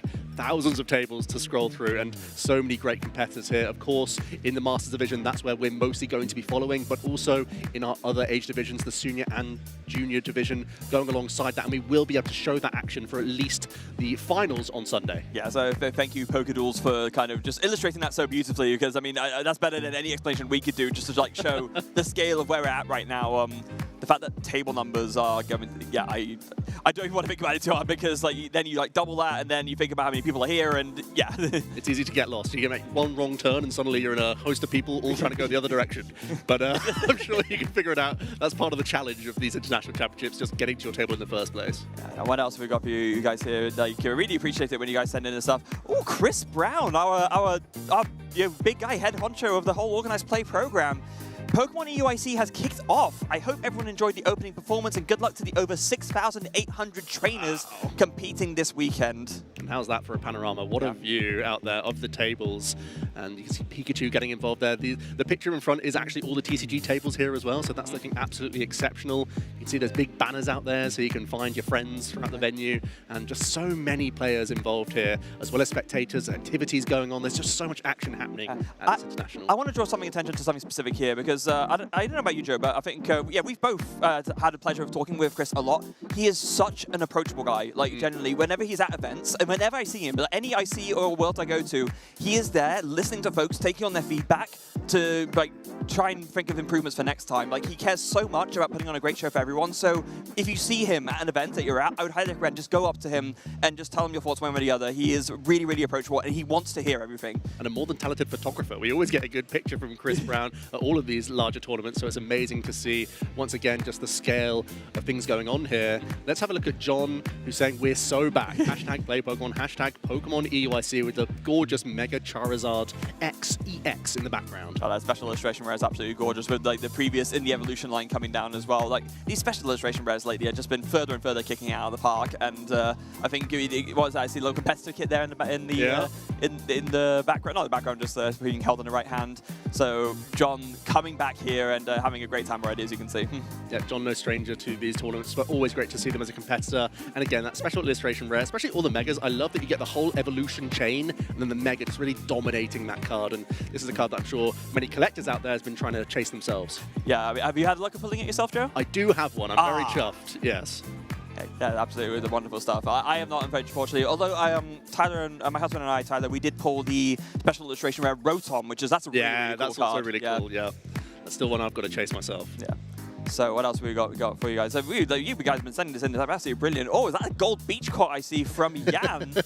This card was not on my list of cards I thought I'd pull out of my binder for EUIC. They're going the gold beach court. Interesting, with the little Flamigo cameo there. Yeah, I wonder what archetype this is sneaking into, Freya. The beach court, not something we've seen for a little while. No. I really mostly remember it for earlier builds of the Lost Zone box. That's going back a rotation at this point. But where does this find its niche, perhaps? I know there has been some builds of Absol Kangaskhan weaving it in, so you don't have to have an Yveltal in play. You can use Petron to bring even something like a Fezzidipity EX into the acquisition, then remove that as well. So maybe there's just a lack of better stadiums within the deck, so you just go for the beach court instead. Yeah, it does make you wonder, though, because it does feel like one of those cards that has been like a little bit, I guess, outclassed by other things that have like come out to the point where you just don't need to play it anymore. But clearly, Jan finding a use for it, and yeah, I'm also very curious as to what he's ended up playing it in, that it's ended up being as useful as it is. Yeah, that's part of the beauty of the EUIC, where players have just had these extra weeks and months to really iron out their deck list and make sure every single card inclusion is just getting that little bit of extra mileage. Whether it is a small tech inclusion like this, maybe it can get you into more viable leading Pokemon in certain instances, maybe protect energy attachments in other ways. There's almost these little things that can give you tiny edges in this situation where most players have really seen it all before within the Phantasmal Flames format. Maybe catching them off guard with a tech inclusion like this could change your fortunes. Yeah, maybe it can. That is going to be it for our social media posts. Thank you all so much to everyone who posted and sent those in. Please keep using that hashtag #PlayPokemon, hashtag Pokemon EUIC to send in your tweets and your photos. We would love to see more of them as the show goes on. But something even more important that I'd like to look at right now, we have some notable matches for everyone at home for you guys to see who is kind of the big matches going on for this round. So we have Brennan Cameron and Yoshiyuki on the feature match table, so not as in the mainstream, but they're going to be on the backup table, so you might see a little bit of them later. We have some other very interesting names there. We have Aiden Koos going up against, I do believe, oh, hold on, that's not right. We're not playing. Well, no, I'd love to be. But no, we get to, some excellent talent on display, and it looked like we had a no-brainer of a choice there with Liam coming onto our broadcast. We know that they've been so vocal about this End Zoroark archetype as of late. Haven't yet seen what list they're playing, but it could easily be in that same deck again. Yeah, I'd be very, very surprised if it wasn't, to be honest. And I do believe we'll be going up against, we have who's going to be his opponent? I didn't quite catch it because we were reading We through. have Mario Martin Nunez on the other side of the table, also playing a really out-the-box archetype. We're playing that Flareon Toolbox-style deck. This is definitely an archetype that's in really low numbers of play. Essentially, Emma Hagen has been the one really championing it over the last few weeks, but it feels like Mario has picked up this list himself and is already on a great record. And to be honest, Mario is a player who's been still hunting those big accolades, has had a day 2 here or there. Actually had a quick look and saw that they've got a spicy result with a Palkia Dusknoir build, so definitely accustomed to playing some of these more rare picks in the format. Yeah, so used to known for rare picks, and just going to show as well. We were talking about how Emma Hagen has really been kind of the champion of Flareon in this format, but there are other people in the room playing it, not in the room, but also over the season playing it in general as well. Like I'm thinking of Thomas Ducroix as well, who's also had a lot of success with it, and clearly not the only one picking it up, and not the only one seeing big success with it, seeing at 4-0 up against, granted, a very, very tough opponent. But you got to feel like this going into this matchup feels like a pretty good one for Mario in that he does have some really good answer Pokemon. Both Flareon EX and Leafeon EX via weakness should have an easy chance of dealing with the End Zoroark very quickly against Liam, where half of the strategy of End Zoroark revolves around that End Reshiram, which is much more versatile and useful when the End Zoroark can tank hits. But also, as we see some prize cards already, Freya, one of those Team Rocket's Watchtower tech inclusions from Liam going to be snuck in those prize cards right now, making things a little bit awkward for him. That might be his best defense in this matchup, and it's just a one-off. Oh, this is the only copy. Oh, that's dreadful. Yeah, that is something that Liam would absolutely want to find early on to shut down those Noctowls, Jewel Seekers, and also shut down that Pidgeot's Quick Search, of course. So with no access to that, that's not great. It is at the bottom of the prizes, so maybe you can get it out early, and it will be okay, but not what you want to see in the prizes if you're Liam. And meanwhile, Mario's prizes look fine, to be honest. Yeah, you're pretty happy with all of those prize cards. Nothing too detrimental there. You're not going to need that Black Belt's training too much. Also, just keeping an eye on Liam's prizes as well. Seeing that reversal energy, that's because Liam is opting to have an Enstar Manitan package within the deck list. So that's another useful attacker. I think it can come up every now and then. If Mario gets pretty creative using multiple Noctowl and only leaves one Hoothoot open, there might be situations where Liam is happy to just take out a threatening Hoothoot on the bench via that spread pressure. Yeah, it's a card that's come in and out of the deck, which is quite interesting. It's actually the 2-2 line coming in there from Liam's side, so it's definitely something that he wants to focus on, unlike some builds in the past. But we are kicking things off here, and that is, there's an immediate Flareon coming in from Mario. No time wasted there. Of course, the Eevee, with its boosted evolution ability, can evolve on the first turn of the game. Yep, and you really want to be going first if you are this Flareon-style archetype, because as we know, the deck really kicks off via your Noctowl. So having those early outs to a turn 1 Fan Rotom is really going to open up that board. Yeah, really going to open up that board. And speaking of Fan Rotom, we see a nest ball here, Joe, so I do believe we're going to be seeing that Fan Rotom come down, and Mario's picking out the pieces already. He's going to have a very, very nice board setup to go for like a really, really strong turn 2 with basically searching for everything that he wants. So yeah, there it is. There are already 2 Terra EX Pokemon in play. Now the Fan Call can come down. There's already one Hoothoot on the board, so now we can get at least a second one and stash certainly one Noctowl to the hand. Depending on what else is in Mario's hand, he could get even more here, just to open up all sorts of avenues. Yeah, so a brief moment to talk about what this Flareon deck does. So It's a little bit of a trickier one to explain because the thing is with the Flareon deck, it kind of has a little bit of a less linear strategy compared to a lot of the other decks in the format. It's less laser focused on one specific thing, and it's more a deck that aims to have like an answer for every single different matchup and then approaching it in a different way. I guess one of the main things you do want to focus on is usually getting that Flareon EX out. It does have that burning charge attack, which does 130 damage and lets you accelerate energy to your Pokemon. I mean, it's 2 basic energies from the deck to one of your Pokemon. So that can let you charge up a backup attacker. And then you make use of the Terrestrial Engine with, like we've seen in other decks, with the Jewel Seeker, to search out your trainers, and you do have that Pidgeot line in there to bring in the quick search as well, and you just toolbox what you need depending on what you're playing against. All we can really think about now is that Mario's had pretty much the ideal opener. Liam just thinking that you've got to shuffle things up before he gets into the action, but has an energy already in hand here for the Enzora. Also, I saw at least a Nest Ball, so can begin to search his deck here. Sometimes you panic a little bit when you see just like an attachment as like the first thing. You wonder, does that mean there's nothing else? It's just going to be attached pass? But no, it does have a Nest Ball at least, so we'll be able to get one more Pokemon out. But what is in the rest of Liam's hand right now? I didn't quite have a chance to get a good look at it. Is there something to it, like a supporter maybe to find something, or a Buddy Puffin? Haven't quite yet been able to scout what's going on here, but there are some things to keep an eye on, as it is a secret box build that Liam is going for here as the A-spec choice. Does that mean that we have access to TM Evolution as a potential way into early Enzorok? No, it doesn't look like they are in the list here. So it's still going to be a slower way to evolve towards your Pokemon. Just a secret box to find everything else, I guess, just because you want to find your Rocket's Watchtower at the right time, the End's Castle if you need to retreat. There's Air Balloon and Power Glass for tools for either flexibility with retreating or just getting energy back onto your guys. Yeah, a bigger plethora of toolbox of different things here. But we do have an INO for the supporter. Yep, that looks like a good way to refresh the hand. Also, of course, you are guaranteeing there are some Noctowl going to the bottom of Mario's deck as well. One of the big upsides of Fancor is you get to stash that Noctowl guaranteed for next turn, but Liam has just banked that to the bottom. He's also had access to early Artisan, which grants Budu access here. Oh, that's big. Easily retreat into an Itchy Pollen, so not only are you throwing some physical Noctowl to the bottom of the deck, you're now also drastically diminishing the outs for the opponent. Yeah, and this can be something that's quite tough for Flareon to deal with, because the way that you have these options to deal with all these different matchups usually involves making use of items in some way. So being hit with Itchy Pollen this early definitely hurts a little bit. Having said that, the fact that there's a Flareon active, I can't imagine that Budu is going to last very long.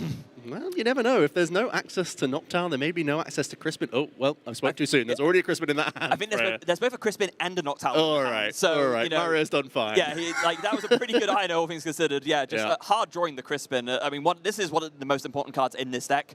It's been using Terra Box, it's been using Raging Bolt, just generic energy acceleration, where you take 2 different basic energy types from your deck, one to the hand, and then one to one of your Pokemon. They're just both going on the Flareon, and it's just going to be almost an immediate burning charge. No, going to be a Jewel Seeker first. And one of the big benefits of the Flareon EX archetype, as opposed to something like just a pure Terra toolbox where it's more basic focused, is that when you have the means of using this burning charge attack, you can accelerate even more energy, not just helping you get even more attackers lined up, but also it means that you're not locked into Crispin on future turns. It actually opens the door for you to play these other options, whether or not you need to weave in Boss's Orders, whether you want to weave in this Hilda coming to the hand as well for a future turn. This really is going to open the door for Mario, because I imagine we're going to be burning charging, either accelerating to the active or that EVEX on the bench. Yeah, Hilda's a big one that's kind of a focus for follow-up turns on the list for the Flareon player. We've seen Emma even bump up to like a free count, I believe, in her list, which she posted before the event, as she has attended to.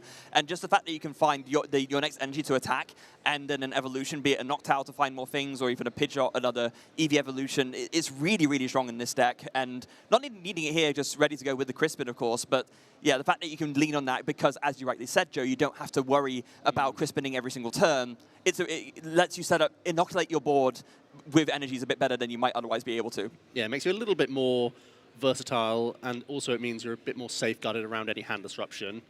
As we do see that opening prize card and action passing back over to Liam now, who does have his A-spec by the looks of things. Hello. So Secret Box coming into the equation.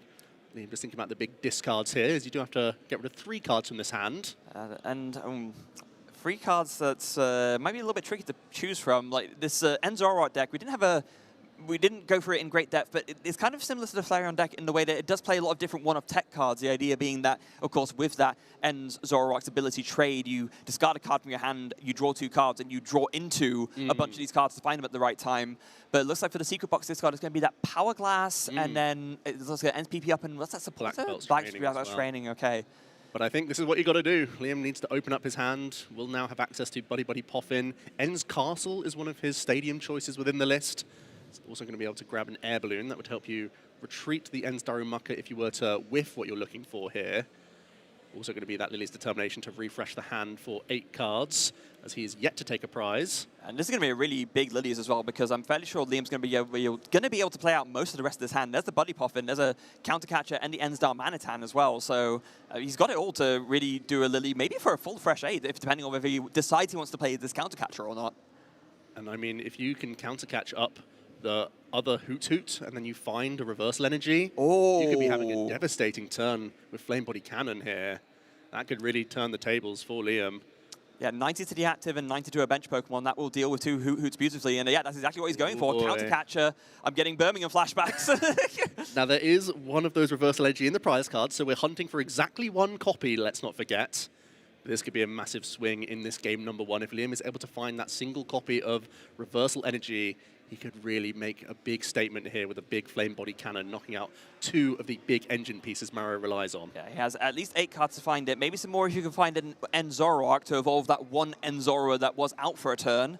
8 cards drawn. I don't see it yet, but there's, yeah. Little trade to go. 2 more. Does he find it? No, it's a miss. Well, when you are... Oh, flip the script, hold on. Not quite yet. And it's still a miss. Oh, that's brutal. Well, saw plenty of cards. Wait, no, he didn't. He drew it.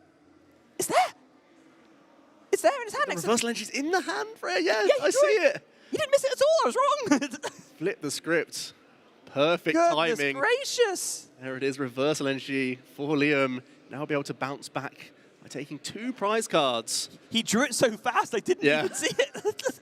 But there it is. Like wow, that is literally the perfect turn for Liam. And the devastating, crushing Flame Body Cannon dealing with both the Hoot. And goes ahead in the prize race. And crucially, Freya will be plucking a Team Rocket's Watchtower from those prize cards.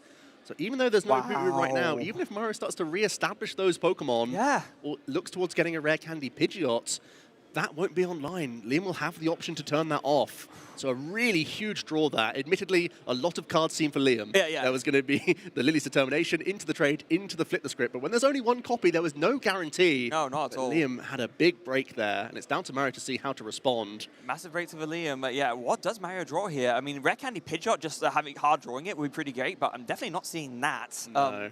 We know that there is the Hilda banked in hand, so I'm sure that's what kind of Mario is leaning on, thinking, oh, hold on, if I have double Hoot, I'm feeling great because I can Hilda, I can search for a bunch of stuff. When your Hoots are gone, suddenly that's not an option anymore. Yeah, and grabbing evolution Pokemon usually so useful, but far less so the case on this exact board. Maybe you could get an early Leafeon EX into the hand. Might be just a second Flareon EX coming to the hand as well. Yeah, it is going to be the Leafeon EX to the hand, as well as the Lightning Energy for the turn attachment. You might actually have to Carnelian through the Enstar Manitan, as it has 10 more hit points than the damage of Burning Charge. Oh my goodness, oh that's so brutal to have to do that, but you need to deal with this. You can't just have this Enstar Manitan either through itself or through being copied by Night Joker on Enzoroark, just sniping things willy-nilly. That's going to lose you the game very quickly, so yeah, you just have to deal with this. Here comes the 3rd energy coming down then. For Mario, who may still think about, no, is going to instantly evolve into that Leafeon EX on the bench as well. Yep. I think smartly recognizing that that's going to be a very important attacker for him later, that you really want a way to deal with this Zoroark EX in 1 hit, even more importantly, given that it is weak to grass, of course. Yep, so it does level up the prize trade, and Liam still has a few objectives here. No energy in play to speak of right now, has already had to discard one of their copies of Ends PP Up. Yep. So has to find a way of discarding a Darkness Energy and finding an Ends PP Up if they want to launch any attack here. And important to note, there's only 2 copies in the list, so again, it's finding a one-of in the deck. But even then, you would just be attacking into a Flareon. Doesn't feel great either, because then you're just sort of at the mercy of a Leafeon EX coming into the active and getting KO'd quickly. So this is the main issue that players often talk about with the Enzoroark archetype, is that your damage output when you face other 1-hit KO decks can be quite limited. But key find there, look at that Serrano finding the remaining 2 End Zoroark that Liam needs, and so there's going to be so much trading happening this turn. We can find the answers. We can draw our way towards something here, Freya. I think, well, the Team Rocket's Watchtower less integral on this current board. You basically happy to go down enough prize cards to say that you could Watchtower Iono your way back into this game at some stage? Does that mean that you're forced to punch into the Leafeon EX this turn as the more threatening of the 2 evolutions? I guess so, but like it doesn't feel great, right? Because it's no matter what. There's another Ends Darmanitan established, so that could go into Darumaka and put some hurt in. Oh, then Ends Reshiram as well. That's important, so you can actually have like a more powerful attacker to copy that's on a basic. Right. Exactly that, because the Ends Zoroark EX is copying your other Ends Pokemon's attack. So the Night Joker itself doesn't do anything. No. You just have to pick from some of your benched Ends Pokemon. And in fact, Liam here going to manually attach to 1 Ends Zoroark and simply pass the action over by the looks of things as we use the Ends Castle to retreat into the Ends Reshiram here. And passing to Mario. Small opening here for Mario as Liam was not able to really do a great follow-up turn. Was able to set up his board nicely. He does have all the End Zoroarks going, so we'll be able to do trade a bunch. But Mario does find that grass energy. That's going to mean that the Leafeon's attack is online to KO any of these End Zoroark on the bench. Yeah, the Verdant Storm not really doing much with only 1 energy in play, but that Moss Agate certainly will. With that crucial grass weakness. And Mario also has Nespal now that will establish a Hoot Hoot. Are we going to see the painful retreat of this Flareon EX is the next question. Like, perhaps you could feel confident. If you could bounce this stadium, you could just end up passing this turn and feel good about your play as well. Knowing that End Zoroark is still just so not proactive. You know, you can sit with a hand and be quite content, but there's the boss's orders. So let's just take 2 prize cards while we have it in play. And I guess you can't go for the Carnelian, right, because you had that last turn, so you do have to retreat to do it, and yet there is going to be that painful retreat. But to be fair, in this circumstance, I'd say it's probably worth it. Especially when nothing can really touch this Leafeon EX next turn. And Mossagate is already here. You can also get the bonus heal onto the Flareon. Oh, got the healing effect. Mossagate, like 1 to 200 damage and heal 100 damage from each of your bench Pokemon. Nice. I did not even realize Leafeon healed that much. It feels like it rarely comes up, but I mean, yeah, good. You take it, right? It's cream on top. Why not? It's an extra bonus. Mario now just going 2 prize cards away in this game number 1. Swiss round number 5, Liam finds himself in a really dire situation. The only good news at this stage is that Liam should be in Blood Moon Ursaluna range. The issue is that you can't use your Team Rocket's Watchtower to block a Hoot Hoot if you want to use your own Blood Moon Ursaluna. Blood Moon Ursaluna is indeed a colorless Pokemon, so if you put down the Team Rocket's Watchtower, that Blood Moon attack is going to cost 5 whole energy without access to season skill. Listen, we've seen Liam do it before. That is true, actually. That is true. Ooh, interesting. The Black Belt's training coming back from the Pal Pad. Could we use Blood Moon Ursaluna plus Black Belt's training this turn to cleanly knock out the Leafeon EX, perhaps? Yeah. That would be not using Iono this turn. Maybe it's a plan for later for Liam. If you can just Iono again this turn, leave a single prize Pokemon in the active position, slowly attach to an End Zoroark, then line up a nice KO with a Blood Moon Ursaluna, as we are evolving into Darmanitan. There's another reversal energy. And there's counter catcher again. Catcher as well. Another great use. Yeah. Of this Ends Darmanitan. Just dealing with the outs to the searching. And nice. This is reminding me of something we saw during the first couple of rounds, right? With the combination of Iono into getting rid of your opponent's ouch. Make Iono stick by dealing with the Pidgey, dealing with the Hoot Hoot, and make it so that these 2 cards need to be the winning cards. And Liam can take out, again, 2 engine Pokemon here. Can knock out the Hoot Hoot, knock out the Pidgey, and say, Mario, from your 2-card hand, you have to find a way to knock out my End Zoroark, because otherwise I can come in next turn and find a way to win myself with the Black Belt's training recovered. Yeah. And so with that, I think I'm trying to think, what combination of cards does Mario need to draw to actually win, to make a comeback and win Boss's the game? orders. It would just be Boss's orders, right? With the Leafeon, win the game. So here we go. Liam trying to dodge just the Boss's orders outs. There aren't many within the deck, because Mario typically picks the cards via Noctowl. Not so the case here. Let's see the top deck. That's an Ultra Ball? Ultra Ball for Pheasantipity, Frey? Pheasantipity EX. That will be the only option here. Mario simply has to play that.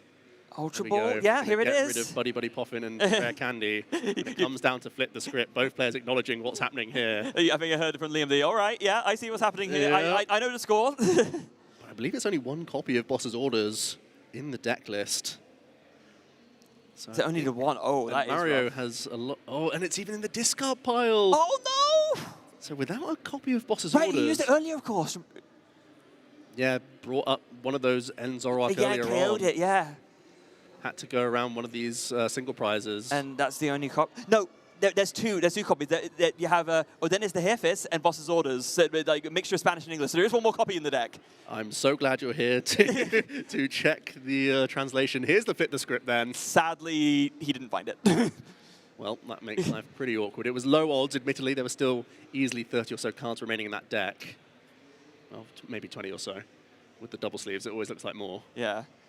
That's all the draw that Mario has access to here. Yeah, it was unlikely, but he had to go for it, right? It was just unfortunate circumstance. You play to your outs, but it's not over yet, I don't believe. There's a night strategy that can be played here. Liam doesn't have the guaranteed means of a KO, I don't think. But sitting on board with this Ends Castle to help pivot, it is going to be the KO with Moss Agate. Already the promotion from Liam, which means he's very confident. But that's Boss's Orders, Pheasantipity EX. That means the Blood Moon can come in, take the KO. Really impressive stuff from Liam for a really solid game #1 win. There was maybe an argument to not take the KO there if you think maybe it means he needs to find energy and boss, but I guess he thought it was so unlikely, it was so likely to happen anyway that I might as well just take the KO and hope for the best. Yeah, because it's not only that you're losing to Boss's Orders, you would lose to that Black Belt's training that you just got recycled anyway. You know your opponent is sat in play with multiple Enzoroark EX. You didn't hand us up to them, so you pretty much know that if you don't win that turn, Liam's going to come back in one way or another. So you may as well, you may as well flip the script and see if you can find your one copy of Boss's Orders. Yeah, but what incredible game that was. Looking back over, it really did just come down to that one turn with a couple of turns really. This was it. Yeah. It was this twice, really. Yeah. Well, one copy of Reversal Energy, that's the crucial thing for you. Like, Liam, sure, drew a bunch of cards, but was able to access his second copy of Reversal Energy thanks to that really powerful Flame Body Cannon. Then took a turn off, sort of waited, let the Carnelian be an issue. Mario then went for the early Boss's Orders, got himself in touching distance. But then Liam once again was able to piece together an amazing Flame Body Cannon attack. And piecing apart this engine is no easy feat. Getting the reverse lens off the prizes with the first attack, doing it again, double knockout on engine Pokemon both times, just meant that, I mean, if your entire deck relies around an engine that you can't use, then what are you doing? You've got your big attacking EX Pokemon, but Liam, especially as the game progresses, that Enzoroark becomes less and less of a focal point. In fact, we didn't even see the Enzoroark attack at all in that situation. Liam leaning into his single prize backup attacker and making great use out of it, and also weaving in that Blood Moon Ursaluna EX, such a critical piece of this deck that allows you to get over some EXs. As we see the fist bump getting into our game #2 here, with just over 30 minutes remaining on the clock. Yeah, this is, so Mario's going to be going first again. Of course, did lose, so had a choice of whether to go first or second. Has a very strong start again, not going to lie. Yep. Basically, your checkpoint for the Flareon archetype is to find Fancall and find a Terrestrial EX Pokemon. Done. That's already done and dusted, so we can once again start to grab our Hoot Toot and stash some Noctowl in the hand for the next turn. So already got to be pretty chuffed with that one. He's going to have a quick look at what's remaining in the deck here. Still got to be quite quick about things, to be fair, because now we have 45 seconds to do our opening deck search, thanks to our new rulings. Yeah, it's, prizing there. One countercatcher is, I guess, not great. Wellspring Mask Ogapon could be relevant for an early attack, but we didn't really see it come up last time. One Area Zero is a shame, of course. You do definitely want to see that early on. Especially when a couple of those stadiums are towards the top edges of the prizes. Yeah. That Team Rocket's Watchtower being a headache, you may be a little bit hesitant to be the first to put down your own stadium with some in the prizes. Yeah, I mean, what's the overall stadium count in the list? I'm just having a look here. There's just so many one-offs within the list, it takes a long time to look through. It's 3 total, so it's a couple of Area Zero and 1 Gravity Mounted. So there is literally 1 stadium in the deck that's not prized. Yeah, so that's a challenge for Mario to overcome in this second game already. But I think overall has this decent opener, so can be pretty happy with that. He's going to grab a couple Hoot Toot as well as a Pidgey, which means there's at least a Noctowl in this hand as well for next turn.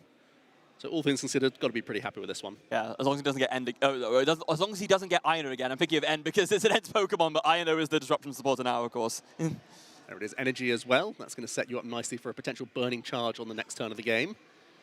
Might debate using this Ultra Ball. He did see the Itchy Pollen in game #1. Instead, just going to hold on to everything. And let's see action over to Liam. And I think there's already the Secret Box in hand, Freya. Oh my goodness, the hard open the Secret Box. This is exactly what you want, where you want to be. It's got a couple of supporters and an Enzoroark, but I think if you're hard opening with this, you don't really care. And this card just really opens up so many good turns. In this case, Liam is going to be tracking down some means of getting additional Pokemon in play. It's going to be the Air Balloon, Artisan, Buddy Puffin. Again, some awkward prize cards. That's why we're hearing the gasp from Freya here. Once again, a reversal energy that was so critical. 2 of those Ends Zoroark EX and an Ends Darmanitan. And the thing is, Liam didn't have to check that. Didn't have the ability to check that before going for that discard choice. So there's now 2 Ends Zoroark in the prizes and 1 in the discard. Oh, that is painful. That is really going to limit the draw potential of Liam throughout the game. Oh dear, oh dear. I mean, if anyone can work around this kind of awkwardness, it probably is Liam, to be fair. There are recovery cards in the deck as well, so you could get back that Ends Zoroark that was discarded, so you still have at least a couple of draw. But yeah, 2 Ends Zoroark in the prize is really not what you want to see. Liam instantly going to search for 3 basics via the Artisan into the Buddy Buddy Poffin, so we're going to get 2 Ends Zorua as well as a Budu. We're going to actually grab the Pheasantipity EX. Is that coming onto the board and the others coming into the hand here? With It looks like it, yeah, just following up with the Serrano. So yeah, a whole bunch of basics and EXs and everything being searched out here. Just a lot of really great search turn 1. And again, getting down that Budu early on, I think we're going to see some Ichipollen action coming in. And I'm certain that Mario was holding on to an Ultra Ball. Not sure if they still had access to any other knockdown naturally. So really painful Ichipollen. Yeah. Just 10 damage, but that massive effect of taking away the use of item cards for your opponent next turn. Yeah. But with no hand disruption, Mario does still at least have 1 Noctowl guaranteed, so we'll be able to make something of something here, I'm sure. Maybe at least finding a Crispin, if nothing else, just the KO just Budu. Set up, if you can get your way into a Flareon, you can Burning Charge, that can get the KO the Budu while setting up something else. So Mario can still have a pretty good turn here. Yeah, and we'll first of all use Artisan to have a little scout through. If there is access to the boosted evolution Eevee, that might be the chance to get it into the equation. Because if we are going to Burning Charge, we could have a Pokemon to accelerate onto here. Well, that leads very nicely into something I wanted to ask you, Joe. So if you're Mario here and you're thinking, okay, I can do a Burning Charge, I can take a KO on something, and I can then charge up a bench attacker, what are you charging up? Well, I would look to still power up an Eevee because it's still awkward for Liam to sort of overcome. Sorry, yeah. Oh, then a new one. Power up a little one-prize no, not itself, yeah. Yeah. Now, I think that would be useful. Also, you know, you could still power up yourself and just say that you can't really stop me using Carnelian no matter what next turn. I feel like that could still be pretty valuable, as we are seeing the evolution into Noctowl Dual Seeking here. Of course, must remember that there are no trainers accessible, so you would have to use probably a Hilda this turn. Sparkling Crystal would still be useful, perhaps. Oh, well, no items, remember. Right, it's, yeah, items specifically. Other trainers are okay, so it's probably going to be some mixture of supporters and stadiums and tools. Hilda's going to be one choice. Yep, that would be an easy way towards your Flareon EX as well as a Fire Energy. That would allow you to hold on to your A-Spec. Yeah, and here's the problem, right? Because the other choice, like, the stadium... This is one of the issues, Freya, is that we use the Artisan to grab a Hoot Hoot. Now our board doesn't really have any useful backup attacker to power up. No, exactly. So we would then be forced to use, instead Mario's going to pivot strategy here, not going for the Artisan. Instead, it's just going to grab that Sparkling Crystal, and in comes the Hilda. Yeah, so, but now this does put you in the awkward position where I guess now you're kind of forced to just, power up yourself, right? Because like you were saying, there's nothing great to put energy onto here. You don't want to put energy onto Hoot. I mean, maybe one Pidgey? Yeah. Or Fan Rotom, but yeah. Well, okay, you know what? Pidgey could be a good shout here for the main reason why it has that blustery wind attack that can deal with a Team Rocket's Watchtower. So maybe that's what Mario might be thinking here. Let's see what he goes for. Could be a very heads-up choice. Can't argue with just shoving an extra energy onto the active as well here. Yeah. Could be reasonable, especially because I think one of those energies is grass, so you might just power up water and lightning to your active here. Yeah. And, I just think we just heard Mario say, no deck search. Okay, so not going to actually bother with the, acceleration. Yeah. All right. Well, it is going to make life a little bit more awkward for Mario in terms of next turn, getting a Carnelian in. Perhaps he has other plans. He is going to initiate the prize race here. Action is back over to Liam, who does have access to flip the script now, as well as that first End Zoroark EX. So we'll be able to get a good amount of draw in. I just need to go back to what happened just now. I'm a little bit surprised that Mario didn't, at the very least, just attach a couple of energy to the active, maybe make a Carnelian live, or maybe attach one, but just saying specifically, no, I just don't want to attach anything from this Burning Charge. Why do you think, what do you think his reasoning might be here? Well, I agree. I would have enjoyed it myself. I feel like it was a pretty safe choice. But if we're Mario, if we're getting to the mind of Mario, is there just a worry about attaching to something that doesn't help anything, or about just going through too many energy, maybe, or something being sniped by a Darmanitan, I guess? Yeah, it might be that Mario is thinking ahead for potential Crispin in future. With Boosted Evolution, you can keep enough energy in the deck to Crispin, then Boosted Evolution maybe instantly into a Leafeon. That could be a line of play that he wants to keep open. So I think there are reasons to still go for this avenue. We saw the Power Pad from Liam bringing back a Professor Turo scenario and that Black Belt's training. Now we've seen the Enza Reshiram come down via the Artisan here. And then it's about resetting this hand. Yeah, resetting. We have access to early lilies here. That'd be pretty good. Oh, there's the big bad Team Rocket's Watchtower and an Ino for good measure. Interesting. This is exactly the worry, right? And if Mario had charged up that Pidgey, maybe we could have seen a Blustery Wind with a Rare Candy Pidgeot to deal with it, but that option no longer afforded. This could get dicey for Mario here, I'm not going to lie.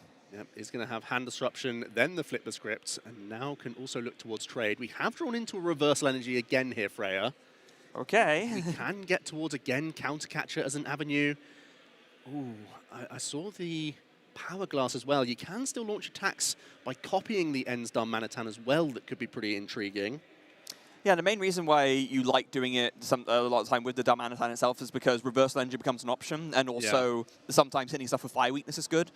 But if, I guess Liam has to take a decision here on what the best way to approach that attack is. Yeah, there's the Counter Catcher coming in. Ooh, it's the 2 retreat cost Hoot. We may not have found the pieces that we need. We might just be passing with the Power Glass to help accelerate to us here. Yeah, I think specifically missing the Darmanitan, it looks like. So Reversal Energy is there, but no Darmanitan to evolve that Darumaka. So is that just going to load up the a new benched Darumaka with a Reversal Energy, and then just ending the turn with a Power Glass attachment? And this is where we think back to whether or not we powered up this Flareon EX more correctly. It might be an easier chance for Mario to have even weaved in something like Professor Turo scenario or something like that to get their Hoo out the active. Even if they evolved up into a Noctowl, they could then pick it back up themselves. Now it's a more difficult task. Even if, I mean, maybe this would have been kind of a bit hard to predict, but if Mario just thought, you know what, I'm going to attach 1 or 2 energies to this Hoot because right now it's the worst target for a counter catch goal. True. I mean, I think that would have been a little bit hard to be that heads up on, but that could have been something. But with no energy on the field other than those 2 that were already on the Flareon, and with no access to colorless abilities because that Team Rocket's Watchtower is down, what does Mario have to work with here? Let's take a look at this hand. There is a Boss's Orders. That's the big issue here. We might just be stone-walled. Oh. It's going to be Boss's Orders on Pheasantipity EX. I see a Night Stretcher. I see nothing else. Oh, my goodness. Okay, this is... if you're Liam, you got to be smiling right now. You know, you just kind of dodged a bullet. Yeah, we'll instantly attach to Pheasantipity EX, then throw a Lily's Determination into the mix. That means we can pivot the Pheasantipity. We could even go back into our Enzoroc and once again use that Power Glass to end our turn on if we find nothing else useful. But, of course, we will still see those fresh 8 cards, and we have a trade as well. Liam could still try and weave in some Ends PP up at this stage. And if you find a way to recover that second Enzoroc that's in the discard pile, you could do another trade with that as well. Here comes the first trade, discarding a Buddy Pop in there. Finds a Night Stretcher, so there's the Enzoroc number 2. We're back. Exactly Here on comes cue. The trades. More Buddy Poffin into the discard pile. Is there a means of... Because we did stash that Reversal Energy earlier, we could simply evolve here and go into our Enstar Manatan, cash in on our 2 prize KO. We are losing the game, quote unquote, but actually it's just going to be copying the Enzar Manatan with the Enzoroc, it looks like. Oh no, just passing Power Glass. Yeah, still going for the Power Glass avenue, saying that I've caught Mario in a bad spot. Yeah. Let me try and make the most out of that. And I'm not going to lie, Joe, a Lightning Energy is not going to bail you out of this one. Not even close. Mario is being really stunted by the Team Rocket's Watchtower. Liam with a great opportunity, combining it with that Ino so effectively. And Mario doesn't even know where to attach here. It's not great on the active. It's okay on the bench, I suppose. But it's getting you no closer. Action back to Liam. Wow. Who once again will be able to churn through more cards of his deck with trade, all the while filtering out any cards that are less useful at this stage. And this has the potential to be so devastating if you're Liam, because towards Mario, because when you go for copying that Flame Body Cannon, of course, you do have to discard the energy to do it, but then that synchronizes so nicely with the Power Glass. If you discard 2, pop 1 right back on, 1 manual attachment, and you can just Flame Body Cannon in back-to-back turns. That's what makes this tool inclusion so devastating. That big discard cost for the Enstar Manatan, the Flame Body Cannon, makes it usually difficult to sort of chain attacks over and over again, but this tool inclusion makes it much more possible. And the boss's orders is being spied for Liam now. I guess it's the debate of whether you want to try and do, okay, I see what's going on here, 90 and 90 without taking a KO on the active so that you take a KO on this Pidgey while still leaving Mario with something stuck in the active that's useless. Super heads up from Liam. And instantly getting that value from the Power Glass as well. So yeah, showing that 2 are discarded from the Flame Body Cannon and 1 is brought back instantly. Mario with the top deck. Does have bench space now for anything to come into play. It would literally just be a Pheasantipity EX, and there is a Nest Ball here. That could get you back into a decent position. The good news is that Noctowl has one fewer retreat cost than the 2 retreat cost Hoot that was initially stuck there. So it does give you a slightly easier line to getting this out of the way and getting a useful attack in with Flareon EX. Yeah, I mean, if you can draw into a water energy, you could Carnelian, and actually that would be enough to take out the Zoroark, so that would be quite nice. But this flip the script needs to be a big, big flip of the script at this point. It's got to be either choosing to find your, well, not choosing, but finding your stadium now would be amazing. That would really open up all sorts of possibilities, as 2 are in the prizes, let's not forget. So it would be your only copy of stadium that you'd have to draw into here. Flip the script, 3 cards, that is a counter catcher, a Buddy Puffin, and a Hoot. That's about as bad as it gets, Freya. That is really awkward. That's literally 3 cards you can't play. Yeah. Like full bench, even on prizes, and full bench. So that's 3 blanks. Liam's plan has gone to fruition now. He is just one attachment away from going once again ahead in the prize race, has more trades available, and in this place just has much more energy stashed around the board to be useful as well here, Freya. That's a big difference. Yeah, and another attachment, and there is another boss's orders as well, so if you want to go ahead and, just deal kind of same again, right? Just put, just attack into the active with something that can't retreat whilst dealing with an engine piece. That's the move, that's the play turn after turn for Liam here. Or, it's going to be copying pressure around. Okay, yeah, just 170 with a Virtuous Flame. Yeah, I mean, with the reversal energy stored, and this Pheasantipity X would now be in range of a Flame Body Cannon, Liam quite content to just spread energy around this field. And of course, I should have been there for why, answer this sort of for folks at home, why might Liam not want to KO something this turn? Well, it would open up Countercatcher, it would open up board space for Mario as well. It would just give so many more options to him, and now Liam is essentially saying, Mario, can you top deck anything decent? And it would also give Mario 3 more draws to flip the script as well. Yeah, even if you took out any other Pokemon. Yeah. So Liam recognizing that and very wisely just going for the 170, just setting up for a multi-prize turn instead. That can be a lot more devastating at that point where you don't matter. It doesn't matter so much if there is a KO happening and you activate those cards because you're so far ahead regardless. It feels like Liam has an embarrassment of riches. Pheasantipity EX, 1 attachment away even from using Cruel Arrow. There's energy on your bench to end Zoroark now, and it is going to be the Flame Body Cannon. And it's going to be a 3-prize knockout from the Flame Body Cannon, but is it going to be Noctowl or Hoot Toot? So I heard him ask if he can change his target. So I don't know if he gestured something in a rush and then changed his mind. Right. So no, we're just going to stick with the double KO on the Fez and the Hoot. I still think this is completely fine. I think you're so far ahead here, it probably doesn't matter. The Fez is down, so there's no flip the scripts. You have access to 1 Jewel Seeker, and that's only if you can find a counter to the Team Rocket's Watchtower. So yeah. Looking really good here. Mario still needs help from this hand. Can flip the script, change our fortunes at all here. Well, there's an Iono. It's something, Freya. That's maybe, if there's ever a comeback card, it's this. It is literally designed to be one. It would force Liam, who's got an absolute catalogue of cards in hand right now, push down to just 2 cards remaining in the hand, and Mario would have the chance to see 5 additional here. It shouldn't be too difficult for Mario to sculpt a response KO on at least the active end Zoroark. So if you can use your Iono now, take out 1 end Zoroark. Yes, your opponent's still getting flip the script. Yes, they're still getting 1 trade in, but eventually that'll start getting fewer and fewer cards.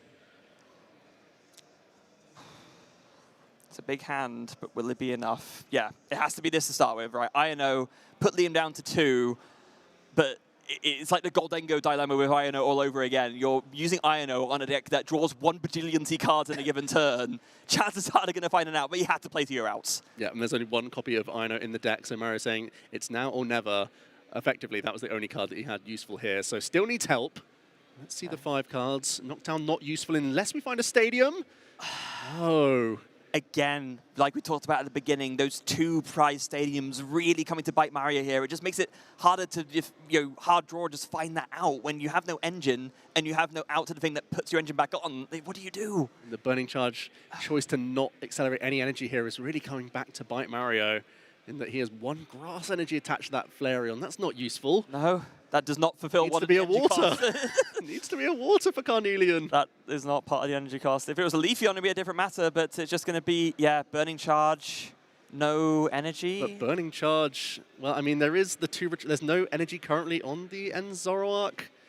So, I mean, you are playing into Ends Reshiram, but There's currently no energy on it, so you're not too afraid of that. Yeah, I was going to say, is there a way for Liam to get energy onto it so that you can use copy Powerful Rage, or like is there an energy switch, or like I mean, how many ends PP up has Liam been through that might make something like this possible? At least one of them in the discard pile right now.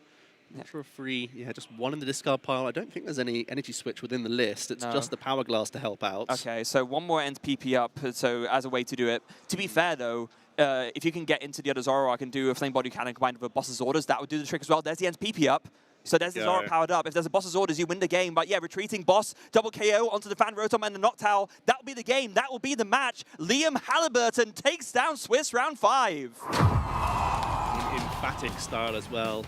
Using a great combination there, that ends Castle coming into the equation to allow you to pivot that Boss's Orders once again, taking advantage of that tech evolution line, the ends Darmanitan, something that's been in and out of the deck list, but Liam really making a case for why this is such a good choice this weekend. Yeah, and it's such a good choice, not just in general, but especially for him as well. How many times have we talked about it over the course of the few regional streams and already here at EUIC? Sticking with a deck, knowing it inside and out, like the back of your hand, never miss playing with it, and also being able to adapt your list for a given tournament for it, paid off beautifully here for Liam.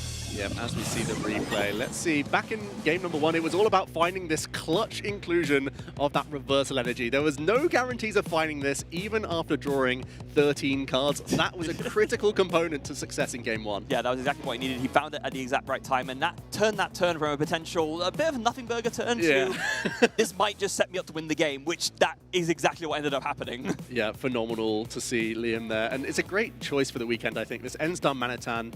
We have seen Piper Lapine more recently, adding it into the deck list, but there has been this big discussion of, like, should Toadstool be my evolution line instead, to be more specific towards the Golden Go matchup, when many Golden Go still have answers to the Toadstool. It's only really useful if they get you onto even prize cards, and then it can be a nuisance at times, but even then the Zoroark still finds it tricky to deal with multiple Golden Go because you're so limited with your damage output. It's so easy for the Golden Go to use Turo against you, so that even the turns you buy with the Toadstool, it doesn't always become effective. So going a more aggressive approach here seems to be a great choice. Yeah, and not only that, of course, but you're not playing in this deck anything like Forest of Vitality, so you can like surprise go, you know, Toadstool in one turn. You're forced to telegraph it. So if you're forced to telegraph it, your opponent can play differently in a way where they think, oh, hold on a second, I need to be mindful of this. I can either target it early for a KO, or I can make sure that I don't discard so many energy that it will come back to bite me and make me lose the game later. And then the Darmanitan is much more devastating against basically every other matchup. It's incredible, especially with the Power Glass inclusion.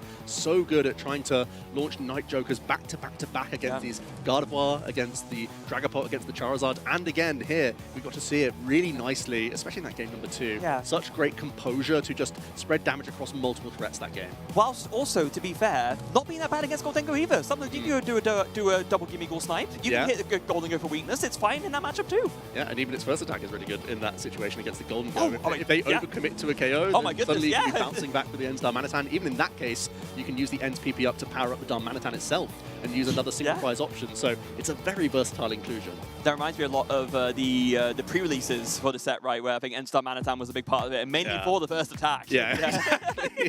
But yeah, it's a card that once again just chooses to, well, is really impressive, and it makes me wonder, like, why was this ever questioned within the deck? I know there were situations where the Reshiram was so good that you could just lean entirely into that, but it really did limit your options, and it felt like your opponent could sometimes find you out. This gives you an opportunity to really force the opponent to make actions in the first instance, but also you can still manipulate a board to be so useful for you whilst still maintaining being behind on prize cards, dictating that Iono, dictating those counter catchers. I think it's a fear of the fact that it's another evolution you have to set up, right? And also one that you can't set up making use of Buddy Puffin. That Darumaka does have 80 HP, so you do need to use a Nest Ball to put it down, but people have built their list in such a different way to accommodate it, and they're realizing that power trade-off that you get is more than worth it, and I think Liam kind of showed how well that was running there, kind of cleaned the clock a little bit. And you can see exactly why as well. That was always his first instinct. It's like, I don't need my Zeruas because I have so many more outs to find them from my Shuffle Draw supporters. I need to find the Darumaka though. That's the tough thing for me to grab. Yeah, and you found it, and both times you set it up and made sure that even if one came down, eventually there was enough of a follow-up one to still be able to attack again. Yeah, it's such a tricky customer, and it's great to see Liam doing so well with this End Zoroark archetype. It feels like he is the sort of main champion of this deck. It feels like you can always point to a deck and think, oh, who's amazing with that list? And it feels like Liam really is making a name for himself with this End Zoroark archetype. Of course, already getting some victories under his belt this season in the regionals, also getting a second place, so is an expert with the deck. Yeah, kind of a champion in the literal and the figurative sense. A champion for the deck, and also it's kind of a bit talking a lot about the deck in the public setting as well, just saying, I believe that this deck is really strong, and giving advice on how other people might want to play it if they want to, because of course it is a bit of a harder deck to navigate, but he is really championing this. Has already gotten a regional championships title from it. I am sure he would love to add Zoroark EUIC champion to his resume as well. Ooh, absolutely. I mean, Liam is no stranger to the international stage. Actually, in this room, got their win in the seniors division at the World Championships. So loves coming over to London and having great results. And now with a deck that he's so confident in, is already in such a good spot in terms of record in the day. 5-0, as good as it gets. Like, you've got to feel like he's a shoo-in to go further on in this competition. Maybe all the way. I mean, can't put it past him. That was in your cast position, wasn't it? I know, I'm very chuffed that I got to see End Zoroark not only doing well on the stream, but really strutting its stuff. It was in commanding positions there. Sorry, who was it who said earlier, Liam Halliburton's in the room, your prediction is fine? That really elevated my prediction to a new level, no doubt about it. But it seems like Liam is ready for our interview with End Zoroark Master.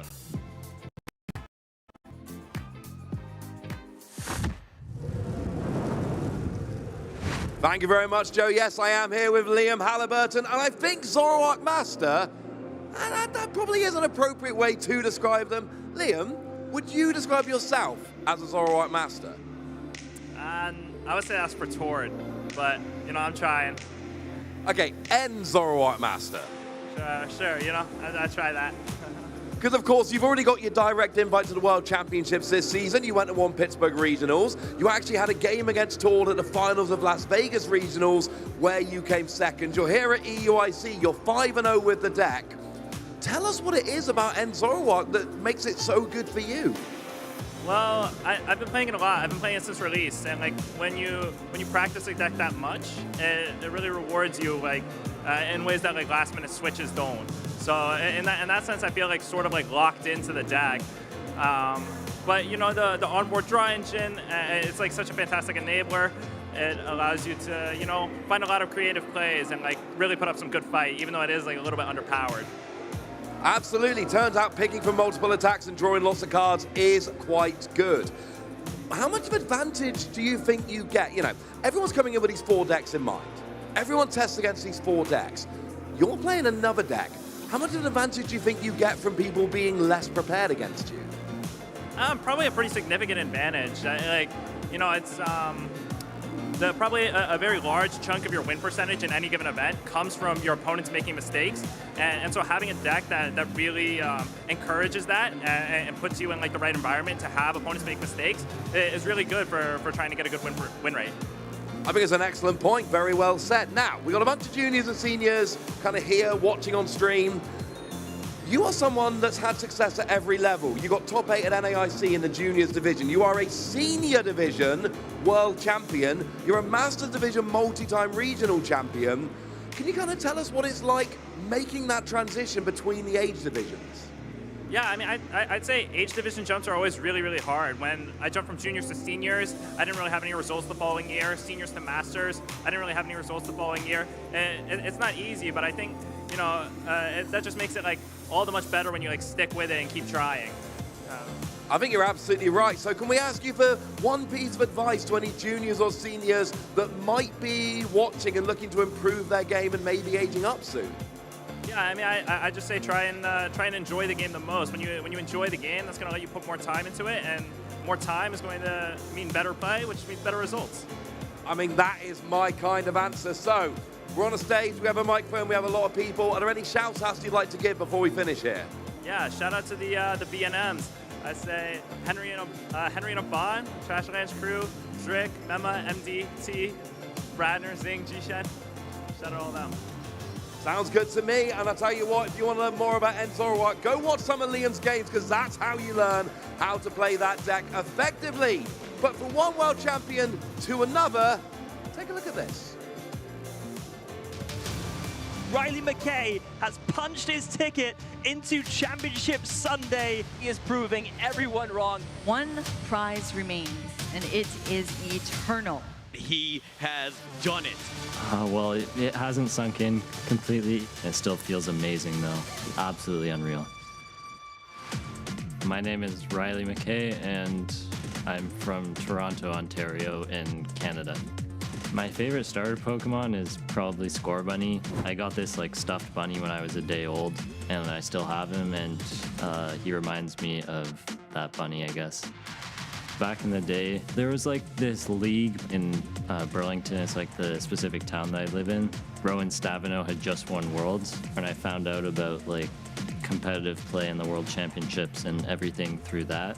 My first top cut in seniors, Memphis 2018. I started off like 5-0. I beat some really good players, and that was like the first time I realized that I could actually compete at a high level. Over the years, I've gotten better and then managed to make it to Worlds. If you want to do really well, pick your deck in advance and then play a lot of games with it, and like not make any last minute decisions on it. Put in testing and forethought into them. I think that's like the best way to build your deck. And also watch high level games. My deck functions around 2 cards, Gardevoir EX and Monkey Dory. You just have a lot of different attackers. You have a lot of like different ways you can move damage, and a lot of control over the board state in general. In finals, it was very nerve-wracking. Like even at NAIC, it wasn't a stadium. So being in the stadium, like surrounded on all sides, there's lights everywhere. You can't avoid looking at the crowd. My opponent was playing Dragapult Dusknoir. That deck is very good at stopping other decks from setting up. When my opponent stalled my Gardevoir EX in the active, and I needed an energy to retreat it, then I top decked an energy, and then he brought it right back up. If Riley doesn't have a way to retrieve his Pokemon, he can take a triple knockout. That was really scary for me. And then I top decked Iono, and I drew 4 cards, and the last one was the energy I needed to win. That was probably the most memorable part for me. I didn't know I was going to win. It's over! That is history made! Riley McKay is taking things down here at the Masters Finals. Something I've learned playing Pokemon is that, like, even if something doesn't go your way, you make a bad play, you draw bad, you lose a set that you should have won, or just in life, if something bad happens, you have to move forward, even if it's difficult, and just make the best of your present situation and do everything you can in the moment. My #1 goal in general was just to get a top cut. I've come really close to getting top 8 at Masters Regionals before, but I never got there. At NAIC, one of the early rounds, I was losing kind of bad, and I was like, it just never works out. Maybe I'm never going to get top cut at anything. And I kept going. Managing to get like not 1, but 2 is just absolutely insane. I guess I really just love the game and all the people who play it, so I've never quit.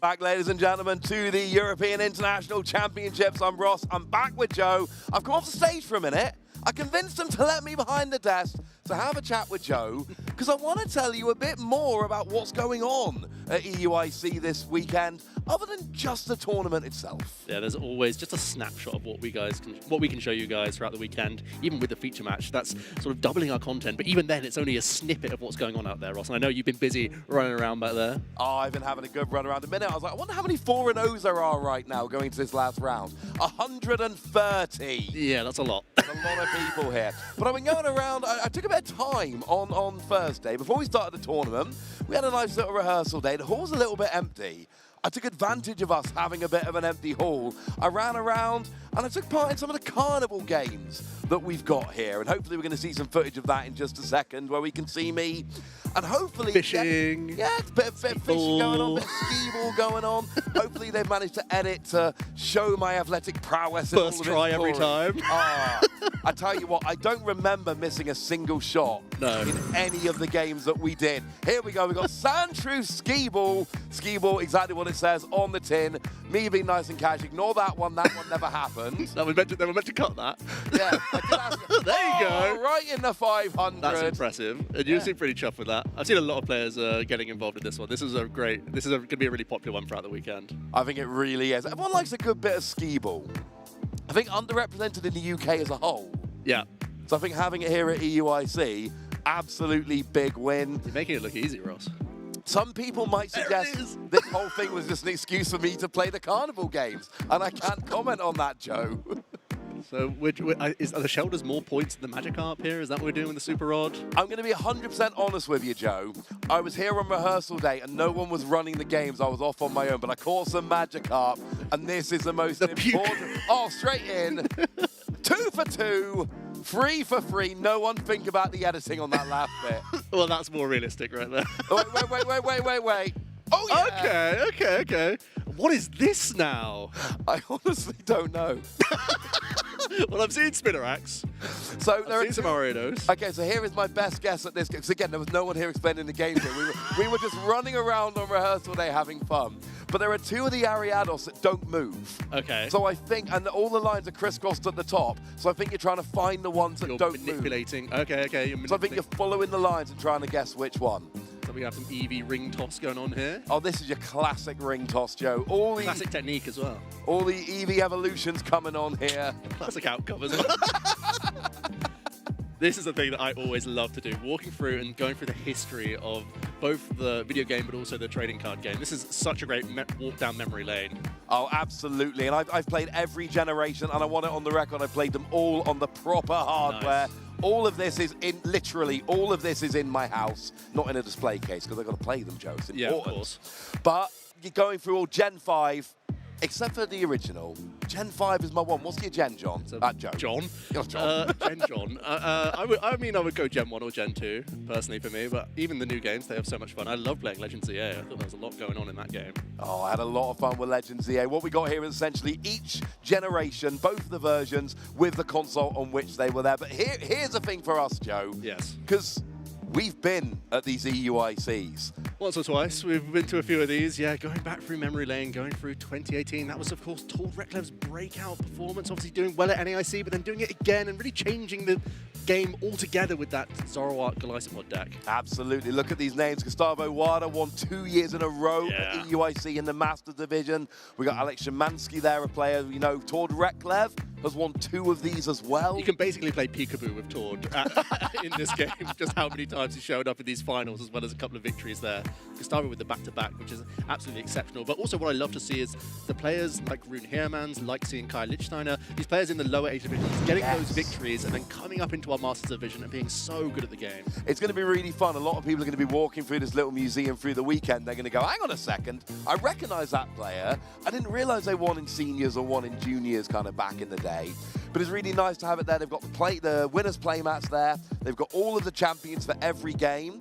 And then they've got the kind of the key card of the Masters winning deck in the front there as well. It's beautiful to see. And I think we've worked out, I think each of us has worked 6 of the 8 EUICs, including this year. Yeah, we are greying a bit. We are getting a little crusty. The less you say about that, the better. But no, it's amazing to go through that memory lane and even just think about the finals themselves. We had such a great showing. I always think about 2017-18 Tord with that Glycopod deck, where it felt like he completely broke the game with that deck, because it felt like no one was really talking about the Zoroark GX at the time, just more than an engine Pokemon. It felt like he really brought a new era to the game entirely off that tournament. Agreed. I was having a quick chat with Tord in Birmingham Regionals for an interview we did, and I asked him, like, you know, which was your favourite EUIC, and he said, oh, the Urshifu year, because I really feel like I brought that deck and I innovated that deck. And I went, well, what about Zoroark Glycopod? His memory doesn't go back far enough. I thought you won with that one, and that was an innovative. And he went, Oh, yeah. I suppose it was. Maybe that one. I suppose I was a genius. Yeah. But that was Gustavo's win with that Urshifu. And actually, thinking back to Frank Persick with the really unlikely second place finish with Whimsicott V-Star as well, an archetype that no one was talking about. That was in Frankfurt back in 2022. We had 2 years off of EUIC, first year back over in Germany, you and I on the desk together. And yeah, that Whimsicott, which I had not said nice things about. Oh, no. Not me. And I still don't. No, I mean, Frank had an incredible run, and he was actually working his way through all the other Urshifu in Top Cut. Yes. And I think it was really down to the fact that Gustavo played a Tech Galarian Moltres V in the deck list that, like, changed the matchup altogether. 100%. Without that inclusion, he would have been in trouble. And I have another great memory from that year was we had a player playing Sylveon V Max, which turned out to be an inspired choice for the tournament. They got all the way to top 8, and I was speaking to them, and I was like, so what made you pick Sylveon V Max for this tournament? And they went, I don't know, I've been playing this since it released. Yeah. It's just randomly good now. It's just amazing. I keep finding Urshifu out of nowhere. This is great. It was a very fun tournament. It's really nice. So you walk out in the hall and there's so much more out there. Like, we only had so much time to go and film and show this stuff off. But seeing the EUIC museum, seeing the video game museum there, there's actually some Pokemon Center stuff out there which has not been shown off before, just kind of sitting, chilling out there, which is fun. We've got a whole programming stage of our good friend Shea Burton over there. Colleague of ours, check out his fit. There's absolutely loads to enjoy there as well. I think they've already had the cosplay contest. There's all sorts going on there. They've got illustrators as well, doing some signings. There's a lot going on. We're doing signings on Sunday, Joe. Yeah. If you're around on Sunday, come say hi. Joe, another Joe Merrick, he was doing his autograph session. He's a little bit worried no one would turn up, so I went and had a quick look. I couldn't get near. The queue was too long. Don't know why. He's being modest. That was always going to fill up. It was always going to fill up. He is being very, very modest. But, we have a big tournament going on here, but then we've got side events, we've got museums, we've got carnival games. A couple of them weren't even turned on. I couldn't even play around. Yeah, and there's consoles as well that you can get testing with Ethiopia, which I think is looking really interesting as well. I think that's a big queue out there trying to get involved in that game. Yeah, there is a demo for Copia. People are getting very involved, and I'm hearing good things. Yeah. I've yet to get a chance to play it myself, and honestly, I'm kind of busy this weekend. I'm not sure it's going to happen. You can nip away if I find a chance. I might do. Just flash your badge and say, get me to the front of the queue. I feel like jumping a queue is not a nice thing to do. Well, this is what you got to do sometimes. I mean, whatever works, right? I had a fun. When at Worlds, we had a similar thing at Worlds. I ended up it was a pin rally, and I had to play an old game to get one of the pins, and they were like, play some Pokemon Pinball. I was there for like 45 minutes, man. The time just flies when you're playing Pokemon Pinball. It's phenomenal. But Ross, I know you've been eager to do some casting. I know backstage you've been having to watch the games and throw the punches yourself backstage, but we have got a feature match that we can start going over. And I believe we're going to be punching into a game number 3 of our previous round here. It's a legitimate surprise. I did not know this was coming. Little treat for you. Yoshiyuki Tate up against Brennan Kammerman, and both players on a game apiece here. And as you can see, Brennan is going to be rocking that Mega Absol archetype. Yoshiyuki is going to be playing, of course, the Golden Go here.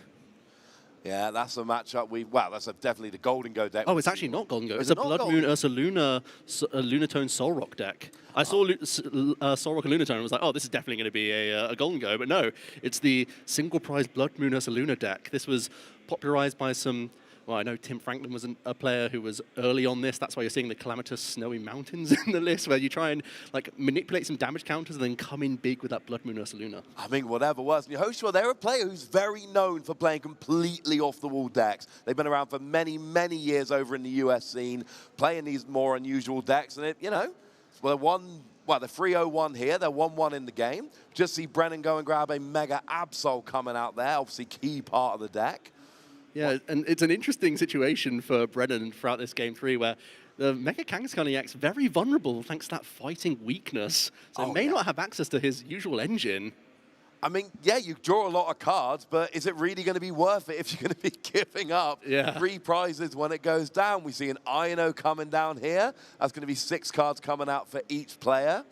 And the question is, what has Brennan got here? Because you're right, you really want to be trying to avoid that single prize Blood Moon Ursaluna as much as you can. And yeah, Kangaskhan getting immediately discarded with that Earthen Vessel. Brennan wants no part of it, Joe. Yeah, I think as we are getting into that game 3, Brennan already knows the tricks that Yoshiyuki has up his sleeve, so you can't really have that vulnerable 3-prize Pokemon. There is the energy found, so we can Turbo Energize instantly to a Mega Absol EX here. And that's exactly what you want to do here as Brennan. Start putting the pressure on, and crucially, start using that Claw of Darkness, because you're not going to win an easy prize race here. You're going to need a lot of attacks to go down your way with that Mega Absol. You're going to have to try and catch your opponent onto an awkward hand at some point. No, absolutely. It lets you look at your opponent's hand, lets you play a little bit of keep away, and hopefully by game 3, like you say, you know enough about the deck that you know what you're going to be looking to go after and try and slow them down a little bit. Get some big attacks going with Absol. You could run through these smaller Pokemon quite quickly if you can slow your opponent down enough. Yoshiyuki does have access to Lunar Cycle here, so we'll begin their turn seeing 3 additional cards by getting rid of the fighting energy in hand. This archetype, definitely an unorthodox one, where you try and manipulate some damage by using your Calamitous Snowy Mountains, for example. So if we can manually attach to a Monkey Dory, that could start getting you on your quest. But you always have to bear in mind that Brennan also has access to their own use of Monkey Dory. So you have to think that whenever there is damage coming onto the board, Brennan could also use that to his advantage as well. So definitely going to be a cat and mouse game, this one. Excellent point. Well, we see an Arvin coming down from Yoshiyuki here, going to grabbing that air balloon to help with some retreating later on. There's your tool. What item are we going to be going for? It's that fight gong there. Let's grab a fighting Pokemon or energy. Fighting that's got so much better in Mega Evolution, Joe. Yeah, it got an embarrassment of riches. It gets this amazing consistency searching option. Then it also had the Premium Power Pro. Yeah, it did. Feels like they're really pushing fighting with this amazing basic engine. It means that so many archetypes are taking note and sort of squeezing it within their deck, even if they are only going to be like partly fighting based. Like Golden Go taking full advantage of it, but Yoshiyuki are going to be able to air balloon and protect this darkness energy, and can start to put some damage in with Soul Rock. Can't see much reason to do much else this turn. There's not much else going on, but you can retreat here, attach to your Soul Rock, hit for 70. We'll go through the resist, which is fun. Won't get a KO, but at least worry about that. And we're going to trigger our own stadium here, the Calamitous Snowy Mountain. It feels like it's such a anti-synergy or damaging your own Pokemon as you attach, but when you're taking advantage of Monkey Dory, you can throw that straight back at your opponent. So 2 damage counters going onto the Soul Rock for now, but Yoshiyuki could begin to use Adrenabrain here, and he is immediately going to start peppering up that Mega Absol. I love this. Like, your opponent might have access to Monkey Dory in their deck, but until they've got it down on the board, let's throw that energy down over there and worry about anything that might be coming back a little bit later. Over to Brennan here, starting off, matching Yoshiyuki here with an Arvin, 1 tool, 1 item from the deck. Oh, but it's A-Spec time, Joe. It looks like Precious Trolley means we can go wide. Brennan with a pretty interesting list. I got to see some basics there. Looks like they're playing a mini Toadstool package within the deck list, and that might end up being a bit of a weapon in the situation where Yoshiyuki is very tied to some item cards, bringing cards back into the hand.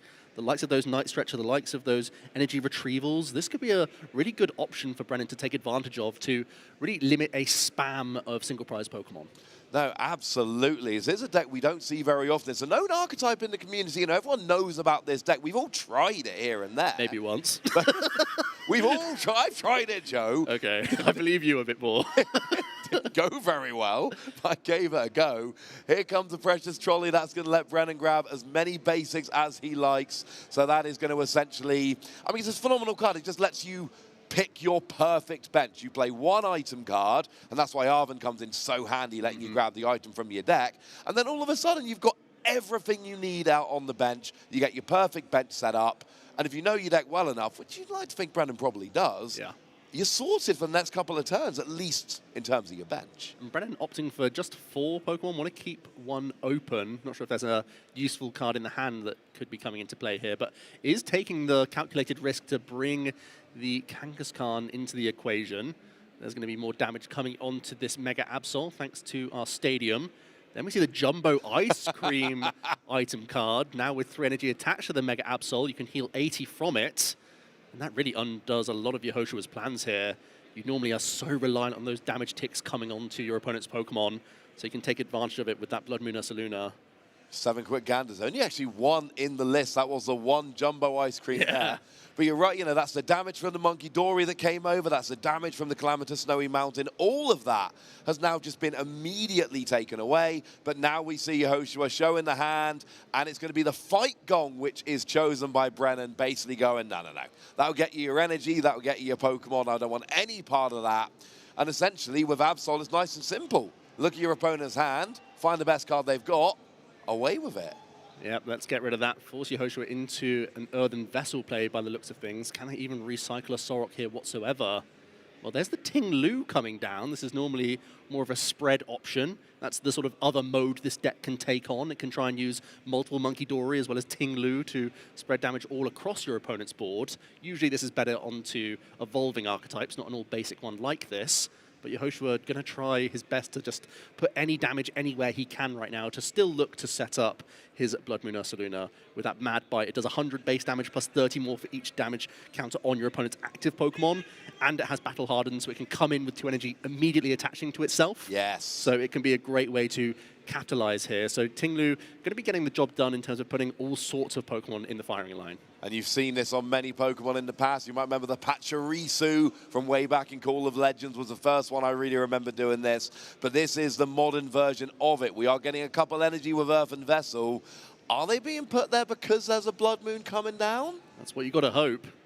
Because this Ting Lu is like legit one of my favorite cards in the game right now. I have played this in so many decks, Joe. Because you have to have a stadium in play, which that makes it a lot more awkward. But it just spreads 20 everywhere. 20 to the active, 20 to all of the bench. I think it's 30. Is it 30? As many as 30. What a broken card. Has it been that long since? It's been a couple of weeks since I played with this card. I might be getting it wrong. But regardless, we're going to see it here because it is absolutely happening. We got 1 energy. We got a stadium in play. And that is going to, it is 30 to everything. Good shout there, Joe. And this, again, if you've got something like, you know, the Blood Moon Ursaluna that can take advantage of all of those extra damage counters, and sure, you can Monkey Dory, but off of everything? Yeah. You're going to be really limited to just 1 this turn as action passes back over to Brennan, who should be going even further ahead in this prize race now. But really, it's just about how often can you disrupt Yehoshua here, because you know that there's still the fear factor of any damage you put into play, Yehoshua can bring straight back at you. Night Stretcher coming out from the Arven for Brennan. Are there any useful tools he can grab here? Just going to throw the TM Devolution into the hand. That might be either fodder or just bringing out so he doesn't draw into it. Yeah, if it's not in your deck, it means you can't draw into it at a time you really want to draw into something else. It's not going to be very useful in this matchup. But we do see the Night Stretcher. That's going to be a lot more useful. It's just a basic darkness energy straight onto the Monkey Dory. So Adrenabrain is now absolutely live. Yeah, and we're going to protect this Absol as best we can. Absolutely. Free damage. Where is it going to go, Joe? It's got to be active because you just want to wipe it off the board so your opponent can't simply come back with Adrenabrain. Once again, we get to scout the hand, and it's not a good hand for Yehoshua at all. No, 2 energy. So the Earthen Vessel was just a thin... Yeah, the Earthen Vessel was basically just to thin the deck to give yourself better top decks. Oh, no. So 1 is discarded, making it more difficult for that Blood Moon Ursaluna to get into the equation. Let's see the draw. Air Balloon doesn't do much. No. Listen, this is where you want to be as, you know, as this Absol player. When you're forced into going full Absol because you can't use anything else, you just sit here and essentially you put your opponent in top deck mode. And if they happen to top deck the perfect card, you're like, all right, fine, you know what, good on ya. But unless they do, you make sure that their hand is just not where they want it to be turn after turn after turn. And you're not doing a huge amount of damage, but you don't really need to. No, Yehoshua can proactively bring Blood Moon Ursaluna EX into the equation. We'll try and continue to protect this energy on Monkey Dory. There is energy switch in the hand. There is the air balloon in hand. You have to play around your opponent, maybe getting rid of one of these cards, though. One of them probably will go down. Here's the air balloon coming down onto the Monkey Dory. That's going to give both of them free retreat now because the other one already had one. But if you are Yehoshua here, you are thinking, you know, I know the best card in my hand is leaving, so you've got energy switch. Was it just Super Rod, I think, as well? Nothing ideal there. No. A quick look through the discard pile, but nothing doing. Action back over to Brennan. Going to be grabbing Boss's orders straight away from that Pokegear. Definitely feels like Brennan wants to continue to take out more valuable threats. It could be just taking the energy away from Monkey Dory on the bench. Could be, ooh, it's going to be targeting the Blood Moon Ursaluna here. I suppose there is damage around. there is damage around, and also Blood Moon Ursaluna isn't attacking yet. The more prizes you take, the more likely it is this can attack in the future. So just take it out without taking any prizes, and then it's not a viable attacker anymore. Yeah, and this sets you up for a knockout next turn, mid-turn with Monkey Dory as well. That Tinglu actually coming back to hurt Yehoshua quite a lot now, because there's just so much damage for Brennan to take advantage of. Yeah, basically every Pokemon that got hit by Tinglu is now a pool of damage for Monkey Dory every turn. Yeah, let's see if there's any draw here for Yehoshua. Now we're just Super Rod in hand. Does the supporter change? Well, is there a supporter draw? No. Oh, and he's picking it up. That is it. Brennan Kammerman is going to take this 2-1. Yehoshua comes in, and it's a fun deck. It's a deck we don't see very often. Not quite enough this time. Unfortunately, just having one key card swiped away then allowed the deck to sort of really start to crumble. I think when you lost that engine, that key engine of Sorok and Lunatone, they're useless on their own. They have to be together. That's when they're incredible. So having to bring that Sorok into the firing line, getting the knockout and taking away a key card from the hand meant that it really started to snowball in favor of Brennan. But also, don't forget, there were some key tech inclusions there that came in clutch. The ice cream really helped him out. Oh, that ice cream was absolutely beautiful. It's a one-of in the deck, and it's one of these cards, you've got to have free energy on to use it. It's not good in every game, and even when it works, it doesn't work in every, matchup you don't always have the free energy, but here, attaching energy, and then the fact that you take the damage from attaching it, and then immediately healed. It's beautiful. Yeah, especially when a lot of the time people try and deal proactively with Absol and be like, oh, well, if they're going to commit energy to it and attack with it, at least I can deal with it in 2 attacks. But if you've got Monkey Dories and the ice cream, you can completely make a mockery of that sort of play. So, Ross, thank you so much for going through that game with me. I am going to have to tag back in Freya, though, for our next round. But I'm glad you got a chance to enjoy the feature match, and I'm glad you showed us around the hall and whatnot. But we have just more action to come. So we're going to do a quick switcheroo, and then we're back into more rounds of Swiss. Phase number 1 here at the European International Championships.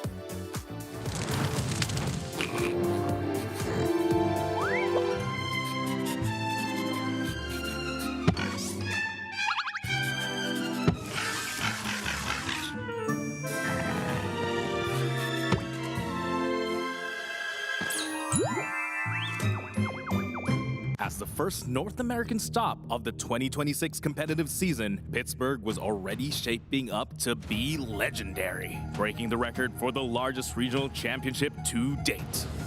Gardevoir EX was the deck to beat after winning NAIC and the World Championships. It felt like it could not be stopped. And sure enough, half of the top 8 decks were Gardevoir EX. However, this time, one man was ready. Liam Halliburton made a bold deck choice in Zoroark EX and went into Top Cut with an undefeated record in Swiss.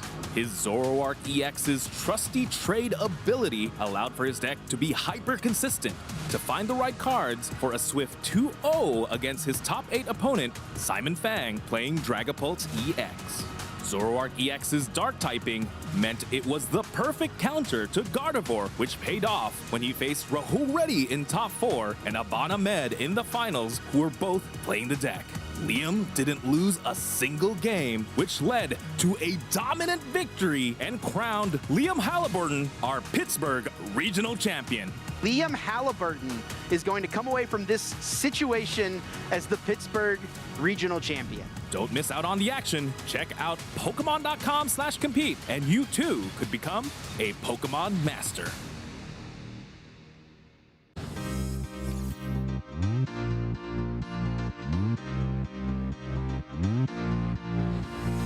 You don't want to be unprepared. Definitely study the venue, definitely study the game that you're playing, watch past streams. Don't just decide, hey, I'm gonna book a flight and fly and not know anything.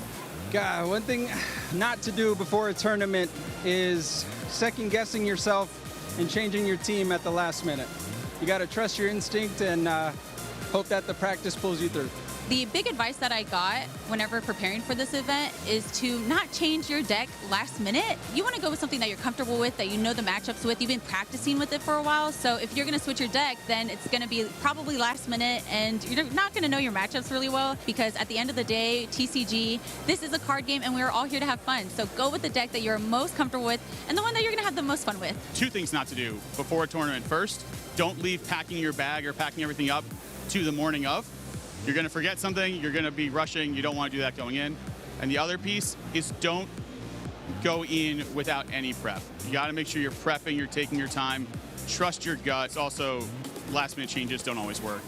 I would say just don't stress yourself out, don't psych yourself out, do your prep, but don't be too nervous. Always show up to have fun, have a good time, just go out there, do your best, and yeah, just don't be too stressed. Something not to do before a tournament is not check your deck size. Make sure you have 60 cards, make sure all your sleeves are fresh. I've heard so many horror stories about people forgetting cards before their round, getting deck checked, and getting penalties from not having correct sleeves.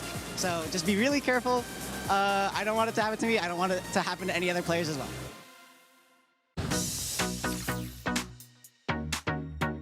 That would be Fire Red. Fire Red. My brother got Fire Red, and that was my first game, and it was super duper fun. Oh my goodness, yeah. Good memories. My favorite Pokemon is probably Psyduck. Maybe a bit of a basic answer, but I really like how he just kind of has an empty look in his eyes. He's really cute, and you know, they're printing a playable one, so maybe I'll play it in my deck one of these days. Farthest I've ever traveled to get to a Pokemon event is probably Sao Paulo for LAIC during this season, 2024. I've never gone sort of north-south before, but yeah, it was a pretty long flight. We went overnight, and yeah, it was a really fun tournament too. I look up to a lot of players. I mean, I really look up to Tord Reklev. His consistency is just off the charts, and it's something I strive to achieve every tournament. I look up to Azul Garcia-Griego and Ian Robb a lot. We all played together in the New England area around 2010s, and when I was thinking about getting back into the game, I still saw them winning tournaments. So I was really inspired by the fact that they were still competing, even though, you know, I hadn't spoken to them in forever. So that sort of motivated me to try to get back into the game. And lastly, I really look up to Andrew Hedrick. I think he's the best player in the world right now. My favorite Pokeball. This is not something I've ever really thought of before. I was the kind of kid who would always try to catch everything with the Pokeball, like even the legendaries. So I'm just gonna go with the Pokeball here. I get sort of anxious sometimes, so I usually eat after the event. So I don't like to eat during the event day, but when I finish, you know, going out to like Korean barbecue or something, especially if everyone's doing well, is a really good time. I'm a huge fan of vanilla ice cream instead of chocolate ice cream. I don't know, I really like chocolate itself, but chocolate ice cream just never really sat that well with me. I will say that like the swirl, I would pick over vanilla a lot of time though. I like the variety, but if I had to go one or the other, I'm picking vanilla every time. Favorite city I've been to for a Pokemon tournament? It's gotta be Toronto. It was my first time going to Toronto this year, and I had a really good time. I was staying with some of my good friends, Raymond Long, Michael Long, and we just had a really good time. I wish I could have explored the city a little bit more. I guess I'm sort of biased towards the tournaments that I go to during like break time, so I can stay a couple extra days in the city. That's when I really get to have fun. Ooh, right now, my favorite type of music, I don't know, I listened to some like R&B recently, and yeah, pop, rap. I'm not too picky, but yeah, I'm a huge fan of music just in general, I guess. The basic answer. I don't know, it's hard because I really have fun playing Pokemon these days, but you know, I really like going on walks, and you know, I'm really into like school. I like playing other video games too. I'm trying to get back and play some of the Pokemon games as well, you know, outside of Pokemon cards. I don't know if that counts as outside of Pokemon.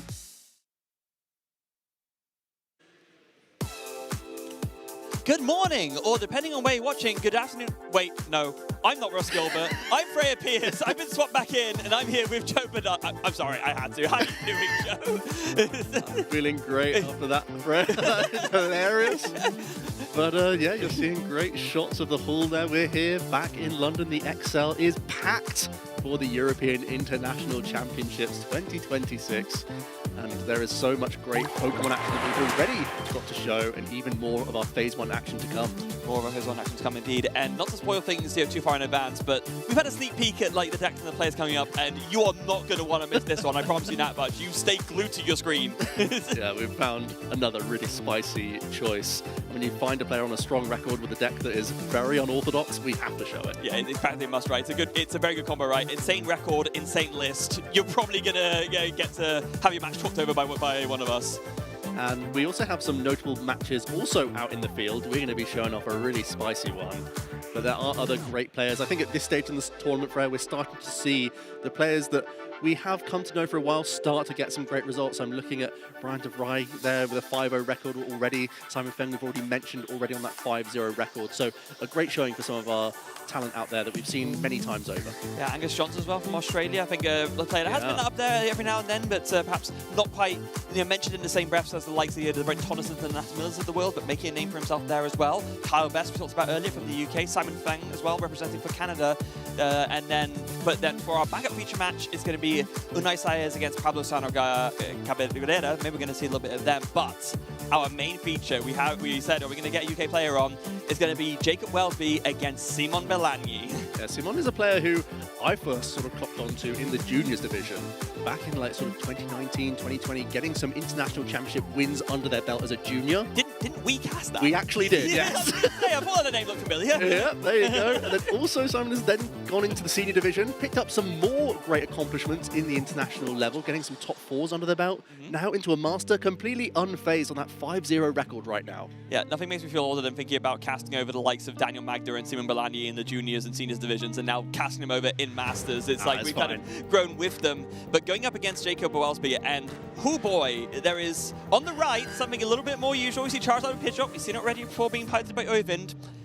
What is Jacob playing, Joe? Well, this is just part of the story, seeing that Teal Mask, Ogerpon EX, and Ends plan as one of the critical supporters within the deck list. But Jacob, he's written it himself. He's written EUIC Zoo version 1, and that zoo includes all sorts of different type coverage attackers. And I think we're right to show the Teal Mask Ogerpon EX in this case, because that will be a really useful option against Charizard EX here, Freya. Talk about the confidence to say this is V1 of the deck. This isn't even like I'm sure he's been through and tested it, but like this is in theory the the preliminary version, and he's taking it to one of the biggest stages of the year. You've got to admire the guts. It's paying off for him with a 5-0 record, to be fair. Yeah, this might look like it has echoes of something like a Terrestrial Toolbox, but it's not playing the usual Noctowl package whatsoever. It's just like a turbo draw engine. As we start to see some prize cards, there is the Megas Kangaskhan in the prizes. Also, for Simon, a couple of big supporter cards and a couple of stage 2s there. Not ideal whatsoever. Oh, and especially that Briar one over the top there. Yeah. Usually a way to close out a game when you need to take 3 prizes instead of 2. That at the top as well, that is really not where you want that card to be. For Jacob, another hint about what's really going on within this deck. It's 4 copies of Energy Switch, as well as those Ends plan to move off your Teal Mask Ogerpon and onto some more Rainbow-style attackers. That's why you see the Prism Energy there, Freya. That's a 4-roll within the deck list, and also Legacy Energy is rooting around in Jacob's 60s. So a way that he can really try and flip that prize race in his advantage. It is the hit for weakness deck. It is, yes. That's what you're doing. You see, what's the little symbol in the corner of the card? That's what I want to attack with. And in this case, you're going to see that big ×2 to green, which means your main engine Pokemon, that Teal Mask Ogerpon, is also going to be one of your primary attackers. So Simon here, certainly accustomed to the main stage. Plans on the fly here. Yeah, Cumbersome Gamers on the plan to adapt to this mystery deck. And, you know, of note, Jacob has already beaten the Charizard during this tournament, so that's going to be feeling pretty good for him as well. But we are kicking things off, and Simon is going to kick us off with a Mesagosa Heads. Not a bad start. It's always a panic station when you're forced into having to put down the stadium proactively to get a search, but when you at least get the heads, that's going to help out. And Jacob immediately has that Wellspring Mask Ogerpon EX, Freya. That's a dangerous Pokemon to have in the active position. We know how powerful Torrential Pump can be onto multiple evolving basics. Yep, 100 to the active, 120 to a bench Pokemon for just the water and 2 colors energy. So easy to power up and get going. How many devastating board wipes have we seen at the hands of this card before? So Simon is definitely going to have that in mind as he searches through the deck here. Now, whilst he does go through this deck search, maybe we can explain the strategy of a bit more of an orthodox deck that we might have seen before in the TCG. So the objective of this Charizard Pidgeot deck is to get your stage 2 set up. You want to get your Pidgeot set up with the quick search ability to let you once per turn search your deck for any card. You want to get your Charmander set up so you can evolve that up into the big bad Dark Terror Charizard EX, which has that Infernal Rain ability, letting you accelerate fire energies from the deck up to 3 to your Pokemon in any way you like, and hit with that Burning Darkness attack, which does what, Joe? Well, it does 180, but it gets so much more devastating. As your opponent begins to take prize cards, you deal 30 more damage for each they've taken, giving Charizard that great inevitability towards the late game. Yeah, the later the game goes on, the stronger it gets. So you're starting by, you know, carrying maybe weaker things or 2-shotting. By the end, you're just one banging absolutely anything. And that is, if you let Charizard do that, that's usually how they win. Now, in terms of the setup here, we see a Charmander, a Pidgey, and a Pheasantipity. Oh, that can't feel great if you're Simon, especially if you're staring down at Teal Mask Ogerpon. And Jacob's build is very turbo. We immediately see a Teal Dance for 1 additional card. There's a Mesagosa Flip coming in as well. That does get a Heads, Freya. That might grant us access to Squawkabilly EX. Oh my goodness, and Jacob just having to check, can I grab any Pokemon off that? It's been a while since I've seen this, but yes, you can indeed grab any Pokemon off of that. You can grab an Evolution, you can grab a Basic, you can grab whatever is perfect for the turn. Now, Squawkabilly is in the list and not in the prize card, so if that's the move, that might just be the move. And given, like you mentioned, the high count of Energy Switch and End Plan in the deck, a turn 1 Torrential Pump is not out of the question here. And it would be devastating on this board position, as Simon's only other Pokemon that would be out of range would be a Pheasantipity EX forced into the active for the following turn. So Jacob's going to go for it, as you would in this position. That's what this deck is built to try and go towards. Yeah, and it's a long time since I've said this, at least on this stream. Squawk and Seize from the Squawk ability EX. So you can use it to discard your whole hand once during your first turn of the game and draw 6 cards. Interesting to also put down the Lily's Clefairy EX, knowing that you can go wide with your Area 0 under depth. This can be low-key a decent attacker. The Full Moon Rondo, not just good at hitting into the likes of Dragapult, it also can be pretty useful on its own side of things.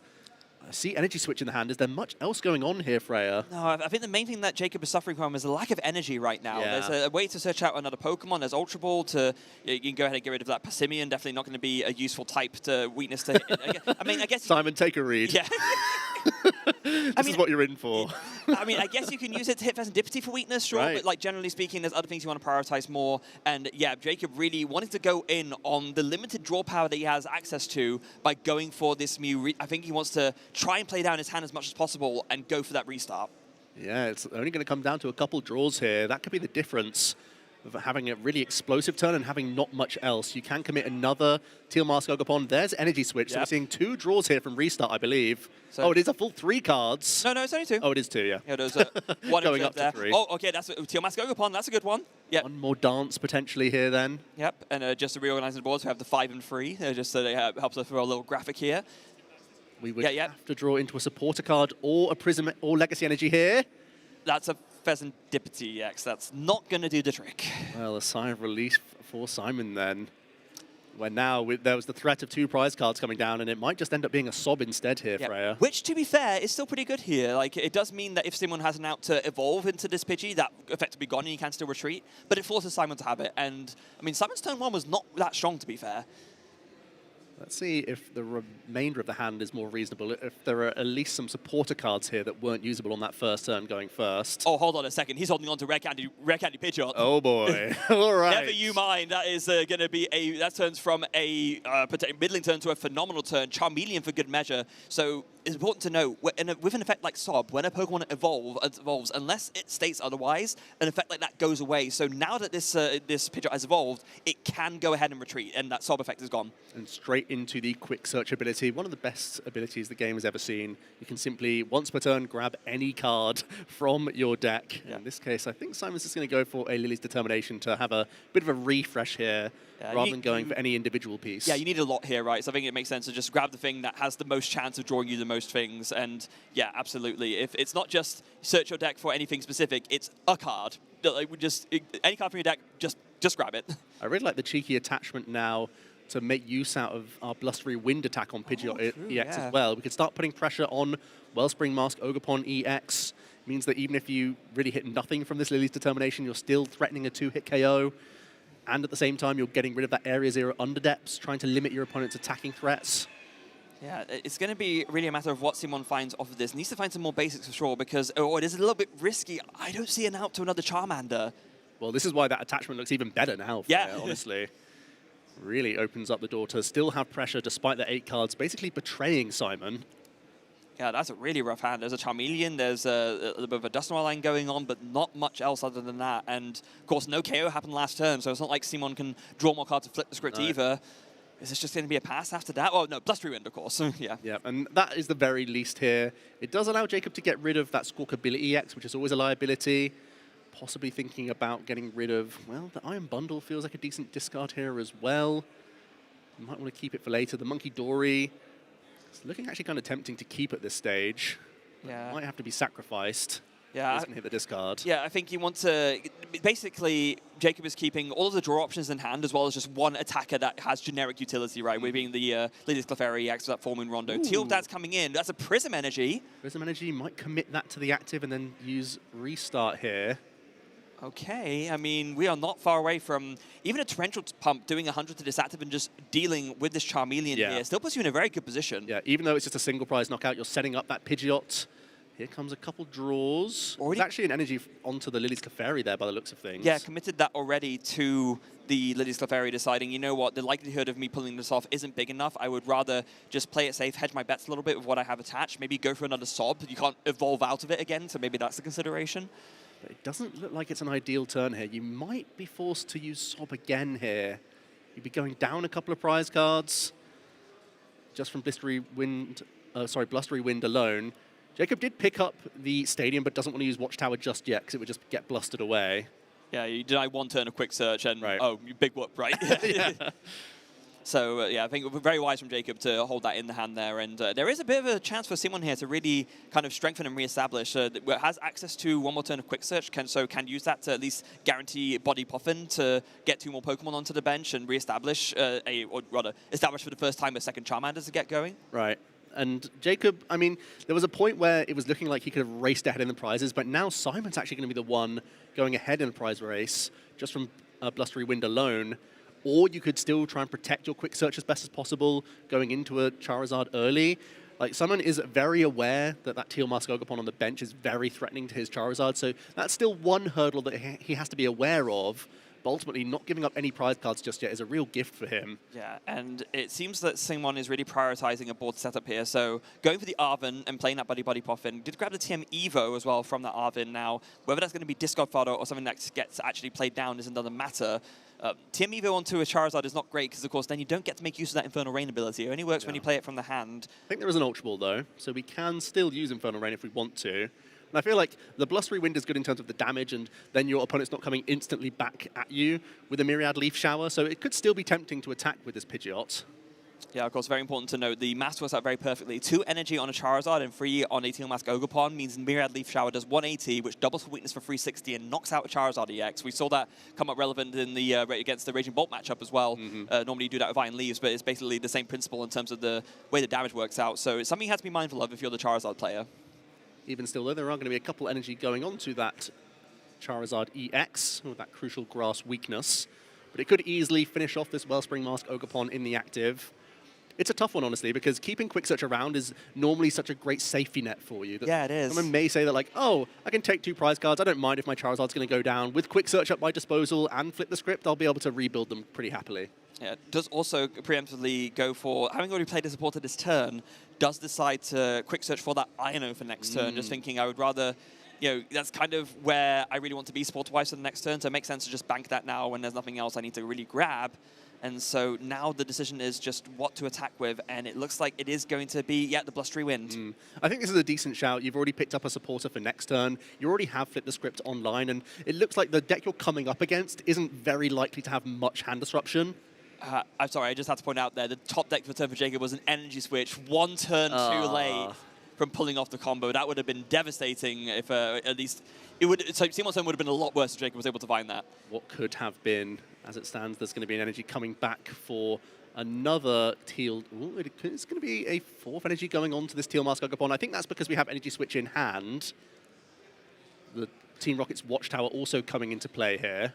Yeah, I think it's a debate of you know, Team Rocket's Watchtower. No, like that is a grass Pokemon. You can use it. That is an ability you can use under. Or is there a debate about which one was used? Seemed pretty clear to me. Well, I mean, the first attachment was a Prism Energy, so you can't dance off yeah, exactly. that. Yeah. There's the energy going over to your other.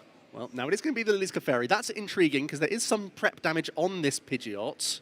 It could actually be in range, right? There's full mentions on both sides. Area 0 plus a little bit more. Oh, no, you can't. You can't watch it. You just played it now, so you can't get there. Maybe preempting for a KO later with Monkey Dory, perhaps? Yeah, that could be an interesting line here. I think Jacob essentially just wanted to see as many cards as possible from restart. Yeah. So trying to thin the hand down as best as possible. And is now looking through with Nestball to see what he can really go for. And it's going to be a Nestball for a Latias, which, I mean, it does give you nice pivoting with the rest of your basics, but you already have a Mew with a retreat cost of 0 in the active, so yeah, not going to be doing much for you otherwise. I've been seeing some huffing and puffing. I've been seeing some sighs from Jacob saying what could have been this game already. Yeah, hasn't gone for a restart, and but okay, has an Ino of his own. Okay. Watchtower Ino. It can still work in this deck, apparently. Yeah, not that Jacob was able to see the card that Simon got, but kind of mind-readingly going, no you, as he plays his own Ino, puts Simon to a 4-card hand. Yeah, combined with the Watchtower, this could be quite powerful. 6 cards found. We do see an Area 0 Underdepths, maybe for a bench expansion later, but going to be starting off with an Earthen Vessel, discarding a Moltres. Definitely not a card that's that you saw in this matchup. Just going to want to grab a couple more energy, maybe go for one more Teal Dance before going for this Flip the Script for the last draw. Yeah, I think it's really important that Jacob gets that backup Teal Mask Ogerpon on the go. Normally, you're using your ends plans and your energy switches to move off these Ogerpon, but in this case, it's still one of your best attacking threats. So it is. Just get that powered up, because you are going to need a total of 3 energy attached to your own Ogerpon to get a Myriad Leaf Shower off. Yeah, so let's see the card. Teal Dance for 1 card. It's another Teal Mask Ogerpon, okay. Useful for later. Here's the Flip the Script. 1, 2, ends and plan, 3. Oh, that's a Legacy energy. A couple ends planned there for future as well. So a couple things in the works for Jacob, but no knockout again lined up. Yeah, so now, is the plan here, go in with Lily's Clefairy and just do 220, leave the pitcher on 20 left? It doesn't feel great because... The issue with that play is that you just have vulnerable EX Pokemon on the board that Simon can basically always pick out without having to leave damage anywhere. So there's going to be no Monkey Dory action. Unlike so many other decks where we've seen this going on, you don't have a proactive way to put damage on your own board with this deck, at least from what we can tell. So, yeah, this Monkey Dory play is made a lot harder by virtue of that, so there's not much you can do. The hope here is that Jacob has 190 hit points on his Lily's Clefairy EX. That would force Simon to use a Curse Blast at the very least. Maybe that can help you a little bit, but I feel like Simon is running away with the game here. He should be able to go down to just 2 prize cards remaining this turn. It really comes down to if the Watchtower can really slow down Simon. But I think it was the Secret Box already in the hand here, Freya. Yeah, that was a pretty rough iron over Jacob. Yeah, Secret Box already to go. So Simon's going to have the answers to the Watchtower straight up, and it's going to take an even more commanding lead in this game. Yeah, it could be Boss's Orders. It could be a way towards Curse Blast and just get through the active if you need to. You also get to protect your Pidgeot at this stage. I think for Simon, your objective now is get closer to your second Charizard EX. Yeah, because that's your main worry, right? If one Charizard EX goes down and you're disrupted out of a way of setting up a second one, then that can feel a little bit rough. So what you want to do here is find a way to do all this Watchtower, which you can find off the Secret Box, set up this Charmander into a Charmeleon or a Charizard so you're good to go there, and that way you can just take back-to-back KOs and seal up game 1. And by using Secret Box, you will be bumping the Team Rocket's Watchtower to grab any card, so that could easily be a Charmeleon coming into the hand for free here, which is looking really promising. If we do have access to enough rare candy, could we get multiple Dust Noir in the equation here? 1 Dusclops plus Dust Noir could knock out a Mew EX, and then you could just win the game this turn. So if the hand's good enough... Oh my goodness, yeah, you're right, that's perfect math. So 50 plus 130 is 180, that KOs a Mew. Oh my goodness. Can you put it together? Simon's already in a great position, but the game could simply be over. Let's see if he pieces it together. I mean, I don't see the rare candy coming up, though. Maybe Boss's Orders as a selection means we might just be holding on to our blasters and going to boss up the Latias or the Mew EX just to take an easy knockout. Yeah, I guess it's one of those things where even if you miss the win this turn, you're still in a pretty good spot to seal up the game, right? So it might not even matter regardless, but that could have been cool to see. It would have been an explosive turn Literally. everywhere. Yeah. So yeah, there he is, countering the Team Rocket's Watchtower very nicely there, so with the Artisan. So now can go ahead and quick search, and actually does not so much with the rare candy, is just going to go ahead and evolve the Dusclops into a Dust Noir and to go for it that way. Yeah, and again, that Boss's Order's picked up, so it could just hold on to these blasts for when you need them. The Charmeleon is there. There's Boss's Orders on the Mew EX. Yeah. Jacob is saying, well, that's a pretty unsurmountable board. Yep. Let's pick it up. Yeah, so end up winning that turn regardless, even with even missing the Dusclops plus Dust Noir turn. Pretty convincingly taking that game 1, I feel like, which was a real shame to see because we saw the potential there for a really strong both early blowout turn and a comeback there from Jacob's side. It just didn't really come together. Yeah, really impressive victory there for Simon, who, like you said, Fred, didn't have the best of openings, but navigated it so well. I really like the early attachment to Pidgey. Then again, the following turn where the Lily's Determination got him no access to additional basics. I think those decisions actually made the game much more navigable for him, whereas otherwise it could have been really, really murky. Yeah, it could have been really, really murky, especially given that potentially terrifying start that Jacob had, which, yeah, didn't end up panning out, but there were still so many opportunities where there could have been a really devastating recovery turn from Jacob that it just didn't happen because of how Simon was able to navigate it. Let's go back over that game one and sort of really look over those moments in detail. Feels like it's the Jekyll and Hyde of Jacob's list, really, in that it's representing so much pressure, but it just didn't really come together. If the Squawka Billy had got into a supporter card, we would have seen a fountain more cards and maybe found a big combo, but as it happened, Simon was able to initiate that race with a couple of blustery wins, and then with multiple stage 2s online, a Charmeleon in the back, quick search available, Jacob quickly had to pick the cards up because the Charizard was going to be bearing down on him. Yeah, just recognizing there is no way through this and just taking the win very convincingly. A very deserved smile on Simon's face, I think it's safe to say. But I feel like that was the easy mode. Yeah, that Jacob's was, deck. It's only going to get more terrifying from here. Terrifying? Yeah. Well, we'll see, I suppose. And I imagine Jacob will opt to... Well, it's a tough one, actually, because when you're facing a Charizard archetype, you do have to respect the option for Klefki. And that would really shut down Jacob's engine. And there is a Klefki in someone's list, so does that mean that Jacob wants to opt first here? Yeah, we're not quite at the stage of the tournament where people have complete access to each other's deck lists, so it's going to be a judgment call on Jacob's side whether he's scared enough of the Klefki or not. And I think there's a discussion going on about the start. Maybe that's kind of what they're talking about right now, just like wondering what makes the most sense, and he's sort of thinking it through in that regard. Let's have a look then.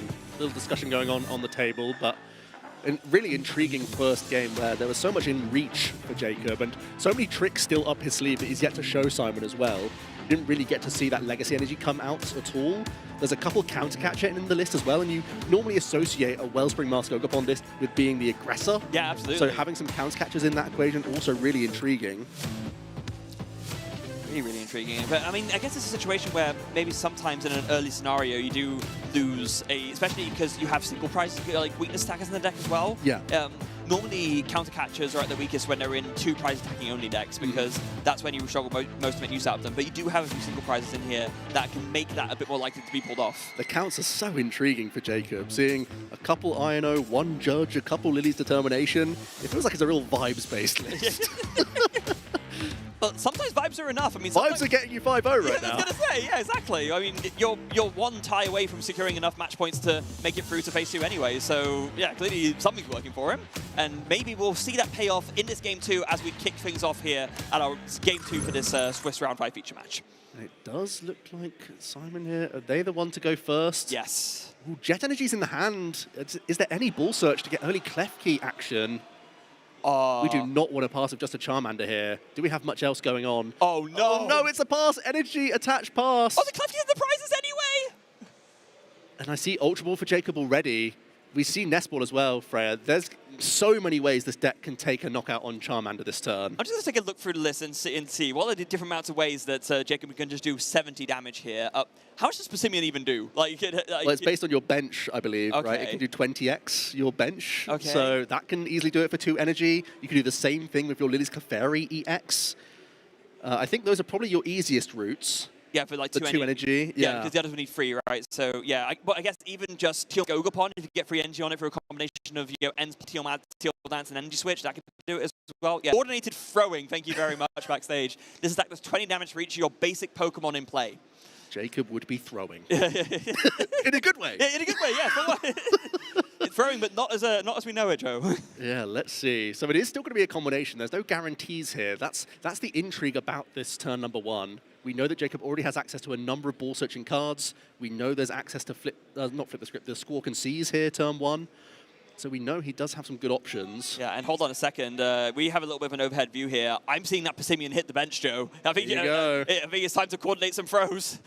Let's get that in the equation. There's already the Prism Energy in hand. So it is basically just... Oh, you do need a way to get this Monkey Dory out the active as well. We do need to find a Latias EX, or again, more energy switching shenanigans. Let's see, what does the Squawk and Seeds bring us? It brings us a boss. There's some grass energy. There's energy switch. Oh, no. Is there no support? That's a Black Belt's training, I believe. There's an awful Squawk and Seize. No way to draw more cards. No way to find extra Pokemon. Oh, goodness. That's a pass. We're talking about dodging bullets again. Simon must be just going, oh my goodness, like, how on earth did I get away with that? 0.1 second slam of the Lily's determination. Let me get into a fresh hand here. Wow, and Jacob, head in hands. What else can you do? Yeah, very understandable there. You had the opportunity of a lifetime potentially to just steal a win, and like the Squawk and Siege just not coming up for you. Squawking and seizing thin air at this point. Yeah, a big inhale of breath for Simon. You get to see 8 cards now from Lily's determination. Now, are we going to see the same come up again? We did see the last time there was a Lily's for 8s. It did not really come up that great. Yeah, he's good. He's all sorted. Yeah, backup Charmander as well. Simon is yet to look at the deck, so can't even go, like, doesn't know Klefki's in the prize cards just yet. That's something he probably would look to pivot into here. Doesn't have access to that just yet. But even now, just getting some extra Pidgey down, having multiple Charmander now, he's going to feel a lot more secure about his position. Yeah, he is. He's going, looking through the deck now, doing that sort of first deck search to look through and see what he does have access to. Yeah, the Klefki would be really nice because, of course, it doesn't just shut off that Squawk and Seize, it does also shut off any potentials for Teal Dance. So, you know, that would be a really great thing to shut off, just to stop the extra draw, stop the extra energy attachments. But with that not being available to him, I think, like you said, Joe, he's going to be pretty content with just setting up. Yeah, and it's more than he expected. He was kind of leaning back in the chair saying, well, let's see what Jacob can construct. And when it's not much, it ends up getting you in this decent position. Yeah, it's like, I thought we'd be in game 3 by now. I didn't think I'd make it this far. Simon now getting into a more focused state here, thinking that without that mischievous lock that was no doubt on his mind at the beginning of this deck search, we'll have to adapt, looking towards other options here. But as we say, for already multiple Charmander, could be multiple Pidgey here. Might want to look towards weaving in the Dusclops or the Duskull as quickly as possible. Yeah, it's a bit of a debate, right? Because you want to make sure you definitely have access to Charizard, but you also want to have access to your Pidgey and to your Pidgeot and to your Dusknoir. But yeah, it's going to be the triple Charmander going down, along with the one Pidgey. Choice. It might indicate some other cards in the hand here. Also something like the Tatsugiri is another good fallback Pokemon that you can look towards to try and attract some more supporters to your hand for future turns. But right now, Simon just trying to play around that Wellspring Mask Ogapon. There's still that threat that he has to play around. Yeah, and Simon has kind of rightly recognized that Jacob's deck is the kind of deck that can burst out of nowhere. So 3 is basically the safe number of Charmander to have if you want to guarantee 1 for this turn. So that's why he's gone for this approach.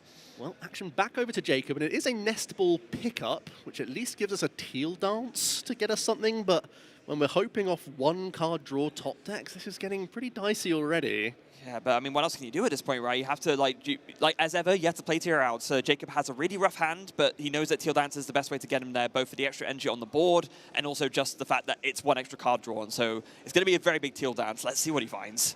Yeah, a couple of pretty awkward supporters in the hand right now that aren't doing much. Jacob in a position where they have to find a way to move Monkey Dory this turn. Teal Dance. Let's see the draw.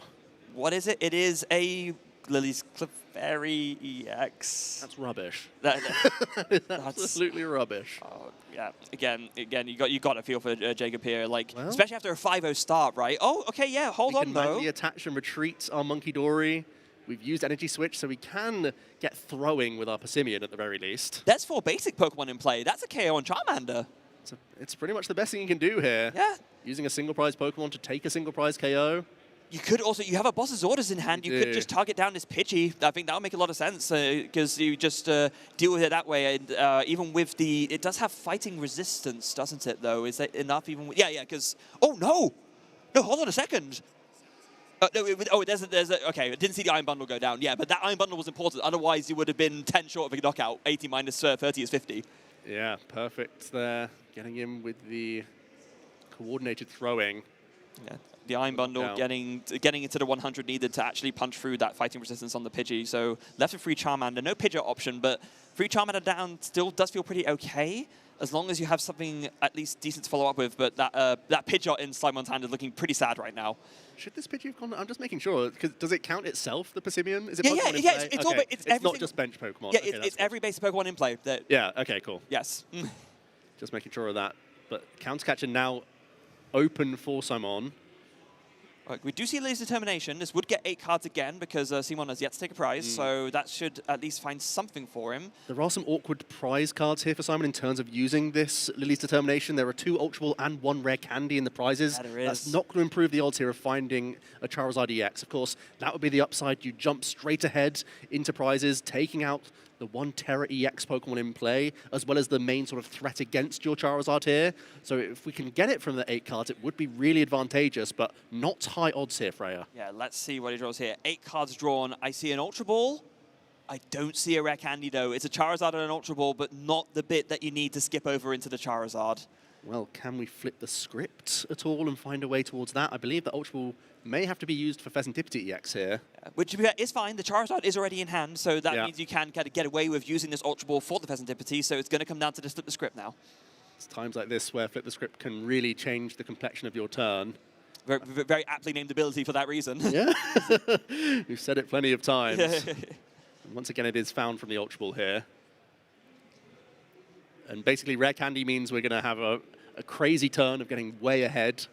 Once again, staying on those even prize cards, so advantageous when there's other EXs floating around on Jacob's board already, and even more was likely to come into play. Here it is, flip script, 3 cards. It's a Super Rod and 2 supporters. Not going to help out now then. Does Simon once again sort of turn the wheels on any other play here, or are they once again going to be passing with this Charmander in the active position?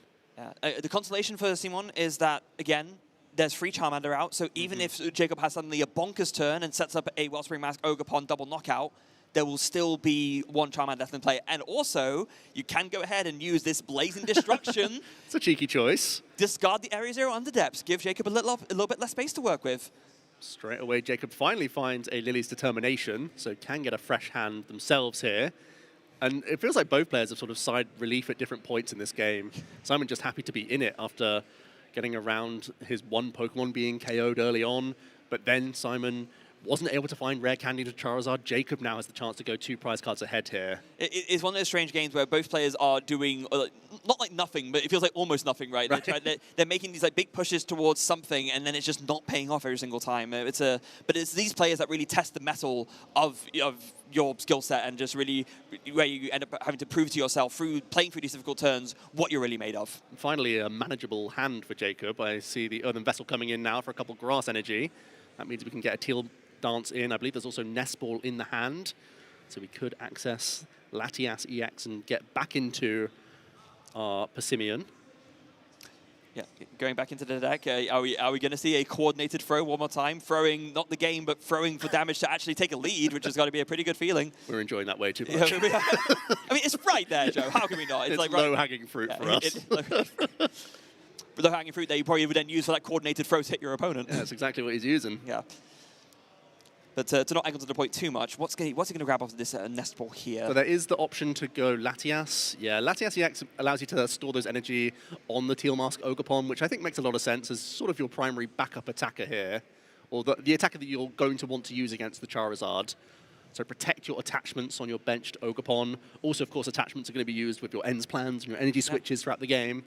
Yeah, and even though the Area 0 is gone, if you really want to just free up a bench space, you can at any point just make use of this Hyper Blower, right? Yeah. Just to get it out of the way and then fill that bench slot with something a bit more useful. Say if you want to get a second Teal Mask Ogerpon down for another Teal Dance.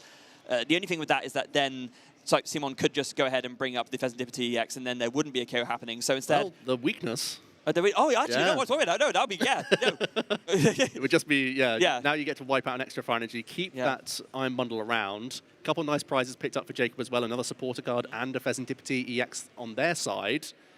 Can Simon flip the script now finally get them into rare candy? We know they're holding on to Charizard and Arven, but can they naturally draw towards it? Looks like a no, so it will have to be Arven to find it. With the Charizard is already in hand, though, so Arven will be able to piece together this combo at long last for Simon.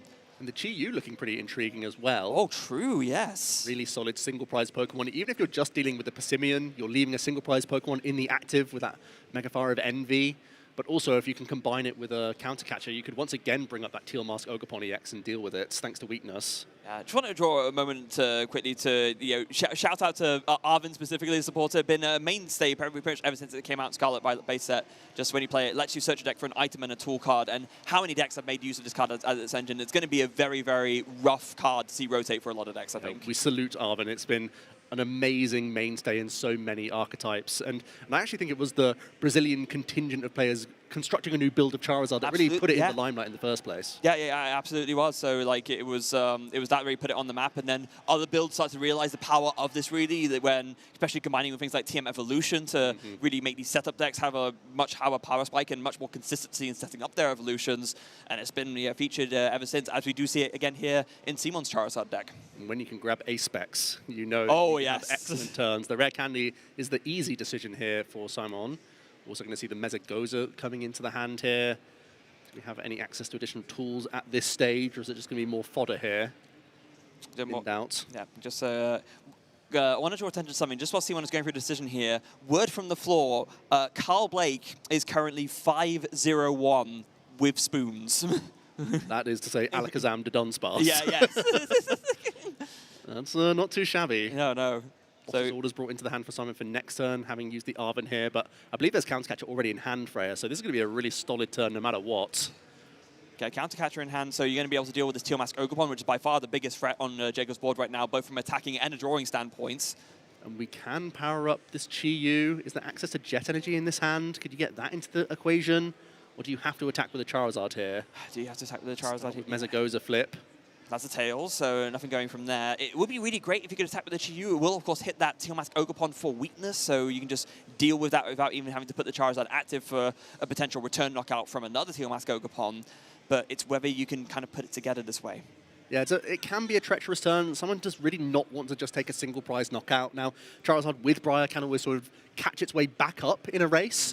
And as we see the evolution into the active, that might indicate that we are forced to attack with the Charizard here, as there's actually only 2 Fine Energy remaining in the deck, so no way that you can start powering up the Chi-Yu as well. Yeah, so recognizing that, and with that recognition, able to you kind of put it together that this Charizard attack needs to happen. So but I think there is Countercatcher yeah, in hand, there is. Freya, so if we can manually attach to our Chi-Yu this turn, that could be pretty useful. Super Rod coming in a little bit late. You could have got a little bit of extra free value there with your Infernal Rain. Instead, it's going back into the deck, keeping options open for future Charizard EX. Yeah, but maybe Simon going for the Infernal Rain at first and not quite realizing that so many had been through already? Possibly, or just knowing that there's already a manual attachment here that can still sort you out. That could be okay as well, but it does feel like a slight strange sequence. Regardless, I think we're still having the outcome we're looking for here, which is going to be most likely leveling up the prize race, yes, and bringing up that Teal Mask Ogerpon EX, as mentioned. Yeah, very, very important to just deal with this. It's the one thing that can take a one-hit knockout on a Charizard EX very easily with that Myriad Leaf Shower. So just deal with it now, deal with the draw engine, deal with the attacker.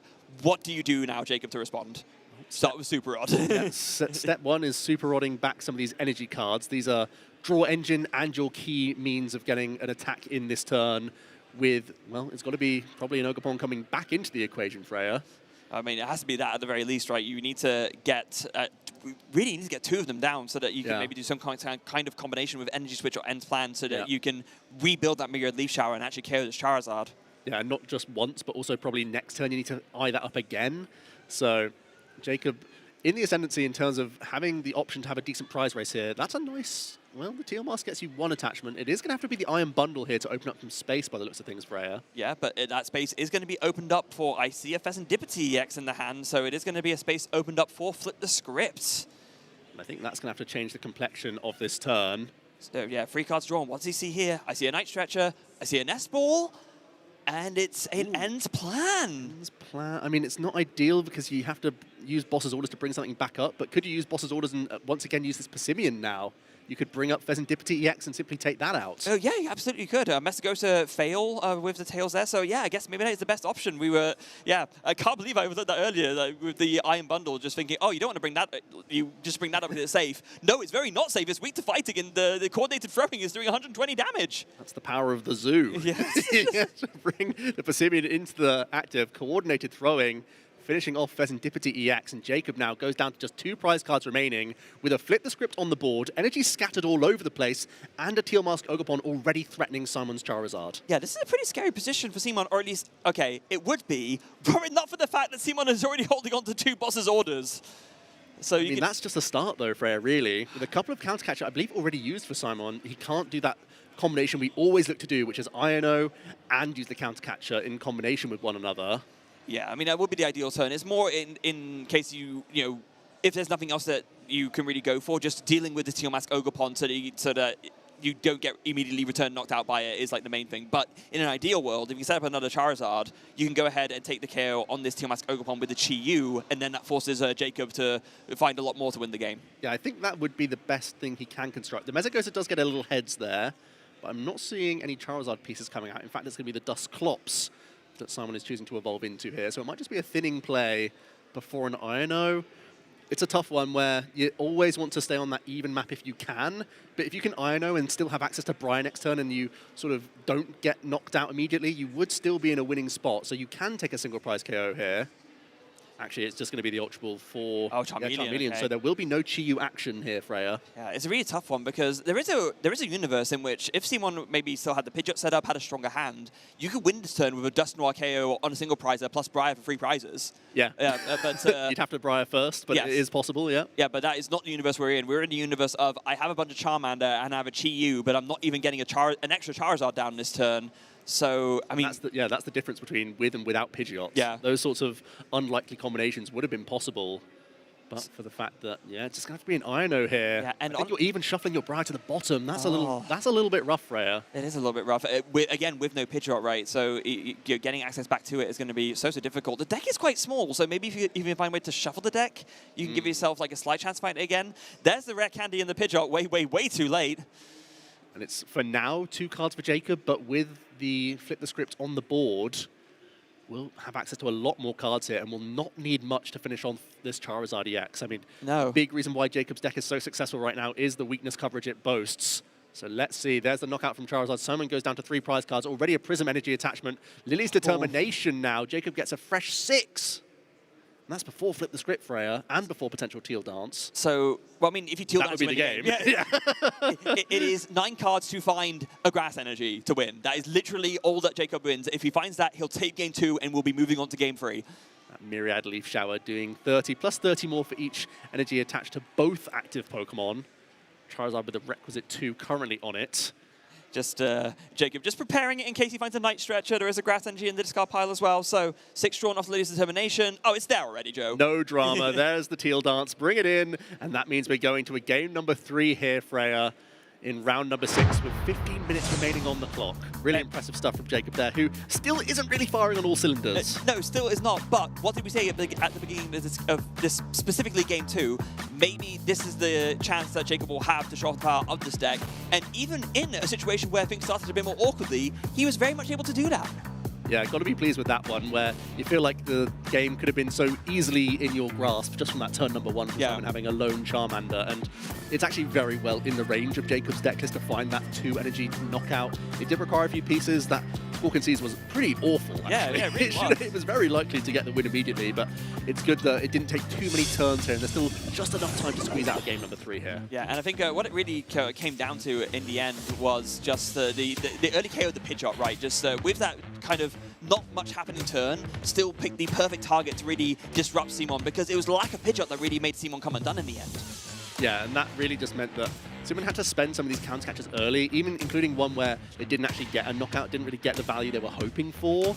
So then had to commit multi-prizes into the active. I also really liked there was the turn of Fossils on Pleasantipity, showing the value of the Simeon. It can come up into all sorts of matchups.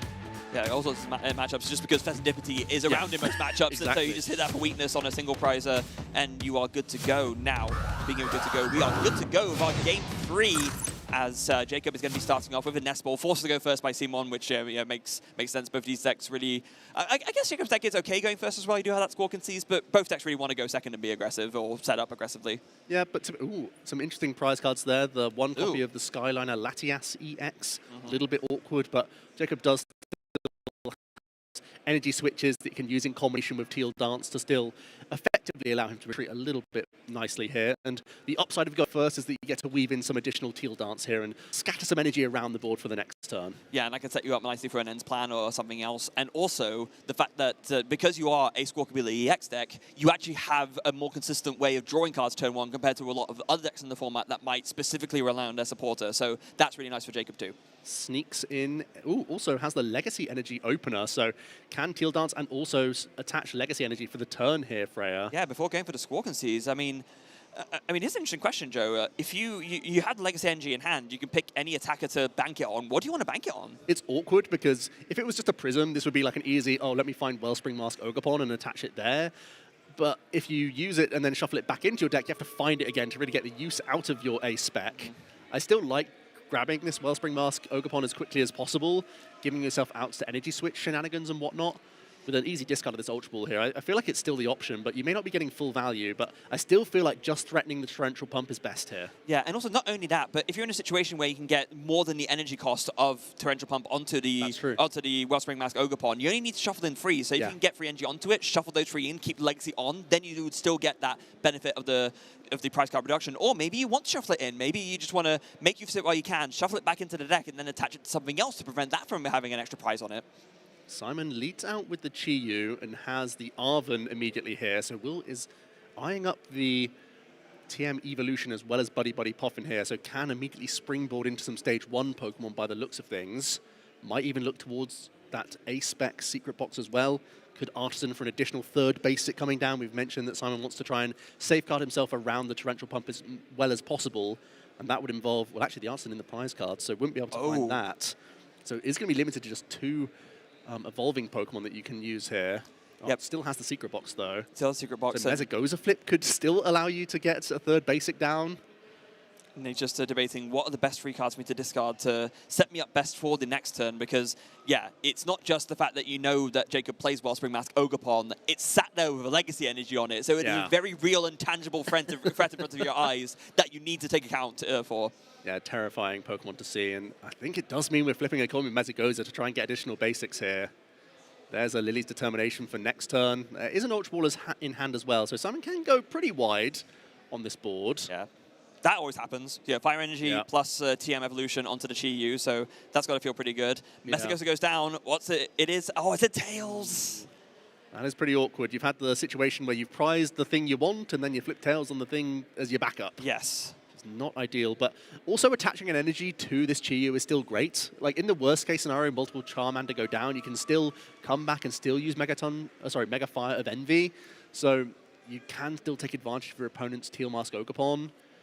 So Simon is going to have to go for 1 Pidgey, 1 Charmander here. And can you? No, you can't go for the Ultra Ball. The other resources in your hand are too vital, so there is a big risk here from Simon that he's kind of acknowledging TM Evolution onto a lone Charmander and Pidgey to become a lone Charmeleon and Pidgeotto. Can Jacob capitalize on this? And if you can take out the Chi-Yu and the Charmeleon, that would leave Simon with basically no attacking play next turn. So I feel like that has to be the priority. Already we see the Earthen Vessel grabbing some grass energy. That's going to help you pivot. Also, the Iron Bundle would be a great pickup. Can't get it from the Mezagoza, as it does flip Tails here. Yeah, I mean, Iron Bundle would be great because, I mean, dealing with Chi-Yu and Charmeleon is fine, but even if you find the Iron Bundle and then you deal with the Pidgeotto and the Charmeleon, sure, like there can be an attack happening with the Chi-Yu, but I don't think that really matters at that point.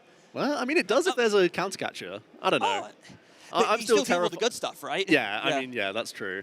Let's see the dance first. Okay, I see a lot of energy. I see a Area Zero under depths. There is that. No, okay. This is not the hand that we were hoping for. Jacob's still not having great options here. Yeah, going to bounce the Mezagoza. Does have, is there even any draw here from Mew EX? Yes, we can if we use this Pal Pad. Although, to be fair, dealing with the only Charmeleon on the board also doesn't feel too bad, right? I mean, it's a Chi-Yu with Fire, Freya. Okay, but like, you know, yeah, I guess it's the best play in a bad situation because it means that if someone finds Fire Energy, yes, we're feeling very sad, but it means that there's no Charizard coming next turn, and it also means that there is a universe in which if Simon's hand is still quite rough, maybe there could be a It's all grass energy, Freya. Oh, no. Latias EX is the prize card picked up for Jacob by initiating this race. But if Simon can access a Fire Energy, they're going to have a great turn already lined up with Mega Fire of Envy. It's really in here most recently to help with the Golden Go matchup, but it also comes in clutch whenever you see a Teal Mask Ogerpon. Interesting choice from Simon not to play the Ultra Ball in hand. I wanted to discard any of the other resources that were in that hand before the Leader's Determination, thinking, surely of 8 cards I find it, right? Well, there is the Pidgeot. Well, the Pidgeot refund. Okay. Wait, hold on a second. We've got to evolve the bench. There you go. Okay, so the Pidgeot find, that means that we're completely okay because now you can just quick search for the energy and at least take the KO. Yeah, I believe is there also an Ultra Ball in this hand? There is. Finally get a Charmander down and then quick search the energy here. So I think it's worked out pretty well for Simon. Yeah, the pitch up's established. With the quick search, you can get an attack established and just take a 2-price knockout, which is pretty good. And Ultra Ball coming down, putting that Charmander down, but you're again in that position where if Jacob can put together a Wellspring Mask Ogerpon KO, deal with the Chi-Yu and deal with the Charmander, that can't feel great. Yeah, Simon instantly quick searching. You got to think it's an energy at this stage. Can't be much else, as that's your response knockout. Taking out a huge wave of energy here. Yeah, and there is no way to establish a second Charmander, so it's again, best in a bad situation, but it's still very precarious if you're Simon. What does Jacob find here? There's an energy. This hand is atrocious, Freya. 3 grass energy switch, and Latias EX. Energy switch would have done the trick. Again, 1 turn too late. If he had it last turn, it would have been fine. We have one restart draw, Freya. Oh my goodness. Last chance saloon. Ends plan. That's terrible. You ends plan to squawk ability EX here and try and motivate? Oh my goodness.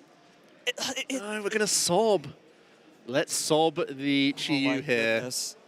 And say, well, at least there's not much pressure coming back my way. This whole game 3, it feels like Jacob is like just so close to such a simple but devastating turn and just cannot find it time and time again. It's like game on all over again. You've got to feel for him.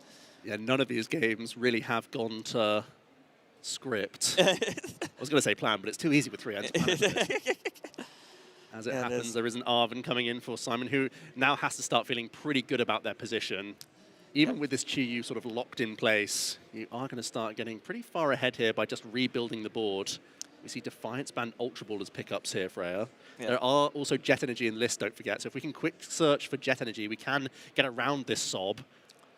And that with 1 prize card taken, that will be a KO as well. That Legacy Energy sticking on there means that it will only be 1 prize card. So that small saving grace for Jacob in this instance. Here comes Charizard. The Defiance Band was just fodder, and it is going to be quick search for Jet Energy here.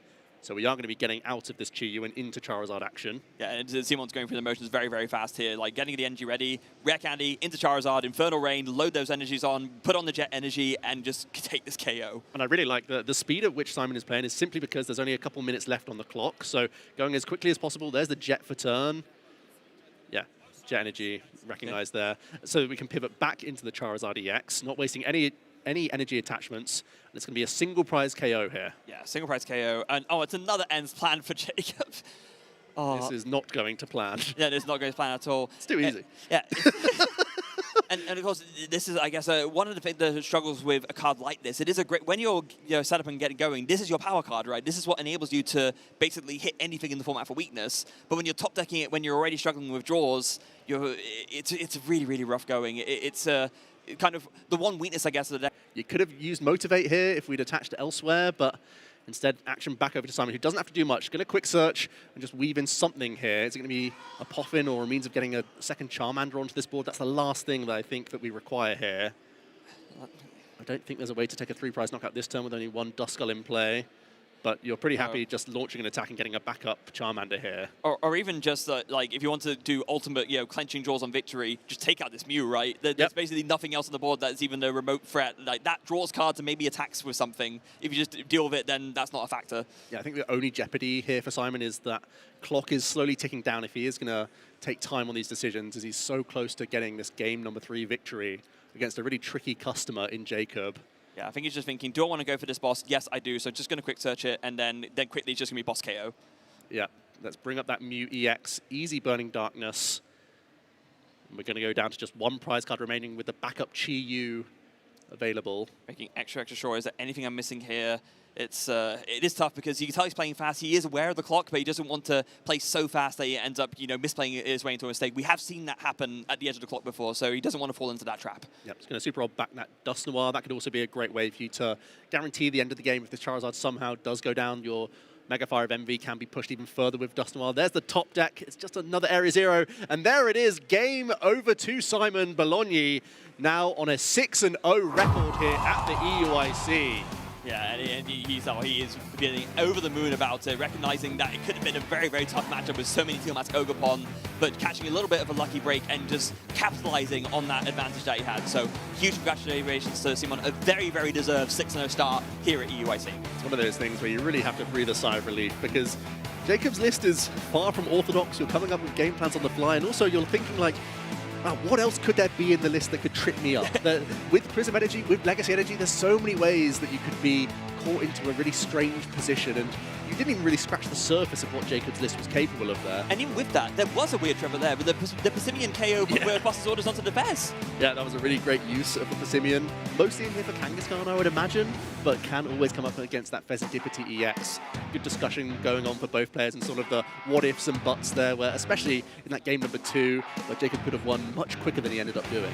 Yeah, much more than he ended up doing, but he was able to finish things off in the end within time.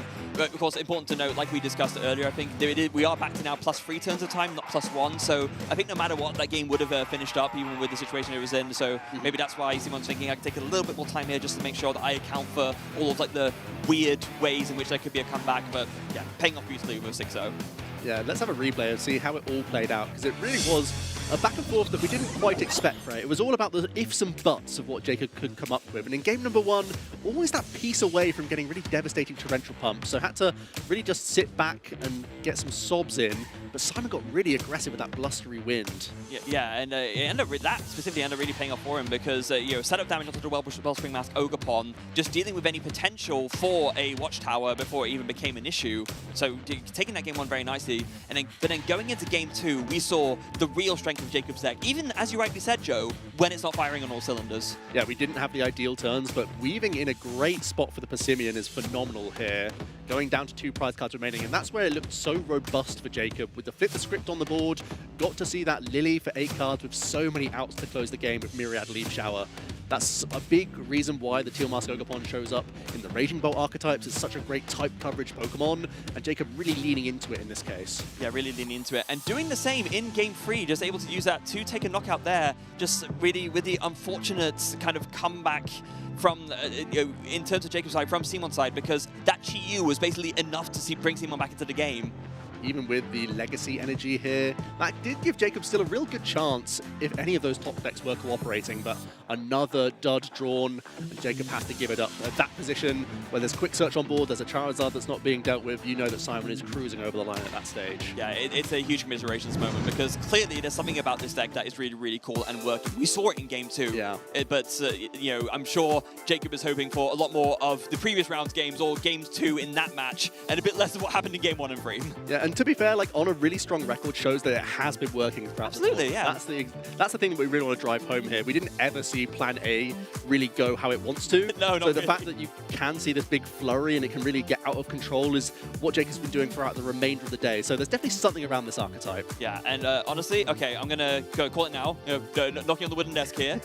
I would not be surprised if we saw him on stream again tomorrow. I'm staking on. I love it. I love it. It's such a cool archetype, and you know that you can just run away with the game in certain matchups. And having the Legacy Energy as a big trip-up option, having some hand disruption in there as well, having that sneaky Watchtower choice as well. There's a lot of ways that you can make your opponent go like, whoa, I did not see that coming, and now somehow I'm losing instantly. Yeah, just like you have space for all this. Yeah. I guess maybe you realize when there's no Noctowl engine, you think to yourself, okay, no, that's how you have space for all this. Right. And to be fair as well, maybe that's where sometimes the deck can come undone a little bit. Like, it's where you're lacking a little bit in the draw engine. You do have a lot of draw with the Teal Mask Ogerpon, but if you can't get those down, or if they're dealt with early, like what happened in game 1 and game 3, that's when you can come a little bit undone with the top decks. Yeah, no doubt. There were times where we were thinking, well, a Jewel Seeker would completely open up this, but it changes the entirety of every single turn that would have gone by for Jacob, where rather than having the threat of turn 1 attacks and really getting aggressive, he would always have like a passive turn number 1, just to sort of build a board, and that's exactly what the Stage 2s are hoping for. They want to have the time. They want to be able to build.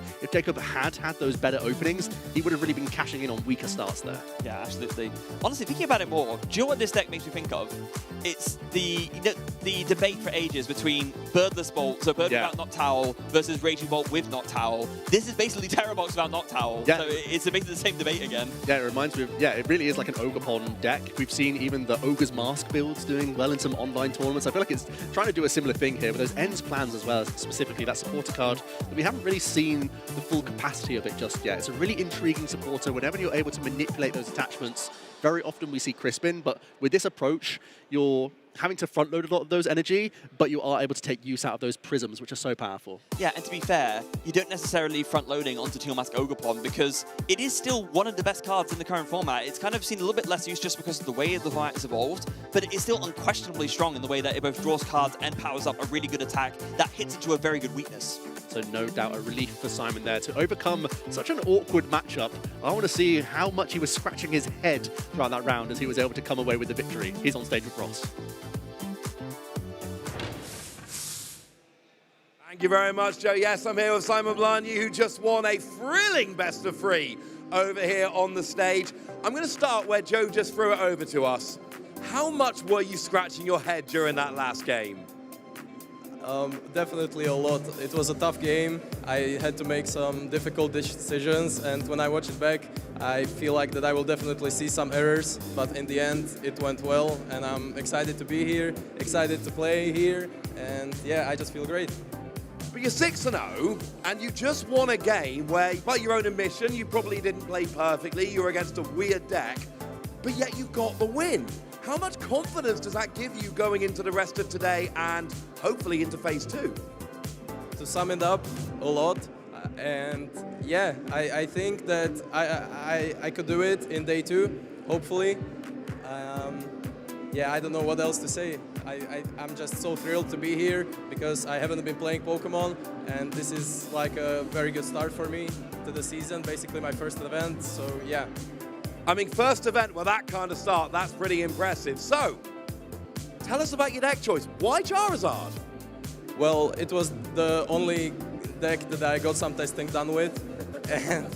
and basically, yeah, I just love the idea behind it. You have so many choices you can make. It's like a really fun deck to play because each game you learn something new about it, and you have just so many plays, and you can really like basically do anything. So I mean, it's working out for you now. Now, I had a cheeky little peek at your past a minute ago.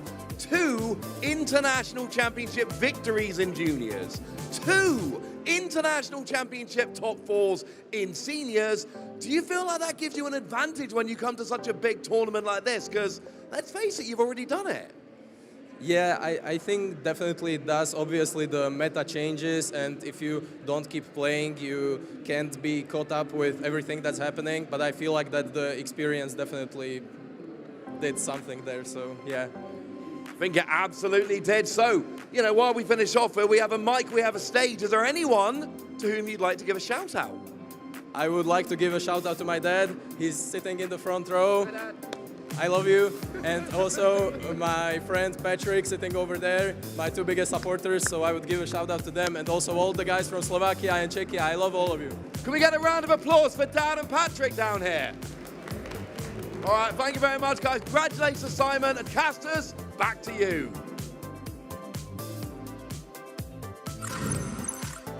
Thank you so much, Ross. If nothing else, for reminding us that, no, he's not just won IC, he's won 2 of them. Yeah. A fantastic junior coming into and evolving into a fantastic master. We've had that story over and over again, but it really shows that these players who get the tips and tricks and really get attuned with the fundamentals of the game early on just end up being such powerful players in the later stages of their careers. Yeah, and especially, so if I was understanding what I heard correctly, so Simon's kind of been out for like a little bit, and this is his first event this entire season? Is that right? Wow, that's pretty good. Like I'm pretty sure that's like, I'm not sure if the implication was it was first event in a while or something, but either way, it seems like there's no rustiness to shake off for Simon, clearly.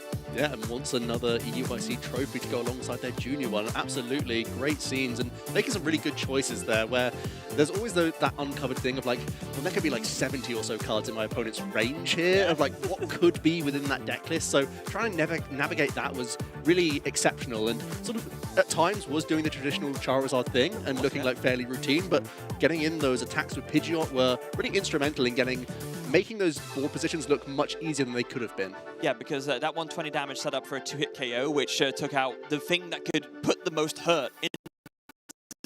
Right.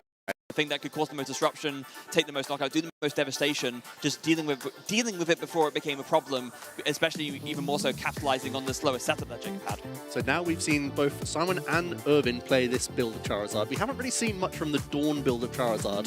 What makes you think players are going towards this other direction, the more sort of secret box focused TM evolution? Is it really just that TM that stands out versus being more rare candy based from Noctowl? I mean, if I'm thinking about it, it could just be Fear of Watchtower because, I mean, sure, Pidgeot still gets shut off, but having Noctowl and Pidgeot shut off hurts a lot more when that's basically your entire deck. If you're focusing on just Pidgeot and you have the TM evolution, you can maybe get by and do some sneaky plays and set up a little bit better even through Watchtower with a regular Charizard than you might do with the Noctowl version specifically. Yeah, a couple nice little backup plays, like Tatsugiri even coming into the equation. So yeah, some really spicy stuff in our round 6, but also some spicy decks going on in our feature match, Freya, because Pablo's going to be playing a Toxtricity archetype. Oh, hello! We're going to be punching into game number 2 of our feature match, where it's going to be Toxtricity coming up against another N Zoroark build here from Unai. So yeah, we join these two in the middle of game 2. Yeah, as we see Pablo being one game up with a pretty decent setup here, already with a Toxtricity down, with a Absol down, with an energy on it. Into Unai's turn currently, as we see a couple of trades have been done, and then going for that Jacques, grabbing a third N Zoroark and also the N-Star Manitan. No Darumaka in play yet, so we won't be able to quite make use of that. Is that going to be the discard fodder? No, it's just going to be the Ultra Ball being discarded instead. Yep, some nice trade fodder there for Unai. Has to work on getting some energy onto this board if they're going to launch any sorts of attacks.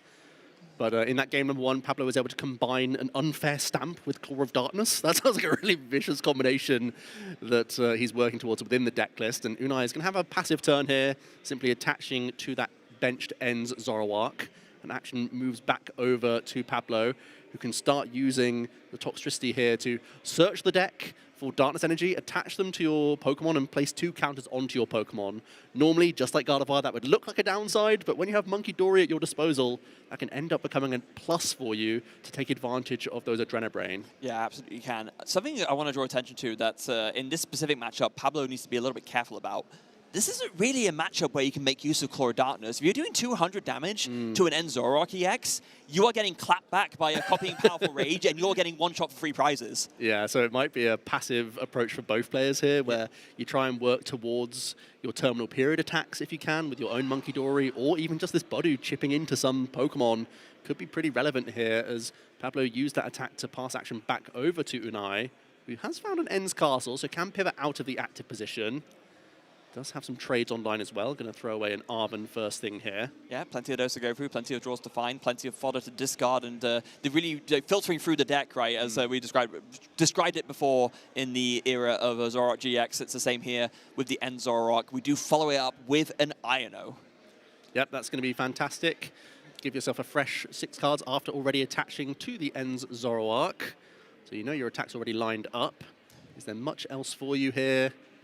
Doesn't look like there's many other actions, but you may feel pretty content, there's the last trade, just to take out the Budu with copying your Reshiram here. I feel like you're not under too much fear of Pablo coming in with a big attack. And like you said, Freya, you're not afraid of Claw of Darkness too much in a lot of spots.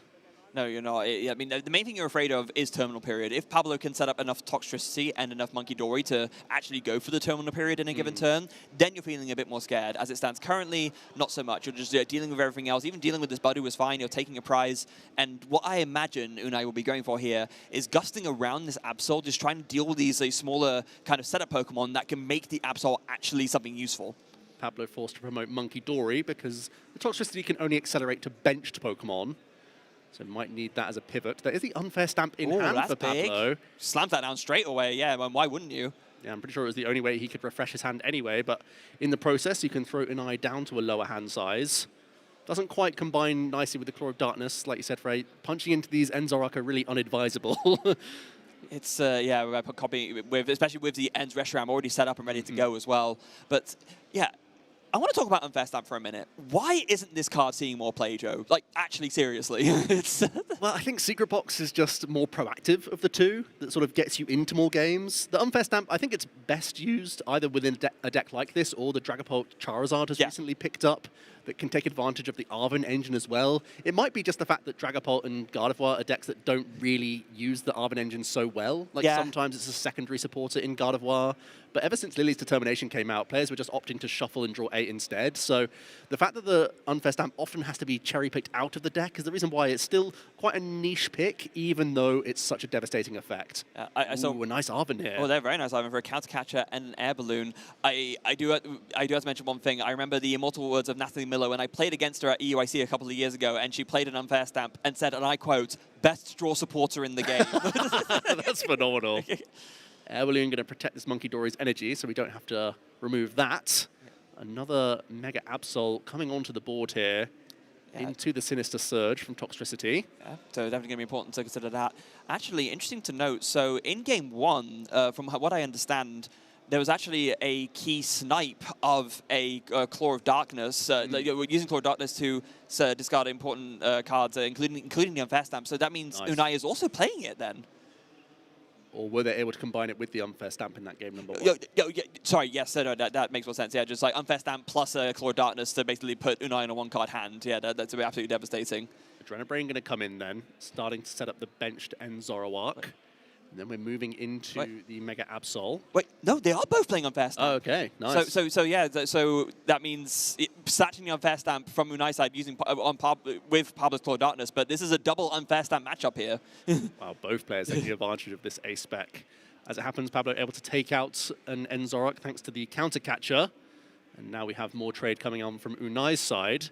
Yeah, so like you said, both players taking advantage of some shenanigans in terms of accelerating and hand disrupting here. Yeah, this is actually a Roaring Moon EX in Unai's build as well. That could be devastating into some Mega EXs. Oh my god, yeah, we need to take some time to actually look into this this Enzorox list. We were focusing on the Toxtricity, but this Enzorox list is all over the place here. We got the Enz Reshiram, a 2/1 Dark Mana Sand line, and this Roaring Moon EX, I guess just you combine the Entity Switch with Enz PP up, and you can just do maybe a Frenzied Gouging out of nowhere. Speaking of which, a nice Enz PP up picked up for Unai here. Already has an attack lined up with this Enzoroark. Can't quite see how many damage counters are on the active right now. I know there's at least a couple from Monkey Dory on a previous turn. It's definitely a number, Joe. I can tell you that much. Here comes the response, Unfair Stamp, and it looks like the Binding Mochi a choice as well. They're going to be the counter catcher switch up. It's not going to be an unfair funfair here. No. Just going to be counter catch instead and try and pick apart the board that little bit more. You can try and hand disrupt later, but for now, we're going to bring up the Toxtricity and say, let's remove this energy acceleration engine and a means of Pablo getting more damage counters scattered around the board. And this also plays into the thing that you need to play around, which is making sure that Pablo doesn't get to a point where he can make use of terminal period to take KOs. Just deal with the other things so that you're forced to make Pablo go for a Claw of Darkness, which you don't want to do. Or actually, just dealing with the Toxtricity with the energy acceleration is also quite nice, because that's the only way that Pablo can do proactive damage on his stuff.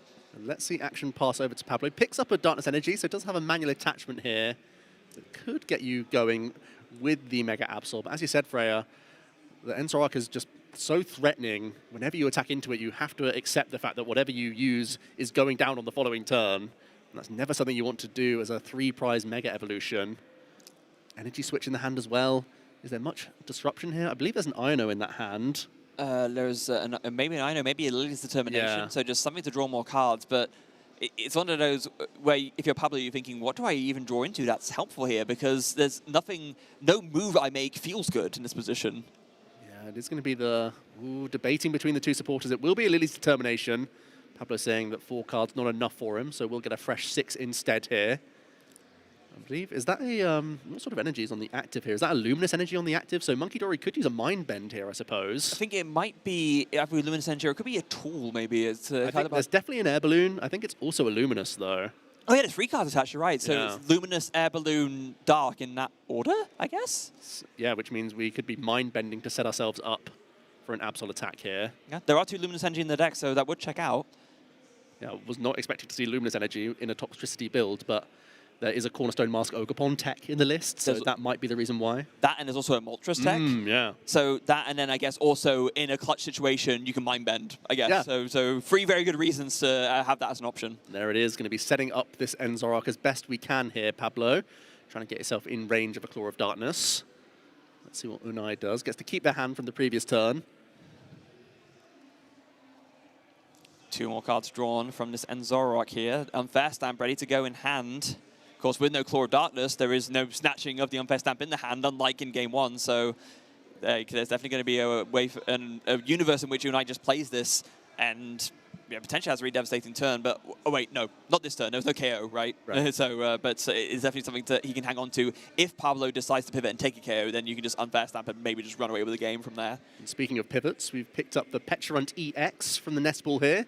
Getting that into the equation could be another backup secondary attacker that could get quite devastating as prize cards are taken. We're actually trading away the Unfair Stamp here, Freya. Okay. There may not be an opportunity for it at all. Maybe and I thinking, actually, hold on, yeah, I'm not going to get a chance to do this. Pablo is not really going in with the aggression enough, and so I kind of need to recognize that and just use it as discard fodder instead, and just go more aggressive on my end and just really capitalize on the prize lead that I have to just take out these last few support Pokemon before I go ahead and win by dealing with this Absol somehow. Yep, Ends Castle into the INO. So we can pivot out of this confused Enzorowak into the active without any issues. It also means we don't have to poison our benched Enzorowak either. Yeah. And Ends PP up means we have all sorts of attacks lined up for Unai. Oh, is that the new full art from Ascended Heroes as well? It is. See that. Very cheeky. Of course, not the Ascended Heroes. The new card's not legal for this set, but people are feel free to use the pretty new alt arts and full arts. So I'm hoping we see illustration Red Budu at some point. Yeah, I haven't seen it yet. No, I expected more people to try and latch onto it as quickly as possible. Here comes, is this the Adrenabrain coming in for Unai? Sure is. On to Absol here. And then, I guess, like you mentioned, nicely pivoting and doing it with the Petulant as well, just to interesting. Yeah, we're mix gonna. it up. So we can still attack with our active if we want to. So we've brought any other dark type in. Or, well, I guess you bring in the Enzorok and then Ends Castle back out into this one to remove your confusion. Yeah, the idea being that it's because you don't want to necessarily attack with one that has a tool on it if you want to make use of that for more damage later. So just attacking with the one that has all it needs on it already to take the KO. That means action back over to Pablo. And we see Ultra Ball is the pickup. There is a Darkness Energy for the turn on to Monkey Dory. Do we have access to flip the script here for Pablo? Not quite sure about the discard pile just yet, but there is another Lily's Determination in this hand. You could also think about using Ultra Ball to grab another Toxtricity here. Yeah, you absolutely could, but instead it is just going to be straight for the Lilies. I mean, again, we don't have a price cam for this game, so I don't know, maybe he knows that he doesn't have access to the other Toxtricity, or he just doesn't want to discard the other resources in his hand. There's also an amount of damage on the active already, and an amount of damage on his own Absol, so it could be a terminal period already lined up, Freya. Oh, that could be devastating. Yeah, there's Monkey Dory in play with an energy after this, and we get to see 6 fresh cards. If we can still weave in a Toxtricity, if we can draw into it, that would be great as well to start working towards your next Absol. 6 cards drawn. What does he find? Just a bunch of supporters by the looks of things. And there's a Already dark spent energy. Energy for the turn. Energy switch as well. You can see there's a bit of creativity going on within the list. Let's see how the Adrenabrain is going to land here. Not quite sure how much damage is on the active, because we mind-bended it last turn. Then there was a heal from Unai, so I think we've just gone up to a 6 damage tick onto the active. So now it's terminal period, basically. Yep, there it is. Terminal period is going to take Pablo down to just 2 prize cards remaining. There's a fairly healthy Absol in the active position now. So what does Unai do here? I guess Countercatcher could still be a thing. If you just deal with this Monkey Dory, then maybe that's just kind of there's no options for Pablo other than to attack the Claw of Darkness, in which case you kind of lose. So maybe it's just continuing with this plan, gusting up around the Absol to force an eventual Claw of Darkness that will come back to bite Pablo in the end and enable Unai to win. An instant Nest Ball from Unai, but then no instant sort of, ooh, this is the Pokemon that I'm looking for. Could we grab Roaring Moon EX in any way here? Are there enough energy switches within the list to maybe make that come together? I mean, yeah, whether there was or wasn't, it seems like the decision is going to be that Serendipity EX is going to be flipped script. Yeah, all right, let's see some extra cards to get ourselves back into good stead here. Looks like the deck is pretty thin for Unai as well. 3 cards drawn. There's a Night Stretcher, there's a Buddy Poffin, and what was that last card? Was that an Arven? Well, it feels like we're looking to put ourselves in a safer position, not necessarily trying to win this turn with how the board is shaping up right now, Freya. Well, and there's no way to take 3 prizes, right? So yeah, definitely not for this turn. Looking at Countercatcher, bringing up Toxel. That's a pretty useful single prize knockout to take. And another INO. Okay, that's pretty good. Yeah, so some back-to-back disruption from Unai. Pablo bounced back with a Lily's Determination on the previous turn. Now let's throw them down to just 2 cards, whilst going down to 2 prize cards themselves here. Yeah, very, very smart. Again, just gusting around Absol, recognizing that your damage cap isn't high enough to take out an Absol on one hit to win the game. So just deal with the stuff that makes Absol scary in the first place. Yeah, and the end Zoroark is just so annoying to deal with. Let's start trading away some extra pieces as Unai wants to work towards winning the game themselves next turn. Can the poison ticks help you out in any way here? The Petrant will bring in one of these end Zoroark. And poisoning yourself will give you play with Adrenabrain. It is just going to be the KO. You take 1 damage tick onto your active. Pablo, let's see the 3-card hand here. Is that an Ultra Ball in there? Or is it unplayables? Yeah, it is going to be an Ultra Ball. Okay. Pablo has found a way in towards their own flip the script perhaps here. I it mean, would be a vulnerable 2-prize EX Pokemon coming onto the board. Yeah, that's a problem, right? I mean, now there's a way for Unai to win next turn very easily. Yeah, especially with that Binding Mochi. Has that been taken off the board, or is that currently in play? The Binding Mochi, it's on the active. Oh, no, it's on the bench one. Yeah, it's on the bench. Oh, no, that's yes, lined right? up. Yeah. You're right. Yeah, the active is just Enzora underneath, Enzoroark, and the energy. Yeah, it's on the bench. So much shine, so much sparkle. Being blinded by Unai's deck right now. Yeah, especially with that, it's not even that there's a lot of mega high rarity cards, but I mean, you see like a couple of SIRs, but especially the black and white hollow energy, right? Yeah. With the line pattern has got things mixed up there. Well, Pablo thinking twice about using Serendipity, recognizing that would open the door for Unai, especially with a couple trades in play, a thin deck as well. It's just too likely that Unai could find win with Boss's Orders. But then if you don't grab the Serendipity, you've just Ultra Balled yourself to a 0-card hand with nothing else to reach. Yeah, you might have to go for the play and say that you can draw into an INO yourself or some way that you can still make life awkward for Unai here. But again, the fact that even if you find an energy, for example, you can't Claw of Darkness because you just get clapped back instantly with the powerful Rage. The Enzark is definitely checking this board, making Pablo play so differently. Going down to 0 cards just to bench a Monkey Dory feels pretty poor. Then it's a game of chicken for both players of like, can you punch into my guy or not? Yeah. Well, I mean, to be fair, if you put down a Monkey Dory, you just 2 more gusts is all it's going to take, right? That's also true. You can continue to ignore the Mega Absol if you wish, as Unai's side. It's the game plan he's gone for, and it's paid off very, very well for him so far. So if he can keep doing it, he will. And yeah, Pablo's committed to this now. Deck's been shuffled. That's the Monkey Dory grabbed. And it's a 0-card hand, and it has to be a pass, right? Is there even free? No, there's not even free energy. No. And even if there was, again, you can't use the attack. I think there's 1 damage on the Absol. We're just going to leave that around as a second Poison Tick goes on to Unai's active Pokemon, who's just picked up a Boss's Orders off the top. Provided there's enough remaining in the discard pile for it, it could be another easy pick-off of the Monkey Dory on the bench. Especially because one of them has an energy on, right? So just take out that one. We're continuing to thin as best as possible. Is there only 3 cards remaining in the deck there for Unai? It was really a few. There was 4, and now there's 3 after the Earthen Vessel. Yeah, there's the Dark Energy picked up. Unai just doesn't want to miss a beat here, doesn't want to find themselves being caught short because you know that they're in a great position now, especially with your opponent starting a 0-card hand.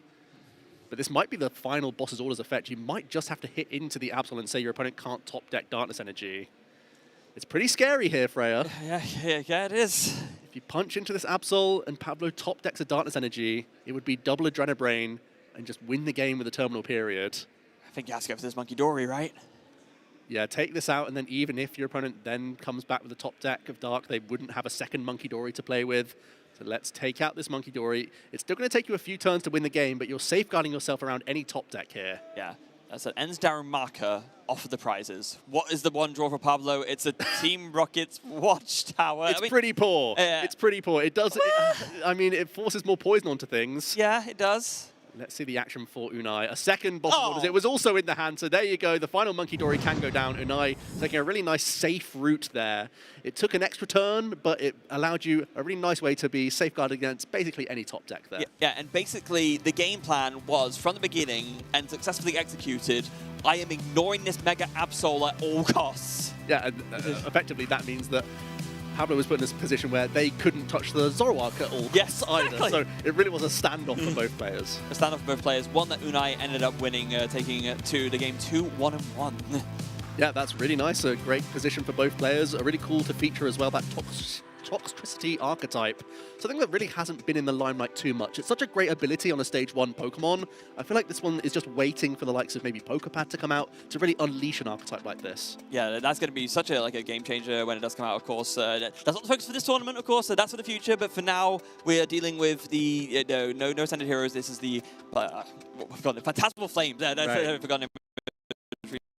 Phantasmal Flames format kind of champion, and to do that, you see it in the corner. We have another feature match coming up very, very soon that I know Kyle is going to be very excited to commentate over. So we're going to get off the desk so that those can get in here and bring you our next feature round of Swiss.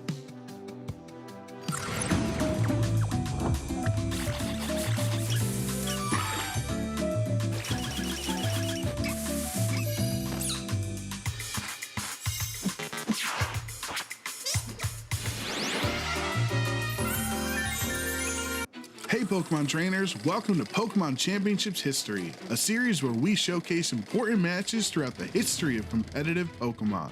It's time to flash back to Championship Sunday at the 2023 North America International Championships. Welcome to the finals in the junior division of the Pokemon video game. Most iconic moments in Pokemon come from trainers in the Masters division, but this time around, the juniors stole the show in Columbus. The trainers in the juniors division often show the purest form of passion for the game of Pokemon.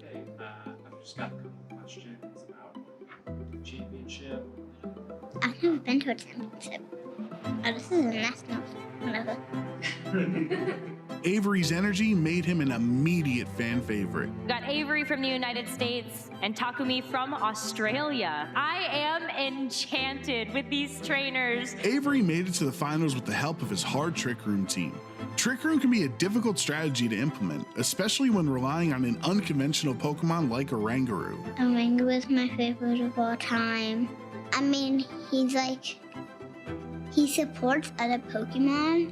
Oranguru is carrying a very interesting move called Instruct. So if you're able to get the Torkoal into position or something that's just going to be a little bit slower, then you can start firing off some big damage that way. Trick Room teams flip the game on its head by having the slowest Pokemon on the field move first. Tell us about your team that you're about to play. It is hard Trick Room.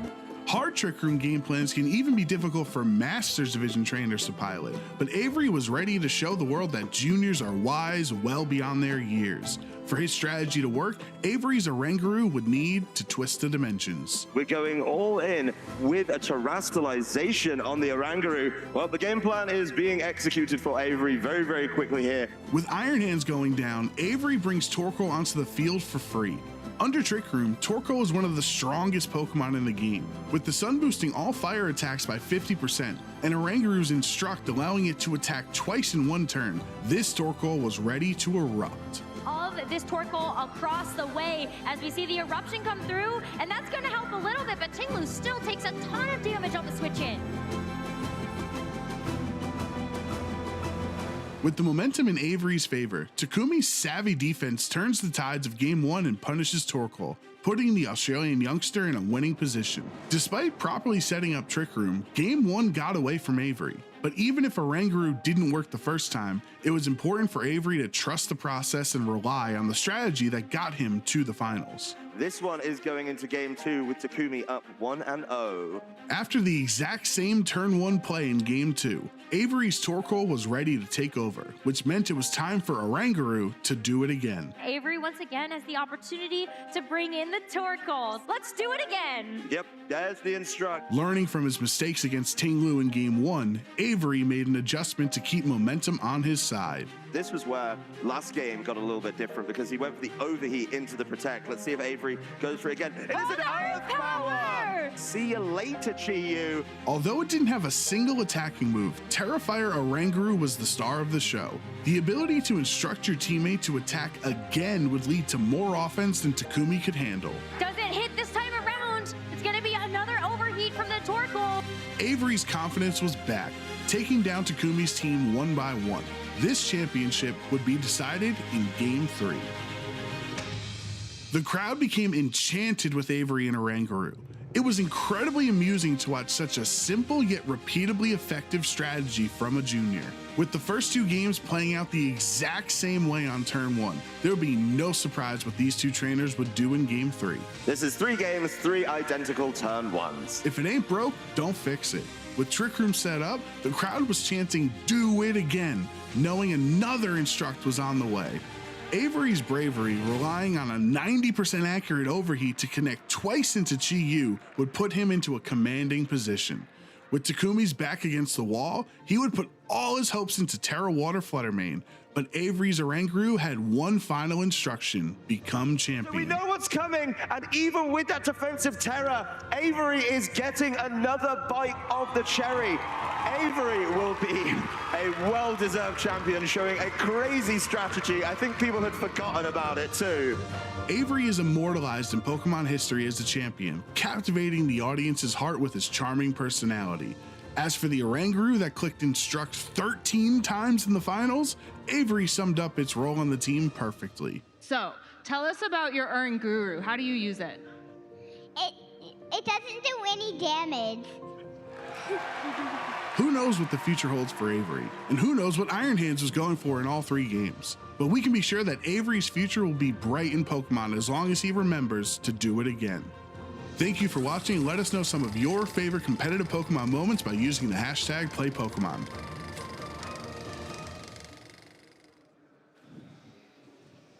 Welcome back in, Pokemon fans, to our trading card game competition here at the European International Championships at the Excel Center here in London, UK.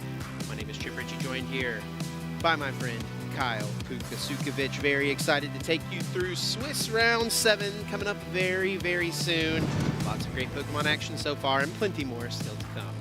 Can't believe we're already that many rounds into the day, but here we are. Just a couple Swiss rounds to go before we move on to phase 2 of the tournament, and then things get interesting from there. But you know, it's all about racking up wins, racking up those points, so that you can advance to the second phase of the event and stay in the hunt. Everybody's vying for that title of champion this weekend. Of course. Some players, unfortunately, have already kind of fallen by the wayside. It wasn't their day. That's okay. But still, I would guess thousands of people potentially still in the running.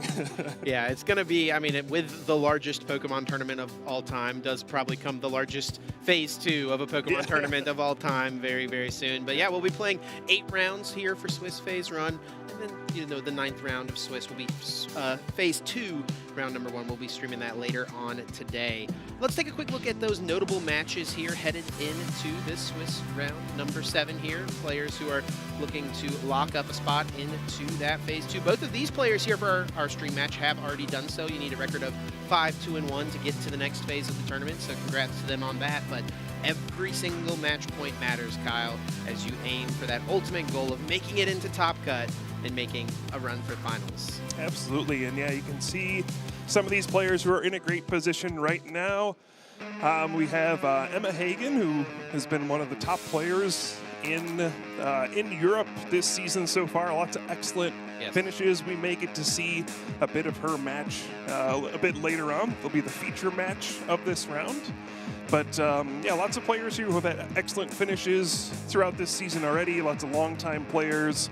But let's focus on this one right now. Chip, which Pokemon do you see there? I do see one of your caster picks for the weekend, Puka, there. Alakazam, making it into phase 2 guaranteed, and now finding its way onto the big stage in the hands of the UK player, Carl Blake. He's going to be going up against Soichiro on the other side of the table, and I gotta say, your Alakazam friend here may have his battle cut out for him up against Marnie's Grimmsnarl. Just glad we made it here, Chip. Yeah, we'll see how this matchup goes. Doesn't seem on paper to be a very good one for the Alakazam deck, but hey, anything can happen. Absolutely. We're going to be seeing Carl draw a bunch of cards. Not as many because the enriching energy is unfortunately prized. Not a good start, but let's see what happens here. Yeah, Soichiro playing the Marnie's Grimmsnarl Frostlass deck. Another one of those decks that's been kind of on the fringe for a while. Everybody knows it exists. It's a solid deck, but not a top tier deck.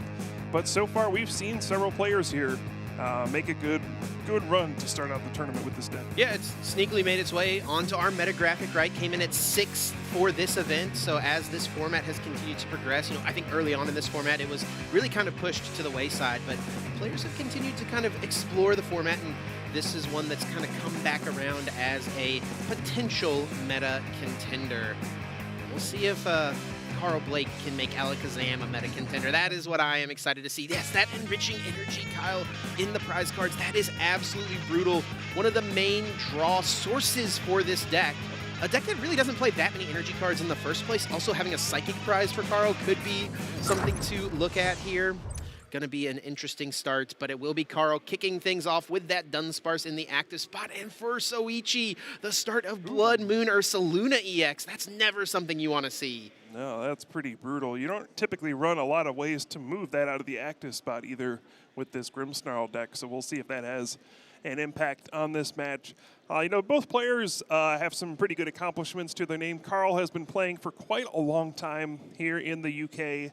And Soichiro actually has a top 16 finish at the Japan Championships just last season, which is a very impressive accomplishment. We've talked about it before. Those events have tons of players in them. So both excellent players and both 5-0-1 so far. Yeah, those events in Japan are basically always capped at the around 5,000 player mark. Pretty wild to see that continuing to happen over there in Japan, and an impressive run for sure to find yourself in those top 16 of players. For Carl Blake, the name of the game is going to be getting a bunch of basic Pokemon in play right away, and he has done just that. 3 Abra and 2 Dunsparce hitting the board, so a 3-3 split right there. Shoichi will be benching a Marnie's Impidimp to start off his turn. What a beautiful sight. You go first, you just fill your board with basics. You don't even need a Precious Trolley for that. Look, just Buddy Buddy Poffin, Nest Ball. And yeah, that's the name of the game for the Alakazam deck. Draw a lot of cards. You have your abilities on Kadabra, Alakazam, Dunsparce, all supposed to help you draw cards, so you can use that powerful hand attack. Does more damage counters for each card in your hand. So that's what we're going to be seeing on Carl's side. A lot of, let's see, how do you even put it? A lot of sequencing. Yes. A lot of calculating exactly how many cards you can play while still getting a knockout, still setting yourself up for the following turn. But is going up against a potentially tough one in the Marnie's Grimmsnarl. He may have a decent time of it here, though, with the start of Blood Moon Ursaluna. That is going to slow Soichi down so much. We see it right away. Attaching an energy card to this Pokemon, does that spell the potential of having to manually retreat the 3 retreat cost Blood Moon Ursaluna, Kyle? I sure hope not. That does not gosh. sound very good. But yeah, not a good start either way. No supporter card or anything for Soichiro. We do see the Dawn from Carl here. You get basic, a stage 1 and a stage 2. Works very nicely in this deck. Right here, I think Carl wishes he could just grab 2 stage 1 Pokemon. Yeah. The basic and the stage 2 not going to be super helpful right now. Got to get a Jack here in the deck list. Yeah, but does find that Shaman, which could be a crucial card in this matchup. Yeah, that Shaman with its Flower Veil ability will protect those benched non-rule box Pokemon from damage from your opponent's attacks. Of course, Marnie's Grimmsnarl, we focus on the strength of just dealing 180 damage to the active spots most of the time, but you can spread that little bit of extra 30 with the Shadow Bullet on to the bench. Shaman will protect these Pokemon from that. Carl, though, able to find the Dunsparce with its runaway draw ability, drawing himself 3 cards and then running away back into the deck. Oh, hold on. Did I see a rare candy in there? I think you did, Kyle, and that could spell a rare candy into an Alakazam and a potential attack this turn if Carl can also find a Psychic Energy. And that would put on a little bit of pressure here. I doubt he'll be able to get enough cards to KO this Blood Moon, but honestly, you never know. I mean, there's a potential to draw a lot of cards here. There it is, rare candy, Psychic Draw. 3 cards added now to his hand. Can he find another Dunsparce to keep this train rolling? There's the Psychic Energy at least. Okay. See, this is the fun part about the Alakazam deck. You never really know where it's going to end up. You just start drawing cards. Yep. We'll see what happens. Yeah, Kadabra coming into play as well. So very strong second turn here from Carl. We'll see if it ends up with an attack. But, I mean, this is great. You're just hoping to kind of set up as well as you can, especially against this Grimmsnarl deck, which can be very disruptive with the Frostlass, all sorts of things that can pick on your small, low HP Pokemon. I love this deck. Draw cards first, ask questions later. Carl here, not going to be going for an attack, but is going to at least be able to find a friend here with Dunsparce, a useful attack here, and perhaps more impactfully, he's going to put that Battle Cage into play, and that can limit a lot of the options from Soichi. Yeah, absolutely. It can stop, you know, it can stop all sorts of things from just putting damage counters on your bench Pokemon, but never mind, Battle Cage is gone. Of course, that is one of the downsides of the Battle Cage. Your opponent can just get rid of it with another Stadium card. Yeah, but this is putting Carl in a, I would say, favorable position in the good old classic Stadium War, as we like to say, where he's put himself forward first to replace this initial Stadium from Soichi. So he's going to potentially lock up a Battle Cage into play, and if that's the case, it'll shut down so much. Yeah, we do see an air balloon in this list, so there is a way to move this Blood Moon Ursaluna on Soichiro's side, but it is going to be painful, right? It's still a pretty big Pokemon to move out of there. But pretty smart sequencing here to be able to use that Wondrous Patch, retreating the Dunsparce to the bench before potentially evolving and using a runaway draw. Now he can push the Alakazam into the active spot, and if Carl can find a way to get 13 cards in his hand, which sounds like so many, he'll be able to knock out this Blood Moon Ursaluna. But while it may sound like a lot, Kyle, it's totally feasible, right? It is. I think you would be happier with the boss's orders on this turn, to be honest. Go after that Morgrim on the bench and take away the threat of a Marnie's Grimmsnarl coming into play. So I think that's got to be on top of Carl's mind here. Boss's orders would be huge. A consolation prize would be being able to knock out the Blood Moon Ursaluna EX, but yeah, you got to be thinking, there's only one Morgrim in play. There's no other Impidimp or anything. I have to wipe that out now.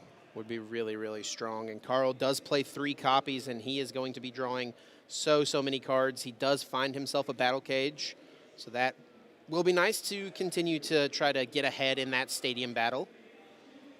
Does look like he's prized the boss's order, so that does decrease his odds slightly. Now only 2 available in the deck for him to potentially draw this turn. But honestly, just as far as the prize trade is concerned, I mean, yes, knocking out Morgrim would be more favorable for the board, but if he just knocks out this active as well, he's probably going to be in an okay spot as far as the prize trade moving forward. It looks like that the KO will not happen on the Morgrim here with this Dawn being played for turn. Yeah, there are a lot of cards in hand, though. I got a good sense we're going to see a knockout this turn. Yeah. Dawn, a really nice card to play in this deck for a few reasons, right? It gets you the basic that you just shuffled back in. If you put back a Dunsparce, or in this case an Abra, it gets the Dunsparce to draw a bunch of cards. Alakazam being a stage 2, you can piece a lot of things together. And also it's a card that you can play to just plus 2 cards to your hand as well, effectively making you do 40 more damage. I think I counted 17 cards in Carl's hand, which means he can play 4 and still get the knockout here.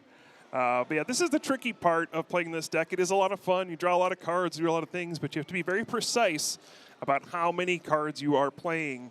We do see another Battle Cage. So again, eventually winning this Stadium War, and crucially gets rid of that Stadium that allows Soichiro to search for Marnie's Pokemon. Yeah. So could also make it more difficult for a Grimmsnarl to come out this turn. Spike Myth Gym goes down. It does look like Marnie's Grimmsnarl is waiting there in the hand, so Soichiro will grab out a bunch of energy cards with that Punk Up ability and attach them to his Marnie Pokemon however he would like. Looks like it's just going to be 2 onto the active, which of course makes sense. Now, has he been able to find himself something? We've not seen him play a supporter card just yet. That's a good one. And that is probably the best one for him to play for quite a few reasons. Carl just took a knockout, so he's only going to get 4 cards.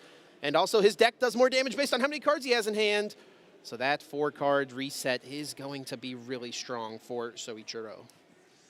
Yeah, Carl did have Pheasantipity EX in the prize cards as well, which is very crucial as the game goes on, and you see it's still in there, plus the enriching energy. So a lot of those ways that he uses to recover from cards like Iono are not available at the moment. Marnie's Grimmsnarl EX, of course, has 320 HP That means you need 16 cards in your hand, and Carl's going to start the turn with just 5. He has to find a way to get up to 16 cards and then also get an energy onto an Alakazam. Yeah, maybe this turn is going to be a boss's orders turn. Or you go for the old 2-hit knockout. Yeah, I mean, which wouldn't be too bad either. One of the strengths of single prize decks is that you can afford those 2-hit KOs so often because you're staying even in the prize trade in those instances. He's going to play a Nest Ball here. I wonder when we'll see that Shaman come into play. We talked about how that can be really impactful in this matchup. We see a little bit of that damage already stacked up from the Grimmsnarl onto Carl's Abra. So will he choose to get that Flower Veil to protect those benched Pokemon right now? Looks like the answer is yes. Yeah, was trying to maximize the number of Dunsparce and Abra in play early on to try to draw as many cards to set up nicely. Now that the Grimmsnarl is a threat, yeah, you need that protection from the Shaman. Still a lot of turn left for Carl to play here. We'll see what he's able to pull off, but yeah, I mean, this has been a great start for him so far. Absolutely. The deck has been flowing despite the enriching energy in the prize cards. We'll see what he's able to pull off this turn. Yeah, it does look like he's got Night Stretcher, so that guarantees an energy attachment. He's also got Hilda he could play as his supporter, so he can guaranteed set up for that 2-hit KO, but he's also got that boss's orders in his hand, so we'll see which supporter he's going to eye up as his play here. As he does also want to find a way to get some more Dunsparce down on his board so that he can have draw access on his next turn. Yeah, that's the part of the puzzle as well. Constantly needing to replenish those Dunsparce and get them into play.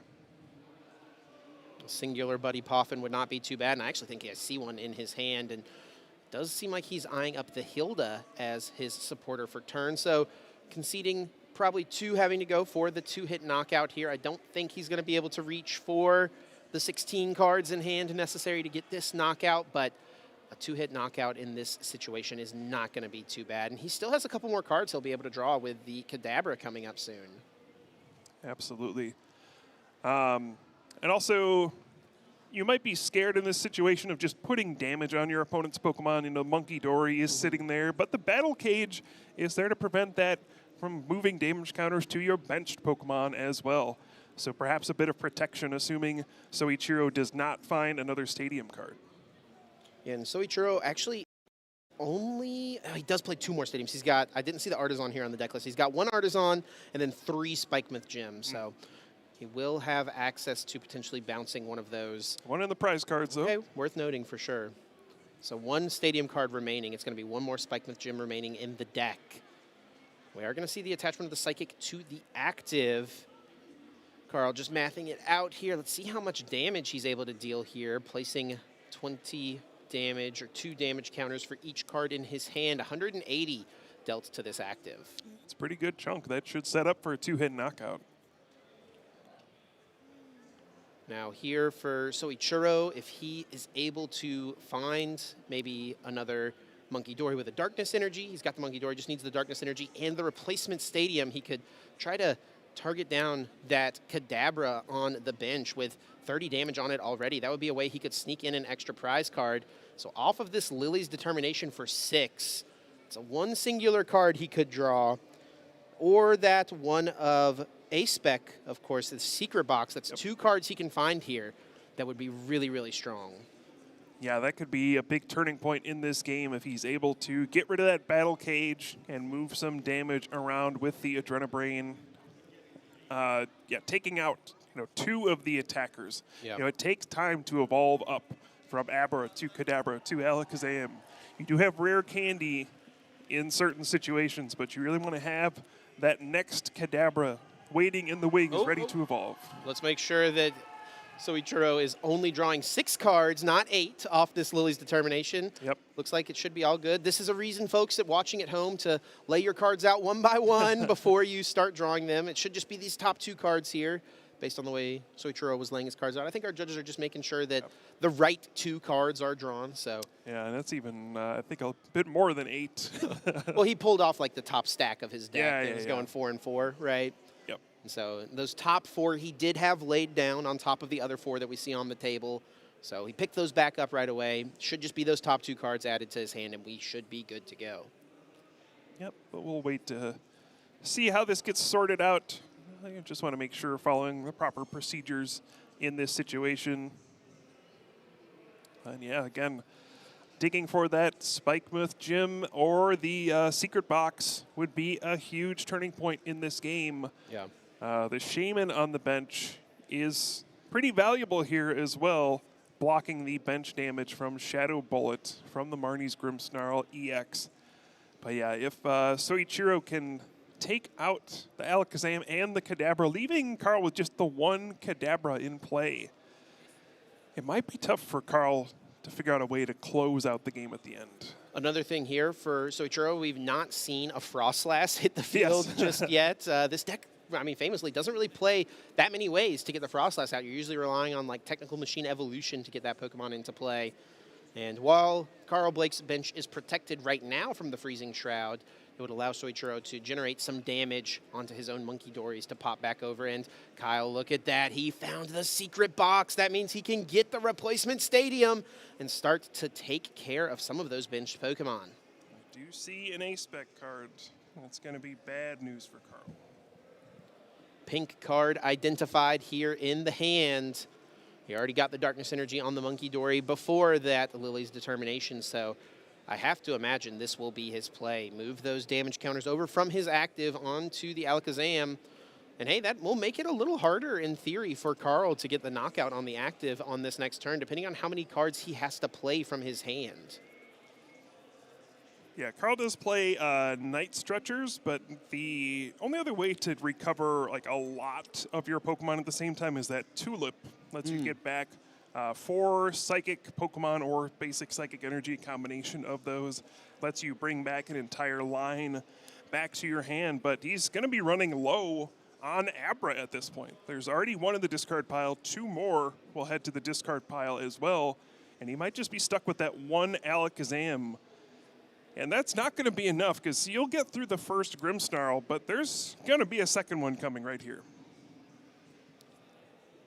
Carl did take the Tulip off the prizes. I did notice it in the prize cards early on in this game. He was able to find it off the prizes, so it's floating around in the deck somewhere, but it's just a one of. So he doesn't necessarily have the highest odds to draw that card. I'm sure it's one he would love to see right now on this turn, though. Yeah, but a huge turn for this Grimmsnarl deck. Oh, yeah. He's going to go after the Kadabra using Adrenabrain, get a knockout there, and knock out the active Pokemon as well. This is going to be a tough one for Carl to recover from. Yeah, will deal 180 damage to the active, knocking it out. Of course, not able to target anything on the bench with the Shadow Bullet, but those Pokemon on the bench do tick up just a little bit from the Freezing Shroud.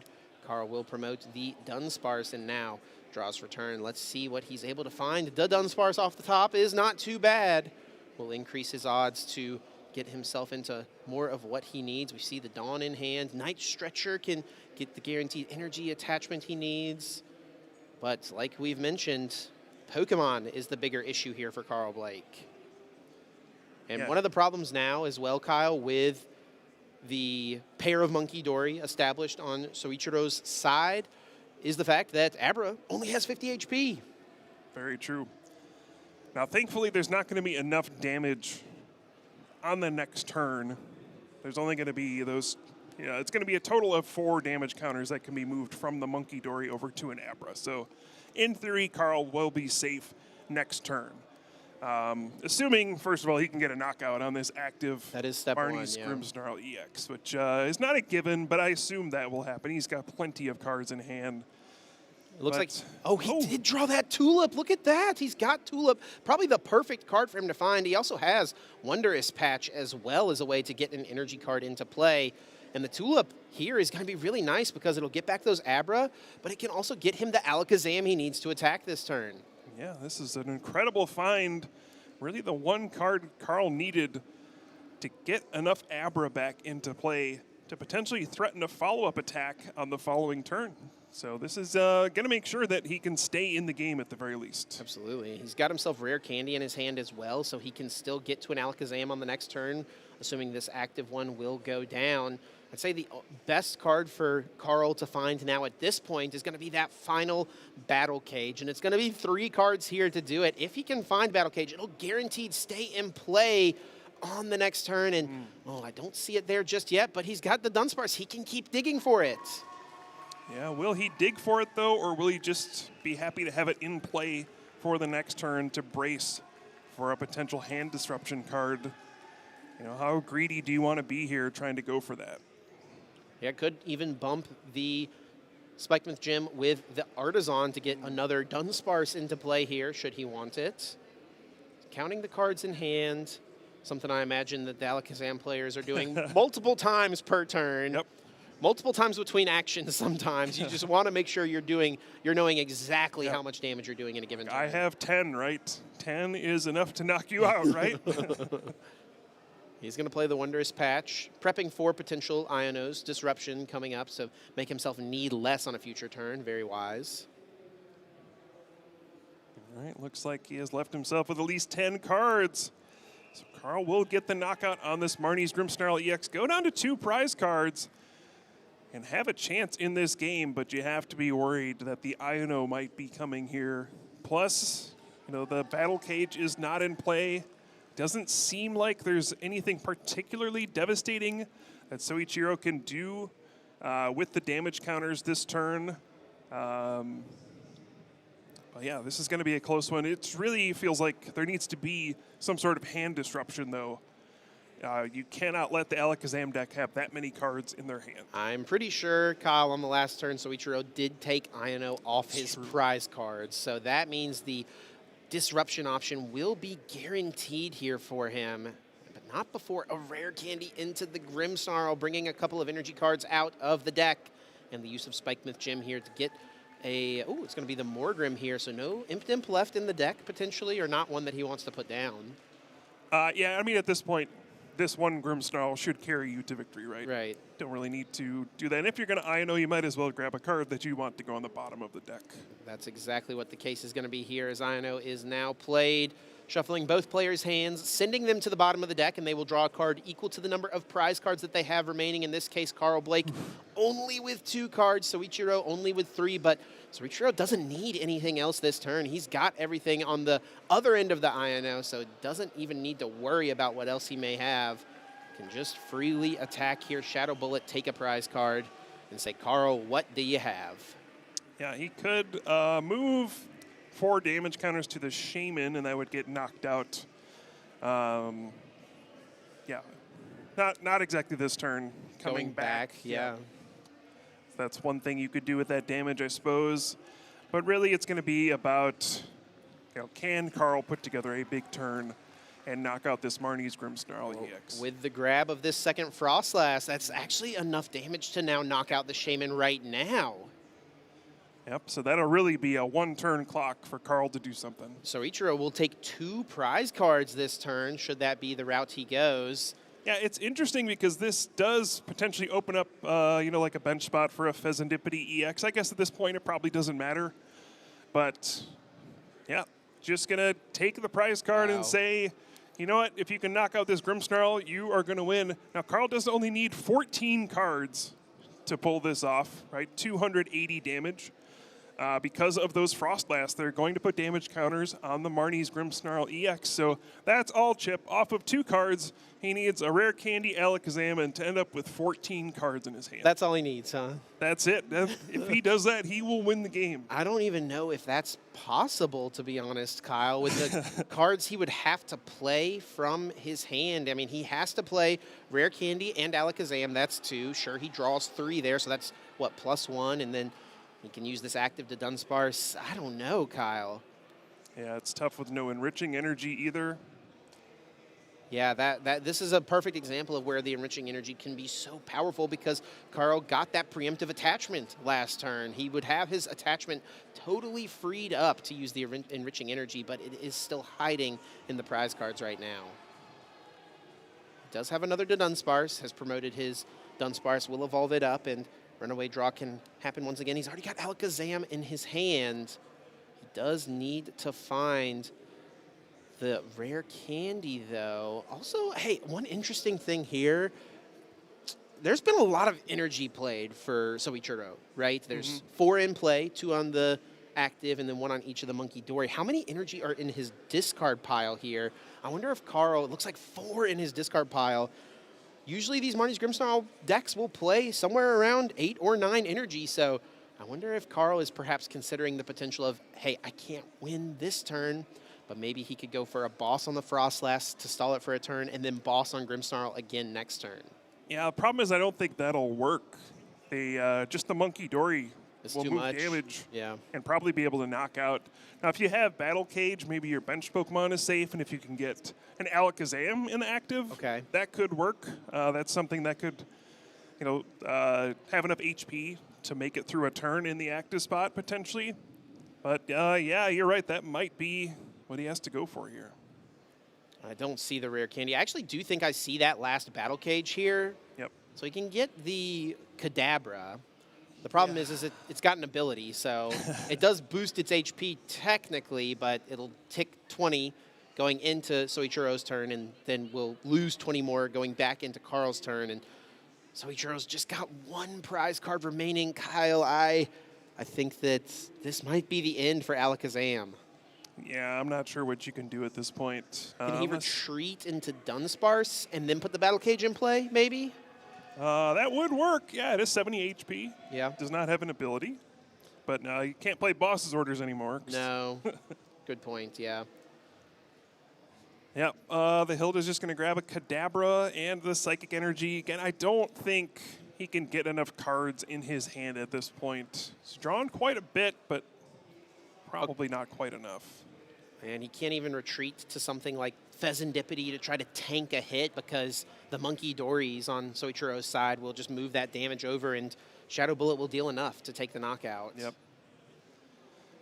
And I did not see a rare candy off of those 2 cards. That had to be what Carl was looking for here.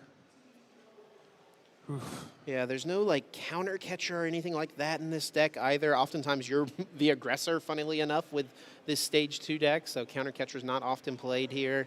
So not a way to try to trap anything and buy a turn. It may be just a little too much for Carl to overcome here. So close, Kyle, but he can't quite do it. And Soichiro able to get away with the win after that slow start. Yeah, and Carl showing the enriching energy in the prize cards. Very frustrating. You know, he took 4 of his 6 prize cards and did not fish that A-Spec card out of there. I'm not going to pretend to know the math on whether he would have been able to draw enough cards on that turn if he had access to that card, but certainly would have helped. Yeah, it wouldn't have hurt, that is for sure. And yeah, he perhaps would have been able to get there. It increases his chance to find the rare candy for that Alakazam. He, of course, could also find Pheasantipity to flip the script. That's 3 more cards, so he probably would have been pretty close, to be honest, to him being able to get over the hump and take those final 2 prize cards. And we talked early, Kyle, about how this matchup may be tough for Carl. And things went about as good as they could have for him in this one, where that Blood Moon Ursaluna in the active spot for Soichiro slowed him down so much. Carl basically got to take 2 prize cards for free. And it just wasn't quite enough. Was this Carl's opening to steal a win here in an unfavorable matchup? Yeah, it sure felt like it. Looking back, you could even question, was it worth it to knock out the Blood Moon Ursaluna? Could you have just waited a turn to try to draw boss's orders to knock out potentially the Morgrim, or maybe it had been a Grimmsnarl at that point? You know, in the moment, your opponent's hand was pretty weak, so you go for it. But unfortunately, Soichiro was able to respond right away with the Marnie's Grimmsnarl EX plus the INO for the hand disruption.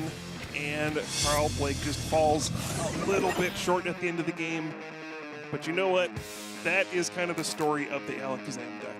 Your early turns, pretty easy, pretty smooth sailing. You'll get those knockouts early in the game.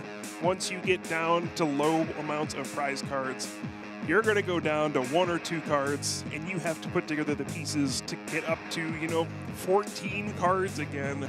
And sometimes you're just going to fall short. Yeah, no deck is as excited for rotation, I think, as this Alakazam deck is. Just give me a chance. No more INO in the format. They'll draw so many cards. Oh, a Judge? No problem at all. Maybe a Harold Quinn thrown in there. Harlequin. Harlequin, yeah.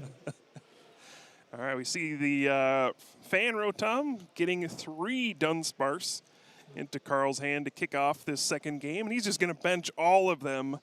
Hopefully we see an Abra at some point. Yeah, that's a piece of the puzzle you definitely like to see, and especially early on here so that Carl can start to get into his stage 2 attacker, but no, he is just forced to pass over to Soichiro with the active of a Snow Runt and an attachment for turn. Okay.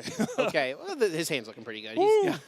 You were a little worried there, Kyle. Yeah, 2 Impidimp prized as well. Ooh. That is pretty bad. I think there's only 3 of those, Chip. Only 3 in the list here, so that's going to be something that Soichiro's needing to find here as fast as possible. He's got it guaranteed, of course, with the Spike Myth Gym being in play, but he's going to be relying on that singular Marnie's Grimmsnarl to get things going. And honestly, if Carl can find a quick knockout on that Marnie's Grimmsnarl EX, that initial attacker, before Soichiro takes too many prize cards, that's an opportunity for Carl to buy a couple turns effectively and get ahead in the prize trade. Absolutely. We do see a Lily's Determination from Soichiro, and was able to draw 8 cards. I assume this is going to be a pretty good turn, already having that Stadium card to search for any Marnie's Pokemon and put it into your hand. And potentially setting up for a turn 2 Marnie's Grimmsnarl EX and an attack as well. But I think our player here will learn the bad news that there's only 1 Impidimp in the deck right now. Yeah, we see 1 look through and then a double check. Maybe a triple check. Let's see. Where are my Impidimps? Yep. Yeah, hiding out in the prize cards for this one, unfortunately. But at least able to get that first attacker established to try to get into that Grimmsnarl right away. And really, that is the only attacker here for this deck. You've got Blood Moon Ursaluna, but that's not useful till the end of the game when your opponent has just 1 or 2 prize cards remaining generally. So for Soichiro, it's going to need to be a quick attack and hope that Carl cannot knock out that initial Grimmsnarl. Yeah, you can operate sometimes as just a Frostlass Monkey Dory deck. The Battle Cage makes it a little trickier to do that, but yeah, if you're desperate, you can just resort to that more damage spread strategy. Use more of like a Technical Machine Devolution strategy to devolve a bunch of Alakazam and Kadabra. Try to win that way instead. So there are multiple ways to attack this matchup, but yeah, the easiest one is just attack with Grimmsnarl. We will see the Lily's Determination on Carl's side. Each of these players playing that powerful Mega Evolution supporter, aiming. He only plays 1.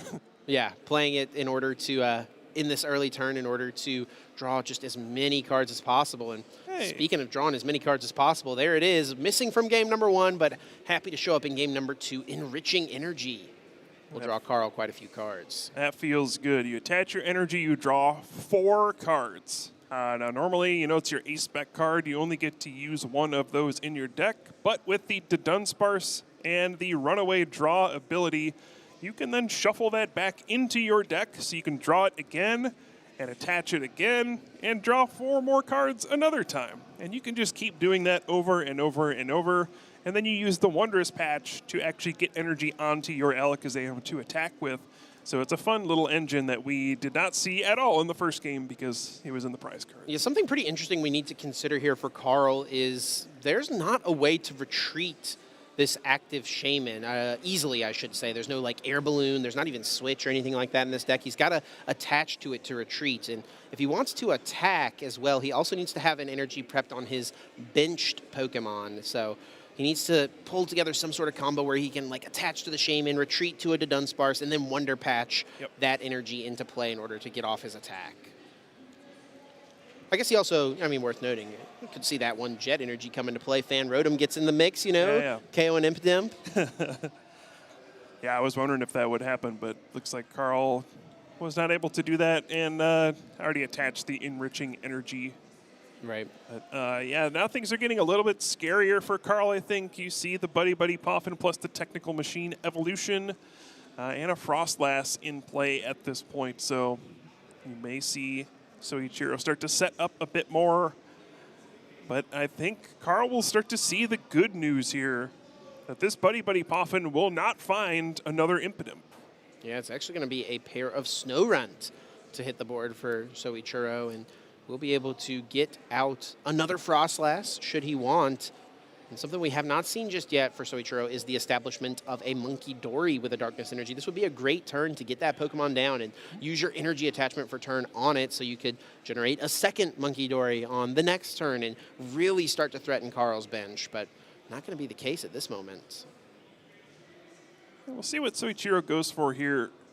We do have the Technical Machine evolution, and I mean, you could get 3 Frostlass in play, I suppose. Does he play 3? Wow, he does.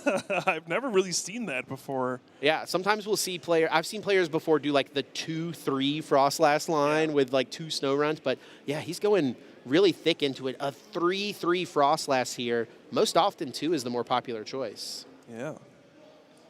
So it looks like maybe favoring this more of a damage spread strategy in this second game, given the prize cards here, having to adapt a little bit, but we'll see how Carl responds to this as well.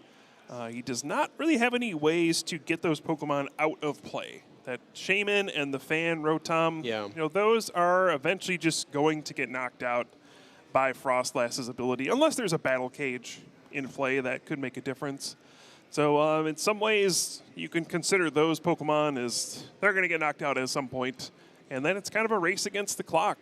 So it does feel like Carl needs to start making moves here. A good thing for Carl is the fact that Soichiro was unable to get down a Monkey Dory on the last turn. That means his Abra that he just grabbed off of Dawn that he benches this turn will be safe from any sort of damage spreading attacks or movement with the Adrena Brain. I think he does have the Battle Cage as well in his hand. We'll see when the right time is to initiate that end of the Stadium War. He will use Runaway Draw first. Will tap that to Dunsparce and shuffle it now back into the deck after drawing himself 3 cards.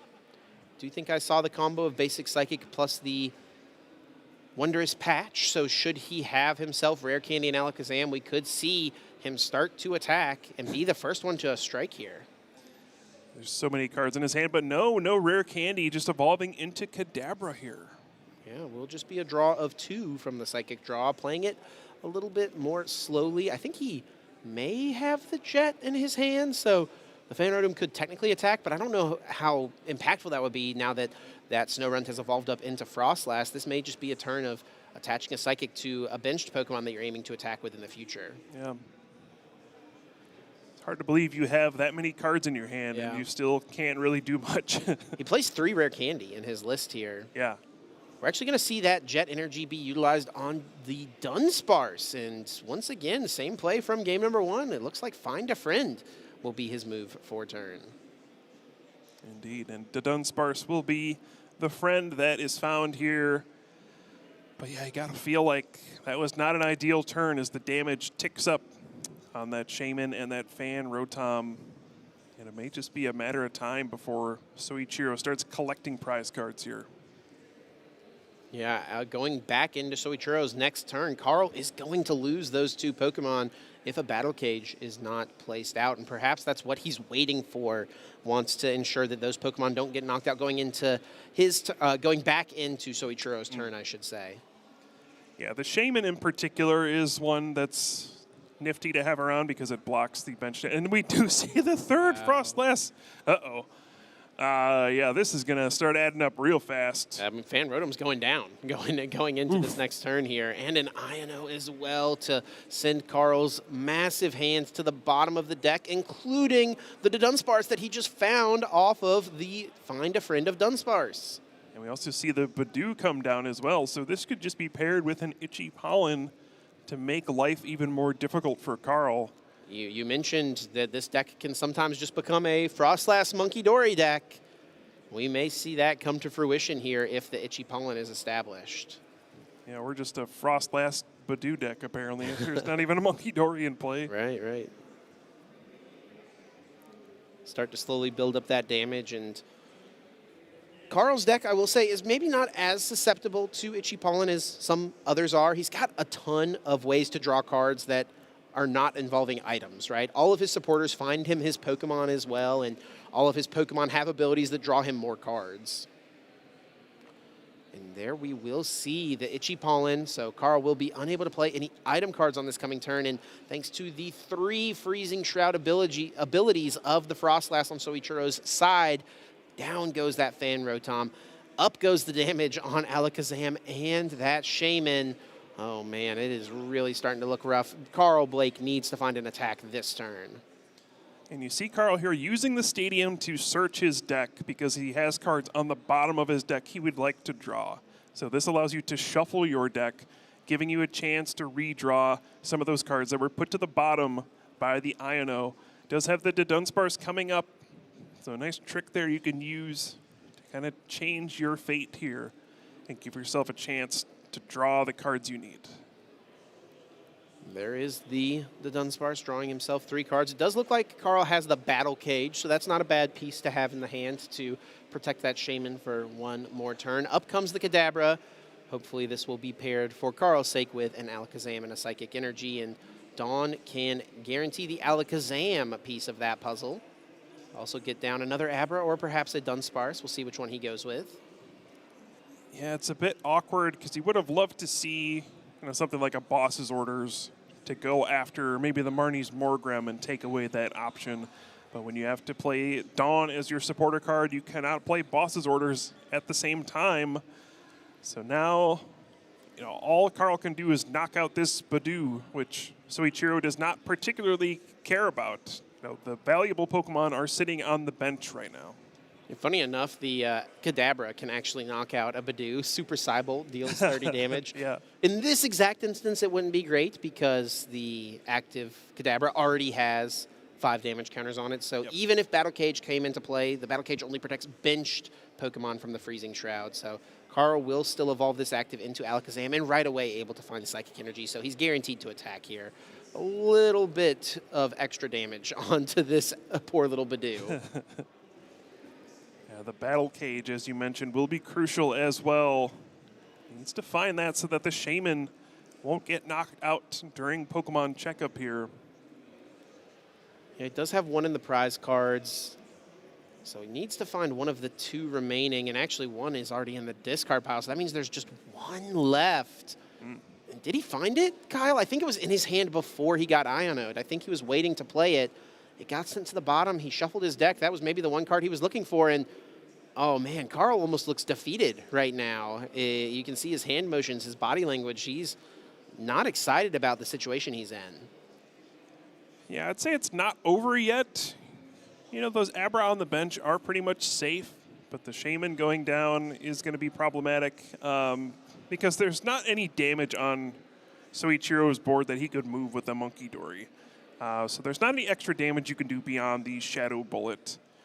You could get a situation where you Boss's Orders and Abra, and both the Abra and Alakazam would go down, and that would be pretty tough to deal with, but yeah, otherwise, I don't know. The Abra are probably safe this turn, but just looking long-term, I mean, every turn, your Pokemon with abilities are going to get 6 damage counters on them. Yeah. It's crazy. It's going to be really tough for Carl to figure out a way to come back from this. I would say it's probably not completely over, but it's a long road ahead. Yeah, I mean, if Soichiro has the perfect combo of like a Boss's Orders or something, he does only play 1 Boss's Orders, but Boss's Orders plus the Marnie's Grimmsnarl, that would leave Carl with just 1 Abra in play. Yeah. Like, just the Abra against the world here. So it is just a 1-of card, so not super likely to have it right now. He does have a decent grip of cards, though. You see a little bit of math being done at the moment. Yeah, and if you're in Soichiro's position, it's mostly about figuring out how you can close out this game. When you're this far ahead in a game, you're trying to figure out what are the ways I could lose. Right. What could my opponent possibly do to beat me in this situation? And it's not foolproof at this point, right? He still only has the 1 Grimmsnarl. He does not have access to another Impidimp. So he actually did. He grabbed an Impidimp off the prize. Well, now he does. Yep. That's going to make it even harder. Yeah. That Impidimp was... Soichiro's been drawing his prize cards from the top down, so he was able to snag that Impidimp off of the Shaman being KO'd, coming back into his turn. Probably the best one for him to find. Yeah, and as you would expect, the Alakazam deck is not one that plays hand disruption cards. That would be you don't pretty. want to put your own hand back into the deck. That would be pretty funny, yeah. Yep. Alakazam yearns for like a reset stamp. Yeah. Or something like that. A red card. Yep. Imposter Professor Oak's Revenge. Yeah. That's a real deep one, yep. Down comes that Impidimp, so Soichiro trying to set up as much as possible for the future. Like you mentioned, when you're so far ahead, you just want to ensure that you're not going to do anything silly that puts you at a disadvantage. We will see the draw of the prize card. I think there needs to be 20 more damage on that active. That's probably what the judge is stopping to let our players know right now. Simple mistake, easy to fix. And now Carl Blake. Yeah, he needs some help here, Kyle. He didn't get Ionode last turn, so that is a huge plus. He's still got a ton of cards to work with. Can he find a way to knock out this active Marnie's Grimmsnarl? And it's going to be made a lot easier for him thanks to those Frostlass in play. Yeah, it's got to start with a rare candy. You need to get Alakazam in play. Ideally, you would find a Battle Cage to go with it as well. And looks like first just going to start off with another Dawn. Grabbing a basic Stage 1 and Stage 2. Looks like he did take the Battle Cage as his prize last turn, so hey, you know, that's a piece of the puzzle he needed right now. Yep, but it won't mean much if he does not find a rare candy. That's got to be the major card to find this turn. He's got 3 in his list, and we have not seen one played just yet this game. None are in the prize cards, so he's got to have decent odds here, Kyle, with how many cards he has seen right now to draw one. And he doesn't even need to draw one because he's already got it. There we go. Rare candy into Alakazam, and there's the Psychic Energy for him if he didn't have it. And now Kadabra can draw a couple more cards. I think that this Marnie's Grimmsnarl EX is going down. Yeah, that's for sure. The question for Carl is just what's next? What do you do after this? I mean, there is a situation where potentially you lose both your Alakazam and your Kadabra next turn. If another Monkey Dory comes into play, the stadium goes away, another Grimmsnarl comes out. It can get ugly really fast. But, you know, you can't think about that stuff at this point. You just got to do what you can, hope your opponent, you know, misses something here down the stretch. Can he get an Abra down right here? That would be huge if he could do so. There was one in his hand, yeah. So it does look like he will be able to get it down. So even if Alakazam and Kadabra go down, he can, in theory, piece together another Alakazam. It's going to depend on what Soichiro has, though.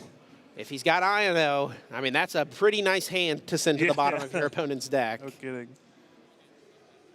Yep. All right, and then the Battle Cage will prevent the Frostlass damage done to Carl's Pokemon, right. So the Kadabra will not receive damage counters from that Freezing Shroud. But yeah, Soichiro's Monkey Dory will still take that damage, which he does not mind. Yeah, I don't think. Yeah, as long as he promotes it, right? Or it only prevents your opponent's abilities, yes. Right. So it doesn't protect his own Monkey Dory. Yep. So he will push that Monkey Dory regardless. It's his best pivot here, and one more thing to note, Kyle. We talked so much about the Impidimp in the prize cards for Soichiro. He also prized his second Marnie's Grimmsnarl EX.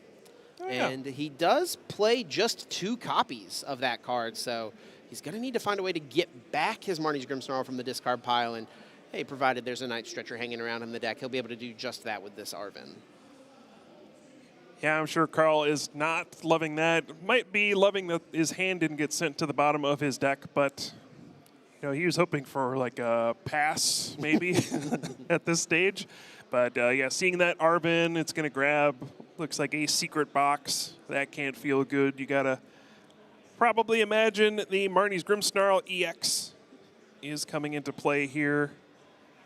Yeah, for sure. But it's not over yet. There's still a chance for Carl to pull this one out. There definitely is, but for Soichiro here, if he can just line up the attack with the Marnie's Grimmsnarl here, and if he can find a replacement stadium, he would... Oh, he's not going to... He doesn't have rare candy, Kyle. Wow. No rare candy, so he just has to go into the Morgrim here. It's going to be a slow turn for Soichiro, but that is a big card to find. The Spike Myth Gym bounces the Battle Cage, and so now he is free to utilize Adrenabrain to target those benched Pokemon. Yeah, if he has a second Monkey Dory and a second Darkness Energy, this can get pretty ugly this turn.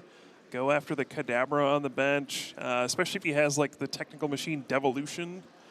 That could be devastating for a double knockout here. Oh, and you have called it out perfectly as that technical machine Devolution right there at the front of his hand. And is it now coming into play? Looks like the answer is yes.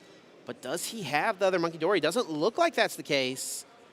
The active Alakazam is evolved just from an Abra. There is no Kadabra underneath it. Another thing this will do as well for Soichiro is it makes it so Carl has to play a rare candy this turn because that Kadabra will also be divulged by Technical Machine Devolution. Yep. I think funnily enough, even if that had evolved from a Kadabra, it would be knocked out by a Frostlass. Great point, yeah. Yeah, maybe he would rather not devolve that that Kadabra on the bench, just some more damage gets generated. Yeah, but that too is very awkward. Alas, that is how it is going to have to be. All right, well, yeah, now Carl will need another rare candy, and looks like has found one. He actually, okay, he is going to go for it. He actually could have knocked out the active with Kadabra, right? Because it would get KO'd going back into Soichiro's turn thanks to those 3 Frostlass in play. I have to wonder if he's going to line up a boss's orders and try to chase down that Morgrim before it can evolve into the Marnie's Grimmsnarl. At this point, the Technical Machine Devolution is gone. Yeah. That's a big threat against that Alakazam. Hold on, Kyle. It's not quite over yet, like we said. Hard to believe, but yeah. I think Carl might need to find a Psychic Energy. Already has boss's orders in hand. It feels like you would want to go after that Marnie on the bench. Grimmsnarl is the big threat looming.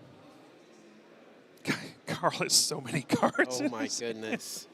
So many cards, and a Night Stretcher being one of them does yield the Psychic Energy for him to guarantee pull off an attack. Boss's orders sitting at the front. How many cards is this, Kyle?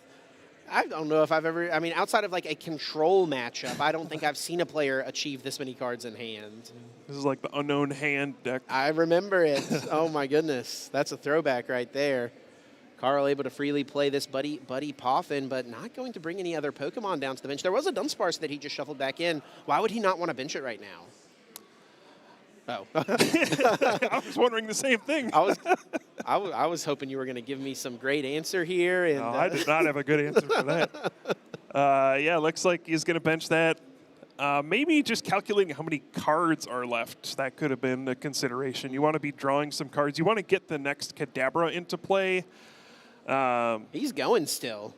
Yeah, this is crazy. Looking for the battle cage. Oh, and that is what he finds right there off of the runaway draw. Oh, and the Grimmsnarl still in the prize cards as well. Let's not forget that. Also Artisan in the prize cards. Both pretty important cards. Maybe the best 2 cards for Carl Blake's side of things. And he's got the boss's orders. And look at that, 3 Spikemouth Gem in Soichiro's discard pile. That means this battle cage is guaranteed to stay in play. There will be no damage spread to the bench from a Drina Brain or Freezing Shroud here. That's right, Chip. There is no escaping this cage. They are stuck in there until the end of this match. Oh my goodness. There will be that knockout. Now, for Carl, he is going to be 2 turns away from winning, most likely, assuming Soichiro does not put like Blood Moon or Saluna in play this turn or leave a bunch of damage on his Monkey Dory. I guess, actually, honestly, if he doesn't find a second Monkey Dory, that's the key at this point. His Monkey Dory is guaranteed to be knocked out by Freezing Shroud next turn if he doesn't find a way to heal this Pokemon. Yeah, if he finds the second Monkey Dory plus the Darkness Energy, I think Soichiro is probably going to win the game. It's just going to work out that way. But if not, I mean, yeah, I don't know what you're supposed to do here. You're going to give up the prize. You can maybe play an Iono and try to disrupt Carl's hand. But yeah, this is a dire moment. And something we have yet to talk about, Kyle, is the time factor. We have now officially entered +3 turns. Time has been called. Soichiro is now turn 0. I do think that regardless, this game is going to end in the next 3 turns, but now we are at this point on Carl Blake's side just fighting for a tie, and Soichiro here hoping to find a way to just deny Carl Blake the potential. Soichiro doesn't have to win the game. He just has to not lose. And if that's the case, he will come away with 3 match points. Yeah, that makes you think, would he rather just go for an Iono kind of play and disrupt Carl's hand and say good luck? But really, he doesn't need to find that many cards to knock out anything on the board right now.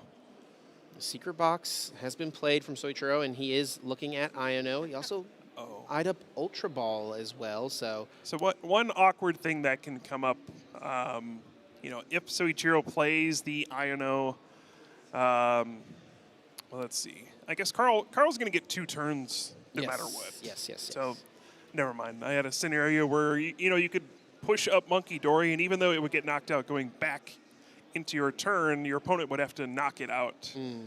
So they wouldn't get 2 prize cards. But, yeah, this... Soichiro's it's very simple. Find a Darkness Energy. Hey, he's going for the Lily's Determination as opposed to the Iono and keying in on finding specifically a Darkness Energy. And if he can do it, like you mentioned, it seems like he is going to be in a really strong position here, worrying more about finding that, giving himself the best odds to do so, and not worrying about disrupting his opponent. And it looks like he has found it, Kyle. Yeah, and the reason this is going to work out is Carl won't be able to win the game on the next turn. He can take 1 more knockout, and then what's going to happen is Soichiro can have access to the Blood Moon Ursaluna to clean up the game and get that final prize card. I mean, this has been such a back-and-forth game. Carl is battling back in what seems to be a very challenging matchup. Again, I have never seen 3 Frostlass in play at the same time, I don't think. It's pretty crazy to see this. So props to Soichiro as well for kind of shifting gears in this second game. But, yeah,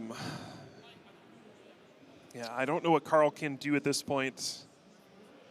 And yeah, just clarifying, the Battle Cage only prevents your opponent's effects for doing things to you. So you can still put damage counters on your own Pokemon. Yeah, if this was the case, the game state would have been broken turns ago. Soichiro has taken tons of damage with Battle Cage in play. Yeah.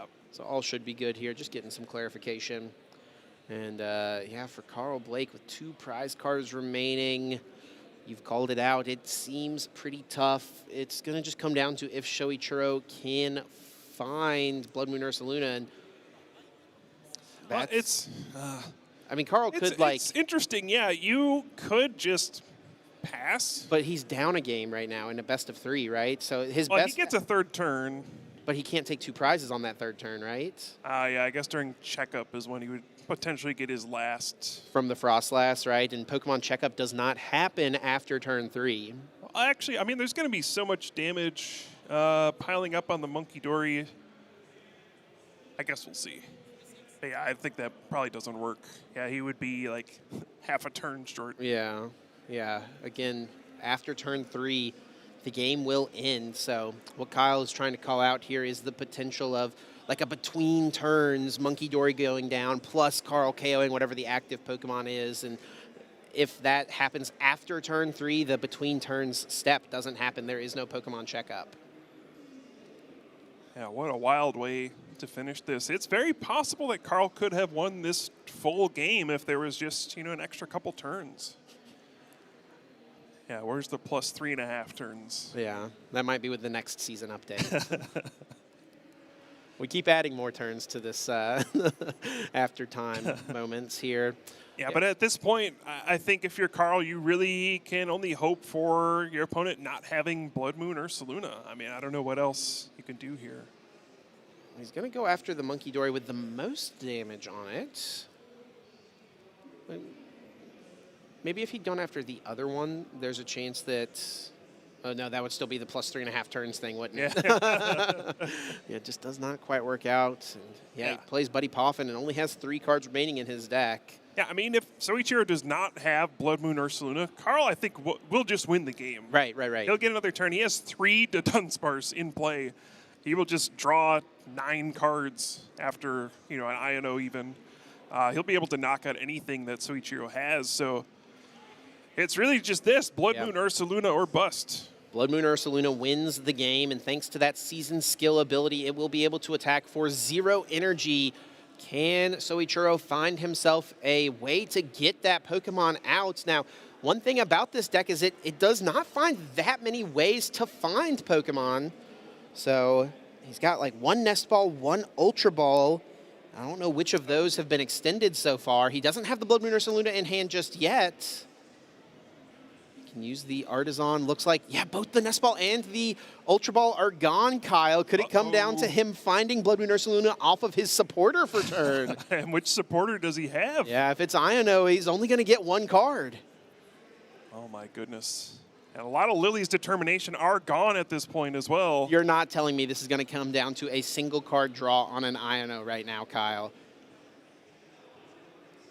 I'll find out in a minute. I think that's the card he's brought to the front, and Iono will send both these players' hands to the bottom of the deck, and if this one card Soichiro draws is Blood Moon Ursaluna EX, he wins the game on the spot. He draws for turn, draws from the Iono. Does he have it?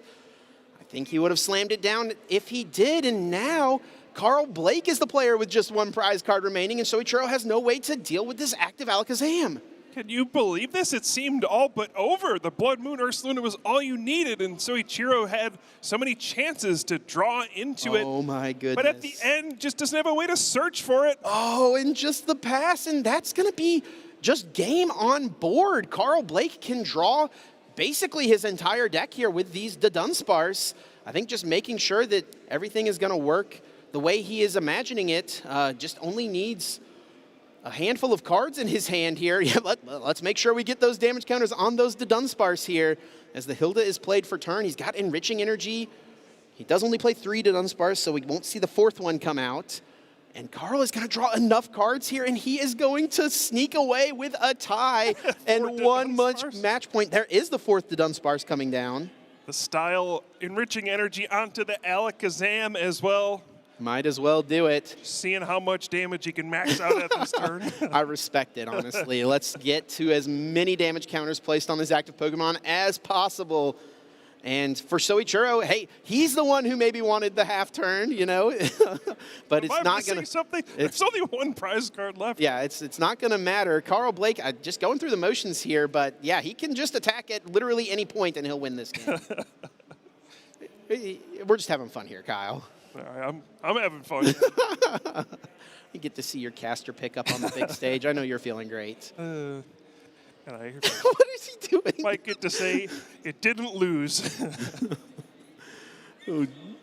And yeah, as long as he doesn't forget to attack here. Yeah, I was like, this is very risky. You could get a penalty. Yeah, no kidding. Draw too many cards, multi-prize penalty, your opponent just wins. But no, there it is. Carl Blake locks it up and gets away with a tie. What a set of games that was. Those were extremely close. It seemed like Carl was all but done in that second one. The first one was back and forth as well, but props to both players on an exciting series. Who said Alakazam wasn't fun, Chip? What a crazy match that was. Yeah, I don't know if anyone is saying that. Alakazam is, that's a, maybe Soichiro right now. I don't know that he had the most fun. Oh, wow, what a game. That is incredible. So fun to see that play out. I mean, we talked heading in how this matchup seems really tough for the Alakazam, but Carl gave us 2 really good, close games. You can tell he's really comfortable with this deck. And, you know, Soichiro pivoted strategies a little bit in game number 2, played it a bit slower, maybe in part due to his prize cards, but as part of that, he wasn't quite as set up at the end of the game, and it was Carl able to come away with the win. Yeah, the first game was very awkward. Of course, Soichiro started with the Blood Moon Ursaluna EX, had a bit of a slow start. Carl got out to a quick lead in the prize cards, but then slowly started to get his Pokemon dismantled as Frostlass came into play. Marnie's Grimmsnarl EX using Shadow Bullet to knock out multiple Pokemon, and it was a story of prize cards as well. The first game, Carl's Enriching Energy was in the prize cards. Who knows what would have happened if he had access to that. But then in the second game, Soichiro had 2 of those Impidimp prized and went to a triple Frostlass strategy. A lot of math, making everyone's head hurt, figuring out how Battle Cage works with everything. This game had it all. Yeah, what a set there. One of the most exciting ties I can remember seeing in a Pokemon TCG match. This is certainly one I'll remember for quite some time. A lot of fun, this one, and ultimately that's what it's about here. Just having a great time and, you know, fighting for some competitive Pokemon TCG glory. 1 prize card apiece, and Well, I mean, so I'll let someone else count those sleeves to figure out how much damage Carl Blake did here at the end of the game. Hey, just showing I would have been able to take down whatever you attacked with. It's got to be at least 300 damage, right? It was up there. Mega Pokemon, no problem. Was he KOing a Mega Venusaur EX? Yeah, who knows? Oh, my After goodness. hitting, I don't know. Oh, crazy. To one What, card? 15, 16, 17, 18, 19 cards needed to KO a Mega Venusaur EX, Something right? like that. Oh, goodness. What a game. That was some fun stuff. Both players still technically undefeated at 5-0-2 now. Sure. Probably depending on who you are, you might be happy to get that match point or frustrated that you only got one match point. But better than 0, I suppose. Definitely better than 0. I think Carl Blake is the one who is happy to come away with the 1 match point, and Soichi's the one who's a little bummed about that at that point, because it felt like he was in the dominating position and he was going to be 6-0-1. And those 2 match points, I mean, that's a big, big difference when it comes to playing for top cuts. Yeah, absolutely. Every point matters at this stage in the tournament. You know, both players, like you mentioned earlier, are locked for Phase 2 at this point. So once you're in Phase 2, it's all about just accumulating match points to try to make it into that top cut.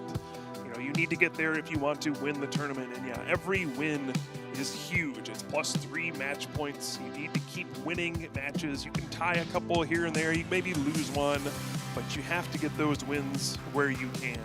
And I'm sure it's, you know, it's very frustrating when you're that close and you end up with 1 point instead of 3. Absolutely. Well, it's always a lot of fun, Kyle. I always love watching these off-meta decks get up on the big stage and perform really well. So let's take a moment here to look at the history of some off-meta decks.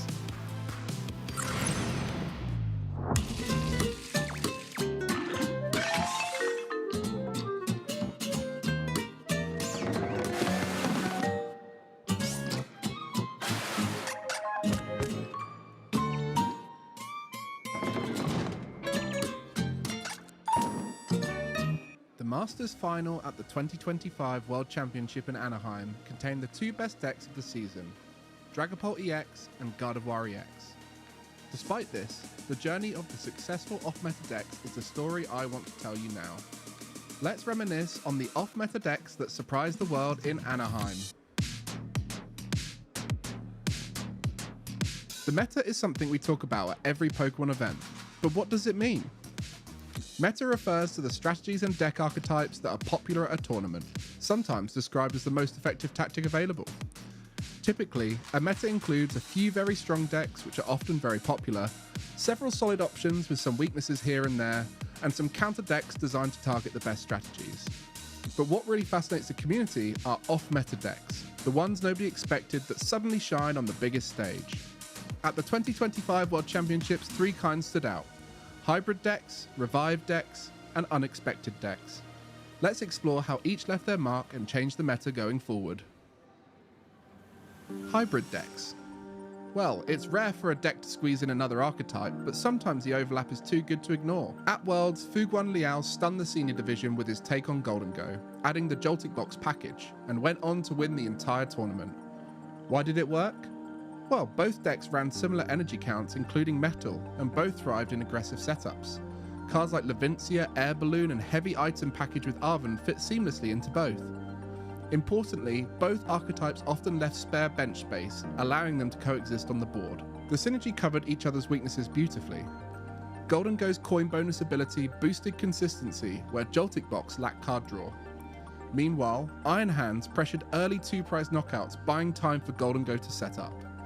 Because Iron Hands EX handed early knockouts, the deck could skip Energy Search Pro as its A-spec, instead using the powerful Prime Catcher, giving the deck an even sharper game plan targeting the bench. The result was a seamless hybrid that caught the field off guard and went the distance. Since then, Golden Go paired with Joltik has become a legitimate top-tier deck, evolving from surprise off-meta pick to part of the meta itself. Revived decks. Another type of off-meta success is the revival of an old favourite. Just because a deck falls out of the spotlight doesn't mean it's finished. Sometimes the right condition brings it roaring back. This World Championship, that story belonged to Charizard EX. Few players embody this better than Irvin Svinhuvud, who piloted Charizard to back-to-back top finishes in the 2025 season. He was runner-up at Stuttgart, losing only to another player playing Charizard EX, then won the very next European Regional in Birmingham with a nearly identical list. At Worlds, he went undefeated through day one, reminding everyone that Charizard was far from obsolete. Charizard's track record speaks for itself. Over the Scarlet and Violet era, it's been one of the winningest decks, including Gabriel Fernandez's NAIC victory with a fresh twist on the archetype. Despite waves of new powerful decks entering the format, Charizard repeatedly adapted and reclaimed relevance. At Worlds, the revival wasn't limited to one player.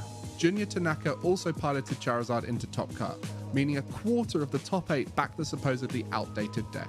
It was a clear reminder, if a deck was once great, the right shift in matchups can bring it back to life. Unexpected decks. The rarest but most thrilling of off-meta deck success is the truly unexpected decks, ones that barely appeared before, then suddenly shines when it matters most. At Worlds, that deck was Zoroark. Going into the tournament, it had little competitive history outside a top 8 at NAIC, but Mateusz Vashkovic and Marco Cifuentes independently concluded it was the right call, both piloting it into a top 8.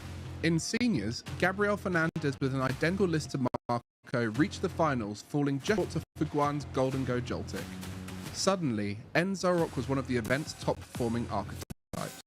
Prize success came from smart adjustment. The original list included N-Star Manatan, but the World's builds dropped it, focusing instead on solving the Golden Go matchup. Marco and Gabriel added Slime Mold Colony Toadscruel to block energy recovery, shutting down Golden Go's late game. Whereas Mateusz opted for 2 different Ogerpons instead, the Wellspring Ogerpon to use Sob to deny retreat, while Cornerstone Ogerpon's Cornerstone Stance ability walled much of the format as Pokemon with abilities couldn't touch it. For that one weekend, the deck was perfectly placed, consistent, tricky and underestimated. After Worlds, it seemed to fade back into obscurity, until Liam Halliburton went undefeated at Pittsburgh Regional just 1 month later, cementing what was once an off-meta deck into a tournament-winning deck to watch out for. For many, that's the beauty of the unexpected deck. They lurk in the background until the right tournament, ready to shock everyone again. Off-meta decks capture our imagination because they embody the underdog story. They remind us that even in a field dominated by top-tier archetypes, creativity and risk-taking can still win championships. Whether it's clever hybrids like Golden Go Joltik, a comeback tale like Charizard EX, or a smart innovation like Zoroark, these decks prove that Pokémon TCG always has room for surprises. What's your favourite off-meta deck you've ever played? Share it with the #PlayPokemon because maybe the next underdog story will be yours.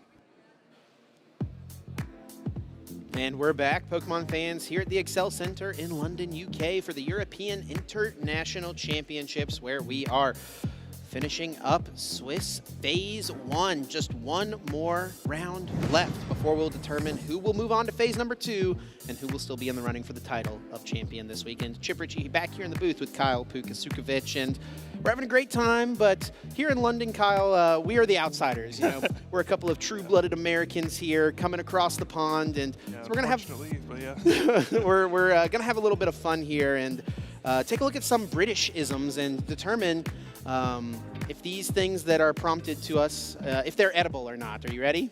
No. Absolutely not. Yeah, well, and I can't even say that word. British isms, can you eat it? Kagule? Kagul? Yeah, sounds like something you can eat. Oh. What do you think? It doesn't sound appetizing. Doesn't have to be. You can technically eat just about anything, honestly. Yeah. What kind of a question is that? Can you eat it? I mean, I can eat a lot of stuff, you know. Doesn't mean I should eat it, but... All right. Yeah. You're going to go with yeah? I'll stick with you. I'm down with yes. You can eat it. Let's see it. Yes. No. Okay. Not a food. An outer layer waterproof jacket. Disagree. That could be eaten. It could be eaten. Yeah. It could be eaten. It wouldn't be very good. A windbreaker. You would regret it later. We need to figure out how to say that word. Kagule? Yeah. Kagul? Can we get a pronunciation guy to go with this? Oh, boy. A dog's dinner. I mean, you could eat a dog's dinner, but this is not actually a dog's dinner, right? This means something else. This has to be a trick. Right? Have you ever heard this phrase? I have not. So you we're think- 0 for 2 so far. I've not heard either of these before. You think they're doing like... I watch a lot of British TV shows as well, and I have not heard either of these, so that's not helping me at all. But yeah, dog's dinner, that just feels like a trick question. I'm going to say no. Yeah. I'm going to say yes. I'm going to go with yes, because, I mean, it's a dog's dinner. You, of course, could eat a dog's dinner. It wouldn't be very good, but... Yeah, literally, you could eat a dog's dinner. Yeah. Yes, of course. So, yes, you can eat it. That's what I'm going to say. Kyle's saying no. Yeah. I think and either no. way, you can't be wrong here. Like, you could eat your dog's dinner. All I'm seeing is a dog, not food. Okay, when you've made a mess of something, you've made a dog's dinner of that. Yeah, nice try. Classic trick question. Says dinner. Of course, you got to be able to eat it. Were you pretty but good at like standardized tests? You're able to figure out the inner workings of how the question was written. Yeah, and you're more literal, like, oh, yeah, dinner. Of course, that's food. This guy with his like 1800 SAT or 1600 SAT score over here. All right, can you eat it? Humble pie. Now this one. This is a trick too. I've heard this before. Yeah. I've heard humble pie before. Yeah. It's like when you get humbled, you have to eat your humble pie. That's Right, what they yeah, say, that's right? why this is not a fair question, because you do eat humble pie, but it's not a thing you physically eat, right? Sure, you figuratively eat a humble pie. Yeah, yeah. But literally, but the answers have all been, no, it's not food, yes, it's food. So we're going to say, no, this is not food, you cannot eat humble pie. I'm saying no, locking not it in. food, Yeah. yes. Not food, let's see. It's going to be really annoying if they say, yes, you get food. What? Pie made from that thing, Ofafel? That sounds like a Pokemon. Awful? Originally called Humble Pie. I mean, I knew that was a double trick question, but I just didn't want to give the Well, then why didn't you satisfaction. say anything? I mean, it's like too obvious, you know, but come on. That's not fair, because the humble pie also is a figurative saying, you know. Okay. Yeah. I don't know. I think that's it there for the Britishisms. Were you 0 for 3? Well, I was yeah. 1 for 2. Technically a little better. Yeah, that was not the best showing there. We Probably need to the study up. expected outcome. Yeah, honestly, that's fair. That's fair. I can just imagine Freya and Joe sitting in the green room shaking their heads right now. Ross with his earpiece in is just wherever he is walking around the hall, definitely not pleased with us. Can we use the jet lag excuse? Yes, that's honestly fair. We should be able to use the jet lag excuse. Yeah. Doesn't count. Well, Kyle, enough of the fun there. Let's get into the more serious action where I think we are ready to take a look at some standings at this point in the tournament. And You're saying this part is not fun. Well, it is, but it's all about the competition here. Okay. Locking back in, getting more serious here. And wow, how about this? I mean, there's a few familiar names on here, but there's a ton of names I'm far less familiar with here. Lots of players kind of making a push and name for themselves here at EUIC, but up there in the second seat, Alberto Conti. I mean, he has been just one of the best players in Europe the last 3 or 4 years, just consistently performing extremely well, winning regionals, getting top cuts. No surprise to see him sitting at 7-0. Yeah, you know, you do see some recognizable names there. We saw Simone earlier on the stream get a win. Also Tim Franklin, another big name in the community these days, along with Christian Labella. Those ones stand out to me, but I think this just speaks to how massive the field is. There's almost 4,000 players.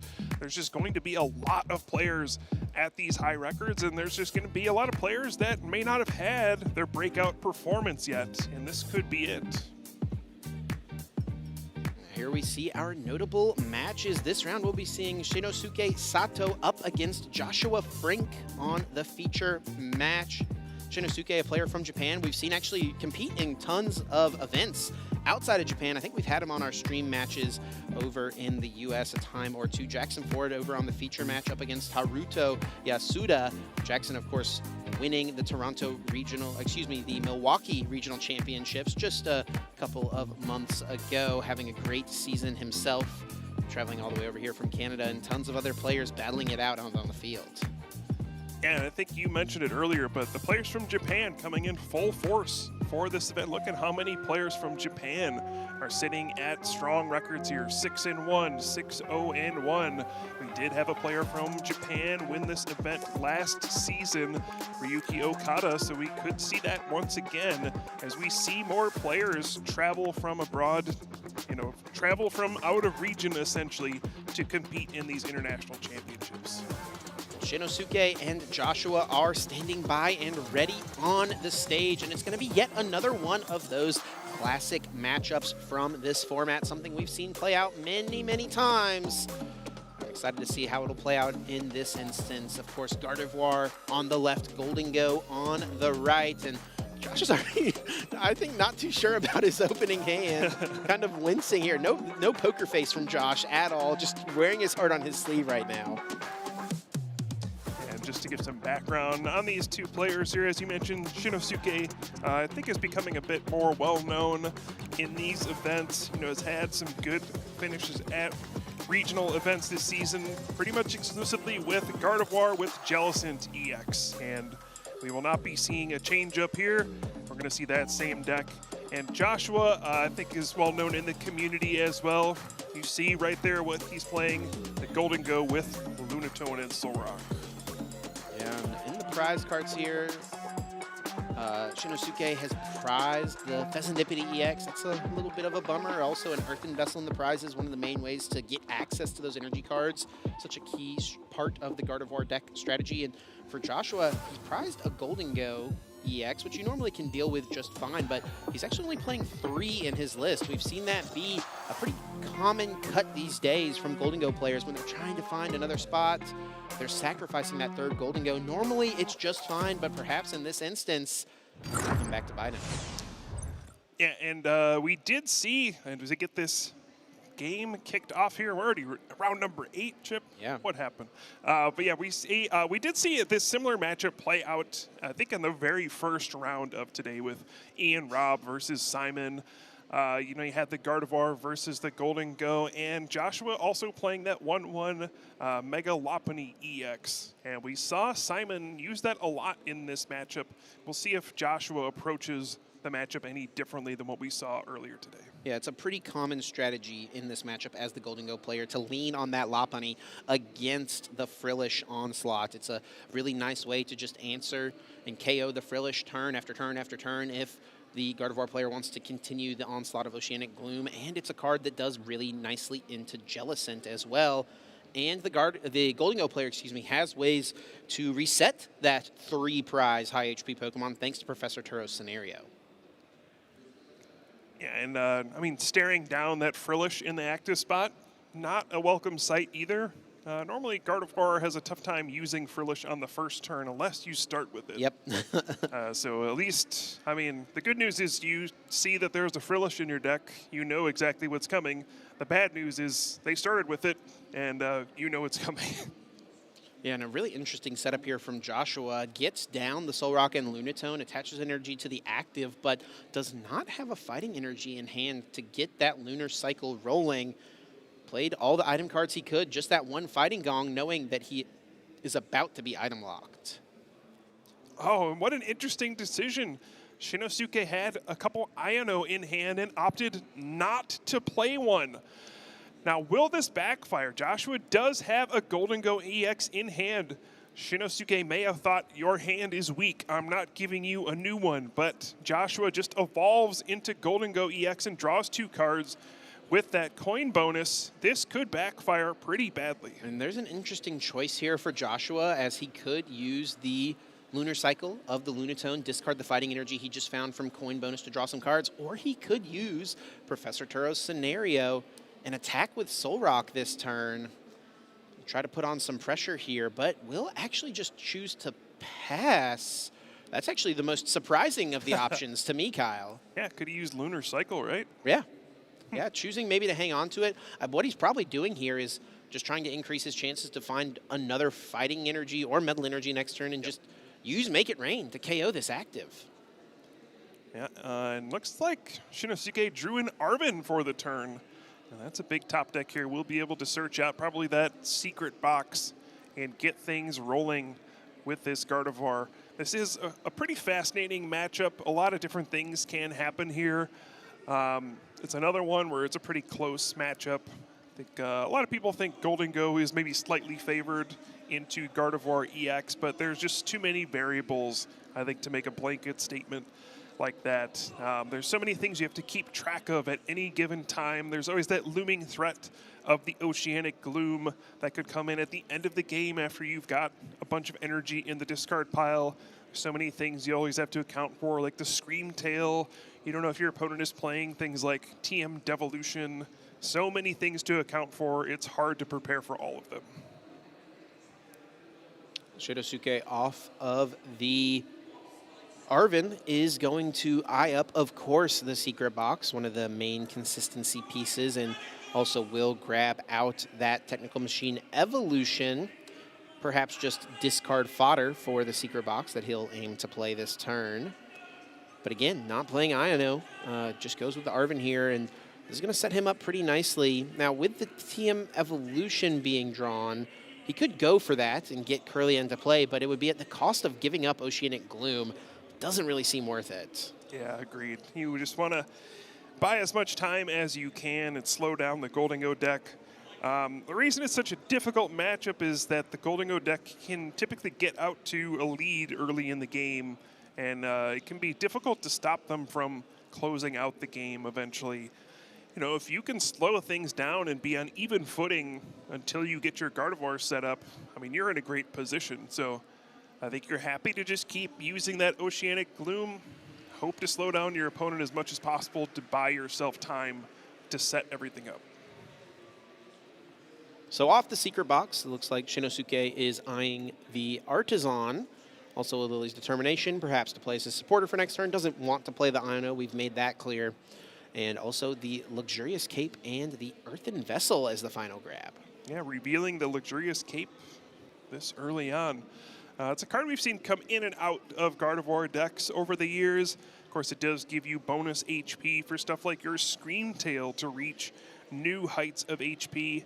You can do all sorts of other annoying stuff, like you can put it on the Frillish in certain situations to make it difficult to knock out. And it looks like we just see a Jellicent EX come into play with the Power Press for 80 damage. And this is annoying as well. It's got a lot of HP and still no item cards. This is pretty interesting, though, with that Luxurious Cape being attached to the Ralts and the use of the Jellicent as opposed to Frillish. Now Josh is going to have access to item cards should he find himself a Boss's Orders, which these Golden Go decks do typically play a high count of. He's got 3 in his list this weekend, so off the Lunar Cycle here, he is going to try to find a way to get this Jellicent out of the active spot, and if he could, that would be a potential 2 prize card swing right now, but I don't know if I saw a boss drawn, Kyle. He's drawn a bunch of cards, no Boss's Orders. Yeah, and I mean, if you're not going to play a Boss's Orders, you're almost certainly not going to get enough energy cards in your hand this turn to knock out this Jellicent EX, so it's going to be a frustrating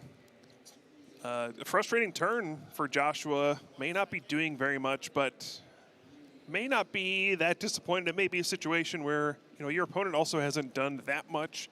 Still just a Ralts on the bench. You're not under an immense amount of pressure, and yeah, you cannot attach Pokemon Tool cards because of that Oceanic Curse ability. You know, the Frillish just takes away item cards, but the Jellicent takes away both item cards and Pokemon Tools. And Josh is now going to use Arven, which will find him 2 cards that he can't play. No item or tool card able to be used. A secret box is not a bad one to add to the arsenal for perhaps when a Boss's Orders is potentially found. And now for Shinosuke, I mean, he just grabbed the Lily's Determination off his secret box, but now that he's seen Joshua draw a bunch of cards and add secret box to his hand, does he switch gears and decide to Iono this turn? I would guess probably not. You still know their hand is mostly items, and there hasn't been an attack in these last couple turns, so I would guess you still just go for the Lily's Determination. Oh, man. May as well give yourself 8 cards. It's pretty clear your opponent has not a lot of great options, even though there's so many cards in the hand. This is like so risky though for Shinosuke, because if he does not draw into Rare Candy Gardevoir, with all the cards Josh has found, he has a really solid chance of finding Boss's Orders on the next turn.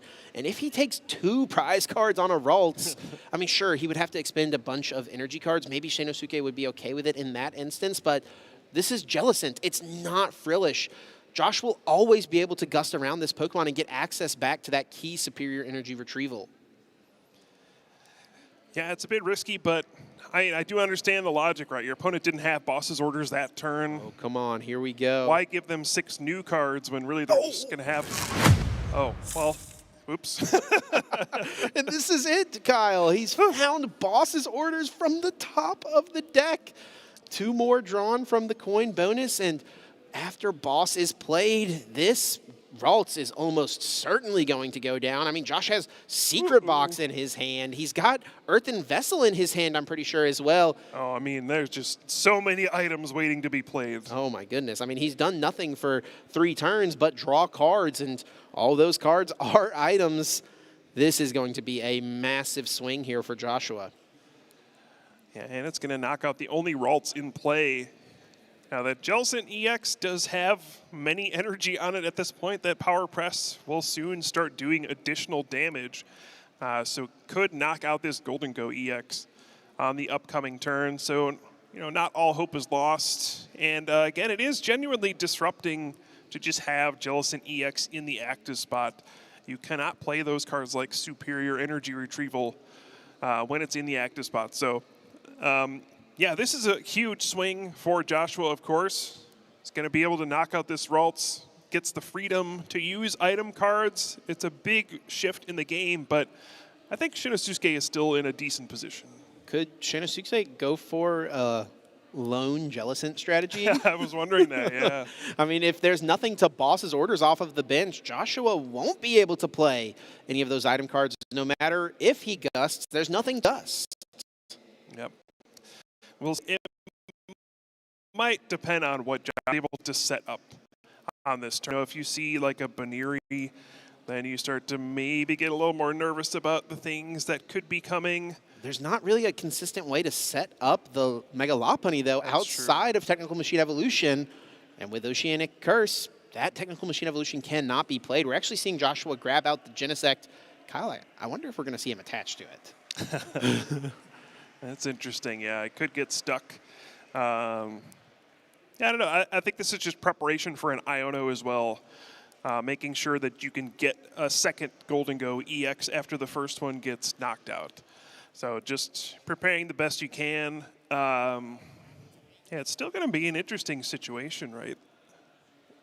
Who knows where this game will take us, Chip? This is what I love about high-level Pokemon TCG. You think you know what's going to happen, but the player has something else in mind. They've planned for every possible scenario and are playing as carefully as possible, so the obvious play may not be the best one. And Josh is going to be as careful as possible. Now, he does need to get himself 4 energy cards into hand to get himself this KO. I don't think he's quite there yet. He has to draw a little bit more. It looks like there is an Earthen Vessel at least, so that's 2. Does he have another Vessel? Maybe a Superior Energy Retrieval? He needs a little more. There's a Fighting Gong in hand as well. That's a 3rd one, potentially. But there is an Air Balloon in Joshua's hand as well. He could preemptively attach that to the Genesect EX and, you know, take away that awkward situation where it gets stuck. So, and then provide kind of a pivot Pokemon for the next turn. So, yeah, the key here is just to play out as many cards as you can to prepare for the next turn. Obviously, you also need to get a knockout here, which I think just happened with drawing that fighting energy off of that coin bonus. But hey, you want to get the knockout, you get 2 prize cards on the Ralts, but then also try to prepare for the following turn. And I think what we'll see here from Joshua is maximizing a superior energy retrieval, as now there is a 3rd fighting energy hitting the discard pile, discard from the Earthen Vessel, and he will be able to discard yet another one if he wants from this Earthen Vessel. He also still has Lunar Cycle to use, I do believe, so he's going to try to maximize how many cards he can get back this turn and be as efficient as possible with his discards. Yeah, and he'll be able to attach as well. So again, trying to prepare for what's coming on the following turn as best you can, knowing that there's a pretty good shot you will not have access to item cards again on the following turn. And yeah, playing in the secret box even. You might not even be able to get a ton of value out of this on this particular turn, but again, just play out your item cards, do as much as you can. Yeah, is he thinning the secret box out of his deck? A card he does not want to draw anymore, perhaps? Possible. It's pretty funny to see one of the most powerful cards in the standard format. He's playing it just simply to thin as he gets rid of a Nest Ball, an Artisan, and Arven, and now can search for, he could get those 3 cards back if he wanted to right now. A supporter card, a stadium card, an item card, and a Pokemon tool. Yeah, may have needed to use it just to find a superior energy retrieval in this case as well. But yeah, I mean, what's even left to take? I think all the stadium cards were just put in the discard. That is a very poor secret box. You get 2 of the 4 possible cards you could get. Yeah, trading 4 cards to get 2, you wouldn't think it to be that strong, but in this exact instance, it's what Joshua needed, and it's a flexible option for him. So that's what he's able to use it for. We do see superior energy retrieval being utilized. It'll bring back those 4 energy cards from the discard pile. Josh is kind of shaking his head here. I wonder if he's upset with one of his sequencing decisions right now. I mean, it is very challenging to figure out what to do here. This turn has gone on for quite some time at this point. This is really his first opportunity to play a lot of these item cards. They were just piling up in his hand, and now he's got this opportunity to play all of them. But then you kind of get into decision paralysis at some point. Like, what am I actually supposed to do here? I have so many options. And yeah, there's a question of what to prepare for the following turn. Should you prep another Golden Go EX? Should you prepare an energy on the Baniri so that you could potentially attack with Mega Lopunny next turn? You have to assume, a hand disruption is coming, an item lock is coming, and how do you deal with all of it at the same time? There it is. Josh uses Make It Rain, 4 energy discarded, taking down the Ralts and getting 4 prize cards. Wow, 4. 2 prize cards with now just it feels 4 like remaining. 4, Chip. Yeah. With how long that turn was. You feel like he deserves it, honestly. But Shinosuke does not have an Iono to disrupt Josh's hand. It's going to just be Lily's determination. He'll still get himself 8 cards here. And what I'll be curious about here, Kyle, is does Shinosuke put another Pokemon down? Or is he going to try to ride the back of this Jellicent for a little while? Yeah, I mean, there's 4 energy in the discard pile. There's 2 in play. How many do you think Golden Go usually plays? You can kind of do this calculation. Usually I think it's like 10 or 11 in these Golden Go decks. So you can maybe look and be like, I think this is probably safe from being knocked out. I think what Shinosuke may not know is that Joshua does play one of those tech cards for this situation, the Lana's Aid, a supporter card that allows you to get back basic energy cards. So that could be a deciding factor in this game that could push him over the finish line, get enough energy cards back to make it rain.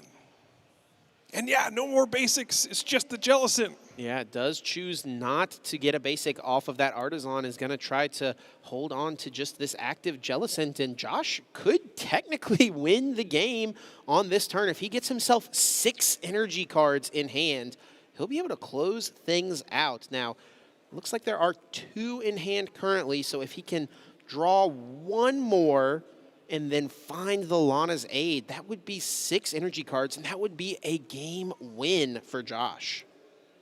And I think the good news as well is he doesn't have to win this turn. The Jellicent EX only does 160 damage, not enough to threaten a 1-hit knockout. So you can take a hit. You would be nervous about getting your hand disrupted on the next turn. That could put you in a very awkward position, but the good news is that you don't necessarily have to win this turn, but obviously it would be nice. Yeah, I mean, he's definitely got it in his mind at least. 2 cards drawn from that coin bonus. I think one of them might have been an energy. He's going to have to go for Lunar Cycle, though. Try to find a few more pieces. There is another energy, a couple more energy. I don't think he has the Lana's Aid, however. Man, I wonder if... I mean, he probably didn't want to prep it off of the secret box because he was expecting to get Iono'd. Of course, yeah. Shinosuke didn't have an Iono. Yeah, it also reveals it to your opponent, and then they know they aren't safe. They might have to play differently. Sure. Nope, cannot play Air Balloon. Once again, cannot play Pokemon Tools when Oceanic Curse is in effect. So that'll also make it more challenging to use the Mega Lopunny EX. You won't have that freedom to Air Balloon and retreat. You'll have to, pay the retreat cost on Golden Go EX, which will be costly as well. Yeah, it does have a 2 retreat. We will see that Team Rocket's Watchtower come into play. Not useful for its effect in this matchup, but useful in the sense that it does get rid of Artisan for Shinosuke, so he will not have easy access to finding Heralds. Oh, an Iono. There Wow. we go. Look at that. Yeah, not a card we see very often from the Golden Go deck, but hey, you know, comes up. I mean, we've seen players try to fit in some sort of disruption card. I remember, I think it was Caleb Rogerson we saw at a US Regionals playing Unfair Stamp in his Golden Go deck, just trying to find a way to offer yourself some disruption. And look at that, Joshua actually found the Mega Lopunny EX. Yeah, now again, will not be able to attack with it this turn because could not play the Aero Balloon and does not have enough energy to retreat into that Mega Lopunny EX.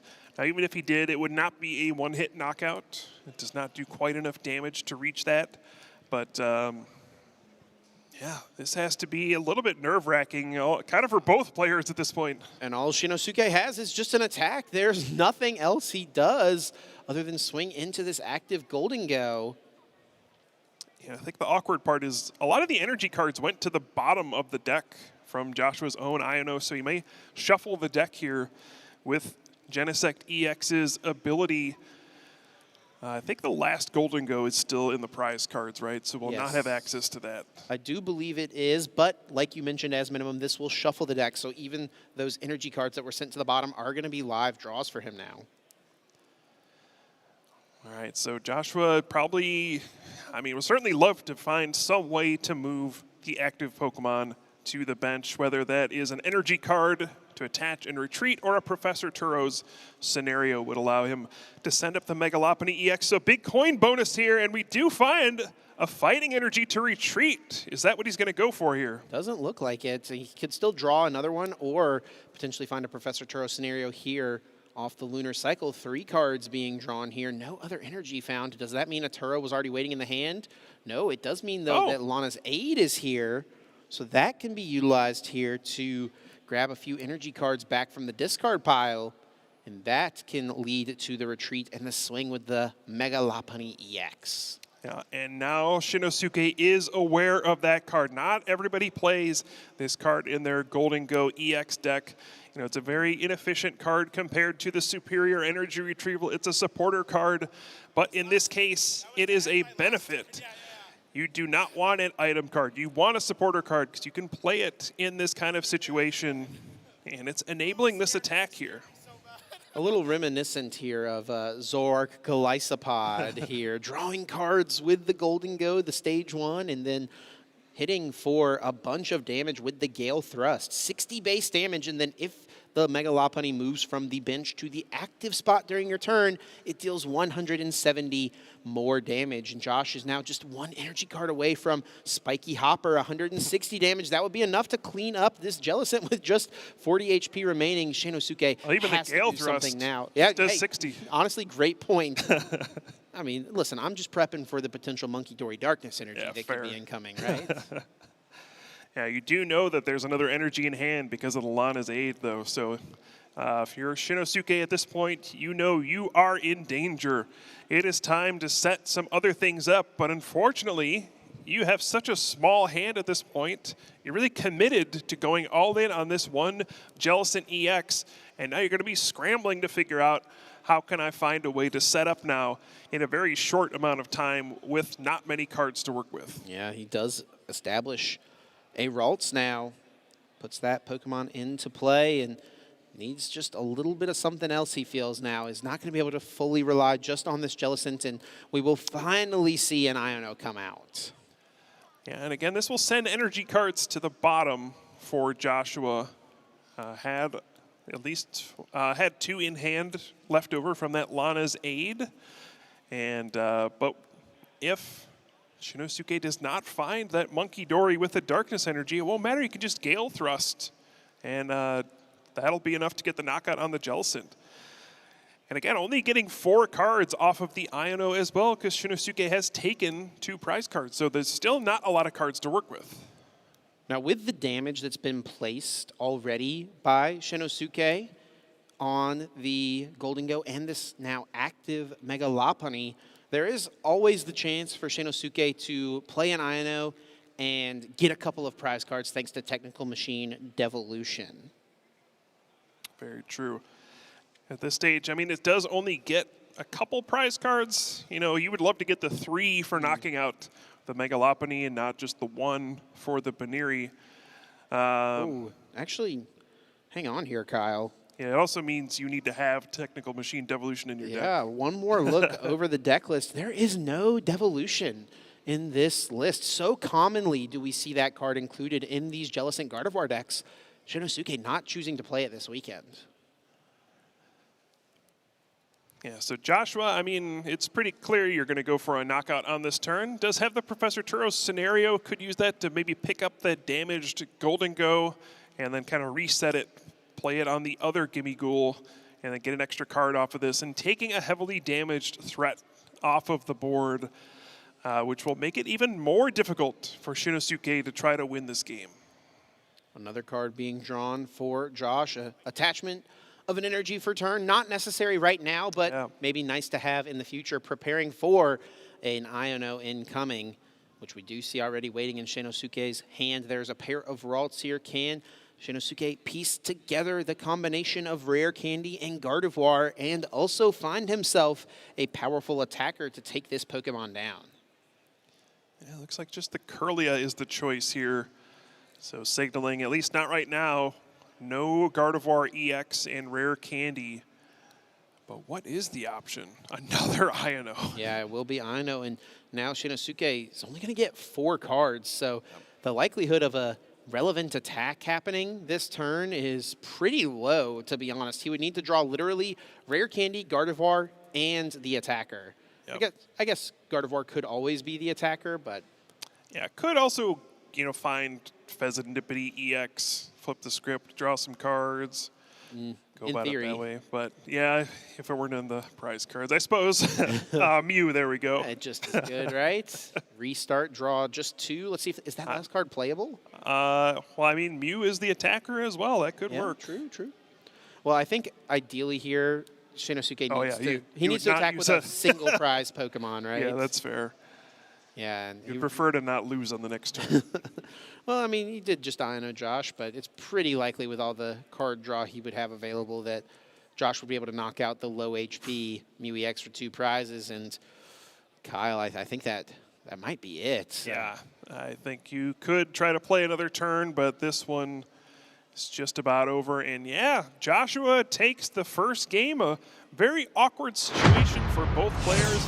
Joshua was able to navigate, see him kind of shaking his head there, kind of like, what happened in that game? Yeah. What happened is he won, Jim. And that, at the end of the day here, Swiss round 8, that's all that matters. And I wonder if Josh is upset at himself for how he played it. It seemed just fine to me, and obviously it worked out just fine as he comes away with the win in this one. Going up a game here in Swiss round number 8. Both these players are 6-0-1, so they're locked up for Phase 2. They're guaranteed to continue play through this last round today and also through the full day tomorrow. But every single match point counts, and I'm sure both of these players have dreams and visions of hoisting the trophy on Championship Sunday, and 3 match points here would be a great step closer to making that come true. But even at the heat of the competition here, both players having a good time there up on the stage, both chatting and laughing a bit, you know, not taking it too seriously. They're doing their best to win, but yeah, the important thing is to have fun. And both these players, even this late into the day, are finding ways to laugh about what just happened. Yeah, super interesting game for sure. And Shinosuke went for a really interesting strategy there, going with the lone Jellicent. He could have tried to establish some routes and try to play through a more established board through the middle and end of that game. He chose to try something different. It didn't quite work out for him. What do you think of that pivot? I think now he won't go for that. Knowing that there's the Lana's Aid, that really puts a wrinkle into things. He may just have to go for a more traditional Gardevoir route. But yeah, I mean, it was worth going for. If your opponent doesn't have Lana's Aid, a supporter-based way to get back energy cards, it was really likely you were just going to be able to attack enough times before the Golden Go deck was able to figure out some way to attack. But yeah, finding that Lana's Aid at the right moment was huge. Here we go into game number 2. It looks like Shinosuke has chosen to go second. Normally what the Gardevoir deck likes to do. And Josh will kick things off with a Buddy Buddy Poffin. Excellent card to see here in this opening hand. Searching the deck for up to 2 Pokemon with 70 HP or less. And putting them directly onto the bench. Looking at his prize cards here. A couple of Fighting Energy. That's probably the biggest deal. Pheasantipity in the prizes as well. Not great, but those energy cards are so valuable in this matchup. Yeah, every last one is crucial in this kind of a matchup where you, again, are going up against, having your item cards cut off. You see, I mean, just 1 energy was the difference on a couple of those turns in the first game. So you also want to be cycling them with the Lunatone, drawing more cards and getting them back from the discard pile, but it becomes more difficult if you don't have access to all of them. By the way, Kyle, that is just a one of Buddy Buddy Poffin in this deck list. So nice. Pretty nice for Joshua's side. Well done. Yeah, very skillful.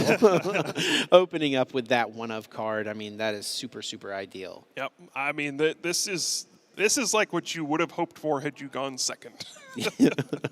Really strong looking board. Now, and it's just going to be a to kick things off there for Shinosuke. They must have. Yeah, wow. With the fly of the graphic there, that must be the case. Had nothing else playable in that hand. I mean, clearly didn't play any other cards before doing that.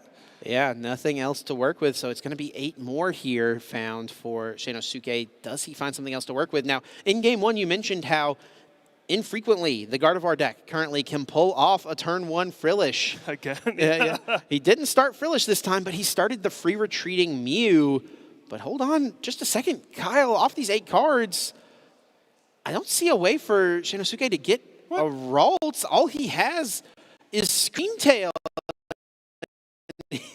He's going to 30 damage. Not ideal, Chip. No, not ideal at all. No Ralts, no Frillish, no Artisan, no Nest Ball, no Secret Box. There were so many things he could have found off of 8 cards. Yeah, meanwhile, your opponent started with their 1 Buddy Buddy Poffin. Must be nice. Yeah, obviously not a great situation to be in, but not over by any means. It means the next couple turns are going to be, very, very crucial.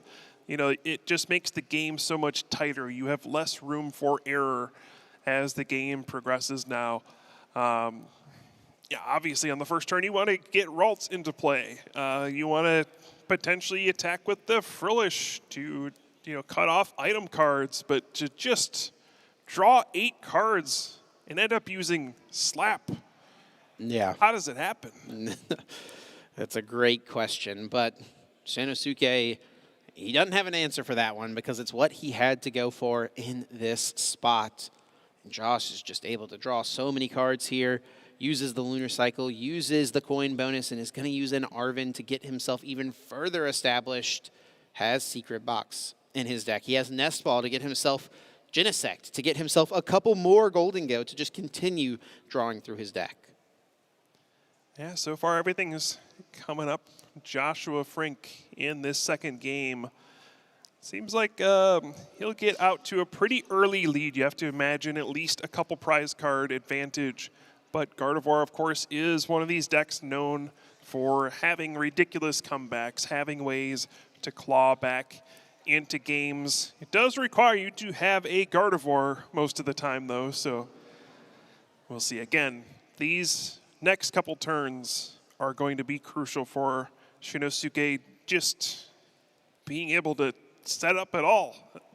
This is an ugly spot to be in. Honestly, you know what I think would be really strong for Josh here is not taking this knockout. If he could have played this turn in a way to get the Mega Lopunny established, right? It's pretty likely that Shinosuke, when he doesn't play any item cards, doesn't play any Pokemon down, he's probably got some other supporter in his hand, right? He's got to have something there in those 8 cards. So just take the turn to get yourself more established. Get that Lopunny down that is so strong in this matchup. He doesn't go for it here, and let's see what Shinosuke is able to do.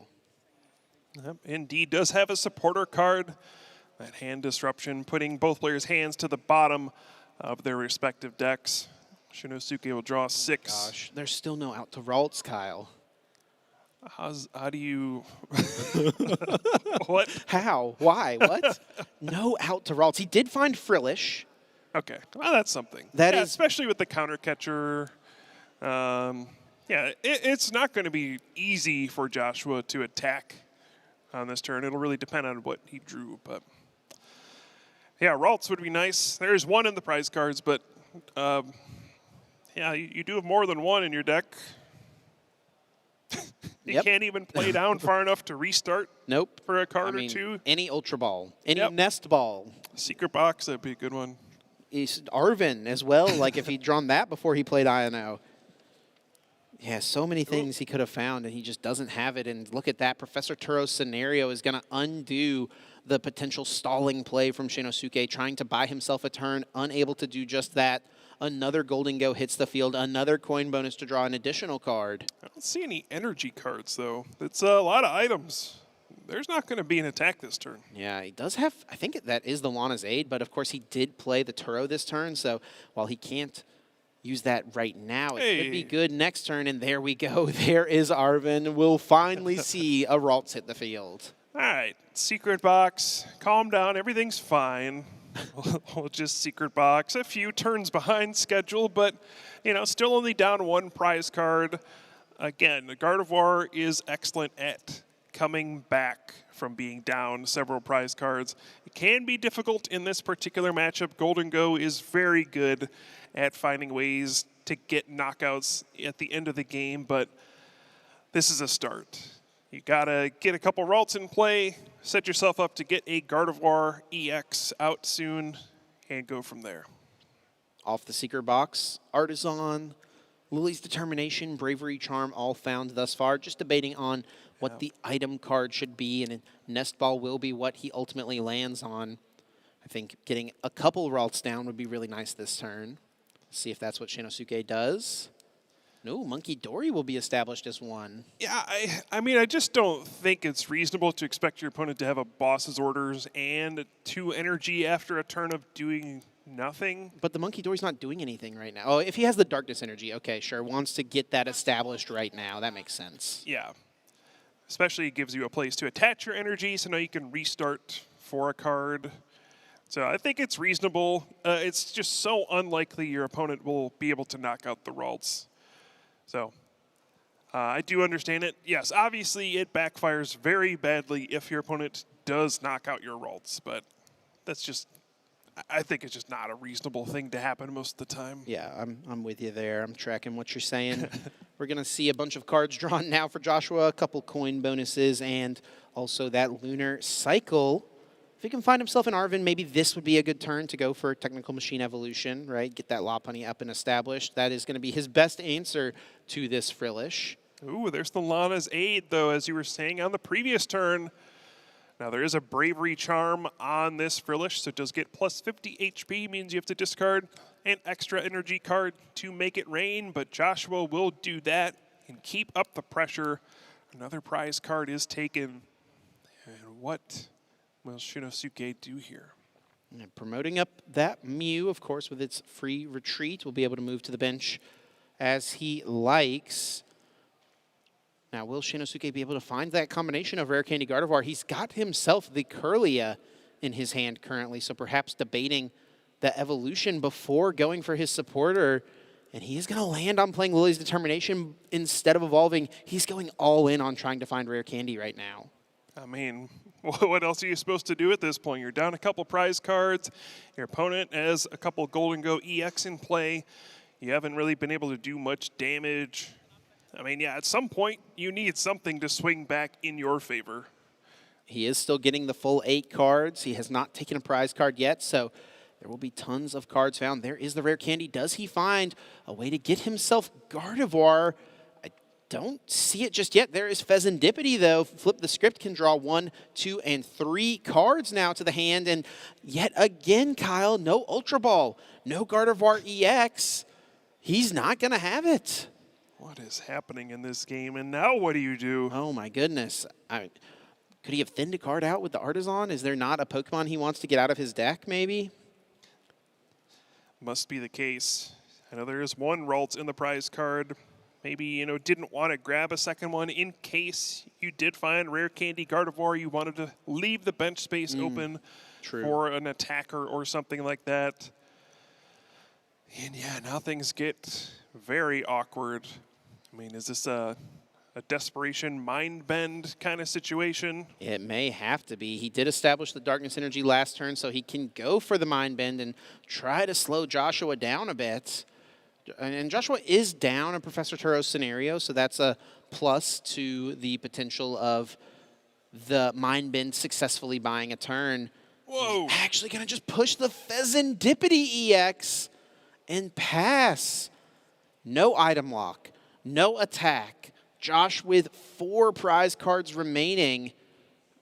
This is a huge swing in this game. Joshua, I mean, he has got the game almost lined up. If he knocks out this Fezandipity EX, Mew EX is on the board for Shinosuke. That is something that Joshua can knock out really easily regardless of, I mean, assuming he just keeps himself 4 energy remaining in his deck. He can knock it out easily with the Golden Go. He can knock it out with the Mega Lopunny as well to close things out and just needing a singular energy. That is a huge turn for Shinosuke to not pull anything off. Wow, and yeah, I mean, just deciding as well to send out a Pokemon EX in this situation that gives up 2 prize cards. Maybe just, you know, crossing your fingers at this point, saying, I mean, I'm just going to push up the thing that has the most HP, and I hope you can't hit for 210 damage.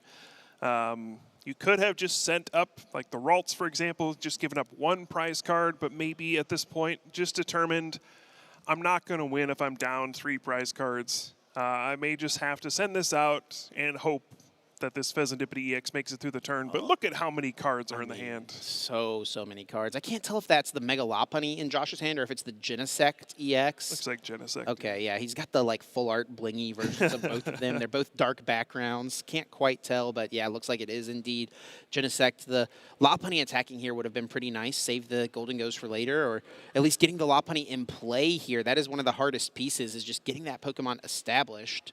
But if Josh can knock this Pokemon out and also play a Superior Energy Retrieval to ensure that he has enough energy remaining between his deck, he should be able to piece this last 2 prize knockout together next turn.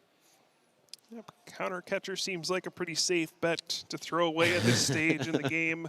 Going to be going up 4 prize cards here. But yeah, I mean, clearly has enough to knock out this Fezandipity. He will do just that. Needs to discard 5 energy cards in order to get that KO. He actually does not play the Vitality Band. It felt like that card was becoming pretty standard in these Golden Go lists, mostly to be able to, you know, KO Frillishes with your Soul Rock, but it comes up when KOing these 210 HP Pokemon as well. All right, well, I feel like I've been saying this for the last 3 turns, but this is the turn Shinosuke needs to do something. I don't know what that something is at this point. It's got to involve an Iono, I assume, with some hand disruption. Joshua has way too many cards in hand. I mean, in this matchup, you are looking for opportunities to, you know, item lock your opponent if they've overextended a bit too much, have too much energy in the discard pile. We know the Lana's Aid was used earlier in the game as well, so that's not an option. Oh, Kyle, he's not going for the Iono. He had the option and is choosing to go with Lily's Determination. He is leaving Josh with so many cards in hand. That Mew EX is easy pickings on the bench right now. Yep, that's it's gonna be tough. Trying to figure out what the way out is at this point. I guess, you know, just hoping your opponent doesn't have a boss's orders. May just have thought, I need too many cards to make this all work. 6 won't be enough. Need to go for the full 8. I think he does finally have the way to get Gardevoir in play. Found himself an Ultra Ball, so after this Earthen Vessel, he'll be able to fetch the Stage 2 Pokemon from his deck. He'll be able to get it into play. Rare Candy, that's a card we can easily discard at this point. Yep. Not going to see that be useful. Yeah, but just what are you attacking with at this point? The attacker you typically default to in these situations is a Scream Tail. Allows you to target down any of your opponent's Pokemon. But I don't think it's going to be enough damage to get a 2-prize knockout even. So, what is your end game here? How are you making up this 4-prize card deficit? Here comes Gardevoir EX. That is certainly step number 1 of this puzzle, is getting that Pokemon into play finally. He does have the Night Stretcher. I don't think... Oh, yeah, the Scream Tail did hit the discard pile, right, early on in the game, but he's actually going with the Frillish, and he's going to choose to go for the Oceanic Gloom here. Yeah, I think maybe the plan at this stage is to, just hope you make it through another turn. And if you do, then you set up for the Ino to 1 plus the Frillish attack. Maybe the item lock buys you enough time where you can start, taking knockouts on benched Pokemon. Try to find some way to claw back. You're going to be down so many prize cards, though, so it's really difficult. Joshua just needs a boss's orders at this point, I think, and the game should be over. Yeah, he needs boss plus 4 energy cards. I don't know how many energy he has. He's just found 1 more. Is there a boss's orders hiding in the hand? There are 4 energy cards, but maybe not a boss's orders here. Okay, hold on here, Kyle. Yeah, and I think the question now is it worth taking this knockout? It seems like your opponent's game plan is going to be just trying to item lock you for the rest of the game.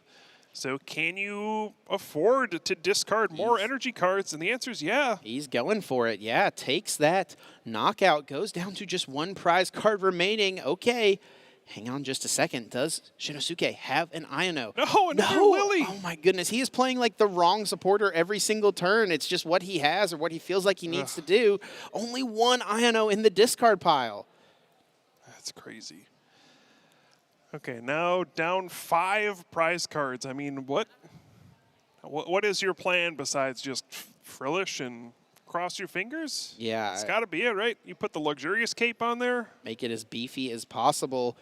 Maybe hoping to find Counter Catcher and stick something active for a turn. Yeah, I actually had Counter Catcher and opted not to play it before the Lily. May have just decided, it doesn't make a difference if this Golden goes in the active spot or not.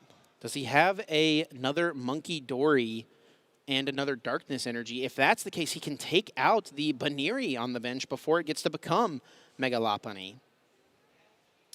Do need to make sure those damage counters are placed. Yeah, should be 40 there on the Gardevoir on the bench and now 40 on the active. Yep. So we'll make sure that gets sorted out. Yeah, definitely need to make sure we get those damage counters onto the... Yeah, there we go. Monkey Dory will heal 30 from the active, places them over to Baniri. I don't see the next Monkey Dory. There is the Darkness Energy, but yeah, just a luxurious cape and the Oceanic Gloom, a simple attack.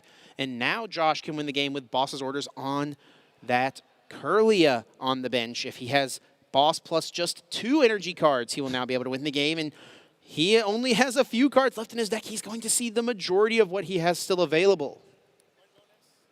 All right, let's see what the coin bonus delivers. There is a Mega Lopunny, so if he has Air Balloon now, that is also a way he could just win the game. Yep. Attaches an energy to the Lopunny, and Turo will pick up the active Golden Go EX, sending Mega Lopunny into the active.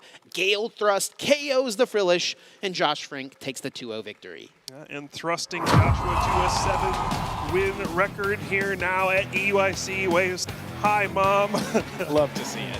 Do love to see that, and congratulations to Joshua on racking up another win here as we come to our conclusion of Phase 1 at EUIC with this Golden Go deck. Tricky matchup always against Gardevoir, but was able to figure out ways to win both of those games. Yeah, Josh is very comfortable with his deck, you can tell. He's got a lot of experience with Golden Go. He got top 4 with Golden Go at regional championships already this season, so you can tell he knows what's happening here, even if he seems a little stressed about going through the motions, and he's able to make it happen. Comes away with that 2-0 victory, and he'll be one of the top-seeded players heading in to phase number 2. Yeah, you got to wonder, I know we've been feeling it, does jet lag factor in for players who are traveling from out of the region? it's a long day, right? You had to wake up really early to get here. We've been playing for a long time. It's 8 p.m. here, Chip.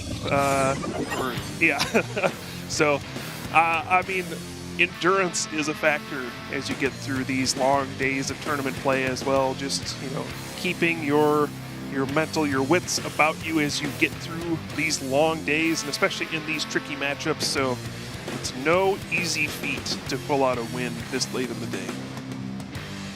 Yeah, this game number 1 was definitely an interesting one. The lone Jellicent mid-game was not something I think going into this match I would have expected to see, and Shinosuke went for it and it did not pay off. Joshua having the answer with the Lanazade, I think that was really the difference maker. Had Shinosuke known about the existence of Lanazade in Joshua's list, I have to wonder if that would have been the strategy.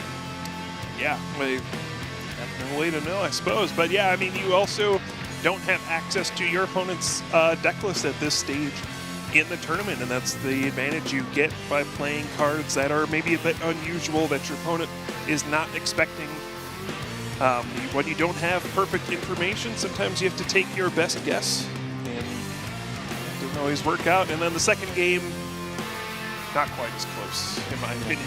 Yeah, that was just a real story there for Shinosuke of just not having what he needed at the right times. It felt like he was always having to play Lilies when he wanted to be playing INO. Yep. I mean, the biggest thing was he didn't get a Ralts down until turn 4 of the game. Turn 3, it was way later than he would have liked. Way off schedule for sure. Well, yeah, his first turn, he played 0 cards and just played a Lily's Determination for 8 cards, and then just benched a Screamtail and used Slap. Yeah, when you draw 8 cards after not playing any, you hope to play more than 2 on the other side, and the other side was not nice to Shinosuke there. Yeah, and you're hoping to at least get a Ralts down. Yeah, multiple turns with just very little happening. Meanwhile, your opponent is drawing pretty much whatever they need at every turn. Yeah, and that's just how it goes sometimes. I mean, again, congratulations to Josh for figuring out ways to win those games.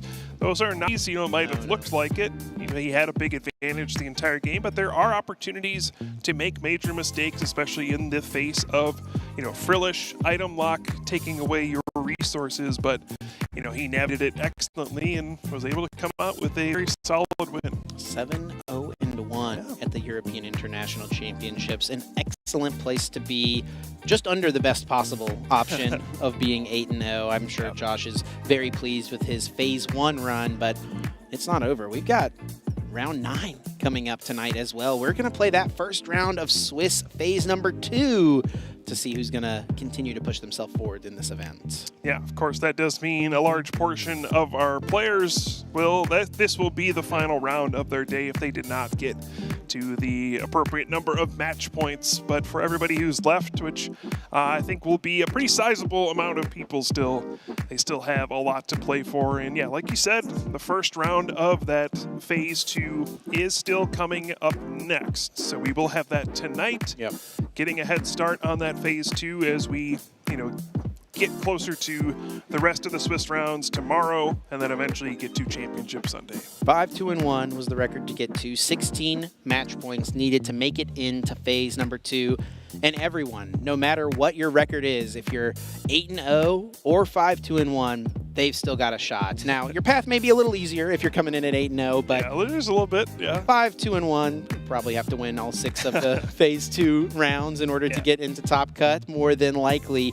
But everyone still has a chance. That dream is still going to be alive for, I don't know, probably 600 players, something like that. It's going to be a lot. Yeah, and even if you're, not alive for making the Top Cut, there's still lots of stuff to play for, right? Lots of championship points on the line, lots of, booster packs, prize money. There's all sorts of stuff to play for. So, yeah, there's still a lot of tournament left to be played. Even if you're not, one of those players who's going to end up, in the top 8, you still have a lot you can end up earning in this event, especially if you're vying for enough championship points to get to the World Championship. Yeah, let's not forget that's what the players are really working towards for a lot of them. I mean, even getting a top 256 or a top 512 finish is going to earn tons of points for these players to try to solidify themselves as the top X of their various regions. Well, Kyle, I do believe we've got Josh standing by on the stage. Ross has got him right now. Let's hear how he's feeling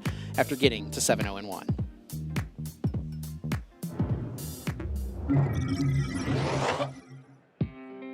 Thank you very much, Chip. Yes, I'm here with Josh Frink, 7-0-1 after 8 rounds. It's not the perfect day one. It's not far away, though, is it? How you feeling? I'm feeling pretty tired, as I'm sure you could tell from the last game, but I feel good. The record is great. I'm happy to give an interesting build of Dango that I sort of made for myself a good run, and yeah, feeling great. The only thing I remember from the last game was you winning, so nothing else registered at all. So you said your build of Dango is a little bit more interesting. Can you tell us about that? What are your personal affectations in there? Yeah, so I'm not a big fan of like the Goldango mirror techs. I think they're all like, generally speaking, like Vipband is okay. The other ones aren't very good in my opinion. So I figured if I could take those out, I could add cards that give me agency in games, like Iona Watchtower and CC, and you end up with like a pretty good matchup spread as a result of that. I think Secret Box is like by far the best A-spec, and it lends itself really naturally to that combo, because you can get the CC, the Iono, and the Watchtower kind of whenever you want. And then you have like Iono CC with low punny is like a really strong comeback play, because you can bring up the Fez and then knock it out, and they have to draw out of it, which is not always that easy for them, so. I mean, beautifully explained. That worked absolutely fantastically in that last game. But if people have been following you this season, they might have noticed you were on this Terra box with Eevees for a little while, and then you bounced off of that. You've been on Golden Go for a few tournaments. You got 3rd place in Merida. What prompted the switch?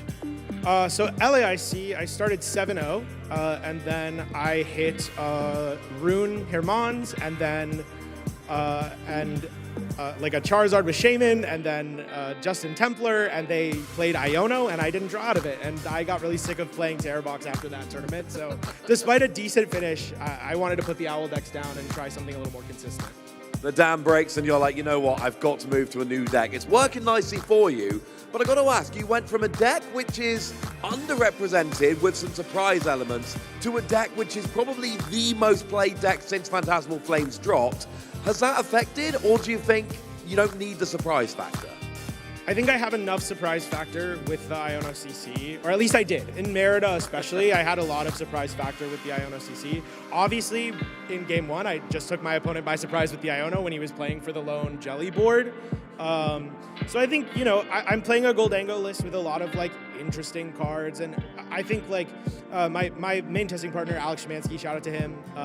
We always kind of like to take good decks and just like put weird cards that fix matchups, and you know, Iono's good in the mirror, it's good against Guardian, it's really, really, really good against Donzard with the Watchtower, so, you know, I think I have enough surprise, and yeah, I don't know.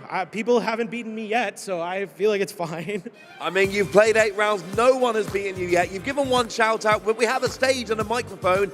Any other shout outs you want to give? Yeah, so first and foremost, I want to shout out my sponsor, the Shuffle Squad. Shout out them, they're a fantastic, fantastic team.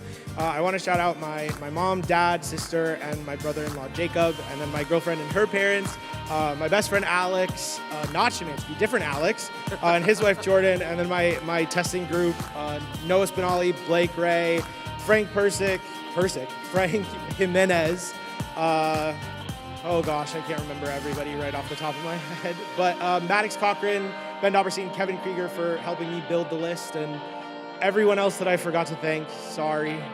Thank you.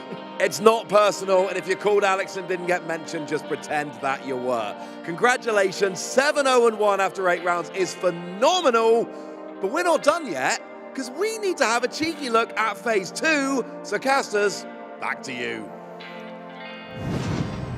Yeah, thank you so much, Ross. Great to hear from someone who's similarly tired to us, but finding a way to make it through 7-0-1 into phase 2. A great run thus far for Josh Frank. Yeah, big thank you to everyone except for Alex Szymanski and Frank Persick, apparently. Yeah, absolutely. I mean, those guys are pretty great too. Yeah, so. I know.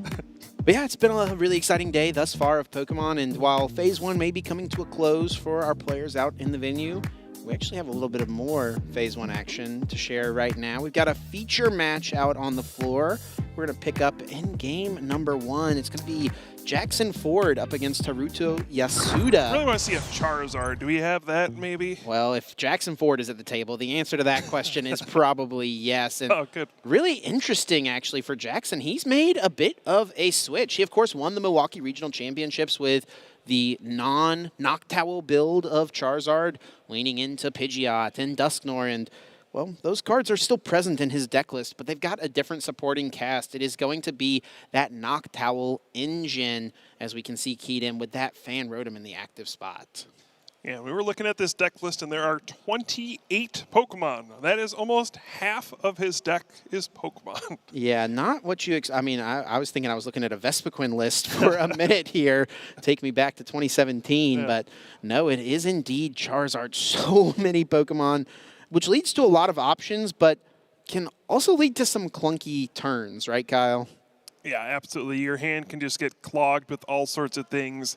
Thankfully, he does have the Fan Rotom to start off with that new artwork. Yeah. We'll be able to search for 3 colorless Pokemon with 100 HP or less. And this is really the thing that makes your Noctowl engine go. Just on the first turn, be able to search out a couple Hoot here, the Pidgey as well. You also have cards like the Ditto you can grab in this deck. You can grab a Noctowl for the next turn if you need to. It's a very powerful ability. You can only use it once and only on your first turn.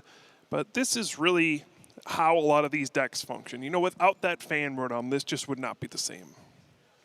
Pretty strong opener here for Haruto, though, with that Soul Rock already in the active spot. Should he be able to find himself a Lunatone, he'll actually be able to strike first and take a KO on the Fan Rotom. Yeah, sure seems like it. Always love starting off with an Arven as well. Get to search for an item and a Pokemon tool.